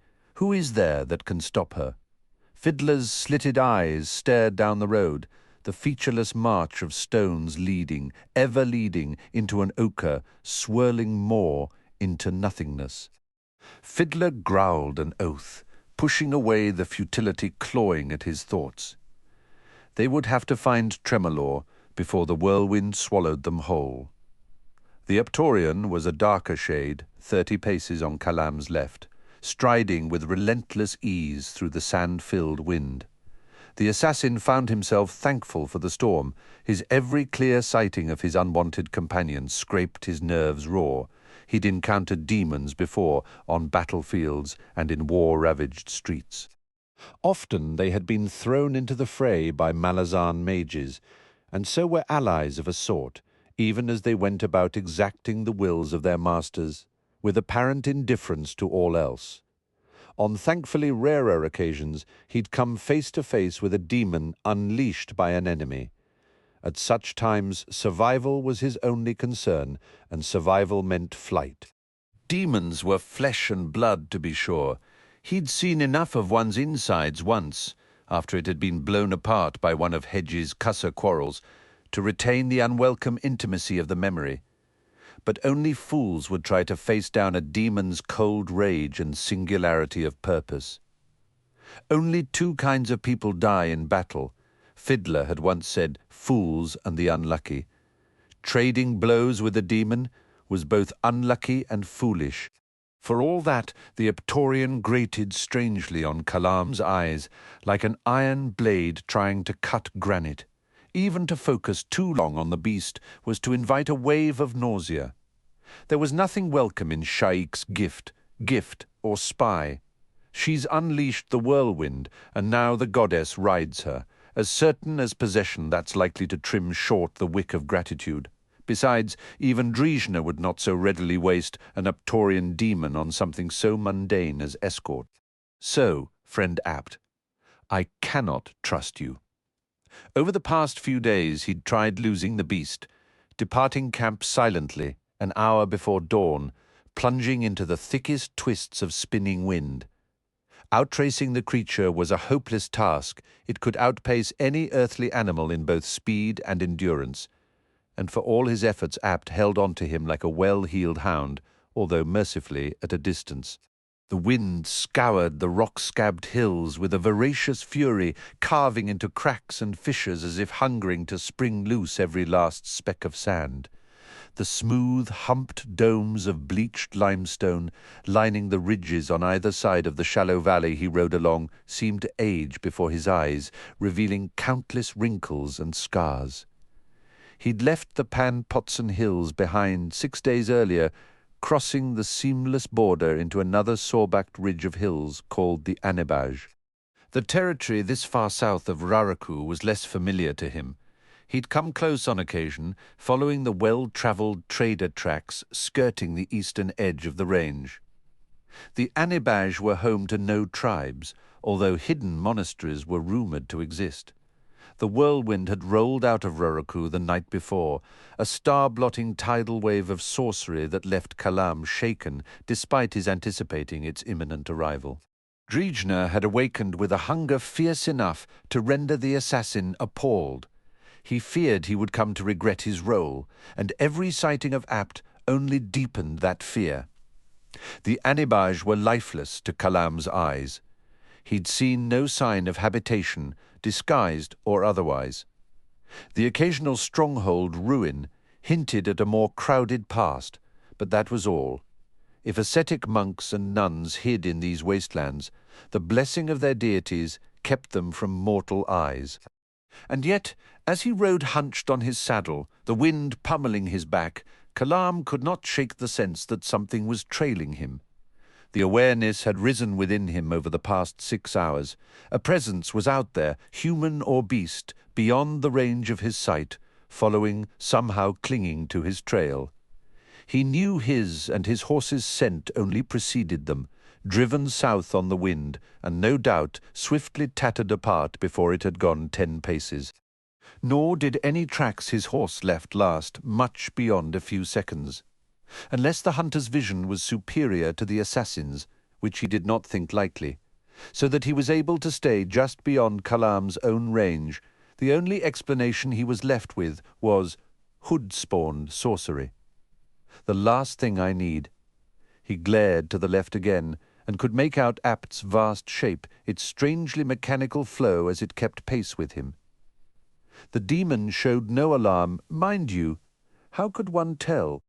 But rather than drawing comfort from it, he felt instead a growing unease, a suspicion that the demon's role no longer included protecting him. Abruptly the wind fell, the roar shifting to the hiss of settling sand. Grunting in surprise, Kalam reined in and looked back over his shoulder. The storm's edge was a tumbling stationary wall 5 paces behind him. Sand rained from it, forming scalloped dunes along a slightly curving edge that ran to the horizon's edge both east and west. Overhead the sky had lightened to a faintly burnished copper. The sun, hanging an hour above the western horizon, was the color of beaten gold. The assassin walked his horse on another 12 paces, then halted a second time. Opete had not emerged from the storm. A shiver of alarm took hold, and he reached for the crossbow hanging from its strap on the saddle-horn. A jolt of sudden panic took his horse, and the beast shied sideways, head lifted and ears flattened. A strong, spicy smell filled the air. Kalam rolled from the saddle, even as something passed swiftly through the air over him. Relinquishing his grip on the unloaded crossbow, the assassin unsheathed both long knives, even as his right shoulder struck the soft sand, his momentum taking him over and onto his feet in a low crouch. His attacker, a desert wolf of startling mass, had failed in clearing the sidestepping horse, and was now scrambling for purchase athwart, the saddle its amber eyes fixed on Kalam. The assassin lunged forward, thrusting with the narrow blade in his right hand. Another wolf struck him from the left, a writhing weight of thick muscle and snapping jaws, taking him to the ground. His left arm was pinned by the beast's weight, long canines gouged into the mail links covering his shoulder. Rings popped and snapped, the teeth breaking through and pushing hard against his flesh. Kalam reached around and drove the point of his right long knife high into the animal's flank, the blade slipping under the spine just fore of the wolf's hip. The tightening jaws released his shoulder, jerking back. The animal kicked to pull away from him, As the assassin struggled to pull the blade free, he felt the edge bite bone. The iron steel bent, then snapped. Howling in pain, the wolf leapt away, back hunched, spinning as if chasing its tail in an effort to close its jaws on the jutting fragment of blade. Spitting sand, Kalam rolled to his feet. The first wolf had been thrown from its purchase across the saddle by the horse's frenzied bucking. It had then taken a solid kick to the side of the head. The beast stood dazed half a dozen paces away, blood running from its nose. There were others somewhere behind the storm wall, their growls, yips, and snarls muted by the wind. They battled something. It was obvious. Kalam recalled Sha'ik's mention of a divers that had attacked the Eptorian, inconclusively, some weeks earlier. It seemed the shapeshifter was trying again. The assassin saw his horse bolt away down the trail, southward, bucking as it went. He spun back to the two wolves, only to find them gone, twin spattered paths of blood leading back to the storm. From within the whirlwind, all sounds of battle had ceased. A moment later, Apt lumbered into view. Dark blood streamed from its flanks and dripped from its needle fangs, making the grin of its jawline all the more ghastly.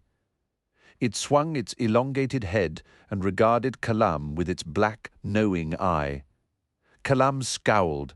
"I risk enough without this damned feud of yours, Apt." The demon clacked its jaws, a snake-like tongue darting out to lick the blood from its teeth. He saw it was trembling. Some of the puncture wounds near its neck looked deep. Sighing, the assassin said, "Treating, you will have to await finding my horse." He reached for the small canteen at his belt. "But at the very least, I can clean your wounds." He stepped forward. The demon flinched back, head ducking menacingly. Kalam stopped. "Perhaps not then," he frowned. There was something odd about the demon, standing on a low hump of bleached bedrock, its head turned as its slitted nostrils flared to test the air. The assassin's frown deepened. Something. After a long moment he sighed, glancing down at the grip of the broken long knife in his right hand. He'd carried the matched pair for most of his adult life, like a mirror to the twin loyalties within him. Which of the two have I now lost? He brushed dust from his talaba, collected his crossbow, slinging it over a shoulder, then began the walk southward, down the trail towards the distant basin alongside him, and closer now, Apt followed, head sunk low, its single forelimb kicking up puffs of dust that glowed pink in the sun's failing light. Chapter 7. Death shall be my bridge. Toblakai saying, burning wagons, the bodies of horses, oxen, mules, men, women and children, pieces of furniture, clothing, and other household items lay scattered on the plain south of Hisar. For as far as Duiker could see, here and there mounds of bodies rose like earthless barrows, where warriors had made a last desperate stand. There'd been no mercy to the killing, no prisoners taken. The sergeant stood a few paces in front of the historian, as silent as his men as he took in the scene that was the Vintil Basin and the battle that would become known for the village less than a league distant Batrol. Duiker leaned in his saddle and spat. "The wounded beast had fangs," he said sourly. "Oh, well done, Coltaine. They'll hesitate long before closing with you again." The bodies were Hisari. Even children had been flung into the fighting. Black, scorched scars crossed the battlefield as if a god's claws had swept down to join the slaughter. Pieces of burned meat clogged the scars. Human or beast, there was no means of telling. Capimuths fluttered like silent madness over the scene. The air stank of sorcery. The clash of warrens had spread greasy ash over everything. The historian felt beyond horror, his heart hardened enough to feel only relief. Somewhere to the southwest was the seventh remnants of loyal Hisari auxiliaries, and the Wiccans, and tens of thousands of Malazan refugees bereft of their belongings. But alive, the peril remained. Already, The army of the apocalypse had begun regrouping, shattered survivors contracting singly and in small groups towards the Mela oasis where awaited the Sialk reinforcements and late-coming desert tribes. When they renewed the pursuit, they would still vastly outnumber Coltaine's battered army. One of the sergeant's men returned from his scouting to the west. "Chemist Relot lives," he announced. "Another high mage brings a new army from the north. There will be no mistakes next time." The words were less reassuring to the others than they would have been a day ago. The sergeant's mouth was a thin slash as he nodded. "We join the others at Mela, then." "Not I," Duiker growled. Eyes narrowed on him. "Not yet," the historian added, scanning the battlefield. "My heart tells me I shall find the body of my nephew out there." "Seek first among the survivors," one soldier said. "No, my heart does not feel fear, only certainty. Go on, I shall join you before dusk." He swung a hard, challenging gaze to the sergeant. "Go." The man gestured mutely. Duiker watched them stride westward, knowing that should he see them again, it would be from the ranks of the Malazan army, and somehow they would be less than human then. The game the mind must play to unleash destruction.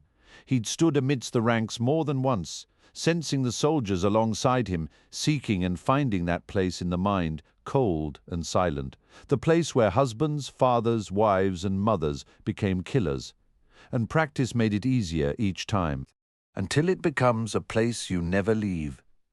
The historian rode out into the battlefield, almost desperate to rejoin the army.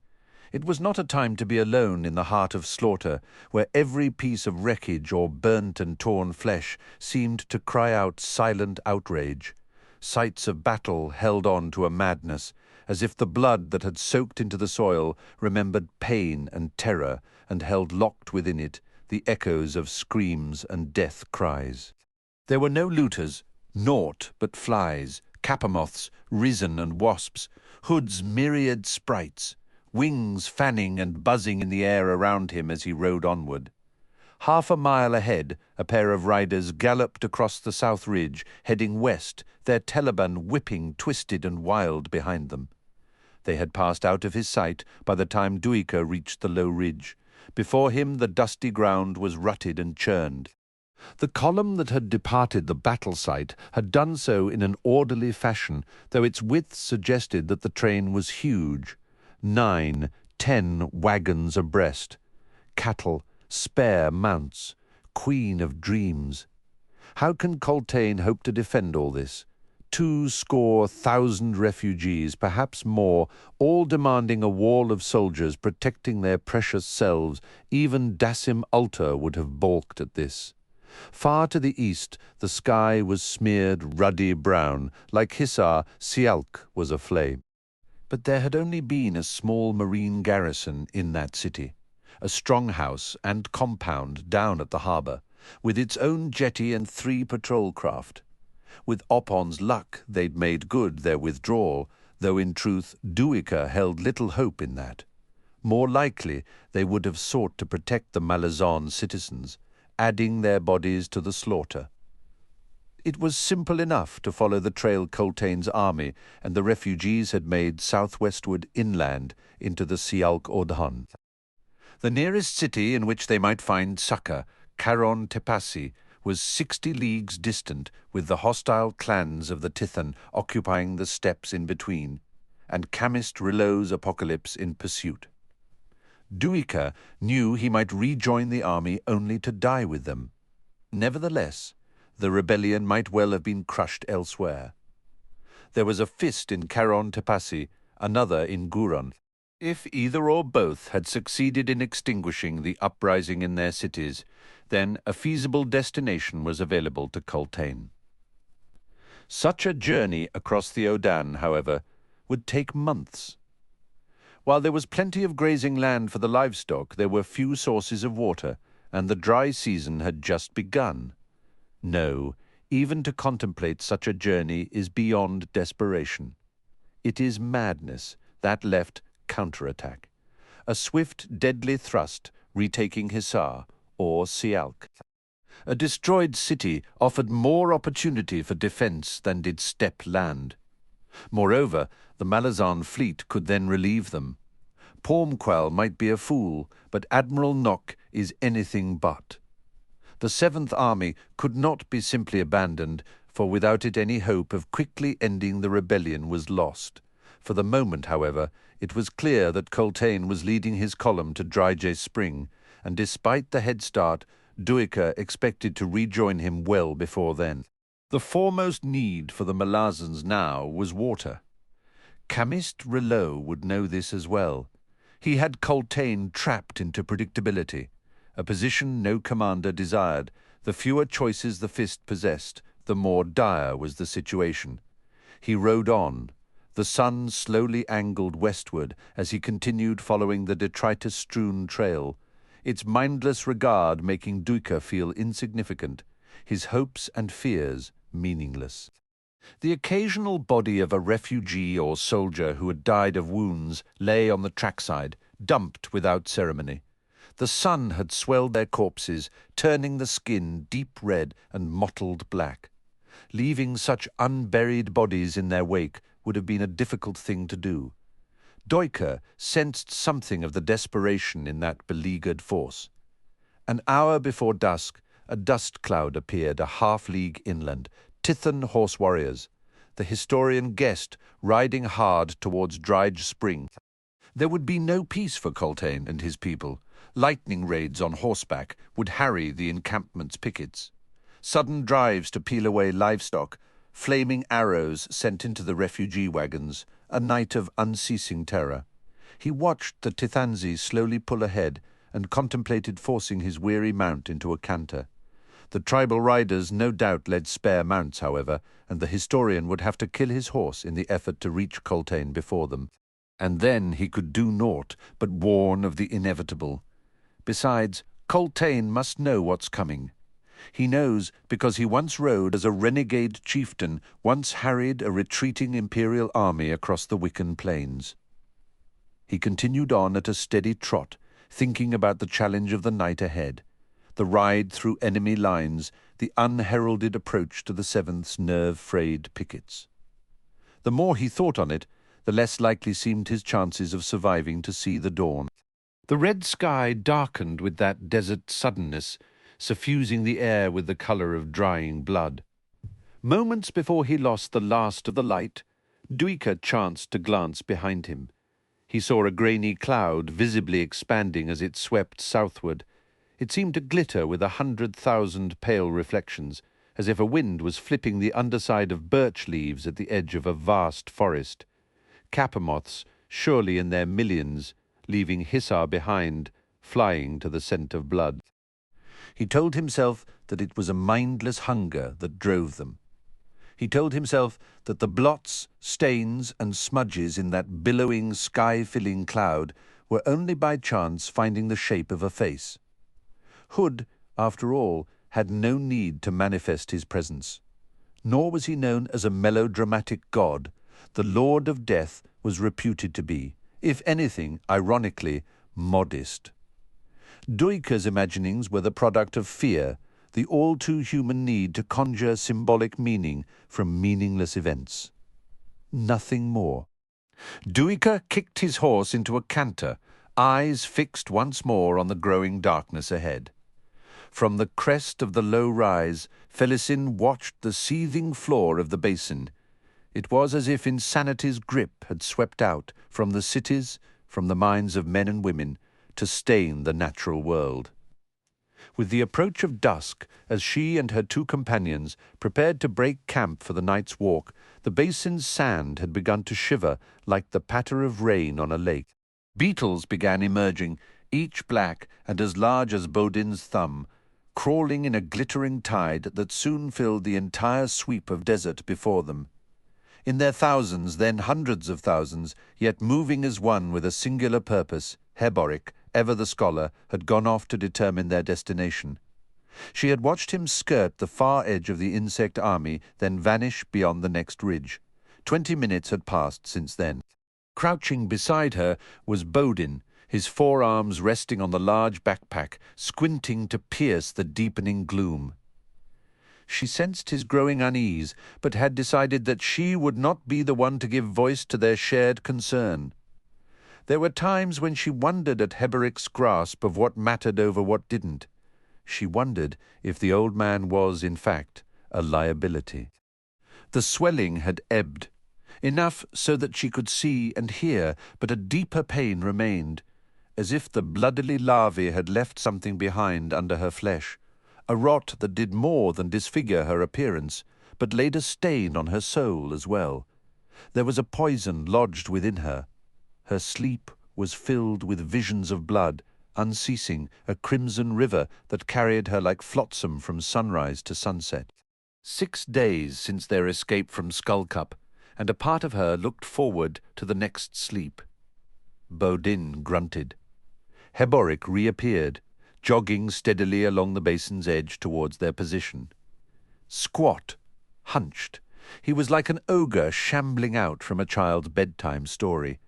Blunt knobs where his hands should be, about to be raised to reveal fang-studded mouths, tails to frighten children. I could write those. I need no imagination, only what I see all around me. Heboric, my boar-tattooed ogre. Baudin, red-scarred where one ear used to be, the hair growing tangled and bestial from the puckered skin. A pair to strike terror, these two.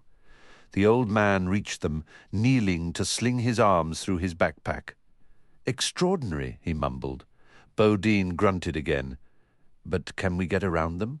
I ain't wading through Heboric. Oh, aye, easily enough. They're just migrating to the next basin. Felisin snorted. And you find that extraordinary? I do, he said, waiting as Baudin tightened the pack's straps. Tomorrow night they'll march to the next patch of deep sand. Understand? Like us they're heading west, and like us they'll reach the sea. And then, Baudin asked, swim? I have no idea. More likely they'll turn around and march east to the other coast. Baudin strapped on his own pack and stood like a bug crawling the rim of a goblet, he said. Felisin gave him a quick glance, remembering her last evening with Benith. The man had been sitting at his table in Beulah's, watching flies circle the rim of his mug. It was one of the few memories that she could conjure up. Benith, my lover, the fly king circling Skullcup. Baudin left him to rot. That's why he won't meet my eye. Thugs never lie well. He'll pay for that one day. Follow me, Heboric said, setting off, his feet sinking into the sand, so that it seemed he walked on stumps to match those at the end of his arms. He always started out fresh, displaying an energy that struck Felisin as deliberate, as if he sought to refute that he was old, that he was the weakest among them. The last third of the night he would be 700 or 800 paces behind them, head ducked, legs dragging, weaving with the weight of the pack that nearly dwarfed him. Baudin seemed to have a map in his head. Their source of information had been precise and accurate. Even though the desert seemed lifeless, a barrier of wasting deadliness, water could be found. Spring-fed pools in rock outcroppings, sinks of mud surrounded by the tracks of animals they never saw, where one could dig down an arm span, sometimes less, and find the life-giving water. They had carried enough food for 12 days, 2 more than was necessary for the journey to the coast. It was not a large margin, but it would have to suffice. For all that, however, they were weakening. Each night they managed less distance in the hours between the sun's setting and its rise. Months at Skullcup, working the airless reaches, had diminished some essential reserve within them. That knowledge was plain, though unspoken. Time now stalked them, Hood's most patient servant, and with each night they fell back farther, closer to that place where the will to live surrendered to a profound peace. There's a sweet promise to giving up, Hut, realizing that demands a journey. One of spirit. You can't walk to Hood's gate. You find it before you when the fog clears. Your thoughts, lass? Heboric asked. They had crossed 2 ridge lines, arriving on a withered pan. The stars were spikes of iron overhead, the moon yet to rise. "We live in a cloud," she replied, "all our lives." Baudin grunted. "That's Durhang talking. Never knew you were so droll," Heboric said to the man. Baudin fell silent. Felisin grinned to herself. The thug would say little for the rest of the night. He did not take well being mocked. I must remember that for when he next needs cutting down. "My apologies, Baudin," Heboric said after a moment. I was irritated by what Felisin said, and took it out on you more. I appreciated the joke, no matter that it was unintended. "Give it up," Felisin sighed. "A mule comes out of a sulk eventually, but it's nothing you can force. So," Heboric said, "while the swellings left your tongue, its poison remains." She flinched. If you only knew the full truth of that. Rizan flitted over the cracked surface of the pan, their only company now that they'd left the mindless beetles behind. They had seen no one since crossing Cinca Lake the night of the Dosi mutiny. Rather than loud alarms and frenetic pursuit, their escape had effected nothing. For Felisin, it made the drama of that night now seem somehow pathetic. For all their self-importance, they were but grains of sand in a storm vaster than anything they could comprehend. The thought pleased her. Nevertheless, there was cause for worry. If the uprising had spread to the mainland, they might arrive at the coast only to die waiting for a boat that would never come. They reached a low, serrated ridge of rock outcroppings, silver in the starlight and looking like the vertebrae of an immense serpent. Beyond, it stretched a wave-like expanse of sand. Something rose from the dunes 50 or so paces ahead, angled like a toppled tree or marble column, though, as they came nearer, they could see that it was blunted, crooked. A vague wind rustled on the sands, twisting as if in the wake of a spider-bitten dancer. Gusts of sand caressed their shins as they strode on. The bent pillar, or whatever it was proving farther away than Felisin had first thought. As a new sense of scale formed in her mind, her breath hissed between her teeth. "Aye," Heboric whispered in reply. Not 50 paces away, more like 500, the wind-blurred surface had deceived them. The basin was not a flat sweep of land, but a vast, gradual descent, rising again around the object. A wave of dizziness followed the realization. The scythe of the moon had risen above the southern horizon by the time they reached the monolith. By unspoken agreement, Baudin and Heboric dropped their packs, the thug sitting down and leaning against his, already dismissive of the silent edifice towering over them. Heboric removed the lantern and the firebox from his pack. He blew on the hoarded coals, then set alight a taper, which he used to light the lantern's thick wick. Felisin made no effort to help, watching with fascination as he managed the task with a deftness belying the apparent awkwardness of the scarred stumps of his wrists. Slinging one forearm under the lantern's handle, he rose and approached the dark monolith. 50 men, hands linked, could not encircle the base. The bend occurred 7 or 8 man-lengths up at about 3/5 of the total length. The stone looked both creased and polished, dark grey under the colourless light of the moon. The glow of the lantern revealed the stone to be green, as Heboric arrived to stand before it. She watched his head tilt back as he scanned upward. Then he stepped forward and pressed a stump against the surface. A moment later he stepped back. Water sloshed beside her as Baudin drank from a waterskin. She reached out, and after a moment he passed it to her. "Sand," whispered, as Heboric returned. The ex-priest squatted. Felisin offered him the bladder. He shook his head, his toad-like face twisted into a troubled frown. "Is this the biggest pillar you've seen, Heboric?" Felisin asked. "There's a column in Aren, or so I've heard, that's as high as 20 men, and carved in a spiral from top to bottom. Benneth described it to me once." "Seen it." Baudin grumbled. "Not as wide, but maybe higher. What's this one made of, priest?" "Jade." Baudin grunted phlegmatically, but Felisin saw his eyes widen slightly. "Well, I've seen taller, I've seen wider." "Shut up, Baudin," Heboric snapped, wrapping his arms around himself. He glared up at the man from under the ridge of his brows. "That's not a column over there," he rasped. "It's a finger." Dawn stole into the sky, spreading shadows on the landscape. The details of that carved jade finger were slowly prized from the gloom. Swells and folds of skin, the whorls of the pad, all became visible. So too did a ridge in the sand directly beneath it, another finger. Fingers to hand, hand to arm, arm to body. For all the logic of that progression, it was impossible, Felisin thought. No such thing could be fashioned, no such thing could stand or stay in one piece, a hand, but no arm, no body.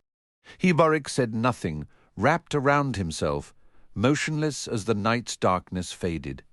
He held the wrist that had touched the edifice tucked under him, as if the memory of that contact brought pain. Staring at him in the growing light, Felisin was struck anew by his tattoos.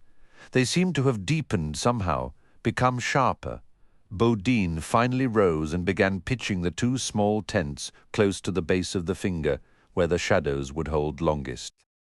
He ignored the towering monolith as if it was nothing more than the bole of a tree, and set about driving deep into the sand the long, thin spikes through the first tent's brass-hooped corners. An orange tint suffused the air as the sun climbed higher. Although Felisin had seen that colour of sky before on the island, it had never before been so saturated. She could almost taste it, bitter as iron. As Baudin began on the second tent, Heboric finally roused himself, his head lifting as he sniffed the air, then squinted upward. "Hood's breath," he growled. "Hasn't there been enough?" "What is it?" Felisin demanded. "What's wrong? There's been a storm," the ex-priest said. "That's Otataral dust at the tents." Baudin paused. He ran a hand across one shoulder, then frowned at his palm. "It's settling," he said. "We'd best get under cover." Felisin snorted. "As if that will do any good. We've mined the stuff, in case you've forgotten. Whatever effect it's had on us, it's happened long ago." "Back at Skullcup we could wash ourselves at day's end," Heboric said, slinging an arm through the food pack's strap and dragging it towards the tents. She saw that he still held his other stump, the one that had touched the edifice, tight against his midriff. "And you think that made a difference?" she asked. If that's true, why did every mage who worked there die or go mad? You're not thinking clearly, Heboric. Sit there, then, the old man snapped, ducking under the first tent's flap and pulling the pack in after him. Felisin glanced at Baudin. The thug shrugged, resumed readying the second tent, without evident haste. She sighed. She was exhausted, yet not sleepy. If she took to the tent, she would in all likelihood simply lie there, eyes open and studying the weave of the canvas above her face. "Best get inside," Baudin said. "I'm not sleepy." He stepped close, the motion fluid like a cat's. "I don't give a damn if you're sleepy or not. Sitting out under the sun will dry you out, meaning you'll drink more water, meaning less for us. Meaning, get in this damned tent, lass, before I lay a hand to your backside." "If Benneth was here, you wouldn't. The bastard's dead," he snarled, "and Hood take his rotten soul to the deepest pit," she sneered. "Brave now, you wouldn't have dared stand up against him." He studied her as he would a bloodfly caught in a web. "Maybe I did," he said, a sly grin showing a moment before he turned away.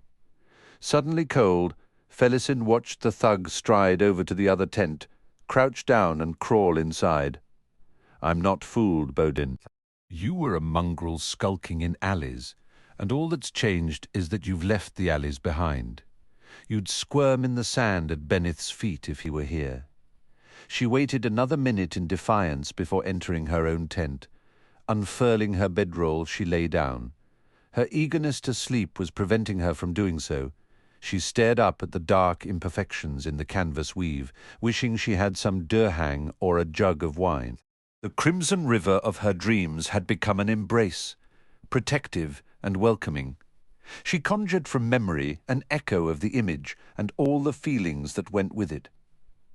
The river flowed with purpose, ordered and inexorable, when in its warm currents she felt close to understanding that purpose.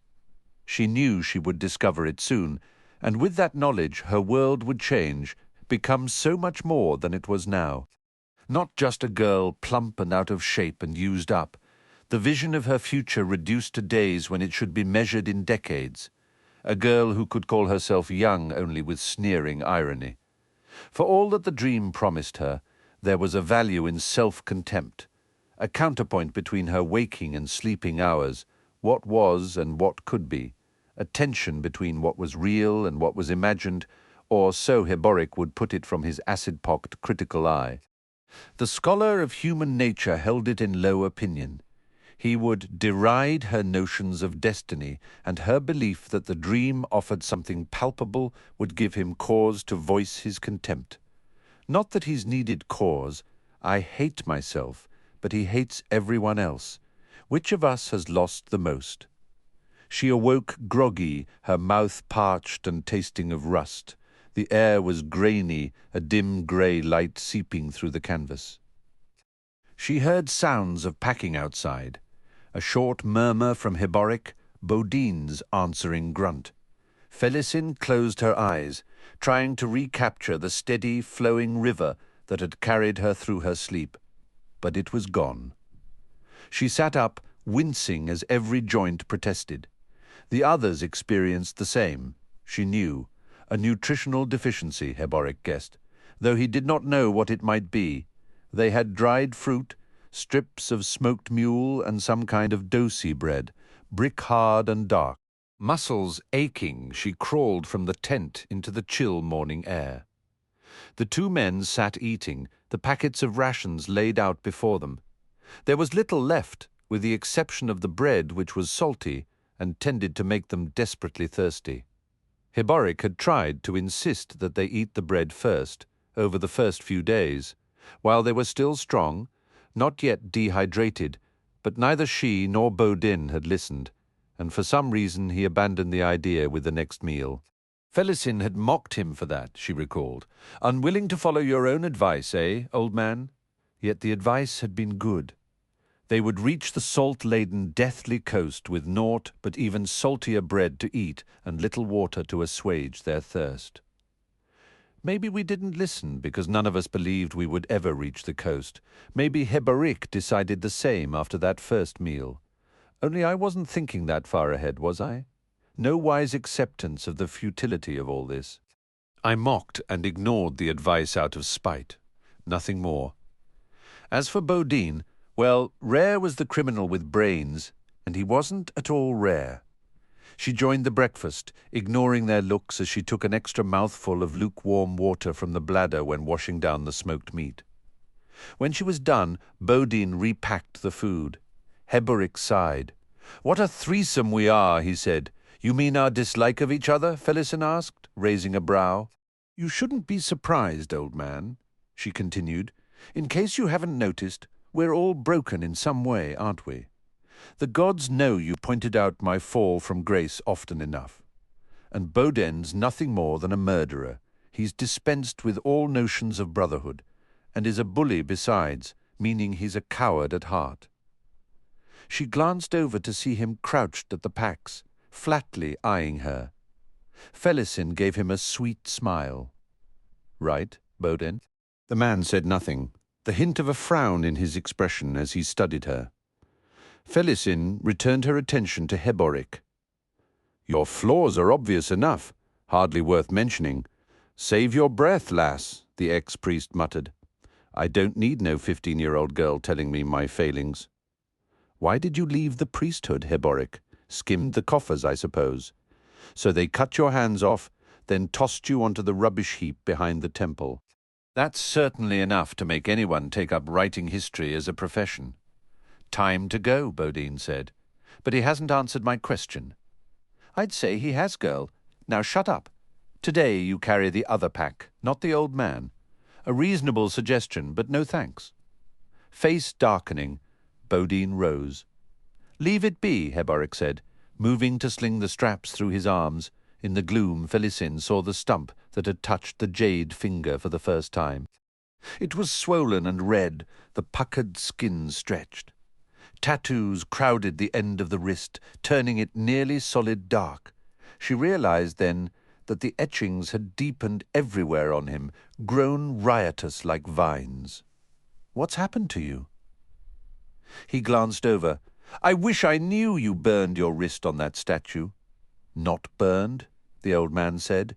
Hurts like Hood's own kiss, though. Can magic thrive buried in Otataral sand? Can Otataral give birth to magic? I've no answers, lass, for any of this. Well, she muttered, it was a stupid thing to do.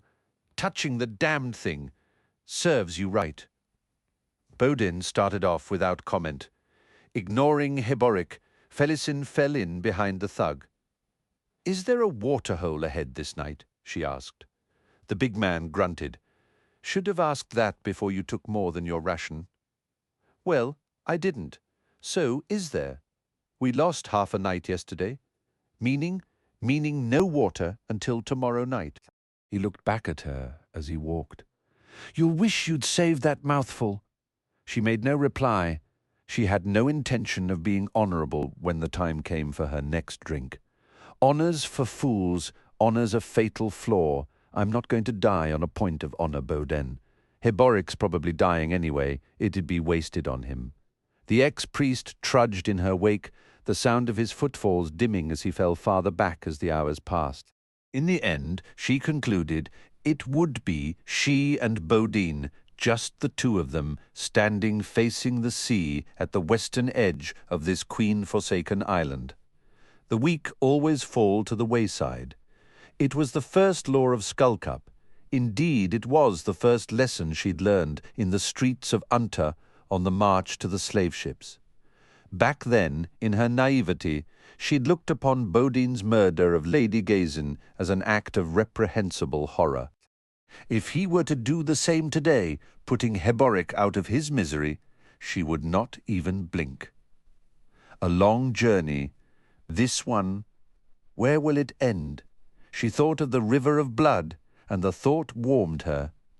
True to Baudin's prediction, there was no waterhole to mark the end of the night's journey. The man selected as a campsite a sandy bed, surrounded by wind-sculpted projections of limestone. Bleached human bones littered the bed, but Baudin simply tossed them aside when laying out the tents. Felisin sat down with her back to rock and watched for Heboric's eventual appearance at the far end of the flat plain they had just crossed. He had never lagged behind this distance before. The plain was over 1/3 of a league across, and as the dawn's blush lightened the skyline before her, she began to wonder if his lifeless body wasn't lying out there somewhere. Baudin crouched beside her.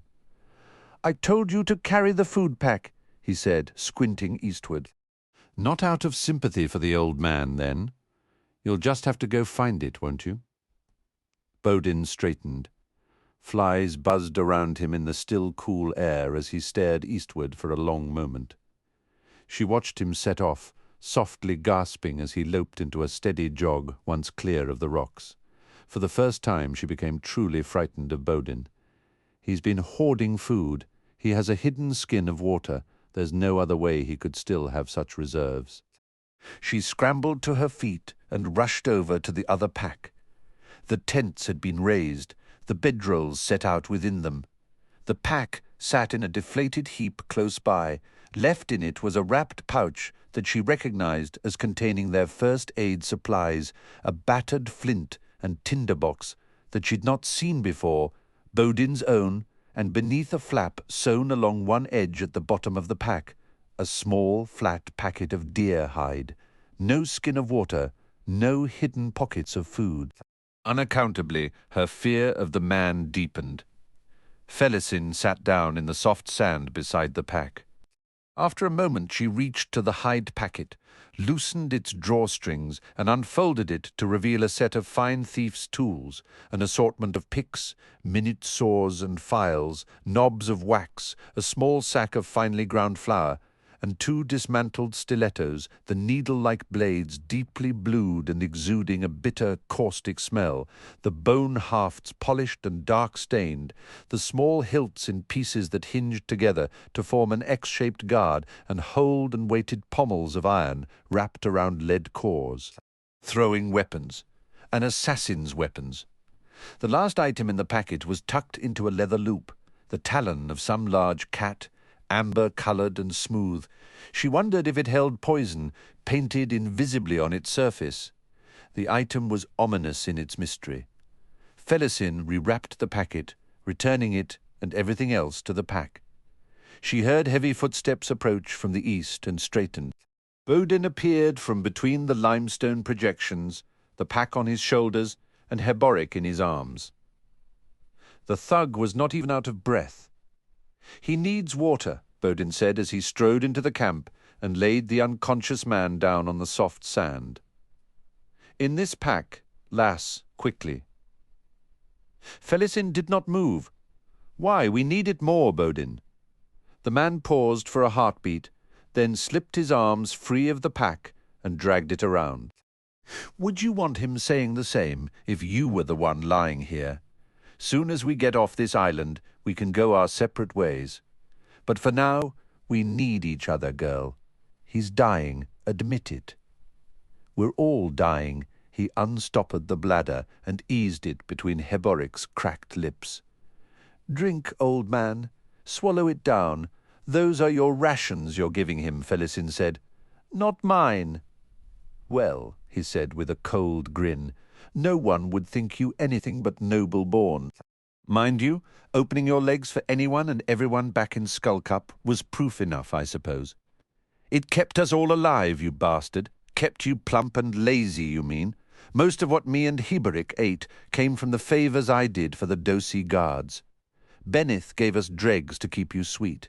He knew we wouldn't tell you about it. He used to laugh at your noble cause. You're lying, as you say," he said, still grinning. Heboric coughed, his eyes opening. He blinked in the dawn's light. "You should see yourself," Baudin said to him. "From 5 feet away you're one solid tattoo, as dark as a Dal Honese warlock, up this close, and I can see every line, every hair of the boar's fur. It's covered your stump too, not the one that's swollen, but the other one here. Drink some more, bastard," Felisin snapped. She watched as the last of their water trickled into the old man's mouth. He left Benith to die. Now he's trying to poison the memory of him too. It won't work. I did what I did to keep them both alive, and they hate that fact, both of them. It eats them inside, the guilt for the price I paid, and that's what Baudin's now trying to deny. He's cutting his conscience loose, so when he slips one of those knives into me he won't feel a thing. Ust another dead noble-born, another lady gazin'." She spoke loudly, meeting Heboric's eyes. "I dream a river of blood every night. I ride it." "And you're both there at first, but only at first because you both drown in that river? Believe anything you like, I'm the one who's going to live through this. Me, just me." She left the 2 men to stare at her back as she walked to her tent. The next night, they found the spring an hour before the moon rose. It revealed itself at the base of a stone depression, fed from below by some unseen fissure. The surface appeared to be grey mud. Baudin went down to its edge, but made no move to scoop out a hole and drink the water that would seep into it. After a moment, her head spinning with weakness, Felisin dropped the food pack from her shoulders and stumbled down to kneel beside him. The grey was faintly phosphorescent and consisted of drowned capamoths, their wings spread out and overlapping to cover the entire surface. Felisin reached to push the floating carpet aside, but Baudin's hand snapped out, closing on her wrist. "It's fouled," he said, "full of capamoth larvae feeding off the bodies of their parents. Hood's breath. Not more larvae. Strain the water through a cloth, Felisin said. He shook his head. The larvae piss poison. Fill the water with it. Eliminates any competition. It'll be a month before the water's drinkable. We need it, Baudin. It'll kill you. She stared down at the grey sludge, her desire desperate, an agonized fire in her throat, in her mind. This can't be. We'll die without this. Baudin turned away. Heboric had arrived, weaving as he staggered down the bedrock slope. His skin was black as the night, yet shimmering silver as the etched highlights of the boar hair reflected the stars overhead. Whatever infection had seized the stump of his right wrist had begun to fade, leaving a suppurating, crackled network of split skin. It exuded a strange smell of powdered stone. He was an apparition, and in answer to his nightmarish appearance, Felisin laughed on the edge of hysteria. Remember the round, Heboric, in Antahud's acolyte? The priest covered in flies, who was naught but flies. He had a message for you. And now, what do I see? Staggering into view, a man azwarm, not in flies, but in tattoos. Different gods, but the same message. That's what I see. Let Fenner speak through those peeling lips, old man. Will your god's words echo Hood's? Is the world truly a collection of balances, the infinite tottering to and fro of fates and destinies? Boar of summer, tusked sour of war, what do you say? The old man stared at her. His mouth opened, but no words came forth. What was that? Felisin cupped an ear. The buzzing of wings? Surely not. Fool, Baudin muttered. Let's find a place to camp. Not here. Ill omen's murderer. I never knew they meant anything to you. Save your breath, girl, Baudin said, facing the stone slope. Makes no difference, she replied. Not now. We're still dancing in the corner of a god's eye, but it's only for show. We're dead, for all our twitching about. What's Hood's symbol in 7 cities? They call him the Hooded One here, don't they? Out with it, Baudin. What's carved on the Lord of Death's temple in Aren? I'd guess you already know, Baudin said. Capamoths, the harbingers, the eaters of rotting flesh. It's the nectar of decay for them. The rose bloating under the sun. Hood delivered us a promise in the round at Unter, and it's just been fulfilled. Baudin climbed to the rim of the depression, her words following him up. Orange, tinged by the rising sun, he turned and looked down on her. So much for your river of blood, he said, in a low, amused voice. Dizziness washed through her. Her legs buckled, and she abruptly sat down, jarring her tailbone on the hard bedrock. She glanced over to see Heboric lying huddled an arm-span away. The soles of his moccasins had worn through, revealing ravaged, glistening flesh. Was he already dead? As good as do something, Baudin. He said nothing. How far to the coast, she asked. Doubt it would matter, he replied after a moment. The boat was to have patrolled for 3 or so nights, no longer. We're at least 4 days from the coast and getting weaker by the hour. And the next water, about 7 hours' walk, more like 14, the shape we're in.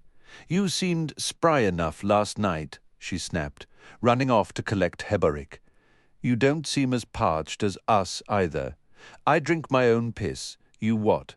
He grunted. You heard me. Not a good enough answer, she decided after thinking a moment. And don't tell me you're eating your own shit, too. It still wouldn't explain things. Have you made a pact with some god, Baudin? You think doing something like that's a simple task? Hey, Queen of Dreams, save me, and I'll serve you. Tell me how many of your prayers have been answered.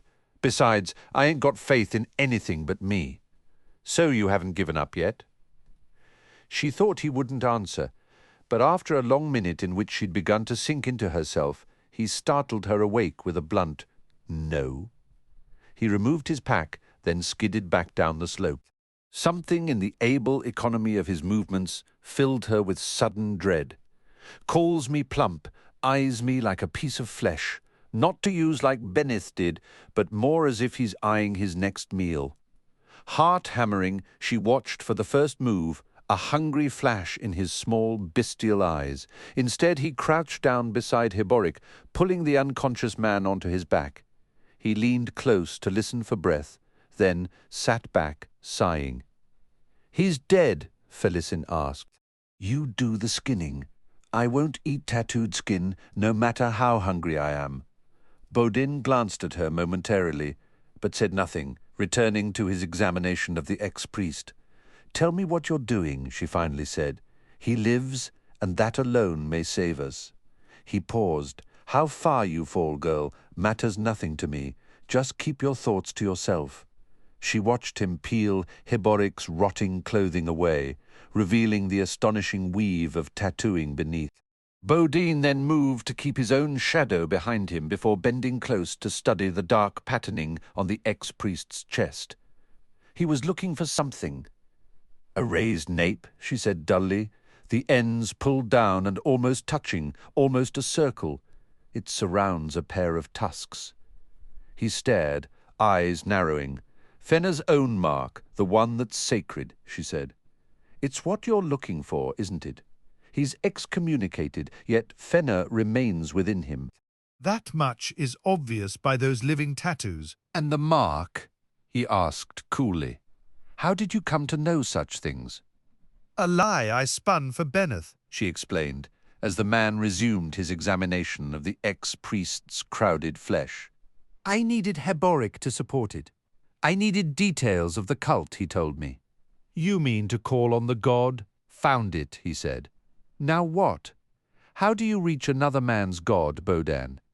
There's no keyhole in that mark, no sacred lock you can pick." He jerked at that, his eyes glittering as they bore into her own. She didn't blink, revealed nothing. "How do you think he lost his hands?" Felisin asked innocently. "He was a thief once. He was, but it was the excommunication that took them. There was a key, you see, the high priest's warrant to his god, tattooed on the palm of his right hand, held to the sacred mark, hand to chest, basically as simple as a salute. I spent days healing from Beneth's beating, and Heboric talked. Told me so many things. I should have forgotten all of it, you know.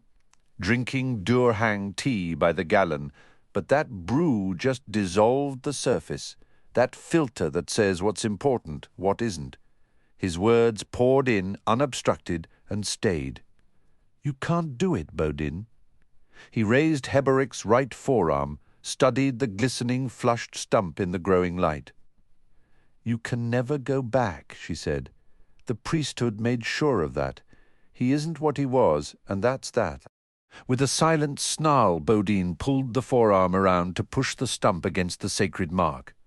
The air screamed. The sound battered them, flung them both down to scrabble, claw, mindlessly dig into the rock, away from the pain, away. There was such agony in that shriek. It descended like fire, darkening the sky overhead, spreading hairline fissures through the bedrock, the cracks spreading outward from under Heboric's motionless body. Blood streaming from her ears, Felisin tried to crawl away, up the trembling slope. The fissures, Heboric's tattoos had blossomed out from his body, leapt the unfathomable distance from skin to stone, swept under her, turning the rock into something slick and greasy under her palms. Everything had begun to shake. Even the sky seemed to twist, yanked down into itself as if a score of invisible hands had reached through unseen portals, grasping the fabric of the world with cold, destructive rage. The scream was unending. Rage and unbearable pain meshed together like twin strands in an ever-tightening rope. Closing in a noose around her neck, the sound blocked the outside world, its air, its light. Something struck the ground, the bedrock under her, shuddering, throwing her upward. She came back down hard on one elbow. The bones of her arm shivered like the blade of a sword. The glare of the sun dimmed as Felisin fought for air. Her wide eyes caught a glimpse of something beyond the basin, lifting ponderously from the plain in a heaving cloud of dust. Two-toed, a fur-snarled hoof, too large for her to fully grasp, rising up, pulled skyward into a midnight gloom. The tattoo had leapt from stone to the air itself, a woad-stained web growing in crazed, jerking blots, snapping outward in all directions. She could not breathe. Her lungs burned. She was dying, sucked airless into the void that was a god's scream. Sudden silence out beyond the ringing echoes in her skull. Air flooded her, cold and bitter, yet sweeter than anything she had known. Coughing, spitting bile, Felisin pushed herself onto her hands and knees, shakily raised her head. The hoof was gone. The tattoo hung like an after-image across the entire sky, slowly fading as she watched. Movement pulled her gaze down to Baudin. He'd been on his knees. Hands cupping the sides of his head, he now slowly straightened, tears of blood filling the lines of his face. The ground under her feeling strangely fluid, Felisin tottered to her feet. She looked down, blinking dumbly at the mosaic of limestone. The swirling furred patterns of the tattoo still trembled, rippling outward from her moccasins as she struggled for balance. The cracks, the tattoos, they go down and down, all the way down, as if I'm standing atop a bed of league-deep nails, each nail kept upright only by the others surrounding it. Have you come from the abyss, Fenna? It said your sacred warren borders chaos itself. Fenna, are you among us now? She turned to meet Baudin's eyes. They were dull with shock, though she could detect the first glimmers of fear burning through. We wanted the god's attention, she said. Not the god himself. A trembling seized her. She wrapped her arms around herself, forcing more words forth. And he didn't want to come. His flinch was momentary. Then he rolled his shoulders in something that might have been a shrug. He's gone now, ain't he? Are you sure of that? He shook off the need to answer, looking instead at Heboric.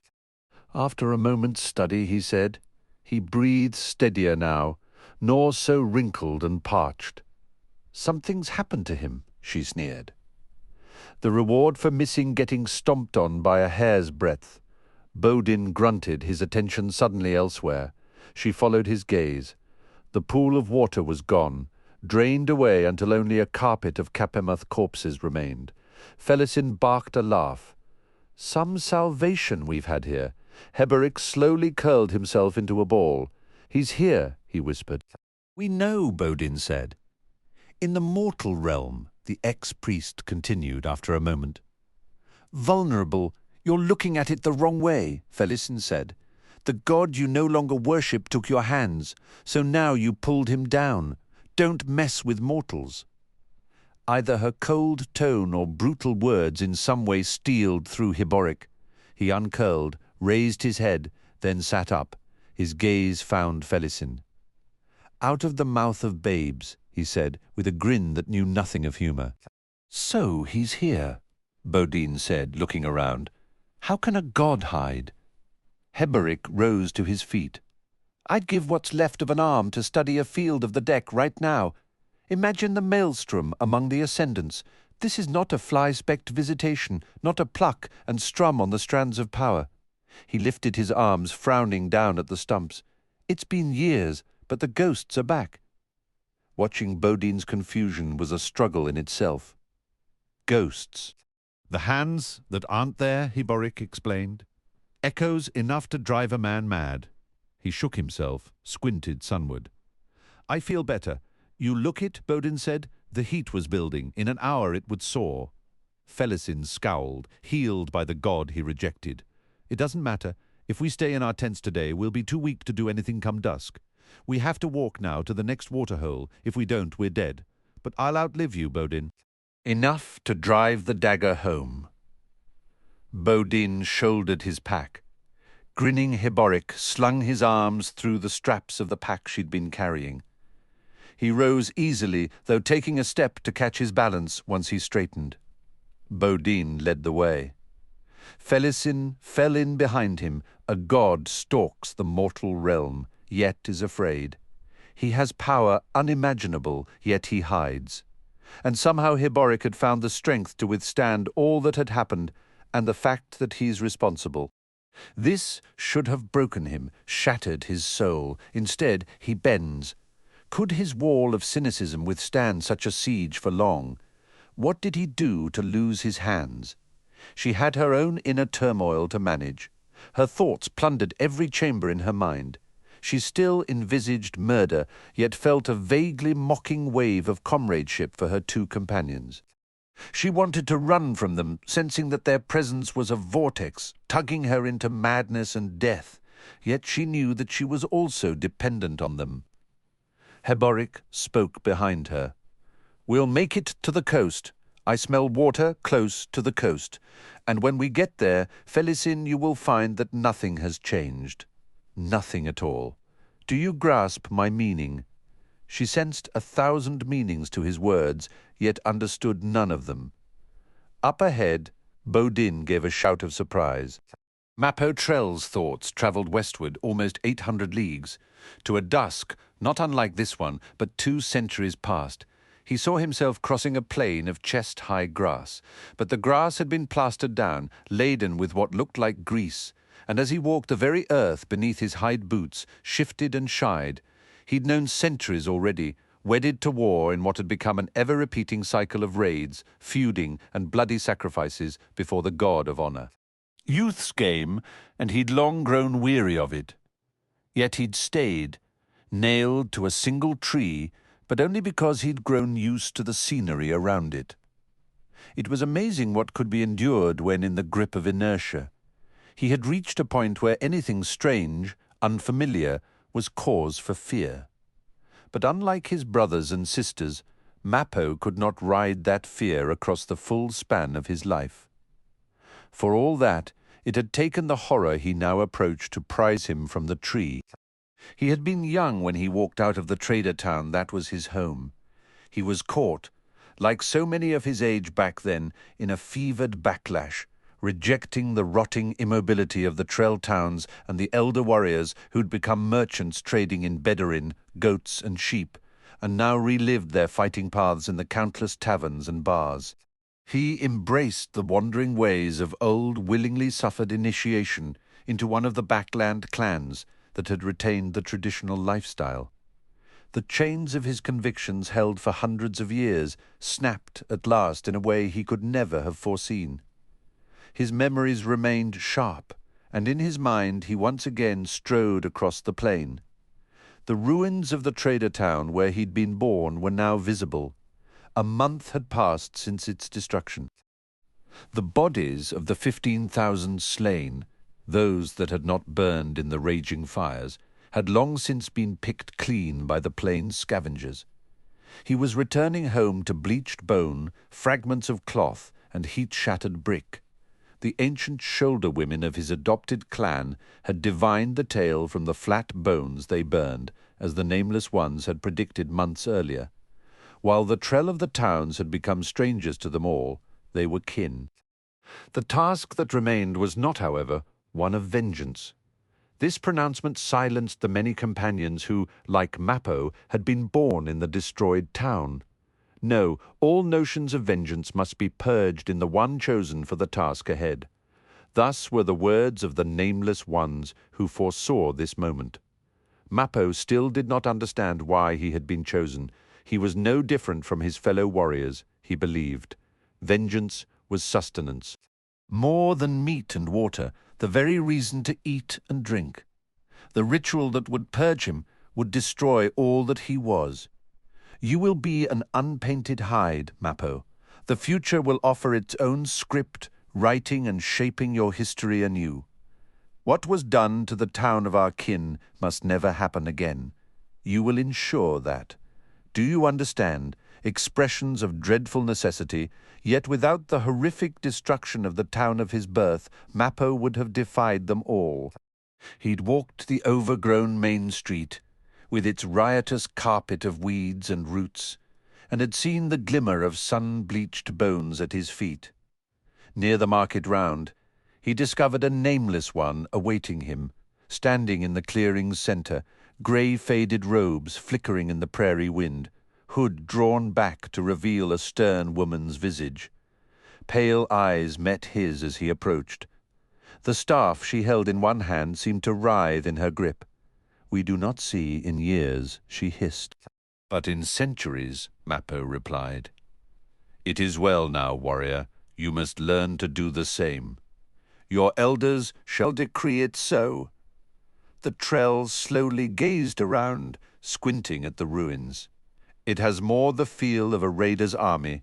It's said that such forces exist south of Nemil." Her sneer surprised him with its unveiled contempt. "One day he shall return to his home, as you've done here and now. Until that time, you must attend." "Why me, damn you?" Her answer was a faint shrug. "And if I defy you? Even that warrior will demand patience." She raised the staff then, the gesture drawing his eye. The twisting, buckling wood seemed to reach hungrily for the Trell, growing, filling his world until he was lost in its tortured maze. Strange how a land untravelled can look so familiar. Mappo blinked, the memories scattered by the sound of that familiar soft voice. He glanced up at Icarium. Stranger still how the mind's eye can travel so far and so fast, yet return in an instant. The Jag smiled. "With that eye you might explore the entire world.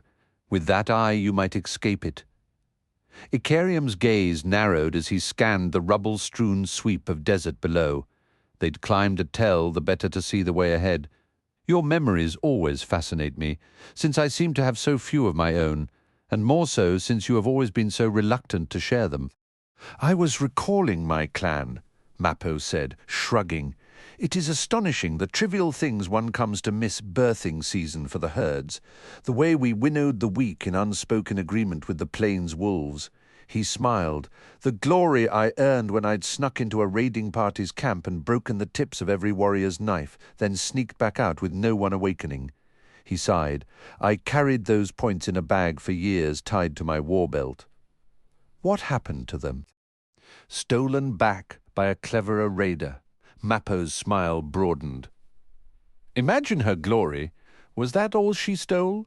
Ah, leave me some secrets, friend." The Trell rose, brushing sand and dust from his leather leggings.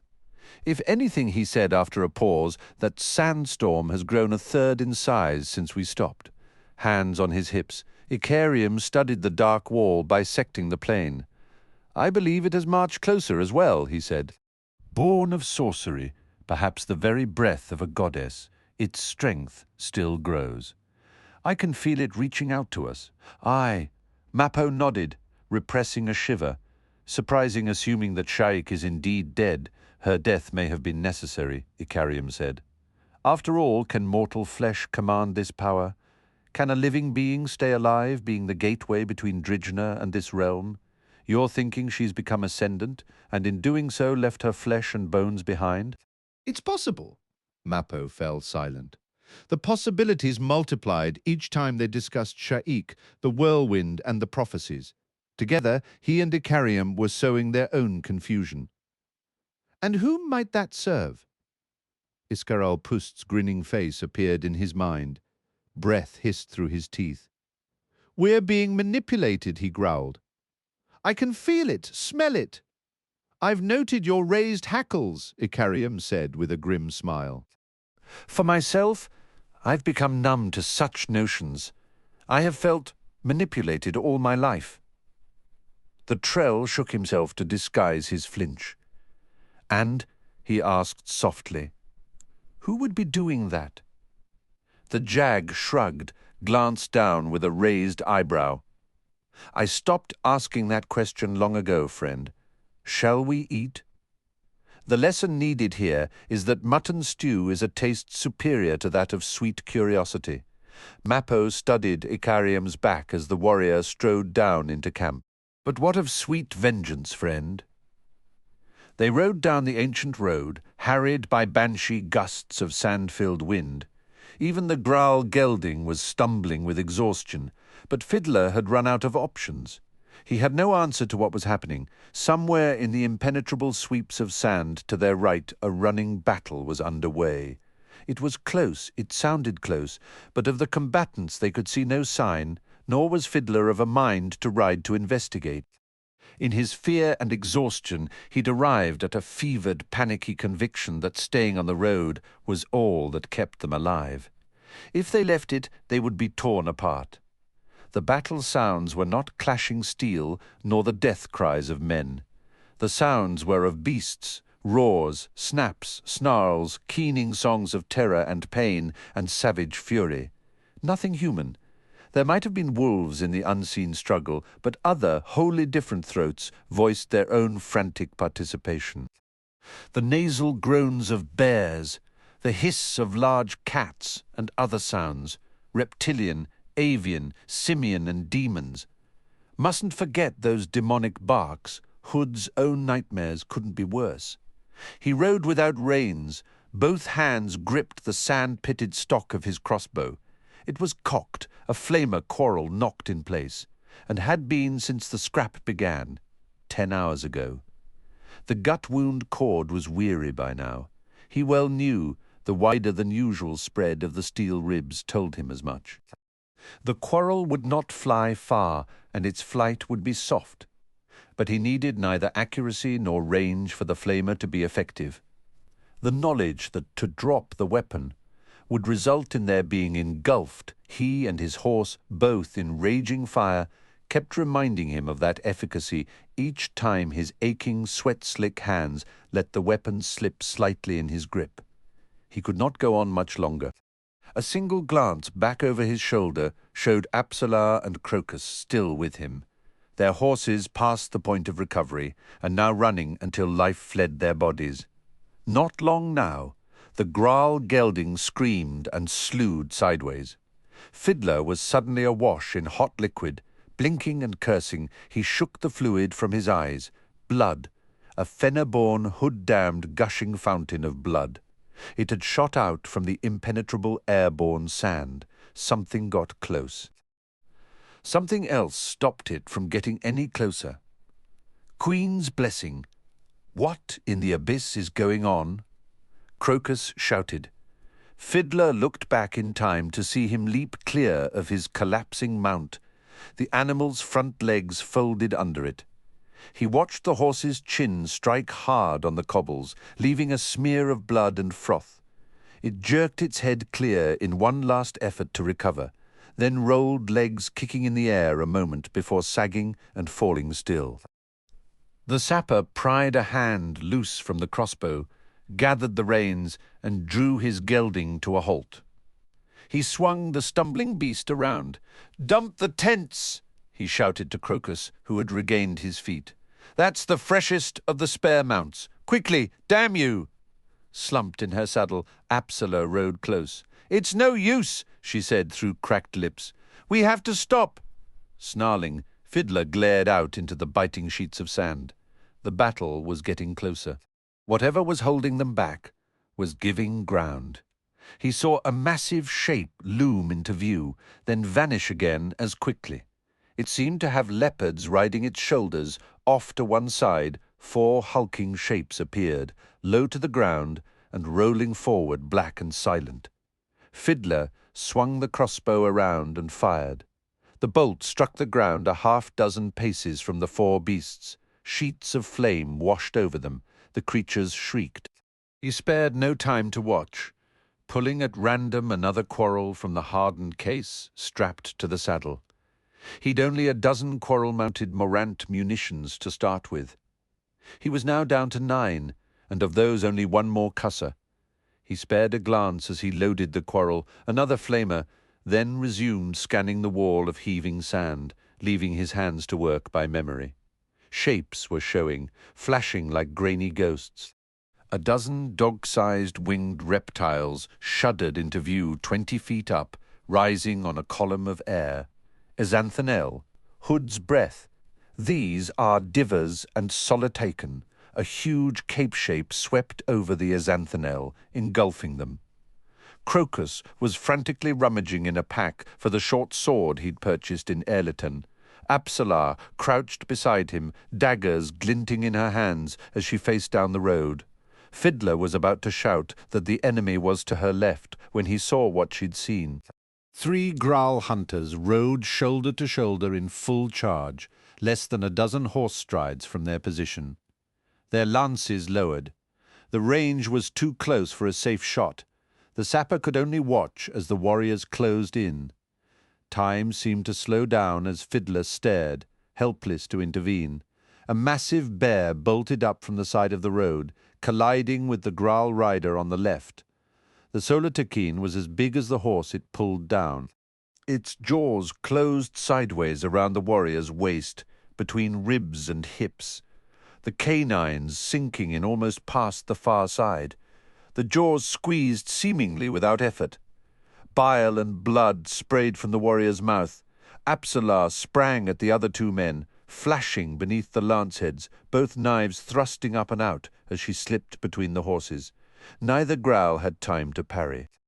As if in mirror reflection, each blade vanished up and under the ribcage, the one on the left finding a heart, the one on the right rupturing a lung. Then she was past, leaving both weapons behind. A dive and a shoulder roll avoided the lance of a 4th rider Fiddler hadn't seen earlier. In a single fluid motion, Apsalar regained her feet and sprang in an astonishing surge of strength, and was suddenly sitting behind the Graal, her right arm closing around his throat, her left reaching down over the man's head, 2 fingers sinking deep into each eye, then yanking back in time for the small knife that suddenly appeared in her right hand to slide back across the warrior's exposed throat. Fiddler's rapt attention was violently broken by something large and scaled, whipping across his face, knocking him from the saddle, sending his crossbow flying from his hands. He struck the road surface in an explosion of pain. Ribs snapped, the shattered ends grinding and tearing as he rolled onto his stomach. Any thoughts of trying to rise were quickly killed as a vicious battle burst into life directly above him.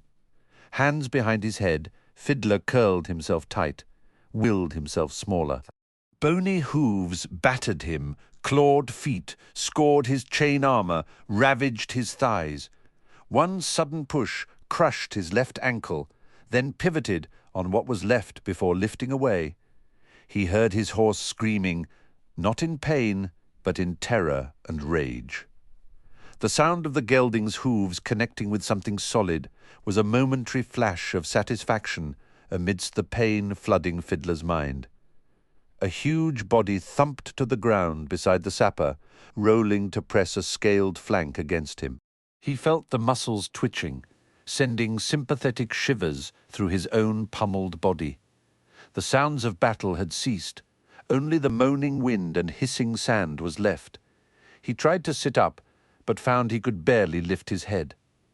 The scene was one of carnage. Immediately in front of him, within an arm's reach, stood the 4 trembling legs of his gelding.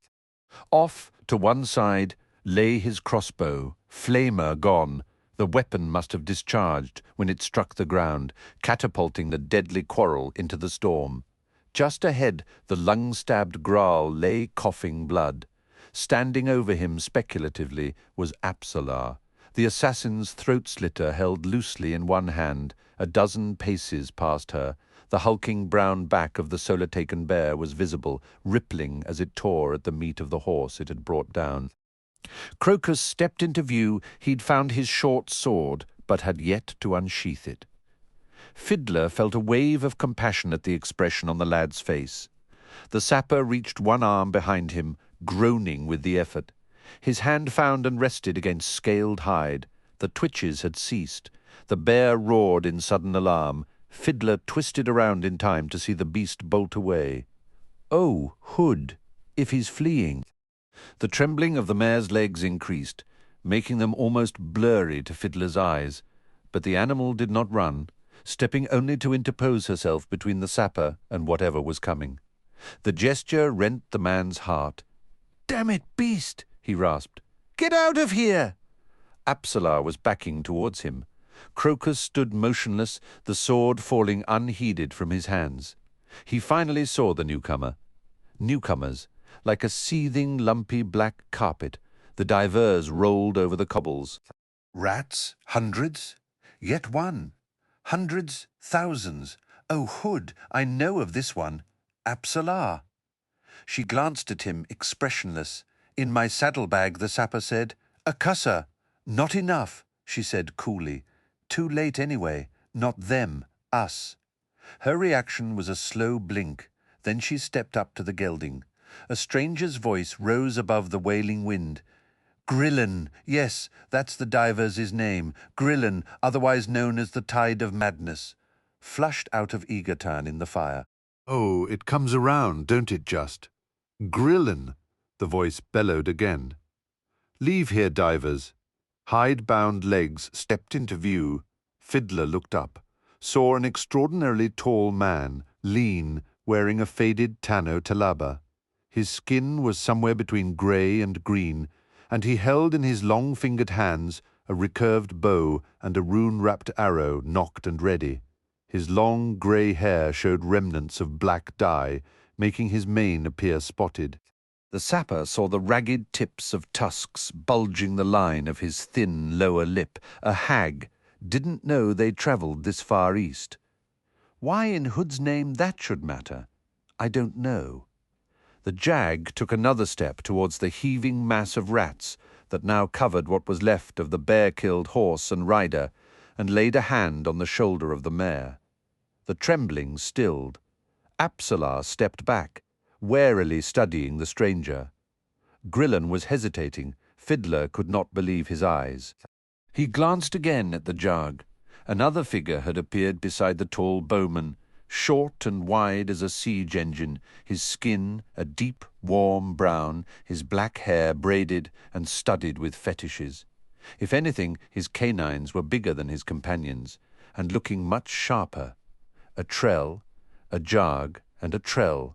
That rings a tower full of bells, if only I could get through the pain to spare it another thought. Your quarry has fled, the jag said to Grillen. These people here do not pursue the trail of hands. Moreover, I now protect them. The rats hissed and twittered in a deafening roar and surged higher on the road. Dust-grey eyes glittered in a seething storm. Do not, the jag said slowly, try my patience. 1,000 bodies flinched. The tide withdrew, a wave of greasy fur. A moment later they were gone. The trell squatted beside Fiddler. You will live, soldier? Seems I'll have to, the sapper replied. If only to make some sense of what just happened, I should know you two, shouldn't I? The trell shrugged. Can you stand? Let's see. He pulled an arm under him, pushed himself up an inch, then remembered nothing more. Chapter 8. It is said that on the night of Kellanved and Dancer's return, Malar's city was a maelstrom of sorcery and dire visitations. It is not a far reach to find one sustained in the belief that the assassinations were a messy, confused affair, and that success and failure are judgments dependent on one's perspective. Conspiracies in the Imperium Heboric Coltaine had surprised them all. Leaving the foot soldiers of the 7th to guard the taking on of water at Drygi Spring, he had led his Wiccans out onto the Odhan. 2 hours after sunset, the Tithanzi tribesmen, resting their horses by walking with lead reins over a league from the oasis, suddenly found themselves the centre of a closing horseshoe charge. Few had time to so much as remount, much less wheel in formation to meet the attack. Though they outnumbered the Wiccans 7 to 1, they broke and died 100 for every one of Coltaine's clan warriors, who fell within 2 hours. The slaughter was complete. Riding the south road towards the oasis, Duiker had seen the glow from the Tithanzi's burning wagons way off on his right. It was a long moment before he grasped what he was seeing. There was no question of riding into that conflagration. The Wiccans rode the blood of butchery. They would not pause to think before taking him down. Instead, he swung his mount northwest and rode at a canter until he ran into the first of the fleeing Tithanzi, from whom he gleaned the story. The Wiccans were demons. They breathed fire, their arrows magically multiplied in mid-air. Their horses fought with uncanny intelligence. A Mesla ascendant had been conjured and sent to 7 cities, and now faced the Whirlwind goddess. The Wiccans could not be killed. There would never come another dawn. Duiker left the man to whatever fate awaited him and rode back to the road, resuming his journey to the oasis. He had lost 2 hours, but had gleaned invaluable information amidst the Tithanzi deserters' terror-spawned ravings. This, the historian realized as he rode on, was more than the simple lashing out of a wounded, tormented beast. Coltaine clearly did not view the situation in that way. Perhaps he never did. The Fist was conducting a campaign, engaged in a war, not a panicked flight. The leaders of the apocalypse had better reorder their thoughts if they're to hold any hope of wresting the fangs from this serpent. More, they'd better kill the notion, evidently already rampant, that the Wiccans were more than just human, and that's easier said than done. Chemist Rilot still retained superior numbers, but the quality of the troops was beginning to tell. Coltaine's Wiccans were disciplined in their mayhem, and the 7th was a veteran force that the new Fist had taken pains in preparing for this kind of war. There was still the likelihood that the Malaysian forces would be destroyed eventually. If things were as bad elsewhere, there'd be little hope for the stranded army and the thousands of refugees that clung to it. All these minor victories cannot win the war. Rilot's potential recruits number in the hundreds of thousands. Assuming Sha'ik recognizes the threat Coltaine poses and sends them in pursuit of the High Fist. When he came within sight of the small oasis surrounding Dryge Spring, he was shocked to see that almost every palm tree had been cut down. The stands were gone, leaving only stumps and low plants. Smoke drifted over the area, ghostly under the paling sky. Duiker rose in his stirrups, scanning for campfires, pickets, the tents of the encampment. Nothing. Perhaps on the other side of the spring.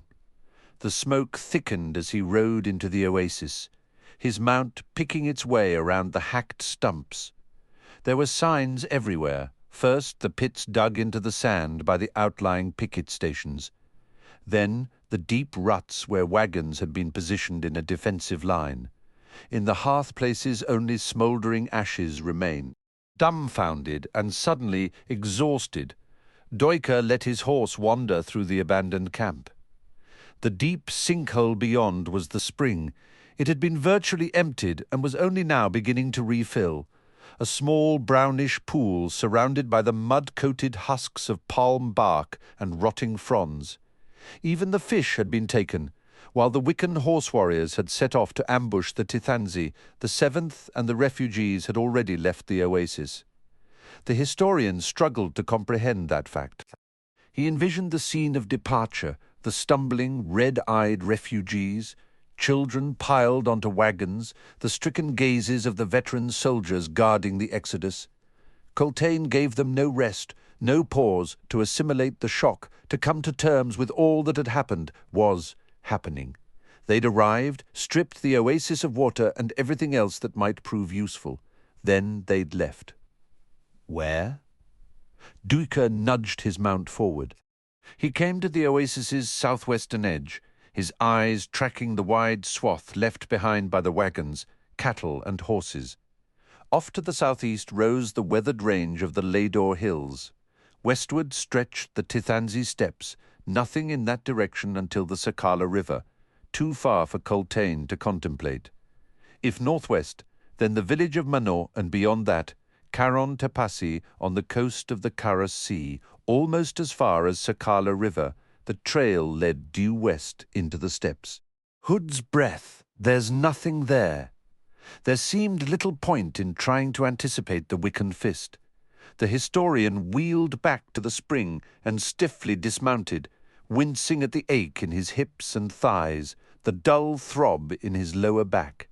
He could go no farther, nor could his horse.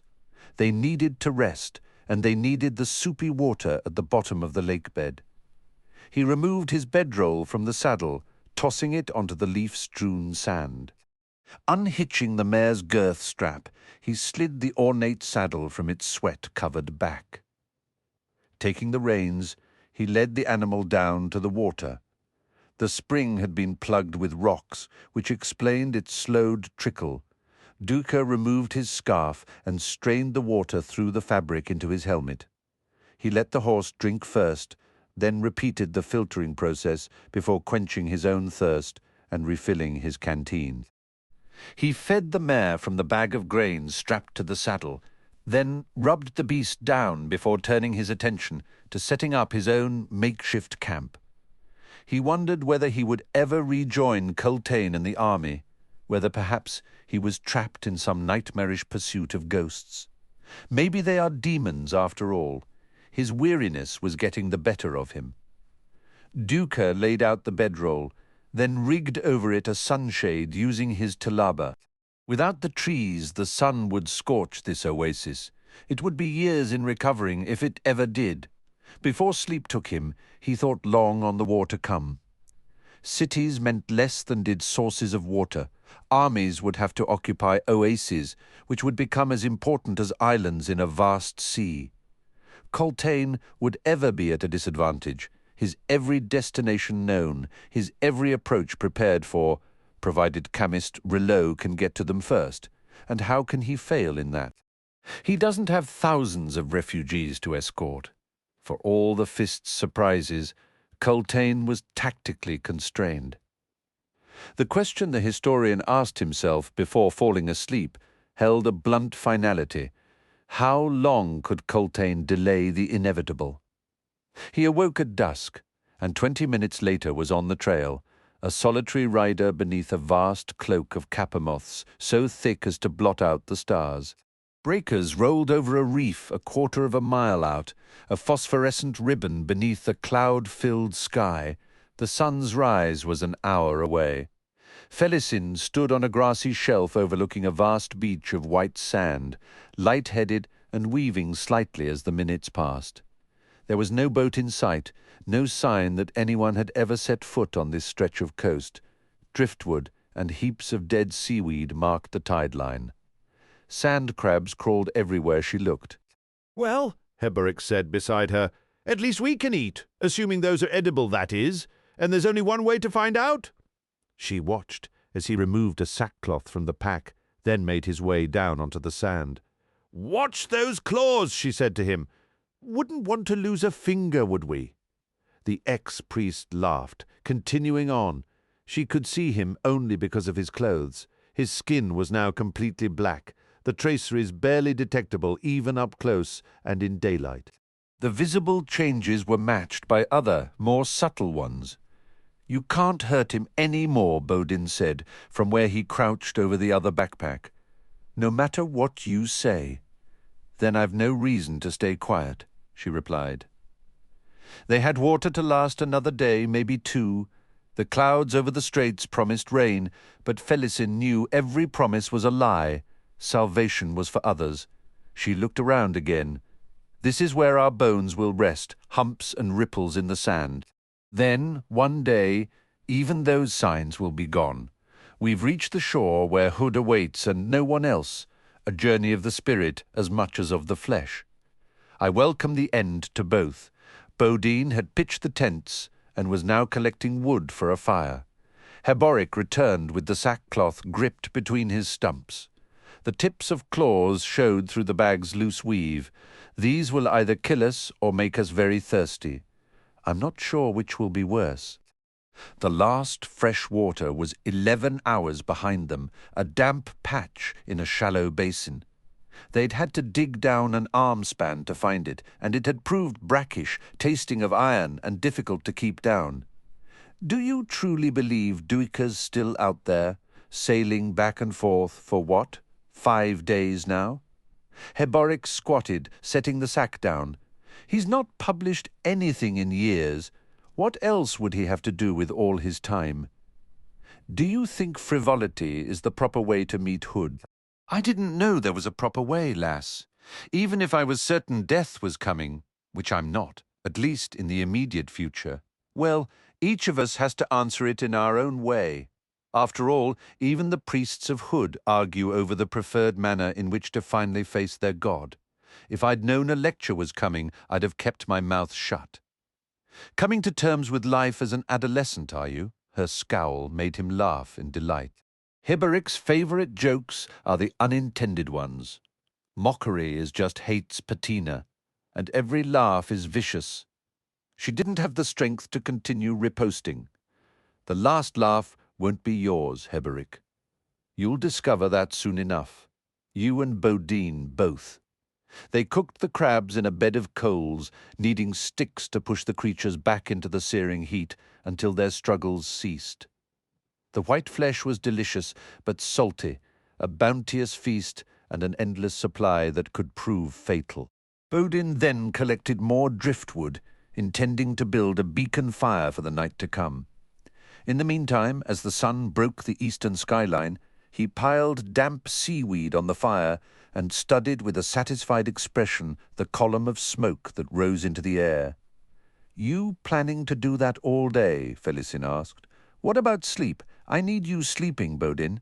"Every now and then," he replied. "Don't see the point if those clouds roll in?"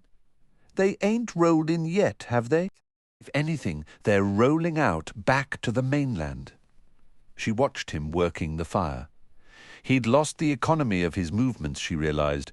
There was now a sloppiness there that betrayed the extremity of his exhaustion, a weakness that probably came with finally reaching the coast.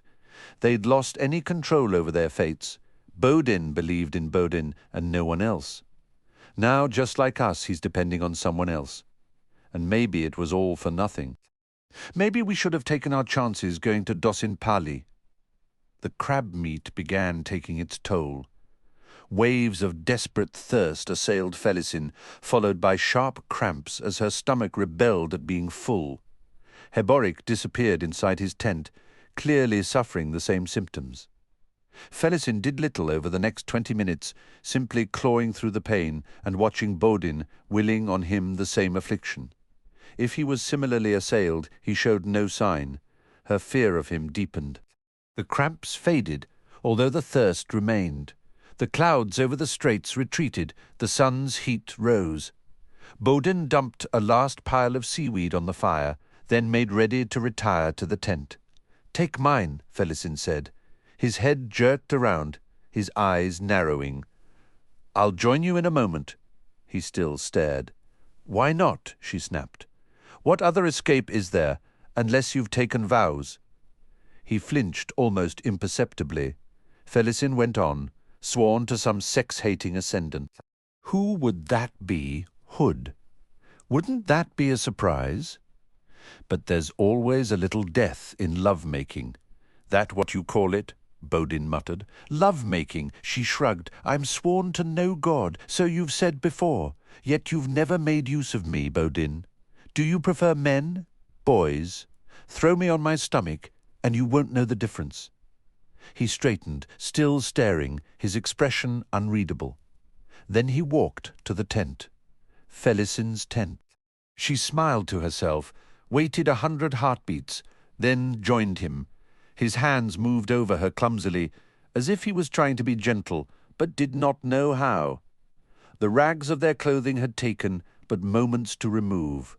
Baudin guided her down until she lay on her back, looking up at his blunt, bearded face, his eyes still cold and unfathomable, as his large hands gathered her breasts and pushed them together. As soon as he was inside her, his restraint fell away. He became something other than human, reduced to an animal. He was rough, but not as rough as Benith had been, nor a good number of Benith's followers. He was quickly done, settling his considerable weight on her, his breath harsh and heavy in her ear. She did not move him. Her every sense was attuned to his breathing, to the twitching of muscles as sleep stole up on him. She had not expected him to surrender so easily. She had not anticipated his helplessness. Felisin's hand stole into the sands beside the pallet and probed until it found the grip of the dagger. She willed calm into her own breathing, though she could do nothing to slow her hammering heart. He was asleep. He did not stir. She slipped the blade free, shifting her grasp to angle the point inward. She drew a deep breath, held it.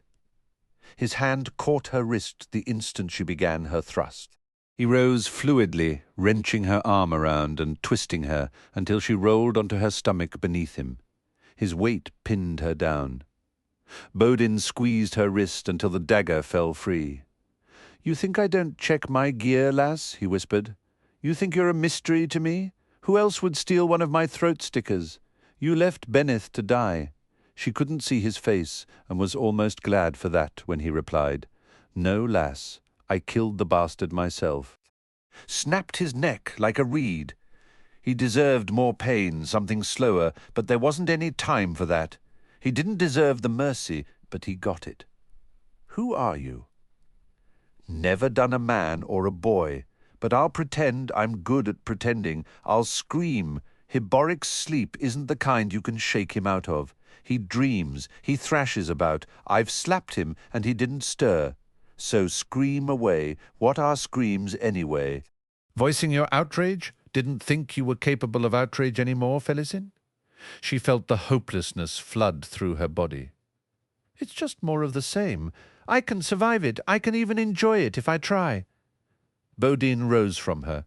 She writhed onto her back, stared at him. He'd collected the dagger and had backed to the entrance. He smiled. "Sorry if I disappointed you, but I wasn't in the mood." "Then why? To see if you're still what you were." He did not need to voice his conclusion. "Get some sleep, lass." Alone, Felisin curled up on the pallet, numbness filling her. "To see if you're still—" "Yes, you still are." Baudin knew that already. "He just wanted to show you to yourself, girl. You thought you were using him hut. He was using you. He knew what you planned. Think on that. Think on it." Long and Hardhood came striding out of the waves, the reaper of carved-out souls. He'd waited long enough, his amusement at their suffering losing its flavour. Time had come for the gates. Feeling bleached and withered as the dead driftwood around her, Felisin sat facing the straits. Clouds flickered over the water. Lightning danced to the rumbling beat of thunder. Spume rose fierce along the line of the reef, launching blue-white explosions into the darkness. An hour earlier, Heboric and Baudin had come back from their walk up the beach, dragging between them the prow of a shattered boat. It was old, but they'd talked about building a raft. The discussion had the sound of pointless musing. No one had the strength for such a task. They would start dying by dawn, and they all knew it. Felisin realized that Baudin would be the last to die, unless Heboric's god returned to scoop up his wayward child. Felisin finally began to believe she would be the first. No vengeance achieved. Not Baudin, not Sister Tavore, not the entire hood-warped Malazan Empire. A strange wave of lightning leapt up beyond the breakers hammering the reef. It played out tumbling and pitching as if wrapped around an invisible log leagues long and 30 paces thick. The crackling spears struck the sheets of spume with a searing hiss. Thunder slapped the beach hard enough to shiver the sand. The lightning rolled on, straight towards them. Heboric was suddenly at her side, his frog-like face split wide in a grimace of fear. "That's sorcery! Lass, run!" Her laugh was a harsh bark. She made no move. "It'll be quick, old man." Wind howled. Heboric spun to face the approaching wave. He snarled a curse that was flung away by the growing roar, then interposed himself between Felisin and the sorcery. Baudin crouched down beside her. His face lit in a blue glow that intensified as the lightning reached the shore, then rolled up to them. It shattered around Heboric as if he was a spire of rock. The old man staggered, his tattoos a tracery of fire that flared bright, then vanished. The sorcery was gone. For all its threat, it swiftly died up and down the beach. Heboric sagged, settling on his knees in the sand. "Not me," he said, in the sudden silence. "Otataral, of course." "Nothing to fear, nothing at all." "There," Baudin shouted. A boat had somehow cleared the reef and now raced towards them, its lone sail aflame. Sorcery stabbed at the craft from all sides like vipers, then fell away as the boat neared shore. A moment later it scraped bottom and slid to a halt, canting to one side as it settled. 2 figures were at the ratlines in an instant, cutting away the burning sail. The cloth swept down like a wing of flame, instantly doused as it struck the water. 2 other men leapt down and waded onto shore. "Which one's Duiker?" Felisin asked. Heboric shook his head. "Neither, but the one on the left is a mage. How can you tell?" He made no reply.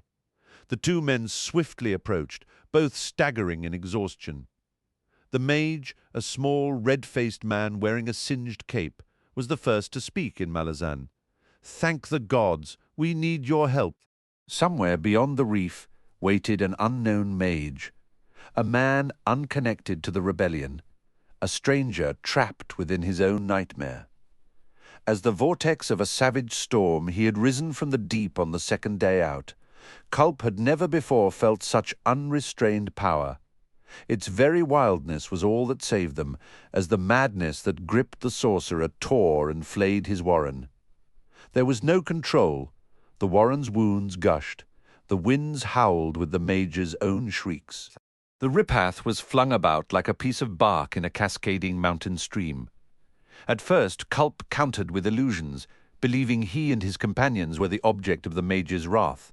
But it quickly became apparent that the insane wielder was oblivious to them, fighting an altogether different war. Culp contracted his own warren into a protective shell around Ripath.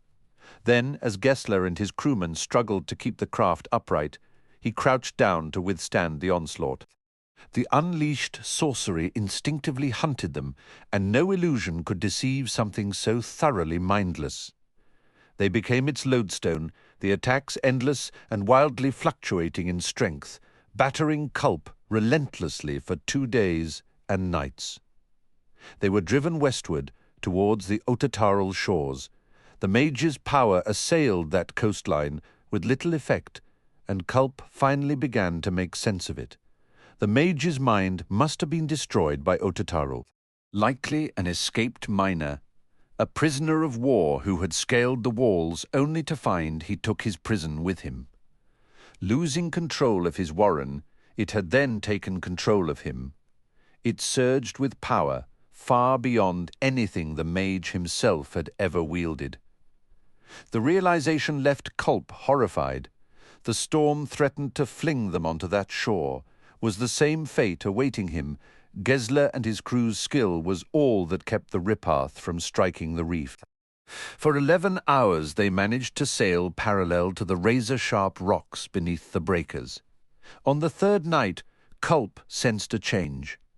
The coastline on their right, which he had felt as an impenetrable wall of negation, the bloodless presence of Otataral, suddenly softened. A power resided there, bruising the will of the magic-deadening ore, pushing it back on all sides. There was a cut in the reef. It gave them, Culp decided, their only chance. Rising from where he crouched amidships, he shouted to Gessler. The corporal grasped his meaning instantly, with desperate relief. They had been losing the struggle to exhaustion, to the overwhelming stress of watching sorcery speed towards them, only to wash over Culp's protective magic, a protection they could see weakening with every pass. Another attack came, even as they swept between the jagged breakers, sundering Culp's resistance. Flame lit the storm jib, the lines, the sail. Had any of the men been dry, they would have become beacons of fire. As it was, the sorcery swept over them in a wave of hissing steam, then was gone, striking the shore and rolling up the beach until it fizzled out. Culp had half expected that the strangely blunted effect on this part of shore was in some way connected to the man he was sent to find, and so was not surprised to see 3 figures emerge from the gloom beyond the beach. Weary as he was, something about the way the 3 stood in relation to each other jangled alarms in his head. Circumstances had forced them together, and expedience cared little for the bonds of friendship. Yet it was more than that. The motionless ground beneath his feet was making him dizzy. When Culp's weary gaze fell on the handless priest, a wave of relief washed through him, and there was nothing ironic in his call for help. The ex-priest answered it with a dried-out laugh. "Get them water?"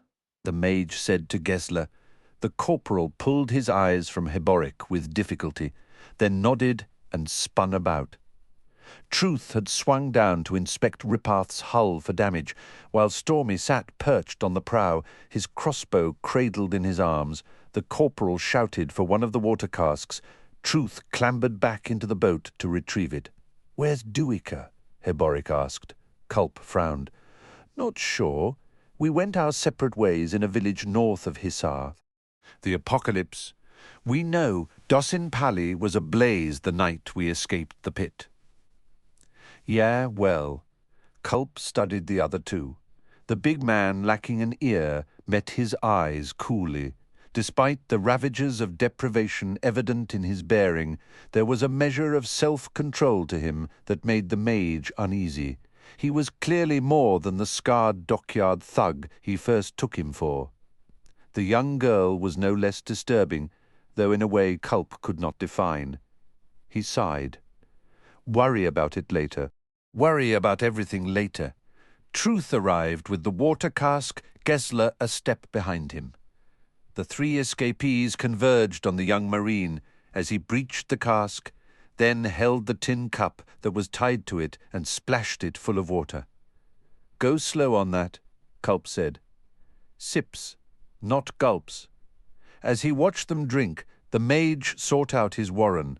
It felt slippery, elusive, yet he was able to take hold, stealing power to bolster his senses.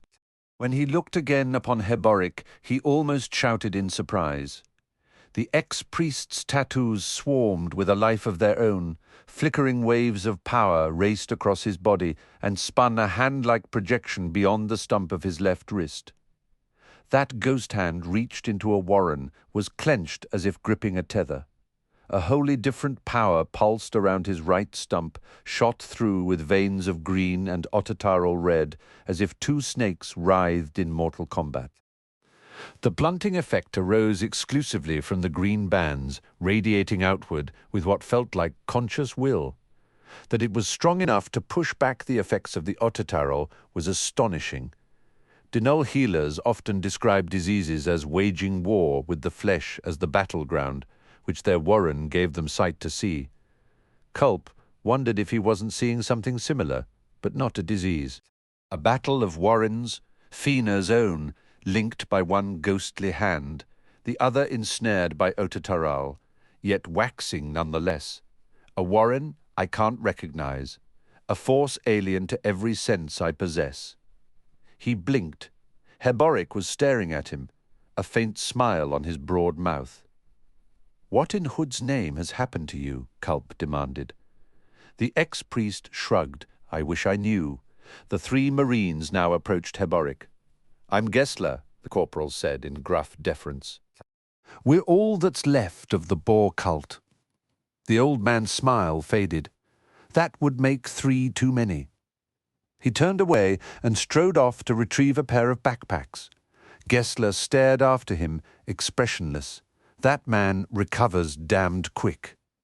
The boy Truth had gasped at the harsh words of a man he took to be his god's priest. Culp saw something crumbling into ruins behind the lad's light blue eyes. Stormy revealed the dark clouds that likely gave reason to his name, but he laid a hand on Truth's shoulder a moment before facing the one-eared man. "Your hands keep hovering over those hidden blades, and I'm going to get nervous," he said in a low growl, shifting grip on his crossbow. "That's Baudin," the young woman said. "He murders people, old women, rivals. You name them, he's got their blood on his hands. Isn't that right, Baudin?" Without awaiting a reply, she went on, "I'm Felisin, House of Paran, last in the line, but don't let any of that fool you." She did not elaborate. Heboric returned with a pack slung over each forearm. He set them down, then moved close to Culp. "We're in no shape to help you, but after crossing this damned desert, the thought of death by drowning is oddly appealing. He stared out over the thrashing waves. What's out there? Imagine a child holding a leash, and at the other end is a hound of shadow. The child's the mage, the hound's his warren. Too long in the mines before making his escape, is my guess. We need to rest before trying to run his storm again. How bad are things on the mainland? Culp shrugged. I don't know. We saw Hisar in flames. Duiker went to rejoin Coltaine and the 7th. That old man's got a streak of optimism that'll get him stuck on a sliding bed. I'd say the 7th's history, and so's Coltaine and his Wiccans. Ah, that Coltaine, when I was chained at the base of the crevasse behind Lezine's palace, I half expected to meet the man as a neighbour. Hood knows there was worthy enough company down there. After a moment, he shook his head. Coltaine's alive, mage. You don't kill men like that easily. If that's true, then I'm bound to rejoin him. Heboric nodded. He was excommunicated, Felisin said loudly. Both men turned to see Gessler facing the girl, she continued. More than that, he's the bane of his own god of yours, I gather. Beware scorned priests. You'll have to lead your own prayers to Fenna, lads, and I'd advise you to pray a lot. The ex-priest swung back to Culp with a sigh. You opened your warren to look upon me. What did you see? Culp scowled. I saw, he said after a moment, a child dragging a hound as big as a hood-damned mountain in one hand. Heboric's expression tightened. And in the other? Sorry, Culp replied. No easy answer there. I'd let go if you could. Heboric nodded. Culp lowered his voice. If Gessler realized, he'd cut me loose. Messily. I take it we're understood, Heboric said with a faint smile. Not really, but I'll let it lie for now. The ex-priest acknowledged him with a nod. Did you choose your company here, Heboric? Culp asked, eyes on Baudin and Felisin. I did. More or less hard to believe, isn't it? Walk up the beach with me, the mage said, heading off. The tattooed man followed. Tell me about them, Culp said after they'd gone a distance. Heboric shrugged. You have to compromise to stay alive in the mines, he said, and that which one person thinks of value another is the first to sell. Cheap, well that's what they are now, what they were before. He shrugged again. Do you trust them? Heboric's wide face split in a grin. Do you trust me, Culp? I know it's too soon to answer that. Yours is not an easy question. I trust Baudin to work with us so long as it's in his interest to do so. And the girl? The old man was a long time in answering, no. Not what I'd expected. This should have been the easy part. All right, he said. And what of your companions? Those foolish men and their foolish cult. Harsh words for a priest of Fenna. An excommunicated priest. The girl spoke the truth. My soul is my own, not Fenna's. I took it back. Didn't know that was possible. Maybe it isn't. Please, I can walk no farther, mage. Our journey has been difficult. You're not the only one, old man. They shared no more words on the way back to the others. For all the chaos of the crossing, Culp had expected this part of the plan to be relatively straightforward. They would come to the coast. They would find Duiker's friend waiting, or not. He'd fought down his misgivings when the historian first came to him asking for help. Idiot. Well, he would take them off this damned island, deposit them on the mainland, and that would be that. It was all he'd been asked to do. The sun was rising, the sorcerer's storm over the sea, withdrawing from shore to boil black and bruised over the middle of the straits. Food had been brought from Ripath. Heboric joined his two companions in a silent, tense meal. Culp strode to where Gessler sat, watch over his two sleeping soldiers, the three of them beneath a square of sailcloth rigged on 4 poles. The corporal's scarred face twisted into an ironic grin. Fenna's joke, this one, he said. Culp squatted down beside the corporal. Glad you're enjoying it, The boar god's humour ain't the laughing kind, mage. Strange, though, I could have sworn the Lord of Summer was here. Like a crow on that priest's shoulder. You felt Fenner's touch before, Gessler? The man shook his head. Gifts don't come my way. Never did. It was just a feeling, that's all. Still have it? I don't think so. Don't know. Doesn't matter. How's truth? To cook it hard, finding a priest of Fenner who then turns around and denies us all. He'll be all right. Me and Stormy, we look out for him. Now it's your turn to answer some questions. How are we getting back to the mainland?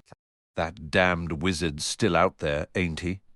The priest will see us through. How's that? That'd be a long explanation, Corporal, and all I can think of right now is sleep. I'll take next watch. He rose and went off to find some shade of his own. Wide-awake arms wrapped around herself. Felisin watched the mage rig a sunshade, then slip beneath it to sleep. She glanced over at the Marines, feeling a wave of gleeful disdain. Followers of Fenner, that's a four. The boar god with nothing between his ears. Hey, you fools! Fenner's here, somewhere, cowering in the mortal realm. Ripe for any hunter with a sharp spear. We saw his hoof. You can thank that old man for that. Thank him any way you care to. Baudin had gone down to the water to wash himself. He now returned, his beard dripping. Scared yet, Baudin? Felisin asked. Look at that soldier over there, the one that's awake. Too tough for you by far. And that one with the crossbow, didn't take him long to figure you out, did it? Hard men. Harder than you, Baudin drawled. What? You bedded them already. You used me. What of it, girl? You've made being used a way of life. Hood take you, bastard. Standing over her, he grunted a laugh. You won't pull me down. We're getting off this island. We've survived it. Nothing you can say is going to change my mood, girl. Nothing. What's the talon signify, Baudin? His face became an expressionless mask. You know the one you've got hidden away, along with all your thieving tools. The man's flat gaze flicked past her. She turned to find Heboric standing a few paces away. The ex-priest's eyes were fixed on Baudin as he said, Did I hear that right? The one-eared man said nothing. She watched what had to be comprehension sweep across Heboric's face, watched as he glanced down at her, then back to Baudin. After a moment, he smiled. Well done, he said. So far. You really think so? Baudin asked, then turned away. What's going on, Heboric? Felisin demanded. You should have paid better attention to your history tutors, lass, explain. Like Hood I will, he shambled off. Felisin wrapped herself tighter in her own arms, pivoting to face the straits. Where dive, I can be patient again, I can bide my time. The mainland burned with rebellion against the Malazan Empire. A pleasing thought. Maybe it would pull it all down. The Empire, the Empress, the Adjunct. And without the Malazan Empire, peace would once again come, an end to repression, an end to the threat of restraint as I set about exacting revenge. The day you lose your bodyguards, Sister Tavor, I will appear. I swear it by every god and every demon lord that ever existed. In the meantime, she would have to make use of these people around her. She would have to get them on her side. Not Baudin or Heboric, it was too late for them, but the others. The mage, the soldiers. Felisin rose. The corporal watched her approach with sleepy eyes. When did you last lie with a woman? Felisin asked him. It was not Gessler who answered, however. The crossbowman's, Stormy's voice drifted out from the shadow beneath the sailcloth. That would be a year and a day, the night I dressed up as a Canese harlot, had Gessler fooled for hours. Mind you, he was pretty drunk. Mind you, so was I. The corporal grunted. That's a soldier's life for you, too thick to know the difference. Too drunk to care, the crossbowman finished. You got it, Stormy. Gessler's heavy eyes slid up to Felisin. Play your games elsewhere, lass. No offence, but we've done enough rutting to know when an offer's got hidden chains. You can't buy what ain't for sale anyhow. I told you about Heboric, she said. I didn't have to. Hear that, Stormy? The girl took pity on us. He'll betray you. He despises you already. The boy named Truth sat up at that. Go away, Gessler told her. My men are trying to get some sleep. Felisin met Truth's startling blue eyes, saw nothing but innocence in them. She threw him a pouty kiss, smiled as colour flooded his face. Careful, or those ears will catch fire, she said. Hood's breath, Stormy muttered. Go on, lad. She wants it that bad. Give her a taste. Not a chance, she said, turning away. I only sleep with men. Fools, you mean? Gessler corrected, an edge to his tone. Felisin strode down to the beach, walked out until the waves lapped her knees. She studied the ripath. Flash burns painted the hull black in thick random streaks. The front railing of the forecastle glittered as if the wood had been studded with a hail of quartz. The lines were frayed, unravelled where knives had cut. The sun's reflection off the water was blinding. She closed her eyes, let her mind fall away until there was nothing but the feel of the warm water slipping around her legs. She felt an exhaustion that was beyond physical. She could not stop herself lashing out, and every face she made turn her way became a mirror. There has to be a way to reflect something other than hate and contempt. No, not a way. A reason. My hope is that the Otataral entwined in you is enough to drive away that insane mage, Culp said. Otherwise, we're in for a rough voyage. Truth had lit a lantern and now crouched in the triangular forecastle, waiting for them to set out for the reef. The yellow light caught reflective glimmers in Heboric's tattoos as he grimaced in response to Culp's words. Gessler sat leaning over the steering oar. Like everyone else, he was waiting for the ex-priest, waiting for a small measure of hope.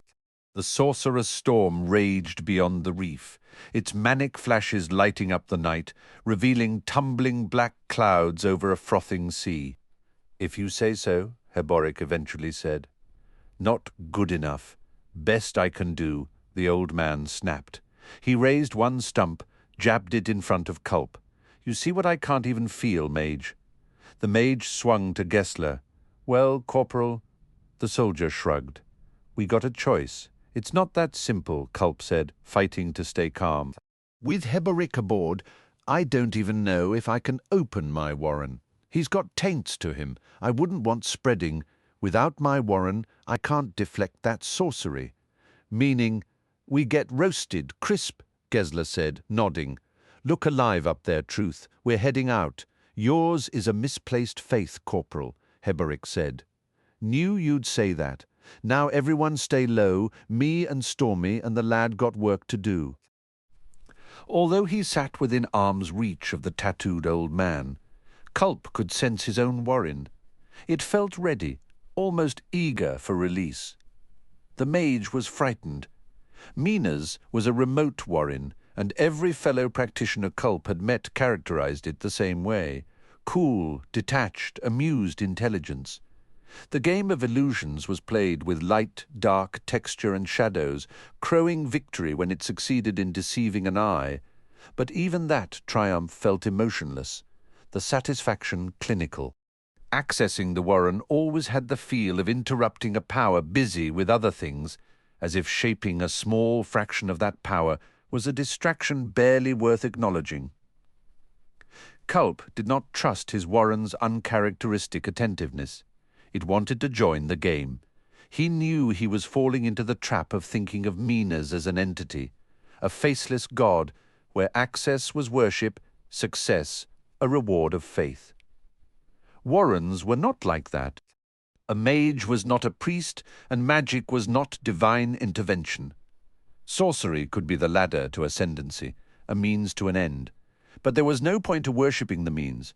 Stormy had rigged a small square sail, enough to give control, but not so large that it would risk the weakened mast. The ripath slipped forward in front of a mild shore breeze. Truth lay on the bowsprit, scanning the breakers ahead. The cut they'd come in through was proving hard to find. Gessler barked out commands and swung the craft to run parallel to the reef. Culp glanced at Heboric. The ex-priest sat with his left shoulder against the mast, squinting out into the darkness. The mage was desperate to open his warren, to look upon the old man's ghost hands, to gauge the serpent of Otataral, but he held back, suspicious of his own curiosity.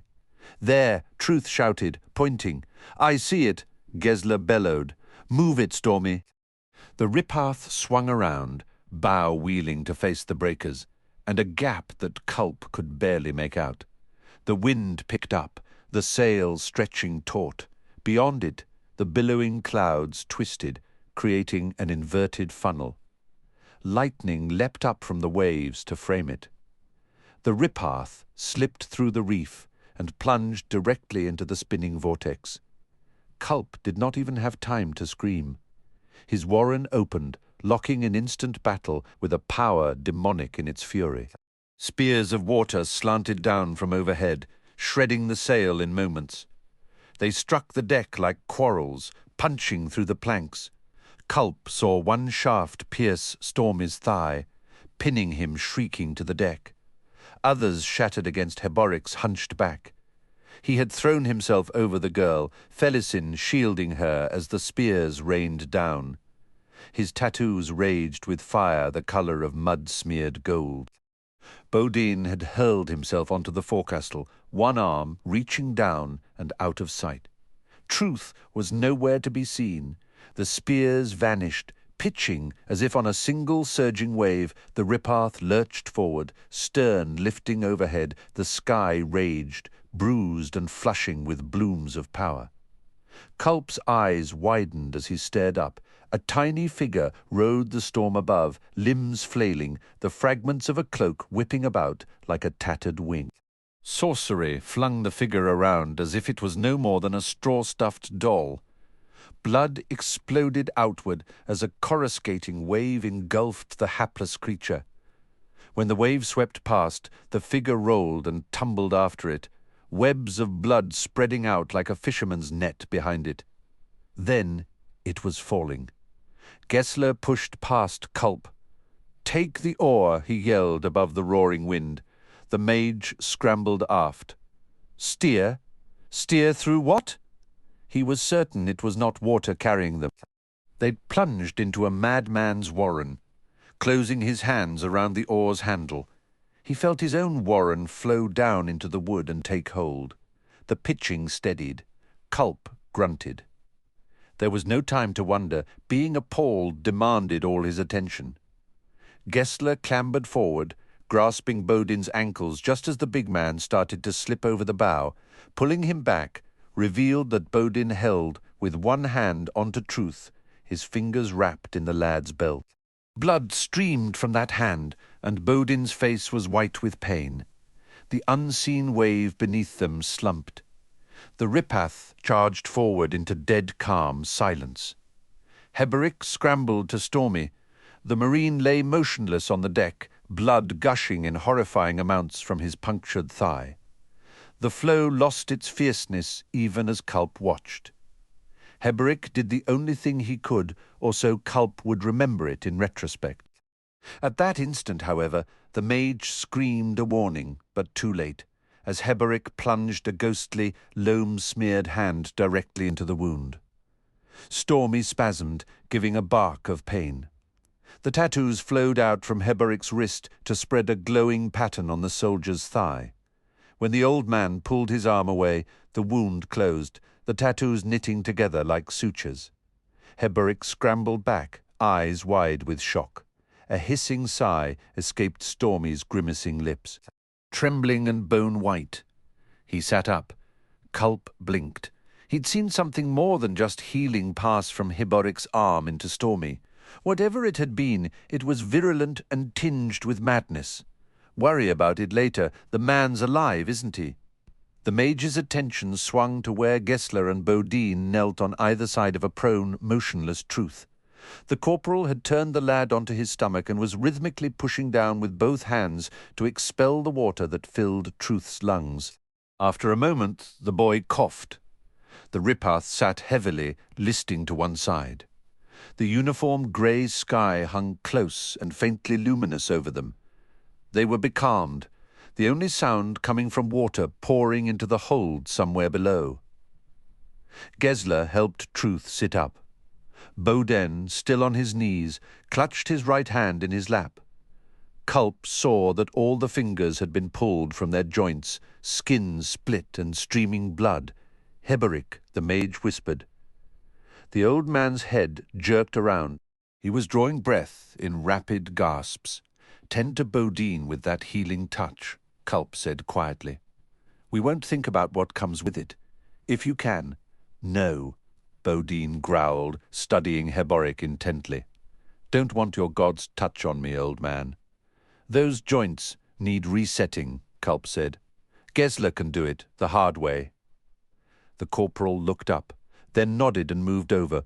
Felisin spoke. Where are we? Culp shrugged. Not sure, but we're sinking. She's stove through, Stormy said. 4, 5 places. The soldier stared down at the tattoos covering his thigh and frowned. The young woman struggled to her feet, one hand reaching out to grip the charred mast. The slant of the deck had sharpened. She might capsize, Stormy said, still studying the tattoos. Any time now. Culp's warren subsided. He slumped in sudden exhaustion.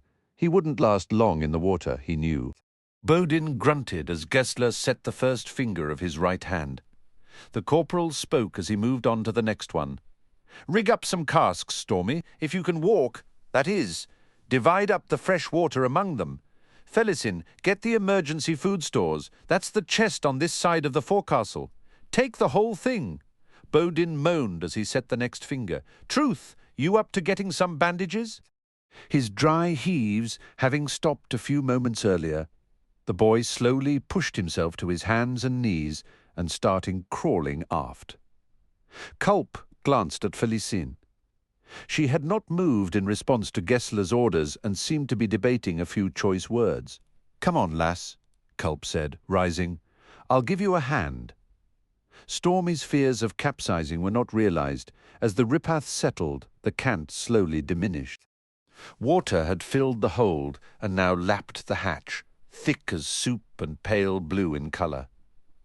Hood's breath, Stormy said. We're sinking in goat's milk.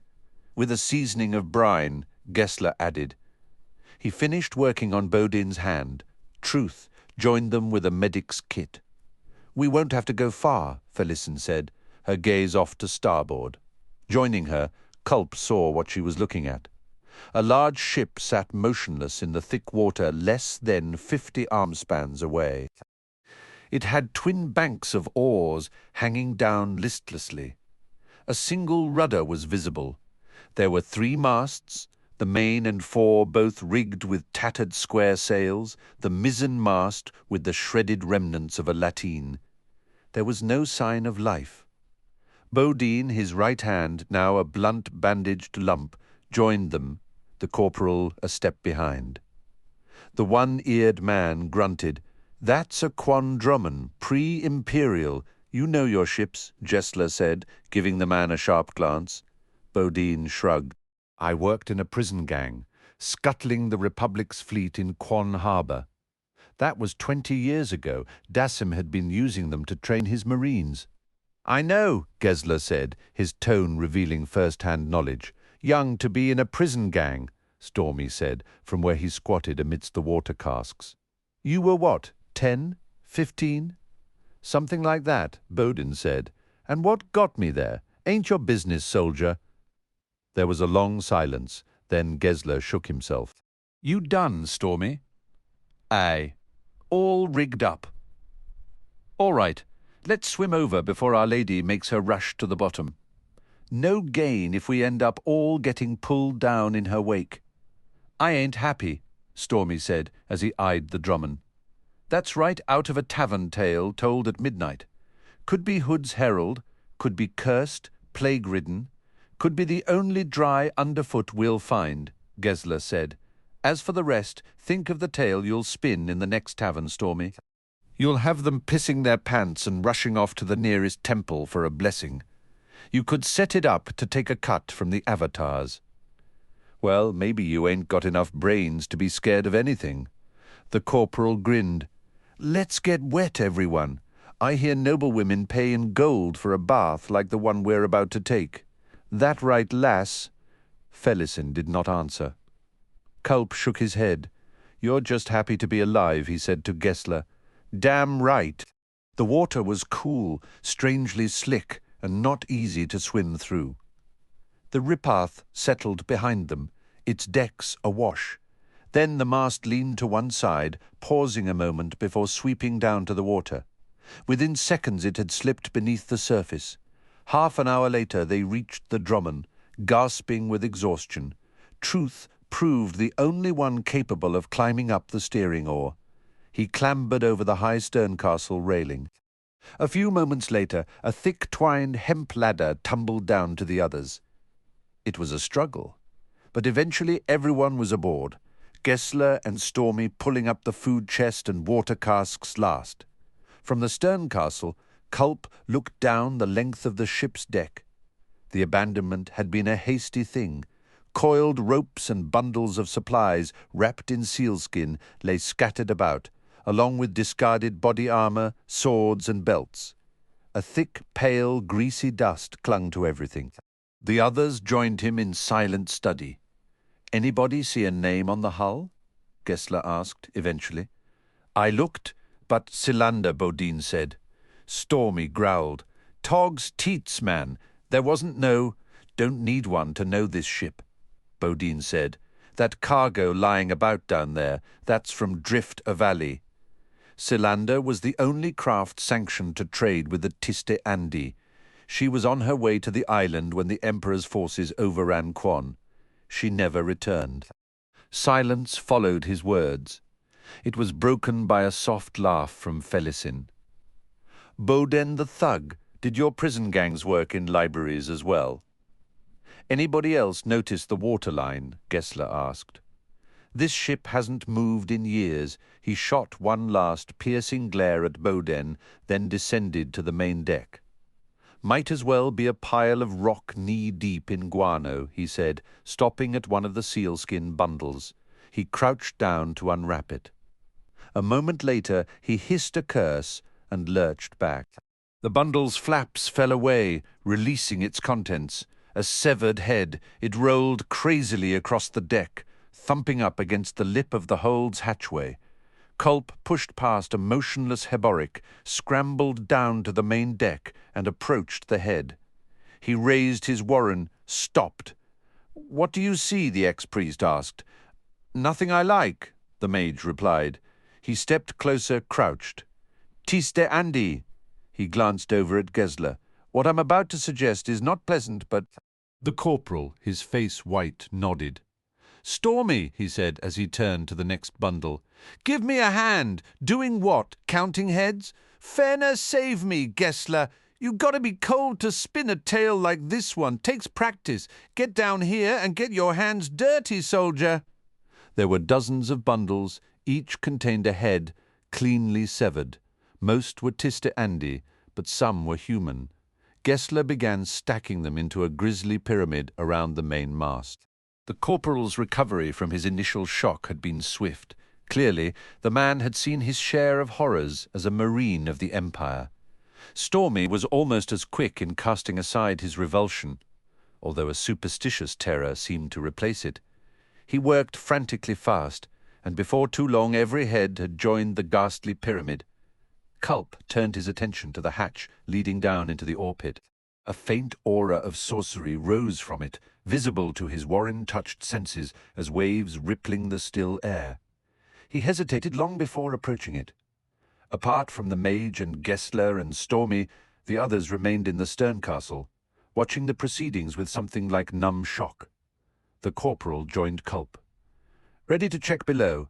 Absolutely not. Lead on, then, Gessler said with a tight grin. He unsheathed his sword. Culp glanced down at it. The corporal shrugged. Yeah, I know. Muttering under his breath, Culp headed for the hatch. The lack of light below did nothing to hide what he saw. Sorcery lined everything, sickly yellow and faintly pulsing, Both hands on the railing, the mage descended the encrusted steps, Gessler close behind him. "Can you see anything?" the corporal asked. "Oh yes, what's that smell?" "If patience has a smell," Culp said. "You're smelling it?" He cast a wave of light down the length of the center walkway between the bench rows, spun it sideways, and left it there. "Well," Gessler said, dry and rasping, "there's a certain logic, isn't there? The oars were manned by headless corpses, 3 to a bench. Other sealskin bundles crowded every available space. Another headless figure sat behind a skin drum, both hands gripping strange gourd-like batons. The figure was massively muscled. There was no evidence of decay on any of the bodies. White bone and red flesh glistened at the necks.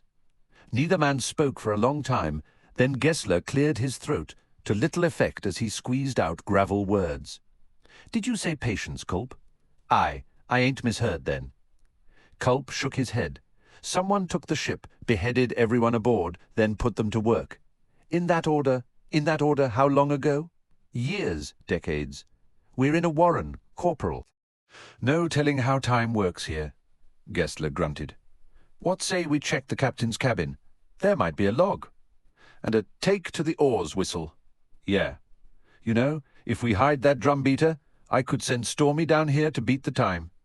You've a wicked sense of humour, Gessler." "Aye. Thing is, Stormy tells the world's most boring sea tales. It'd do a favour to anyone he meets from now on to spice things up a little. Don't tell me you're serious." The corporal sighed. "No," he said, after a moment. "I won't invite madness on anyone, Mage." They returned to the main deck. The others stared at them. Gessler shrugged. "What you'd expect," he said, "if he was completely insane, that is." "Well," Felisin replied, "you're talking to the right crowd." Culp strode towards the cabin hatch. The corporal sheathed his sword and then followed. The hatch descended 2 steps, then opened out into a galley. A large wooden table commanded the center. Opposite them was a second hatch, leading to a narrow walkway with berths on either side. At the far end was the door to the captain's cabin. No one occupied the berths, but there was gear aplenty, all waiting for owners who no longer needed it. The cabin door opened with a loud squeal. Even with all they had seen thus far, the interior was a scene of horror. 4 bodies were immediately visible, 3 of them twisted grotesquely in postures of sudden death. There was no evidence of decay, but no blood was visible. Whatever had killed them had crushed them thoroughly without once breaking skin. The exception sat in the captain's chair at the end of a map table, as if presiding over Hood's own stage. A spear jutted from his chest and had been pushed through to the chair. Then beyond, blood glistened down the front of the figure's body, pooled in his lap. It had stopped flowing, yet looked still wet. "Tiste Andy?" Gessler asked in a whisper. "They have that look," Culp replied softly, "but not quite." He stepped into the cabin. "Their skins are grey, not black, nor do they look very refined. The Tist Andy of Drift Avali was said to be pretty barbaric. Not that anyone living has visited the isle. None returned, in any case," Culp conceded. "But these are wearing skins, barely cured. And look at their jewellery. The 4 bodies were adorned in bone fetishes, claws, the canines of beasts, and polished seashells." There was none of the fine Tist Andy craftwork that Culp had had occasion to see in the past. Moreover, all 4 were brown-haired, the hair hanging loose and uncombed, stringy with grease. Tist Andy hair was either silver-white or midnight black. "What in Hood's name are we seeing?" Gessler asked. "The killers of the Quan sailors, and the Tist Andy is my guess," Culp said. "They then sailed into this warren, maybe by choice, maybe not, and ran into something nastier than them." "You think the rest of the crew escaped?" Culp shrugged. "If you've got the sorcery to command headless corpses, who needs a bigger crew than the one we're looking at right here?" "They still look like Tist Andy," the corporal said, peering closely at the man in the chair. "We should get Heboric in here," Culp said. "Maybe he's read something somewhere that'll bring light to all this." "Wait here," Gessler said. The ship was creaking now as the rest of the group began moving around on the main deck. Culp listened to the corporal's footsteps recede up the walkway. The mage leaned both hands on the table, scanning the charts splayed out on its surface. There was a map there, showing a land he could not recognize. a ragged coastline of fjords studded with cursory sketches of pine trees. Inland was a faint whitewash, as of ice or snow. A course had been plotted, striking east from the jagged shoreline, then southward across a vast ocean. The Malazan Empire purported to have world maps, but they showed nothing like the land he saw here. The Empire's claim to dominance suddenly seemed pathetic. Heboric stepped into the cabin behind him. Culp did not turn from his study of the chart. "Give them a close look," the mage said. The old man moved past Culp, crouching down to frown at the captain's face. The high cheekbones and angular eye sockets looked Tista Andi, as did the man's evident height. Heboric reached out tentatively. "Wait!" Culp growled. "Be careful what you touch, and which arm you use." Heboric hissed in exasperation and dropped his arm. After a moment he straightened. "I can only think of one thing. Tista Edur, who? Gothos's folly. There's mention of 3 Tisti peoples arriving from another realm. Of course the only one that's known to us is the Tist Andi, and Gothos only names one of the other groups, Tista Edur. Grey-skinned, not black, children of the unwelcome union of Mother Dark with the light. Unwelcome? Heboric grimaced. The Tist Andi considered it a degradation of pure dark, and the source of all their subsequent ills. Anyway, Gothos's folly is the only tome where you'll find mention of them. It also happens to be the oldest. Gothos was Jaghut, correct? Aye, and as sour-tempered a writer as I've ever had the displeasure of reading. Tell me, Culp, what does your warren reveal? Nothing. Heboric glanced over in surprise. Nothing at all. No, but they look to be in stasis. This blood's still wet. I know. Heboric gestured at something around the captain's neck. There's your whistle, assuming we're going to make use of what's below decks. Either that, or we sit here and starve. Culp stepped closer to the captain's corpse. A long bone whistle hung from a leather thong, resting alongside the spear's shaft. I sense nothing from that bone tube either. It may not even work. Heboric shrugged. I'm going back up for what passes for fresh air. That spear's bargast, by the way. It's too damned big, Culp countered. I know, but that's what it looks like to me. It's too big. Heboric made no reply, disappearing up the walkway. Culp glared at the spear. It's too big. After a moment he reached out and gingerly removed the whistle from around the corpse's neck. Emerging onto the main deck, the mage glanced again at the whistle. He grunted. It was alive with sorcery now, the breath of Otatarals in that cabin. No wonder their sorcery couldn't defend them. He looked around. Stormy had positioned himself at the prow, his ever-present crossbow strapped to his back. Baudin stood near him, cradling his bandaged hand. Felisin leaned against the railing near the main mast, arms crossed, appallingly cool, with a pyramid of severed heads almost at her feet. Heboric was nowhere to be seen. Gessler approached. Truth is heading up to the crow's nest, he said. You got the whistle? Culp tossed it over. Chosen a course yet? Truth will see what he sees, then will decide. The mage craned his head, eyes narrowing on the lad as he lithely scrambled up the rigging. 5 breaths later, Truth clambered into the crow's nest and vanished from sight. Fenner's hoof, the curse, drifted down, snared everyone's attention. Truth, 3 pegs to port, storm sails. Gessler and Culp rushed to the starboard railing. A smudge marred the formless horizon, flickering with lightning. Culp hissed. That hood-damned wizard's followed us. The corporal spun around. Stormy, check what's left of these sails. Without pause, he put the whistle to his lips and blew. The sound was a chorus of voices, keening tonelessly. It chilled the air, the wail of souls twisted past torture, transforming pain into sound, fading with reluctance as Gessler pulled the whistle away. Wood thumped on either side as oars were readied. Heboric stumbled from the hold hatch, his tattoos glowing like phosphor, his eyes wide as he swung to Gessler. You've got your crew, Corporal. Awake, Felisin muttered, stepping away from the main mast. Culp saw what she had seen. The severed heads had opened their eyes, swivelling to fix on Gessler as if driven by a single ghastly mechanism. The corporal seemed to flinch. Then he shook it off. Could have used one of these when I was a drill sergeant, he said, with a tight grin. Your drummer's ready down below, Heboric said from where he stood, peering down into the rower's pit. Forget the sails, Stormy said, rotted through. Man, the steering oar, Gessler ordered him. 3 pegs to port. We can't do nothing but run. He raised the whistle again and blew a rapid sequence. The drum started booming in time. The oars swung, blades flipping from horizontal to vertical, then dipped down into the sluggish water and pulled. The ship groaned, crunching through the meniscus of crust that had clung to the hull. The Solander lurched into motion and slowly eased round until the rapidly approaching storm cloud was directly astern. The oars pushed slimy water with relentless precision.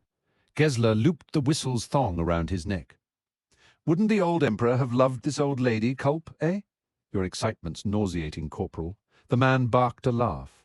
The twin banks of oars lifted the Solander into a ramming pace and stayed there.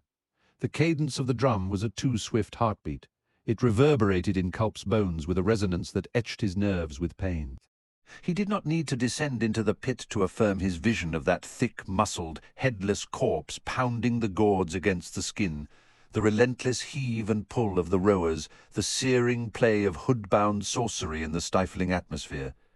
His eyes went in search of Gessler and found him standing at the stern castle alongside Stormy. These were hard men, harder than he could fathom. They'd taken the grim black humour of the soldier further than he'd thought possible, cold as the sunless core of a glacier, bloody-minded confidence or fatalism. Never knew Finna's bristles could be so black. The mad sorcerer's storm still gained on them, slower than before, yet an undeniable threat nonetheless. The mage strode to Heboric's side. "Is this your god's warren?" The old man scowled. "Not my god. Not his warren. Hood knows where in the abyss we are, and it seems there's no easy wakening from this nightmare." "You drove the god-touched hand into Stormy's wound." "Aye, nothing but chance.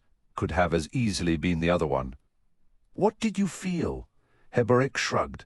"Something passing through. You'd guessed as much, didn't you?" Culp nodded.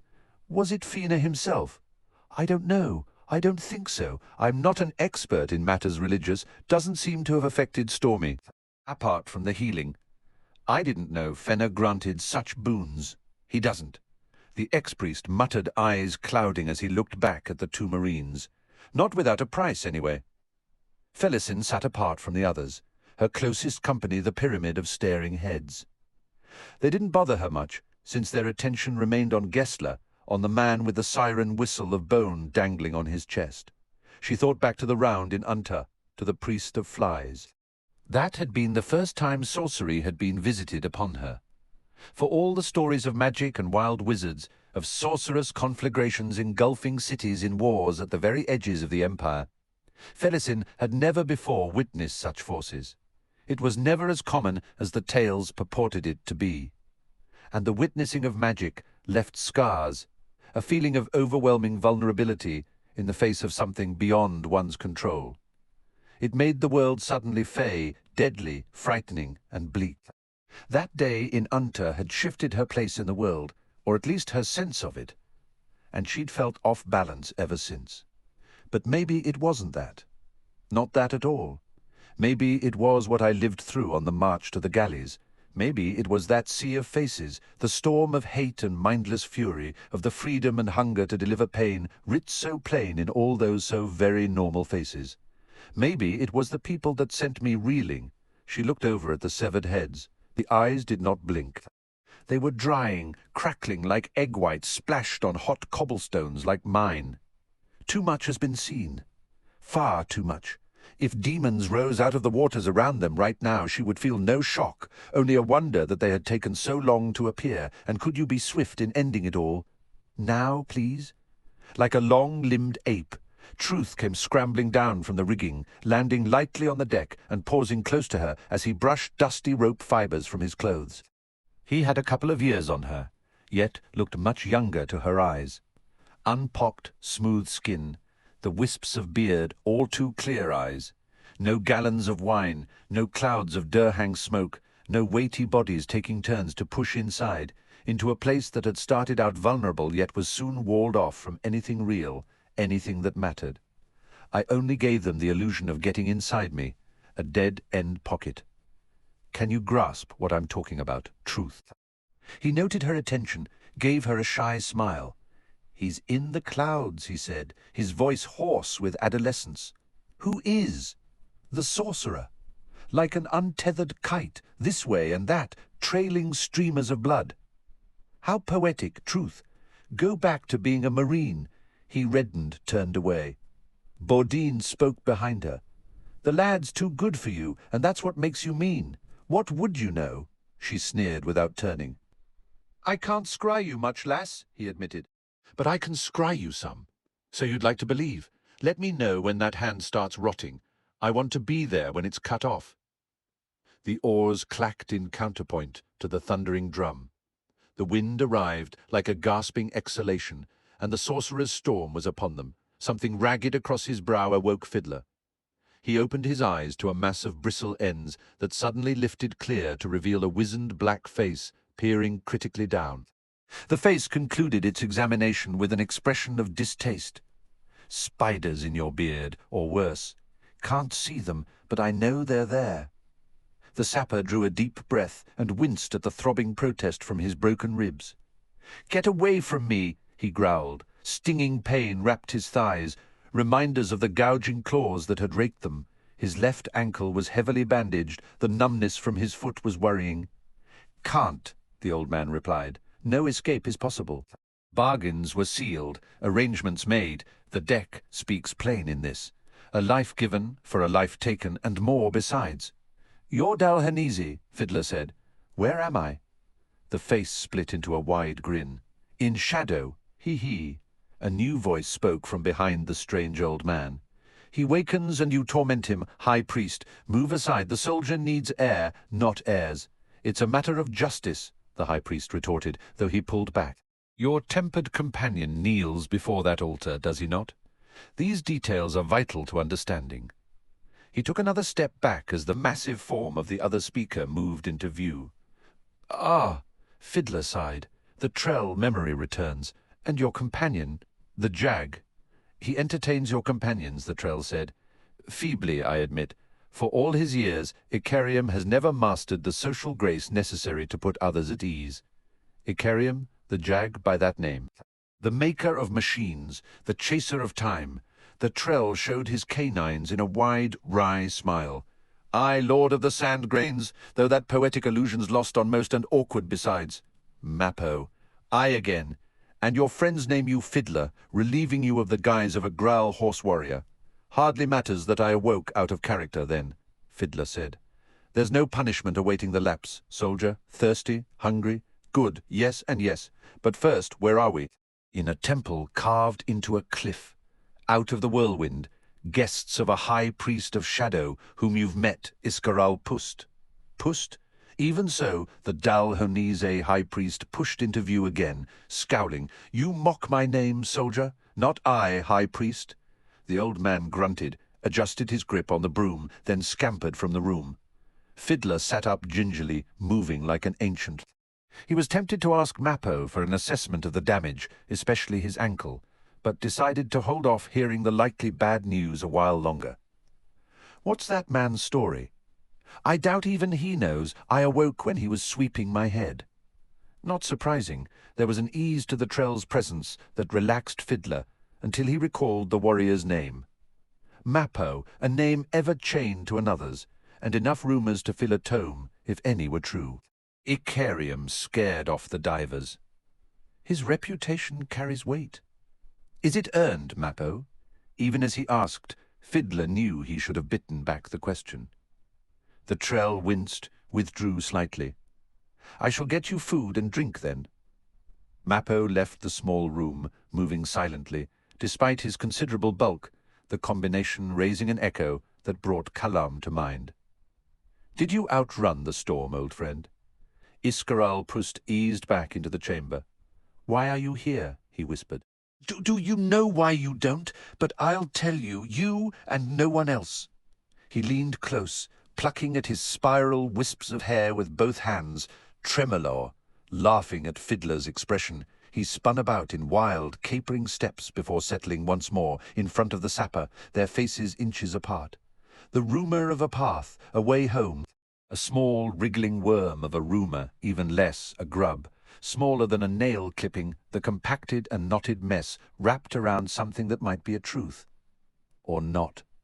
Fiddler had had enough. Grimacing through the pain, he grabbed the man's collar and shook. Spittle struck his face. The high priest's eyes rolled about like marbles in a cup. What? Again? Iskaral Pust managed to say. Fiddler pushed him away. The old man staggered, righted himself, and made a show of reassembling his dignity.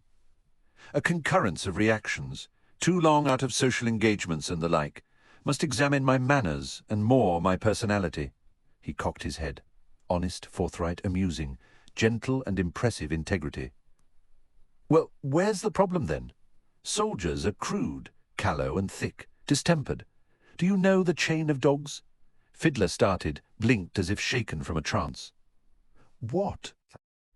It's begun, though not yet known, Anabar Thailand, chain of dogs in the Malazan tongue. Soldiers have no imaginations, meaning they're capable of vast surprises.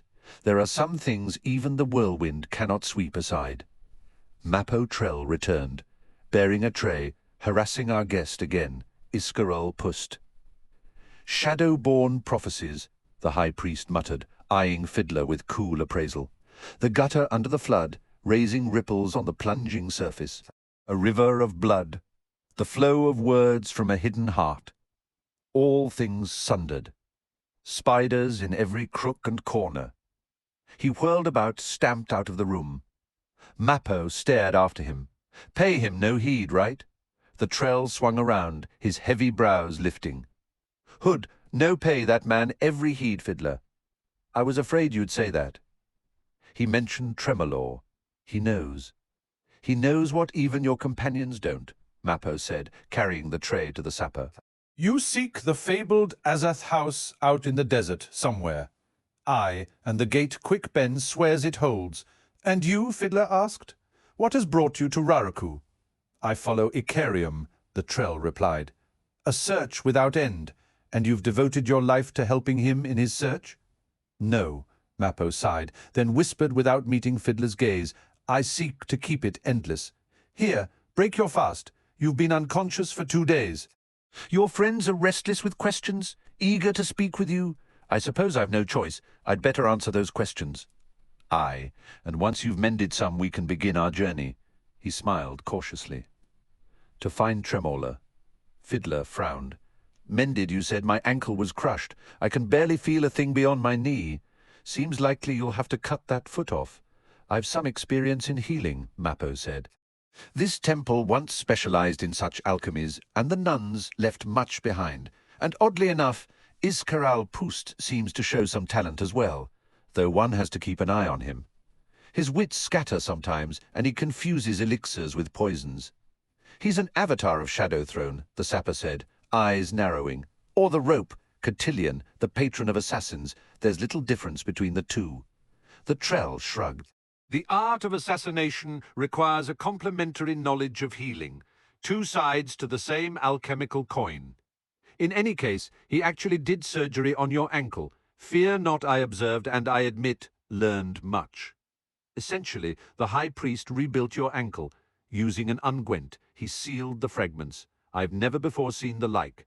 Thus you will heal, and quickly. A pair of hands devoted to shadow poked around under my skin. Hood's breath. It was that or lose your foot? You had a punctured lung as well, beyond my skills. That but the high priest contrived to drain your lung of blood, then made you breathe a healing vapor. You owe Iskaral Pust your life. Precisely my point, Fiddler muttered. There were voices outside. Then Apsalar appeared in the doorway, Crokus behind her.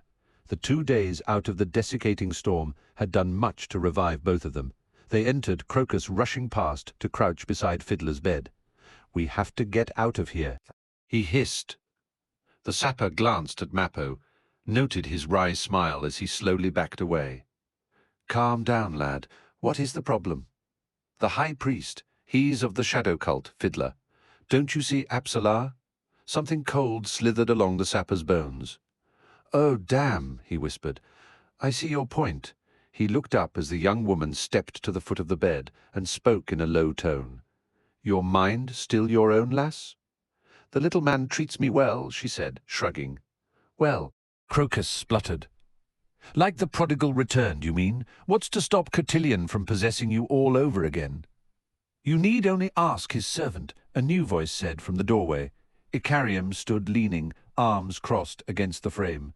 His slitted grey eyes were fixed on the room's far corner. From the gloom of the shadows there a figure took shape.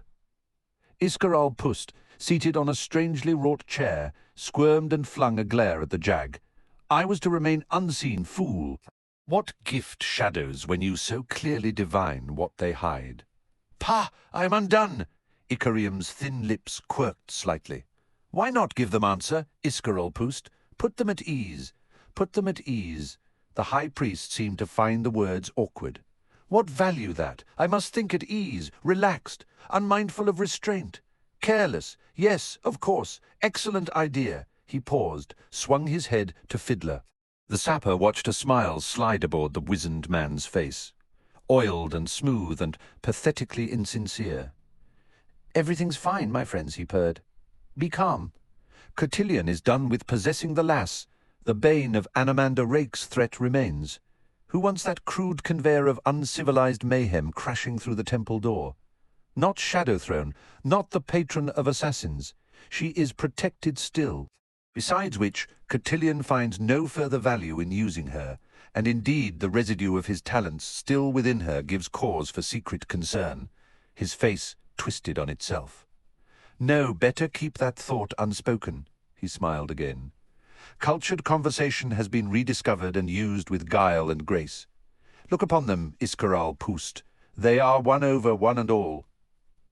There was a long silence. Mappo cleared his throat. The high priest rarely has company, he said. Fiddler sighed, suddenly exhausted. He leaned back, closed his eyes. My horse, did it live? Yes, Crokus said. It's been taken care of, as have the others, those that Mappo had time to tend to, that is, and there's a servant here somewhere. We haven't seen him, but he does good work. Apsalar spoke. Fiddler, tell us about Tremolor. A new tension filled the air. The sapper sensed it even as sleep pulled at him, alluring with its promise of temporary escape. After a moment he pushed it away with another sigh and opened his eyes. Quick Ben's knowledge of the Holy Desert is vast. When we last rode the Holy Desert, as we rode out, in fact, he spoke of the vanished roads, like the one we found, an ancient road that sleeps beneath the sands and appears only occasionally, if the winds are right, that is. Well, one of those roads leads to Tremolor, Crokus cut in, which is a house of the Azath, like the one that arose in Darujistan. Aye? Such buildings exist, or are rumoured to exist, on virtually every continent. No one knows their purpose, though it does seem that they are a lodestone to power. There's the old story that the Emperor and Dancer, Ohud, Kellanved and Dancer, Amanus and Cotillion, the possible linkage with Shadow. This temple, Fiddler shot. Iskaral Pust a sharp look. The high priest sported an avid grin, his eyes glittering. The legend goes that Kellanved and Dancer once occupied one such house in Malaz city. Deadhouse, Icarium said from the doorway. The legend is true. Aye, Fiddler muttered, then shook himself.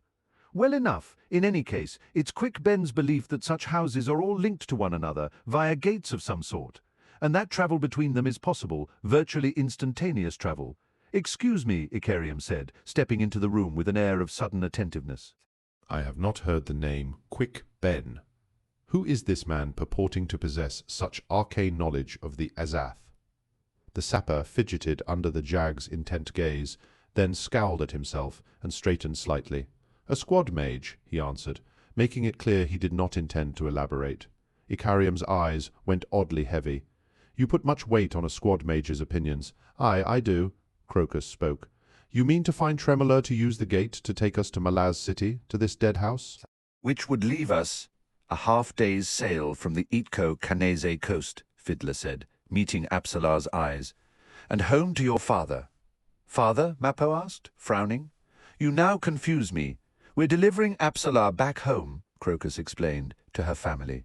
She was possessed by cotillion, stolen away from her father, her life. Her life as what? Mappo asked. A fisher girl. The Trell fell silent, but Fiddler thought he knew Mappo's unspoken thoughts. After what she's been through, she's going to settle for a life dragging nets. Apsalar herself said nothing, a life given for a life taken. Iscaral Pust shouted, leaping from his chair and spinning in place, both hands clenched in his tufts of hair. Such patience is enough to drive one mad, but not me. Anchored to the currents of weathered stone, the trickling away of sand under the sun's glare. Time stretched, stretching immortal players in a timeless game. There is poetry in the pull of elements, you know, the Jag understands. The Jag seeks the secrets, he is stone, and the stone forgets. The stone is ever now, and in this lies the truth of the Azath. But wait, I've rambled on with such hidden thoughts and heard nothing of what is being said. He fell abruptly silent and subsided back into the chair. Icarium's study of the high priest could well have been something carved from charged stone. Fiddler's attention was being pulled every which way. Thoughts of sleep had long since vanished. I'm not certain of these details, he said slowly, drawing everyone's attention, but I have the distinct feeling of being a marionette joining a vast and intricate dance. What's the pattern? Who clutches the strings? All eyes swung to Iscaral Pust. The high priest retained his fixed attentiveness a moment longer, then blinked.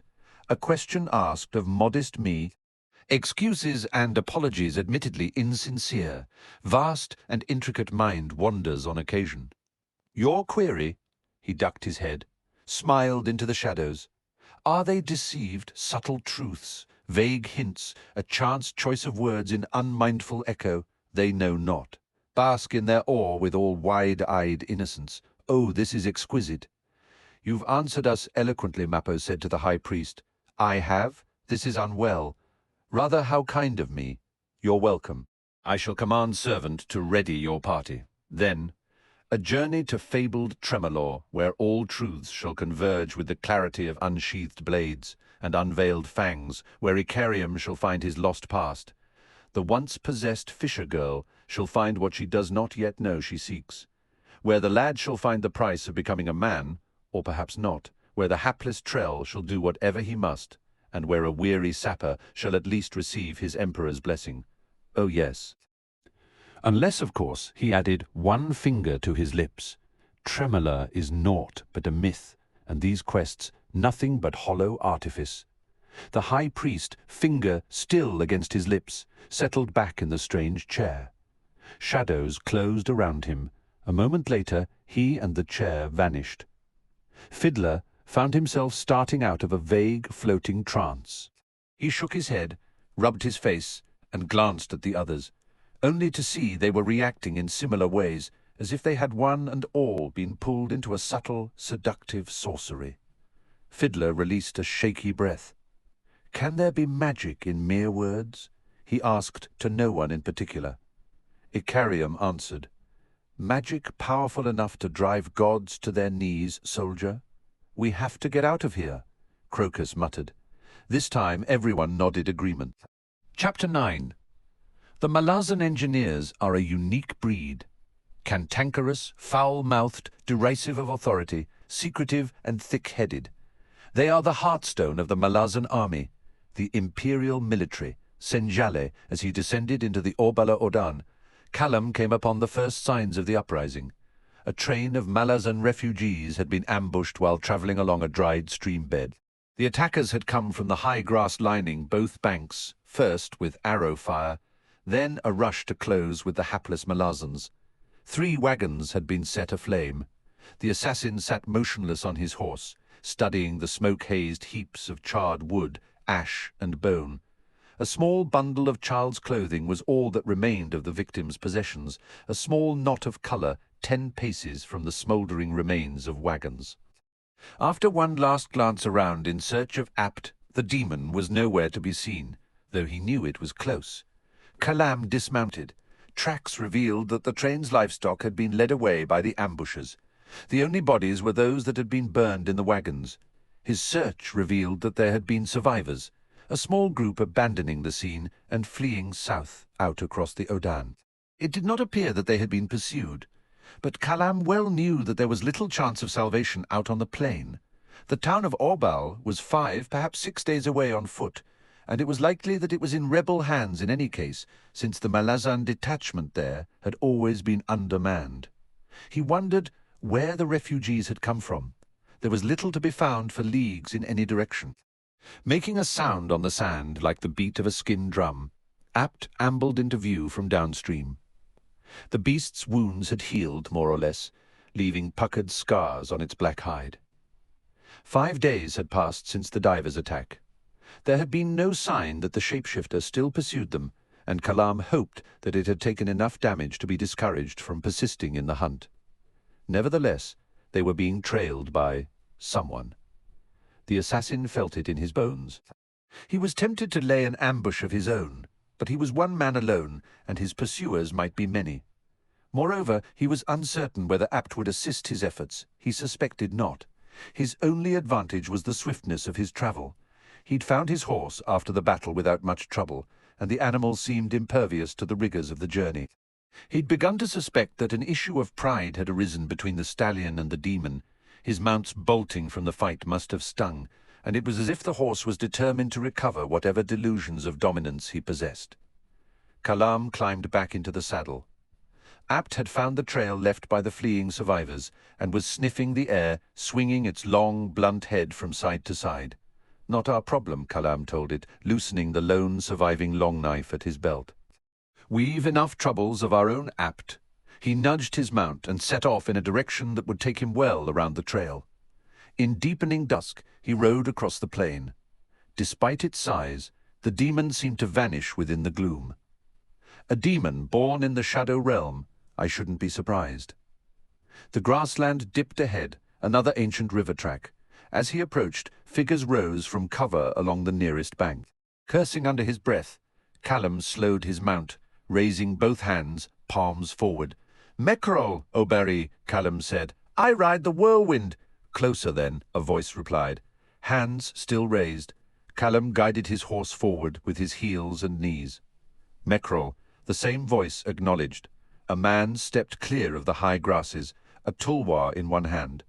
"Come join us in our feast, rider. You have news of the north?" Relaxing, Kalam dismounted. "Months old, Oberi. I've not spoken aloud in weeks. What stories can you tell me?" The spokesman was simply another bandit who now marauded behind the rebellion's noble mask. He showed the assassin a gap-toothed smile. "Vengeance against the Mesler. Mekral, sweet as spring water, such vengeance. The Whirlwind has seen no defeat, then. Have the Mesler armies done nothing? Leading his horse, Kalam strode with the raiders down into the encampment. It had been carelessly laid out, revealing a sloppy mind in command. A large pile of wood was about to be set alight, promising a cooking fire that would be visible across half the Odhan. A small herd of oxen had been paddocked inside a makeshift kraal just downwind of the camp. "The Mesler armies have done nothing but die," the leader said, grinning. "We have heard that, but one remains, far to the southeast, led by a Wickan with a heart of black, bloodless stone."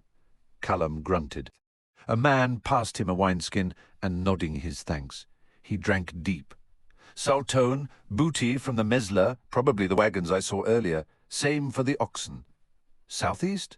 One of the coastal cities?" "Aye, Hisar. But Hisar is now in chemist Rilot's hands, as are all the cities but Aren, and Aren has the Gistel within. The Wickan flees overland, chained with refugees by the thousand. They beg his protection even as they lap his blood." "Not black-hearted enough, then," Kalam muttered. "True, he should leave them to Rilot's armies, but he fears the wrath of the coddled fools commanding in Aren, not that they'll breathe much longer." "What is this Wiccan's name?" "Coltaine. It said he is winged like a crow, and finds much to laugh about amidst slaughter.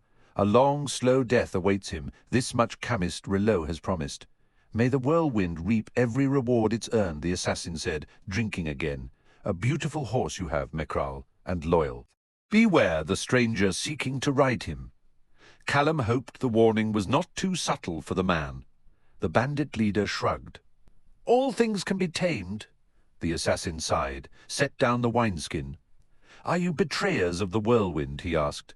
All motion around him ceased. Off to his left the fire's bone-dry wood crackled in a rising flame. The leader spread his hands, an offended expression on his face. "A simple compliment, Mekhar. How have we earned such suspicion?" "We are not thieves or murderers, friend. We are believers.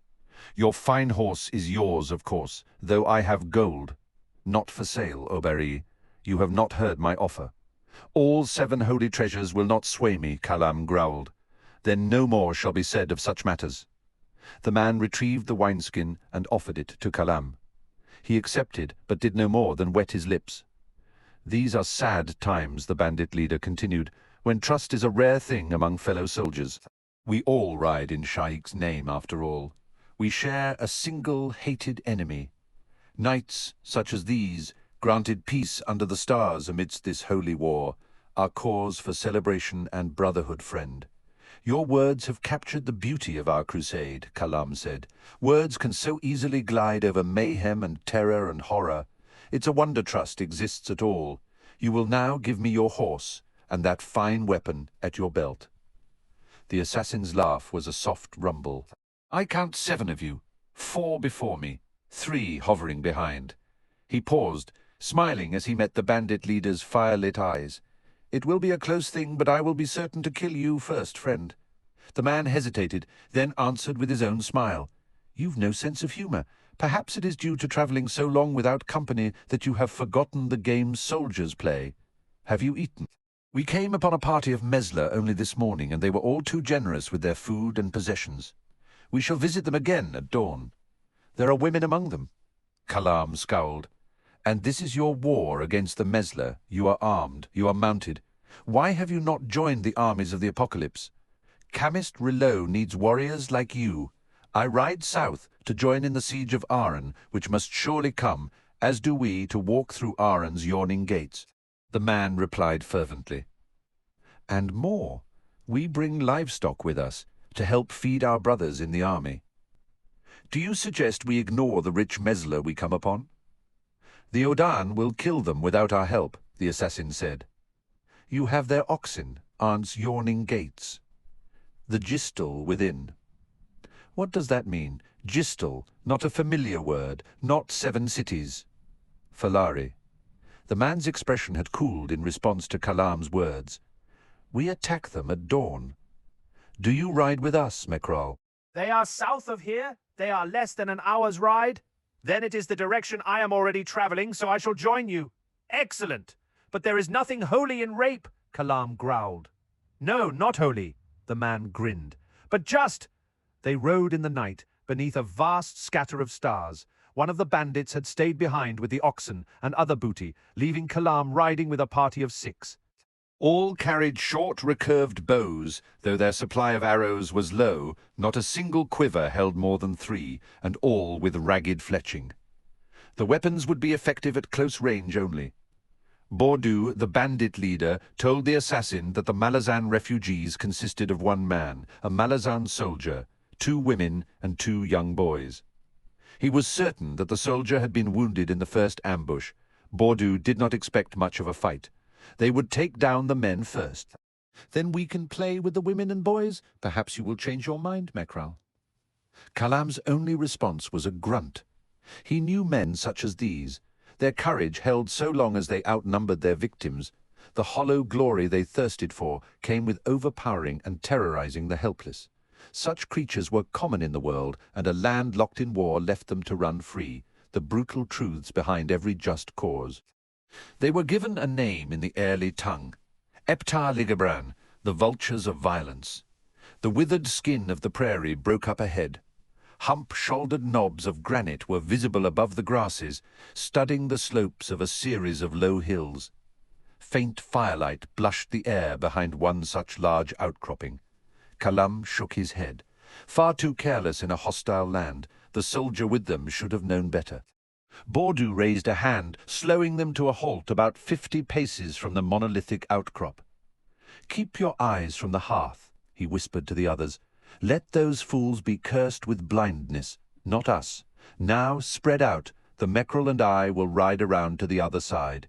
Give us 50 breaths, then attack." Kalam's eyes narrowed on the bandit leader. Coming at the camp from the opposite side, he would run an obvious risk of taking an arrow or 3 from these attackers in the melee. More soldier's humor, I take it. But he said nothing, pulling away when Baudin did, and riding side by side on a route that would circumvent the refugees' camp. "Your men are skilled with their bows?" the assassin asked a few minutes later. "Like vipers, Mekral." "With about the same range," Kalam muttered. "They'll not miss." "No doubt. You are afraid, Mekral? You, such a large, dangerous-looking man. A warrior, without doubt. I am surprised." "I've a bigger surprise," Kalam said, reaching over and sliding a blade across Baudin's throat. Blood sprayed. Gurgling, the bandit leader reeled back in his saddle, his head flopping horribly. The assassin sheathed his knife. He rode closer in time to prop the man back up in his saddle and hold him balanced there. One hand to Baudin's back. "Ride with me a while longer," Kalam said, "and may the 7 holies flay your treacherous soul as they will mine when the time comes." The glimmering firelight lay ahead. Distant shouts announced the bandits' charge. Horse hooves thumped the hard ground. Kalam tapped his mount into a canter. Baudin's horse matched the pace, the bandit leader's body weaving, his head now lolling almost on its side, ear against one shoulder. They reached the hill's slope, which was gentler on this side and mostly unobstructed. The attackers were visible now, riding into the shell of firelight, arrows zinging to thud into the blanket-wrapped figures around the hearth. From the sound those arrows made, Kalam knew instantly that there were no bodies beneath those blankets. The soldier had proved his worth, had laid a trap. The assassin grinned. He pushed Baudin down over the saddle horn and gave the bandit leader's horse a slap on the rump. It charged into the light. The assassin quickly checked his own mount's canter, slipped to the ground still in the darkness beyond the firelight, and padded forward noiselessly. The crisp snap of a crossbow sounded. One of the bandits pitched back in his saddle and tumbled to the ground. The 4 others had pulled up, clearly confused. Something like a small bag flew into the hearth, landing with a spray of sparks. A moment later the night was lit up in a cascading flame, and the 4 bandits were clearly outlined. The crossbow loosed again. A bandit shrieked, arching to reach for a quarrel embedded in his back. A moment later he groaned, sagging as his horse stepped in a confused circle. Kalam had escaped exposure in the burst of light, but his night vision was gone. Swearing under his breath, he edged forward, long knife in his right hand, double-edged dagger in his left. He heard another rider coming in hard from one side. Both bandits wheeled their mounts to meet the charge. The horse appeared, slowing from what had been a bolt. There was no one in the saddle. The flare-up from the hearth was ebbing, his nerves suddenly tingling. Kalam stopped and crouched down. He watched as the riderless horse trotted aimlessly to the right of the bandits, the animal moving closer to come alongside one of the attackers. In a fluid, graceful motion, the rider swung up into view, a woman who had been crouching down out of sight over one stirrup, twisting to chop down at the nearest bandit with a butcher's cleaver. The huge blade connected with the man's neck and cut through to lodge in his vertebra. Then the woman had both feet on the saddle. Even as the bandit toppled, she stepped onto his horse, taking the lance from the saddle holster and jabbing it like a spear at the second bandit. Cursing, the man reacted with a warrior's training, instead of leaning back in what would have been a hopeless effort to avoid the lance-head flashing at his chest.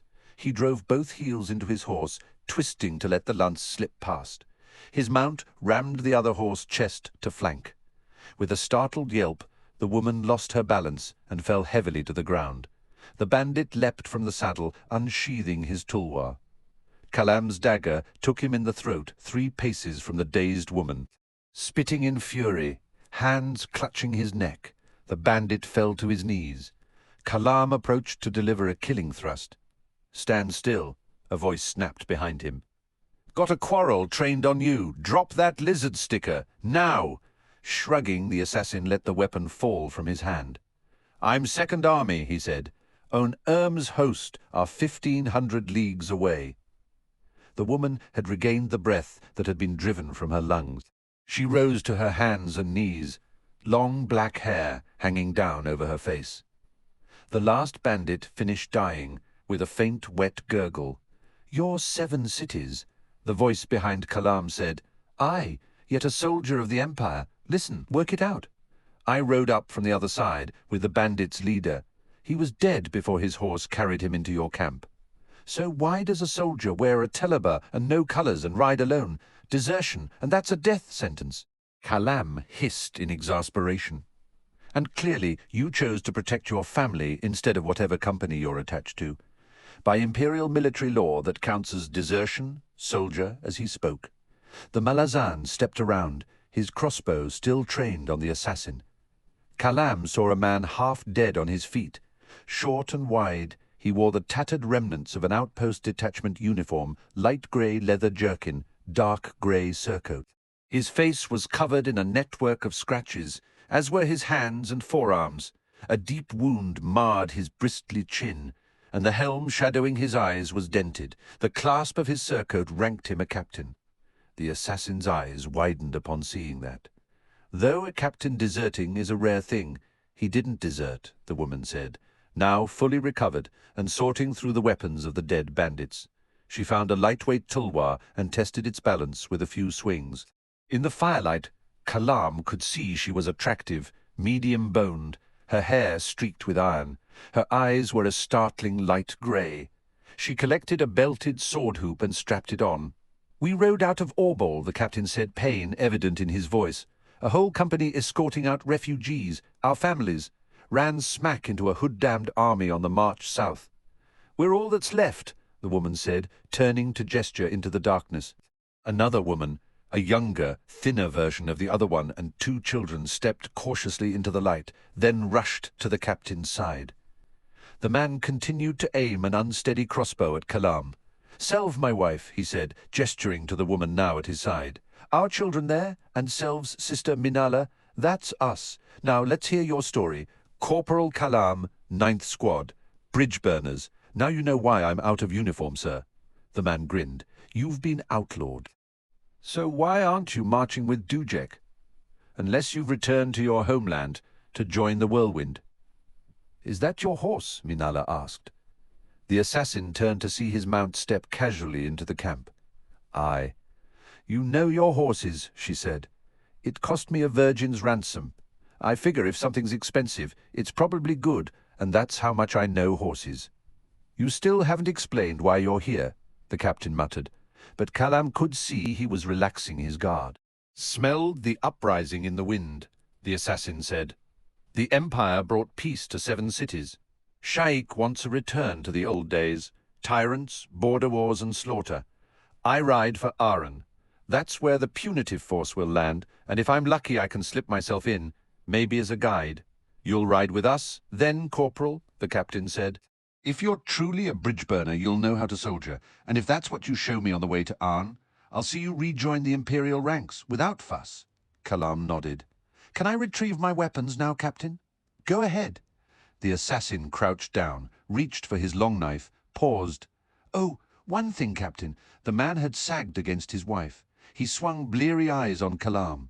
"What? Better my name should change. I mean, officially. I wouldn't welcome the gallows if I'm marked in Aren.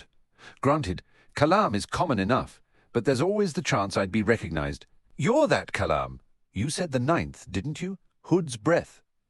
If the captain had planned to say more, it was lost as the man's knees buckled. With a soft whimper, his wife eased him down to the ground, looked up at her sister with frightened eyes, then over at Kalam.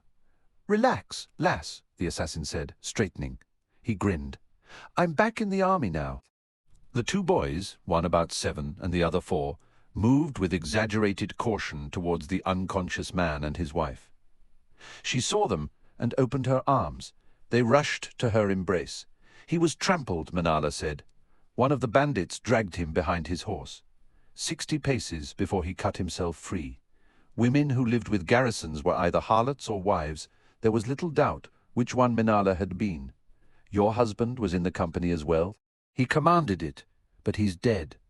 It could have been a statement about the weather for all the emotion expressed, and Kalam sensed the rigid control that held the woman. And the captain's your brother-in-law. His name is Keneb. You've met my sister Selv. The older boy is Kesen, the younger Vaneb. You're from Quan. Long ago. Not the talkative type. The assassin glanced over at Keneb. Will he live? I don't know. He has dizzy spells, blackouts. Sagging face, slurred words. No. Kalam went to his horse and gathered up the reins. Where are you going? Minala demanded. There's one bandit standing guard over food, water, and horses. We need all three. Then we all go. Kalam started to argue, but Minala raised a hand. Think, Corporal. We have the bandits' horses. We can ride, all of us. The boys sat in saddles before they could walk. And who guards us when you're gone? What happens if you get wounded fighting that last bandit? She spun to her sister. We'll get Keneb over a saddle, Selv. Agreed. She nodded. The assassin sighed. But leave the guard to me. We will. It seems you've a reputation by Keneb's reaction. Fame or notoriety. I expect he'll say more when he comes around.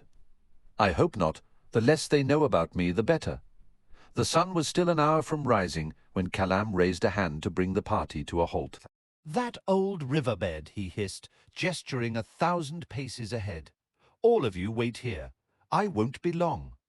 Kalam removed the best of the bandits' recurved bows from its saddle sheath and selected 2 of the least tattered arrows. Load that crossbow, he said to Minala. In case something goes wrong. How will I know? The assassin shrugged. In your gut, he glanced at Keneb. The captain was laid over a saddle, still unconscious. That wasn't good. Head injuries were always unpredictable. He's still breathing, Minala said quietly. Kalam grunted, then set off at a dog trot across the plain. He saw the glow of the campfire well before he reached the high grass lining the bank. Still careless. A good sign. The voices he could hear weren't. He dropped down and slid forward through the dew-wet grass on his stomach. Another party of raiders had arrived, bearing gifts. Kalam saw the motionless, sprawled bodies of 5 women flung down around the camp. All had been raped, then murdered. In addition to Bordu's guard, there were 7 others, all sitting around the fire, all well-armed and armored in boiled leather. Bordu's guard was speaking a dozen words for every breath. Won't tire the horses, so the prisoners will walk. 2 women, 2 boys.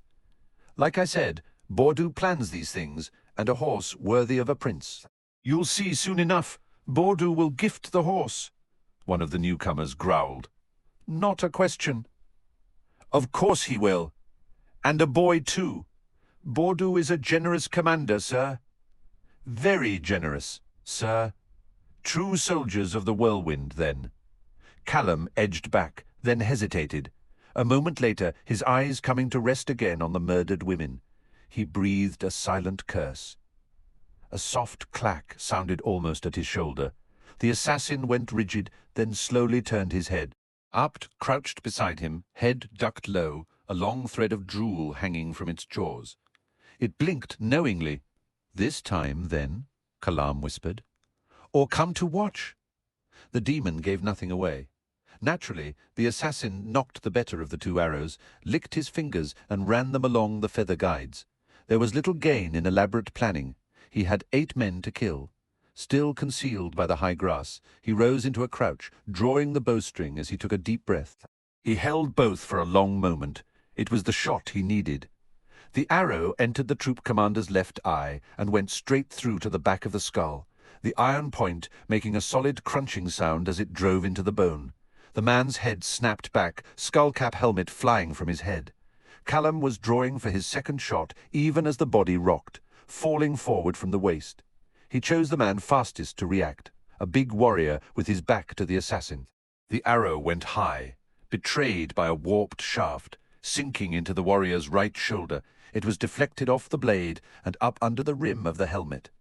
Kalam's luck held as the man pitched forward onto the fire, instantly dead. Sparks rose as the body swallowed up the flames. Darkness swept down like a cloak.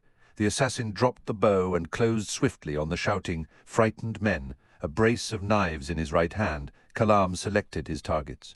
His left hand was a blur as he threw the first knife. A warrior screamed. Another caught sight of the assassin. Kalam unsheathed his long knife and close-work dagger. A tulwar flashed at his head. He ducked, stepped close, and stabbed the man under the chin.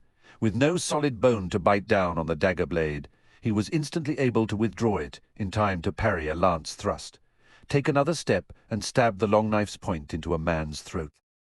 A tulwar skidded across his shoulders, the blow too wild to penetrate the chain under Kalam's telaba.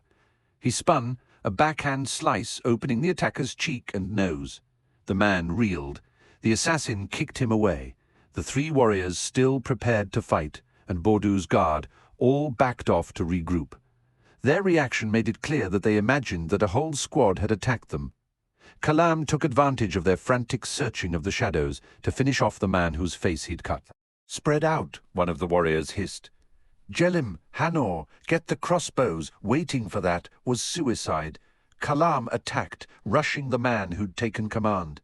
He backed off desperately, the tulwar in his hand twitching in every direction as he tried to follow the assassin's intricate feints, hoping to catch the one feint that was, in fact, the genuine attack. Then instinct made the man abandon the effort and lash out in a counterattack, which the assassin had been waiting for. He intercepted the downward swing at the man's wrist with the point of his dagger. Spitting his arm on the blade, the warrior screamed in pain, weapon flying from a spasming hand. Kalam thrust the long knife into the man's chest, ducked, and spun to evade a rushing attack from Baudu's guard. The move was a surprise, since the assassin had not expected to find much courage in the man. He came very close to dying then. Straightening inside the guard's reach was all that saved him. Kalam drove his dagger low, stabbing just under the man's belt buckle. Hot fluid gushed over the assassin's forearm. The guard shrieked, doubling over, trapping both knife and the hand gripping it. The assassin surrendered the weapon and stepped around the guard. The remaining two warriors crouched 20 feet away, loading their crossbows. The weapons were malazan, assault issue, and both men revealed a fatal lack of familiarity with the loading mechanisms. Kalam himself could ready such a crossbow in 4 seconds. He did not grant the warriors even that, closing with them in a flash. One still tried to lock the crank, his frantic terror undoing his efforts as the quarrel jumped from its slot and fell to the ground. The other man tossed his crossbow down with a snarl and retrieved his tulwar in time to meet Kalam's charge. He had advantage in both the reach and weight of his weapon, yet neither availed him when a sudden loss of courage froze him in his tracks. "Please." The word rode his last breath as Kalam batted the tulwar aside and cross-swung his long knife's razor-sharp edge, opening the warrior's throat. The swing continued, spinning to transform into a sideways thrust that pierced the other man's chest, through boiled leather skin, between ribs and into the lung. Choking, the warrior crumpled. The assassin finished him with another thrust. Behind the moans of Baudu's guard lay silence. From a copse of low trees, 30 paces down the riverbed, came the first peeps of birds awakening to dawn. Kalam dropped to one knee, sucking in lungfuls of sweet, cool air. He heard a horse descend the south bank and turned to see Minala. The crossbow in her hands pointed from one corpse to the next as she checked the clearing. Then she visibly relaxed, fixing Kalam with wide eyes. "I count 8!" Still struggling for breath, the assassin nodded. He reached out and cleaned his long knife's blade and hilt on his last victim's telaba, then checked the weapon's edge before sheathing it at his side. Baudu's guard finally fell silent. 8. How's the captain? Awake, groggy, maybe fevered. "There's another clearing about 40 paces east of here," Kalam said. "I suggest we camp there for the day. I need some sleep." "Yes. We need to strip this camp, the bodies." "Leave that to Selv and me. We don't shock easily. Any more?" With a grunt, the assassin straightened and went to retrieve his other weapons. Minala watched him. "There were 2 others," she said. Kalam paused over a body, looked up. "What? Guarding the horses? They look—" She hesitated, then continued grimly. "They were torn to pieces. Big chunks. Missing. Bite marks." The assassin voiced a second grunt, rose slowly. "I hadn't had much to eat lately," he muttered. "Maybe a plains bear, the big brown kind, took advantage of the ruckus to ambush the 2 guards." Did you hear the horses screaming? Maybe. He studied her face, wondering what was going on behind those almost silver eyes. I didn't, but there were plenty of screams and sound does jump around in riverbeds like these. Anyway, it'll do as an explanation, don't you think? Just might. Good. I'll ride back for the others now. I won't be long. She swung her mount around without using the reins, since she still held the crossbow in her hands. Kalam wasn't sure how she managed it. He recalled her crouch over one stirrup hours earlier, her dance across the saddles. This woman can sit a horse. As she rode back up the bank, the assassin surveyed the grisly camp. Hood, he breathed, I need a rest. Kalam, who rode with Whiskey Jack across Raraku. Captain Keneb shook his head and poked again at the fire. It was dusk. The assassin had just awakened from a long, deep sleep. His first hour was never a pleasant one. Aching joints, old wounds, his years always caught up with him while he slept. Selv had brewed a strong tea. She poured Kalam a cup. He stared into the dying flames. Minala said, I would never have believed that one man could kill 8, all within minutes. Kalam was recruited into the claw. Keneb said, that's rare. They usually take children, train them, train. The assassin grunted. Indoctrination. He looked up at Minala. Attacking a group of warriors isn't as impossible as you think. For the lone attacker, there's no one else to make the first move. 8, 10 men. Well, they figure they should just all close in and hack me down. Only, who goes first? They all pause. They all look for an opening. It's my job to keep moving. Make sure every opening is closed before they can react. Mind you, a good veteran squad knows how to work together. Then you were lucky they didn't. I was lucky. The older boy, Kesson, spoke up. Can you teach me how to fight like that, sir? Kalam grunted. I expect your father has a better life in mind for you, lad. Fighting is for people who fail at everything else. But fighting isn't the same as soldiering, Keneb said. That's a fact. The assassin agreed, sensing that he'd somehow stung the captain's pride. Soldiers are worth respect, and it's true that sometimes fighting's required. Soldiering means standing firm when that time comes. So, lad, if you still want to learn how to fight, learn how to soldier first. In other words, listen to your father, Minala said, giving Kalam a quick, wry smile. Following some gesture or look, the assassin did not catch. Selv rose and led the boys off to finish breaking camp. As soon as they were out of earshot, Keneb said, Aunts, what, 3 months away? Hood's breath. There has to be a Malazan-held city or fortification that's closer than that, Corporal. All the news I've heard has been bad, Kalam said. Everything south of here is tribal lands, all the way to the river Vathar. Ubarid's close to the river, but I'd guess it's been taken by Sha'ik's apocalypse, too valuable a port to leave unsecured. Secondly, I would think most of the tribes between here and Aren have set off to join Kamist Relo. Keneb looked startled. Relo? Kalam frowned. The bandits spoke of him as being southeast of here. More east than south. Relo is chasing Fist Coltaine and the 7th Army. He's probably wiped them out by now, but even so his forces are east of the Sekala River, and that's the territory he's been charged to hold. You know much more of this than I, the assassin said. We had Tithanzi servants, Minala explained. Loyal. They paid for that with their lives, the captain added. Then is there an army of the apocalypse south of here? Keneb nodded. Aye, preparing to march on Aren. The assassin frowned. Tell me, Captain, you ever heard the word Gistal? No, not 7 cities. Why? The bandit spoke of a Gistal inside Aren, as if it was a shaved knuckle. He fell silent for a moment, then sighed. Who commands this army? That bastard Corbelow Dom. Kalam's eyes narrowed. But he's a fist. Was till he married a local woman, who just happened to be the daughter of Halaf's last holy protector. He's turned renegade, had to execute half his own legion who refused to step across with him. The other half divested the imperial uniform, proclaimed themselves a mercenary company, and took on Corbelow's contract. It was that company that hit us in Orbal, called themselves the Whirlwind Legion or something like that. Keneb rose and kicked at the fire, scattering the last embers. They rode in like allies. We didn't suspect a thing. There was more to this tale, the assassin sensed. I remember Corbelow, Kalam muttered. Thought you might? He was Whiskey Jack's replacement, wasn't he? For a time after Raraku, a superb tactician, but a little too bloodthirsty for my tastes. For Lezine, too, which was why she holed him in Halaf, and promoted Duiker instead. The captain laughed. Who's now been outlawed? Now there's an injustice I'll tell you about someday, Kalam said, rising. We should get going. Those raiders may have friends nearby. He felt Minala's eyes on him as he readied his horse and was not a little disturbed. Husband dead only 24 hours ago. An anchor cut away. Kalam was a stranger who'd as much as taken charge despite being outranked by her brother-in-law. She must have thought for the first time in a long time that they stood a chance of surviving with him along. It was not a responsibility he welcomed. Still, I've always appreciated capable women.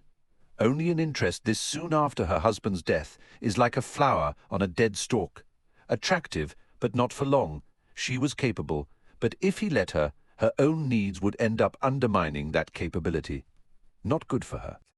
And besides, if I led this one on, she'd stop being what attracted me to her in the first place. Best to leave well alone. Best to stay remote.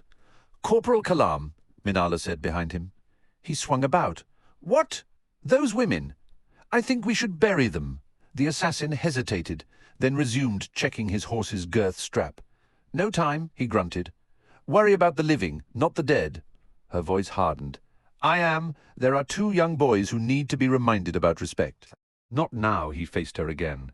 Respect won't help them if they're dead or worse. See that everyone else is ready to ride, then get to your horse. Captain gives the orders, she said, paling. He's got a busted head and keeps thinking this is a picnic. Watch the times he comes round, his eyes fill with fear, and here you go, wanting to add yet another burden on the man.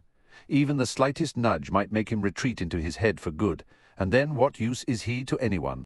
Fine, she snapped, whirling away.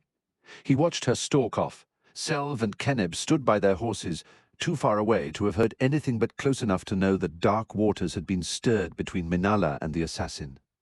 A moment later, the children rode into view on a single horse, the 7-year-old in front and sitting tall with his younger brother's arms wrapped around him. Both looked older than their years. Respect for life? Sure. The other lesson is just how cheap that life can become. Maybe the former comes from the latter, in which case they're well on their way as it is. Ready, Minala said in a cold voice. Kalam swung into the saddle. He scanned the growing darkness. Stay close, Apt. Only not too close. They rode out of the riverbed and onto the grassy Odan, Kalam in the lead. Luckily, the demon was shy. The rogue wave took them from the port side, a thick, sludgy wall that seemed to leap over the railing, crashing down on the deck like a landslide of mud. The water drained from the silts within seconds, leaving Felisin and the others on the main deck knee-deep in the foul-smelling muck. The pyramid of heads was a shapeless mound. Crawling Heboric reached her, his face smeared a dull ochre. This silt, he gasped, pausing to spit some from his mouth. Look at what's in it. Almost too miserable to respond, she nevertheless reached down and scooped up a handful. It's full of seeds, she said, and rotting plants. Aye, grass seeds and rotting grasses. Don't you understand, lass? That's not sea bottom down there. It's prairie, inundated. This warren's flooded recently. She grunted, unwilling to share in his excitement. That's a surprise. Can't sail a ship on prairie, can you? His eyes narrowed. You got something there, Felisin. The silt around her shins felt strange, crawling, restless. Ignoring the ex-priest, she clambered her way towards the stern castle. The wave had not gone that high. Gessler and Stormy were both at the steering oar. All 4 hands needed to maintain a course. Culp was near them, waiting to relieve the first man whose strength gave out. And he'd been waiting long enough for it to be obvious that Gessler and Stormy were locked in a battle of pride, neither one wanting to surrender before the other. Their bared grins confirmed it for Felisin. Idiots. They'll both collapse at once, leaving the mage to handle the steering oar by himself. The sky continued to convulse over them, lashing lightning in all directions. The surface of the sea resisted the shrieking wind, the silt-heavy water lifting in turgid swells that seemed reluctant to go anywhere. The headless oarsmen continued their ceaseless rowing. There were 12 oars had snapped, the splintered shafts keeping time with those still pushing water. The drum beat on, answering the thunder overhead with its measured, impervious patience. She reached the steps and climbed clear of the mud, then stopped in surprise.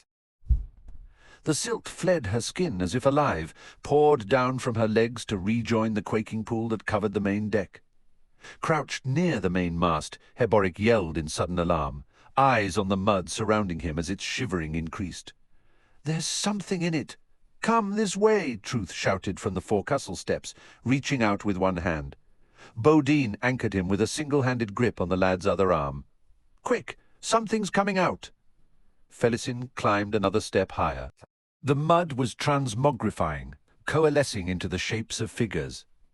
Flint blades appeared, some grey, some the deep red of chalcedony. Bedraggled fur slowly sprouted, riding broad bony shoulders. Bone helmets gleamed polished gold and brown, the skulls of beasts that Felisin could not imagine existing anywhere. Long ropes of filthy hair were now visible, mostly black or brown. The mud did not so much fall away as change. These creatures were one with the clay. Tlan y Mas. Culp shouted from where he stood, clinging to the mizzen mast. Salander was rocking with a wild energy. Logros Tilan. They numbered 6. All wore furs except one who was smaller than the others, and last to appear. It was bedecked in the oily, ragged feathers of colourful birds, and its long hair was iron grey, streaked with red. Shell, antler, and bone jewellery hung from its rotting hide shirt, but it appeared to carry no weapons. Their faces were withered, the bones underneath close to the surface and robust. The sockets of their eyes were black pits. The wiry remnants of beards remained except on the silver-haired one who now straightened and faced Culp. "Stand aside, servant of the Chained One. We have come for our kin and for the Tist Idur." The voice was a woman's, the language Malazan. Another Tlan y Mas turned to the silver-haired one. It was by far the biggest of the group. The fur humped over its shoulders came from some kind of bear. The hairs were silver-tipped. "Mortal worshippers are a bane themselves," it said in a bored tone. "We should kill them as well." "We shall," the other one said, "but our quarry comes first. There are no kin of yours here," Culp said shakily, "and the Tist Edur are dead.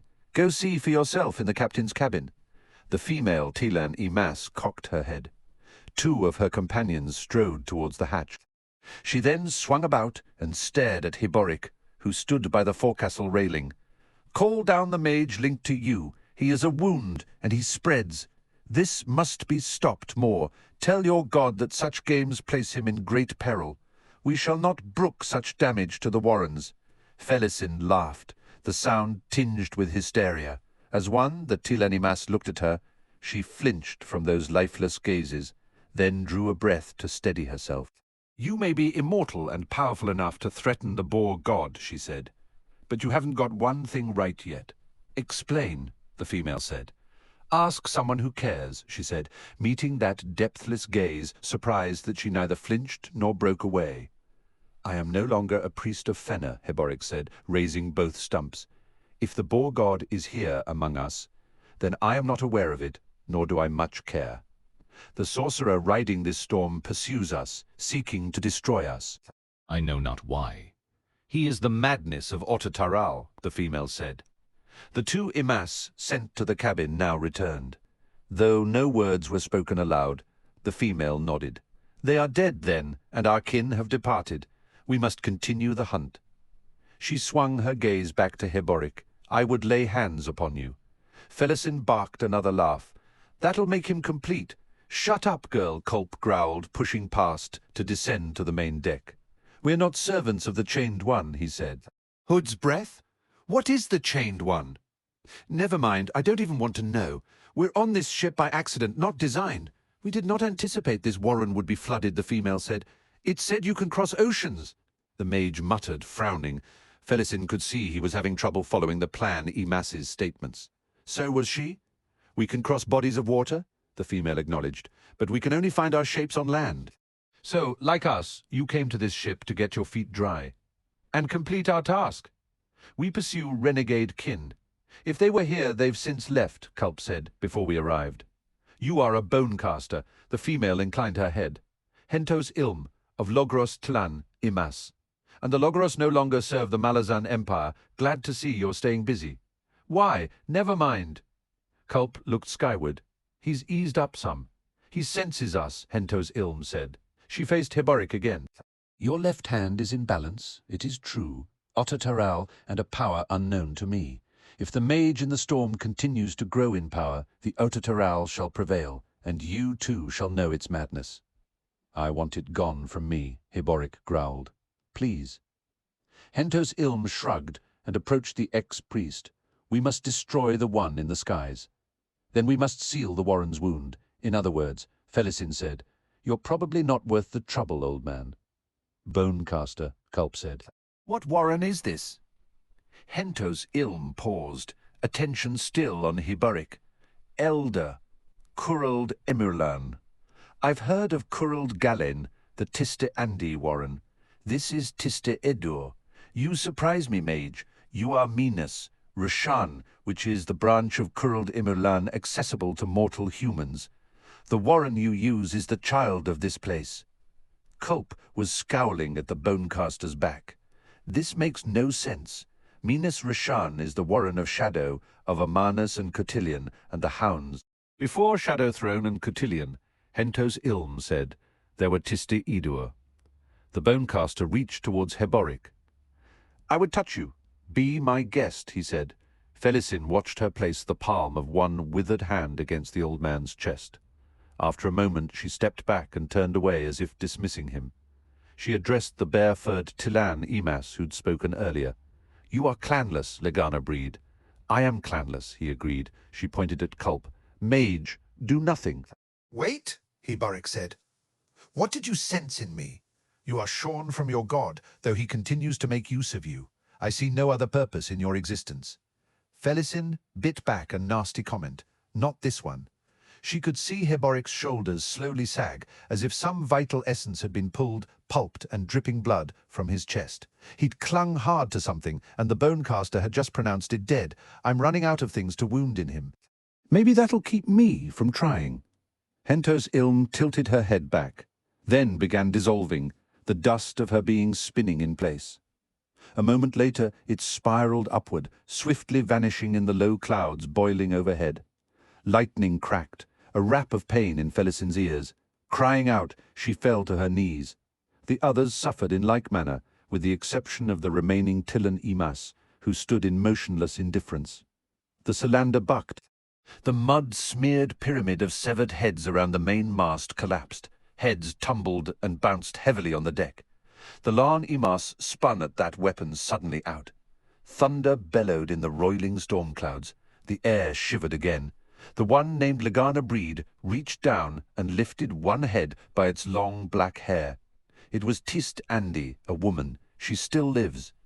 The undead warrior said, revealing a muted hint of surprise. Curald Emolan, the sorcery has locked their souls to their flesh. A faint shriek bounced down through the clouds, a sound filled with despair and jarringly release. The clouds spilled out in every direction, tearing into thin wisps.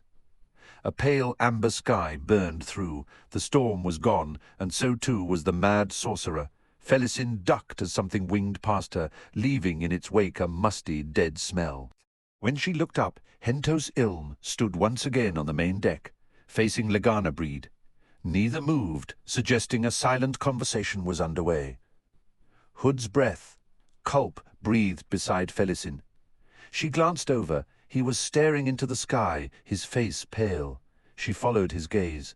A vast black lesion, rimmed in fiery red, and as large as a full moon, marred the amber sky.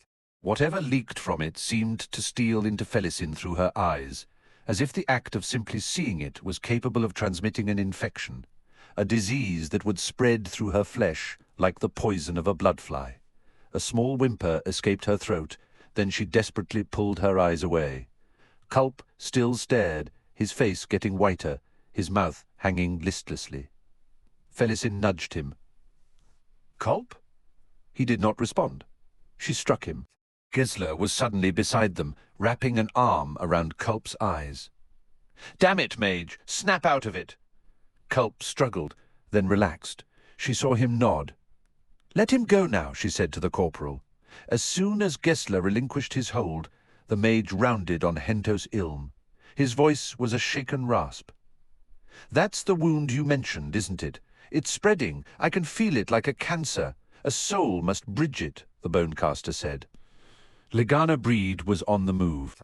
All eyes followed him as he strode to the stern castle steps, ascended and stood before Stormy. The scarred veteran did not recoil. "Well," the marine muttered, "this is as close as I've ever been." His grin was sickly. "Once is enough." The Tlan Imas raised his grey flint sword. "Hold it," Gessler growled. "If you need a soul to stopper that wound, use mine." Lagana Breed's head pivoted. Gessler's jaw clenched. He nodded. "Insufficient," Hentos Ilm pronounced. Lagana Breed faced Stormy again. "I am the last of my clan," he rumbled. "Leke Shane shall end. This weapon is our memory. Carry it, mortal. Learn its weight. Stone ever thirsts for blood." He offered the marine the 4-foot-long sword. Face blank, Stormy accepted it. Felisin saw the muscles of his forearms stiffen as they took the weight and held it. "Now," Hentos Ilm said. Lagana Breed stepped back and collapsed in a column of dust. The column twisted, spinning in on itself. The air on all sides stirred, then swept inward, pulled to the whirling emanation. A moment later the wind fell away, and Lagana Breed was gone. The remaining Tlan Imas turned and lifted their gazes skyward. Felisin was never certain whether she only imagined seeing the Tlan Imas reassume his form upon striking the heart of that wound, a tiny, seemingly insignificant splayed figure that was quickly swallowed in the inky darkness. A moment later the wound's edges seemed to flinch, faint waves rippling outward. Then the lesion began folding in on itself. Hentos Ilm continued staring upward. Finally she nodded. "Sufficient. The wound is bridged." Stormy slowly lowered the flint sword's point until it rested on the deck. A beat-up old veteran, knocked down, cynical, just another of the Empire's cast-offs. He was clearly overwhelmed. "Insufficient," she said. "Indeed." "We shall go now," Hentos Ilm said. Stormy shook himself. "Bonecaster." There was obvious disdain in her tone as she said, "Lagana Breed claimed his right?" The marine did not relent. "This bridging, tell me, is it a thing of pain?" Hentos Ilm's shrug was an audible grate of bones, her only answer. Stormy, Gessler warned, but his companion shook his head, descended to the main deck. As he approached the bonecaster, another Tlan Imas stepped forward to block him. "Soldier," Gessler snapped. "Stand off!" But Stormy only moved back to clear space as he raised the flint sword. The Tlan Imas facing him closed again, the motion a blur, one arm shooting out, the hand closing on Stormy's neck. Cursing, Gessler pushed past Felisin, his own hand finding the sword's grip at his side. The corporal slowed when it became obvious that the Tlan Imas was simply holding Stormy, and the marine himself had gone perfectly still. Quiet words slipped between them. Then the undead warrior released his grip and stepped back. Stormy's anger had vanished. Something in the set of his shoulders reminded Felisin of Heboric. All 5 Tlan Imas began to dissolve. "Wait!" the mage shouted, rushing forward. "How in Hood's name do we get out of here?" It was too late. The creatures were gone. Gessler rounded on Stormy. "What did that bastard tell you?" he demanded. The soldier's eyes were wet, shocking Felisin as he turned to his corporal. Gessler whispered, "Stormy." "He said there was great pain," the man muttered. "I asked how long?" He said, "Forever. The wound heals around him, you see. She couldn't command, you see. Not for something like that." He volunteered. The man's throat closed up. Then he spun away, bolted through the gangway and out of sight. "Clanless," Heboric said from the forecastle, "as good as useless existence without meaning." Gessler kicked one of the severed heads across the deck. Its uneven thumping was loud in the still air. "Who still wants to live forever?" he growled, then spat. Truth spoke, his voice quavering. "Didn't anybody else see?" he asked. "The bonecaster didn't, I'm sure of it. She didn't. What are you going on about, lad?" Gessler demanded. That Tlan Imas, he tied it to his belt, by the hair. His bear cloak hid it. What? He took one of the heads. Didn't anybody else see? Heboric was the first to react. With a wild grin, he leapt down to the main deck, making for the galley. Even as he plunged through the doorway, Culp was clambering down to the first oar deck. He disappeared from view minutes past. Gessler, still frowning, went to join Stormy and the ex-priest. Culp returned. One of them's dead as a post, he said. Felisin thought to ask him what it all meant, but a sudden exhaustion swept the impulse away. She looked around until she saw Baudin. He was at the prow, his back to everything, to everyone. She wondered at his indifference. Lack of imagination, she concluded after a moment, the thought bringing a sneer to her lips. She made her way to him. "All too much for you, eh, Baudin?" she asked, leaning beside him on the arching rail. "Tlan Imas were never nothing but trouble," he said. "Always two sides to whatever they did, maybe more than two, maybe hundreds.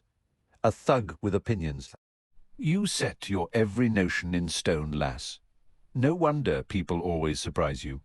Surprise. I'm way past surprise. Thug. We're in something, every one of us. There's more to come, so you can forget about thinking of a way out. "There isn't one," he grunted. "Wise words for a change." "Don't soften up on me," Felisin said. "I'm just too tired to be cruel. Give me a few hours' sleep, and I'll be back to my old self. Planning ways to murder me, you mean? Keeps me amused." He was silent a long moment, eyes on the meaningless horizon ahead. Then he turned to her. "You ever think that maybe what you are is what's trapping you inside, whatever it is you're trapped inside?" She blinked. There was a glint of sardonic judgment in his small, beast-like eyes. "I'm not following you, Baudin." He smiled. "Oh yes, you are, lass.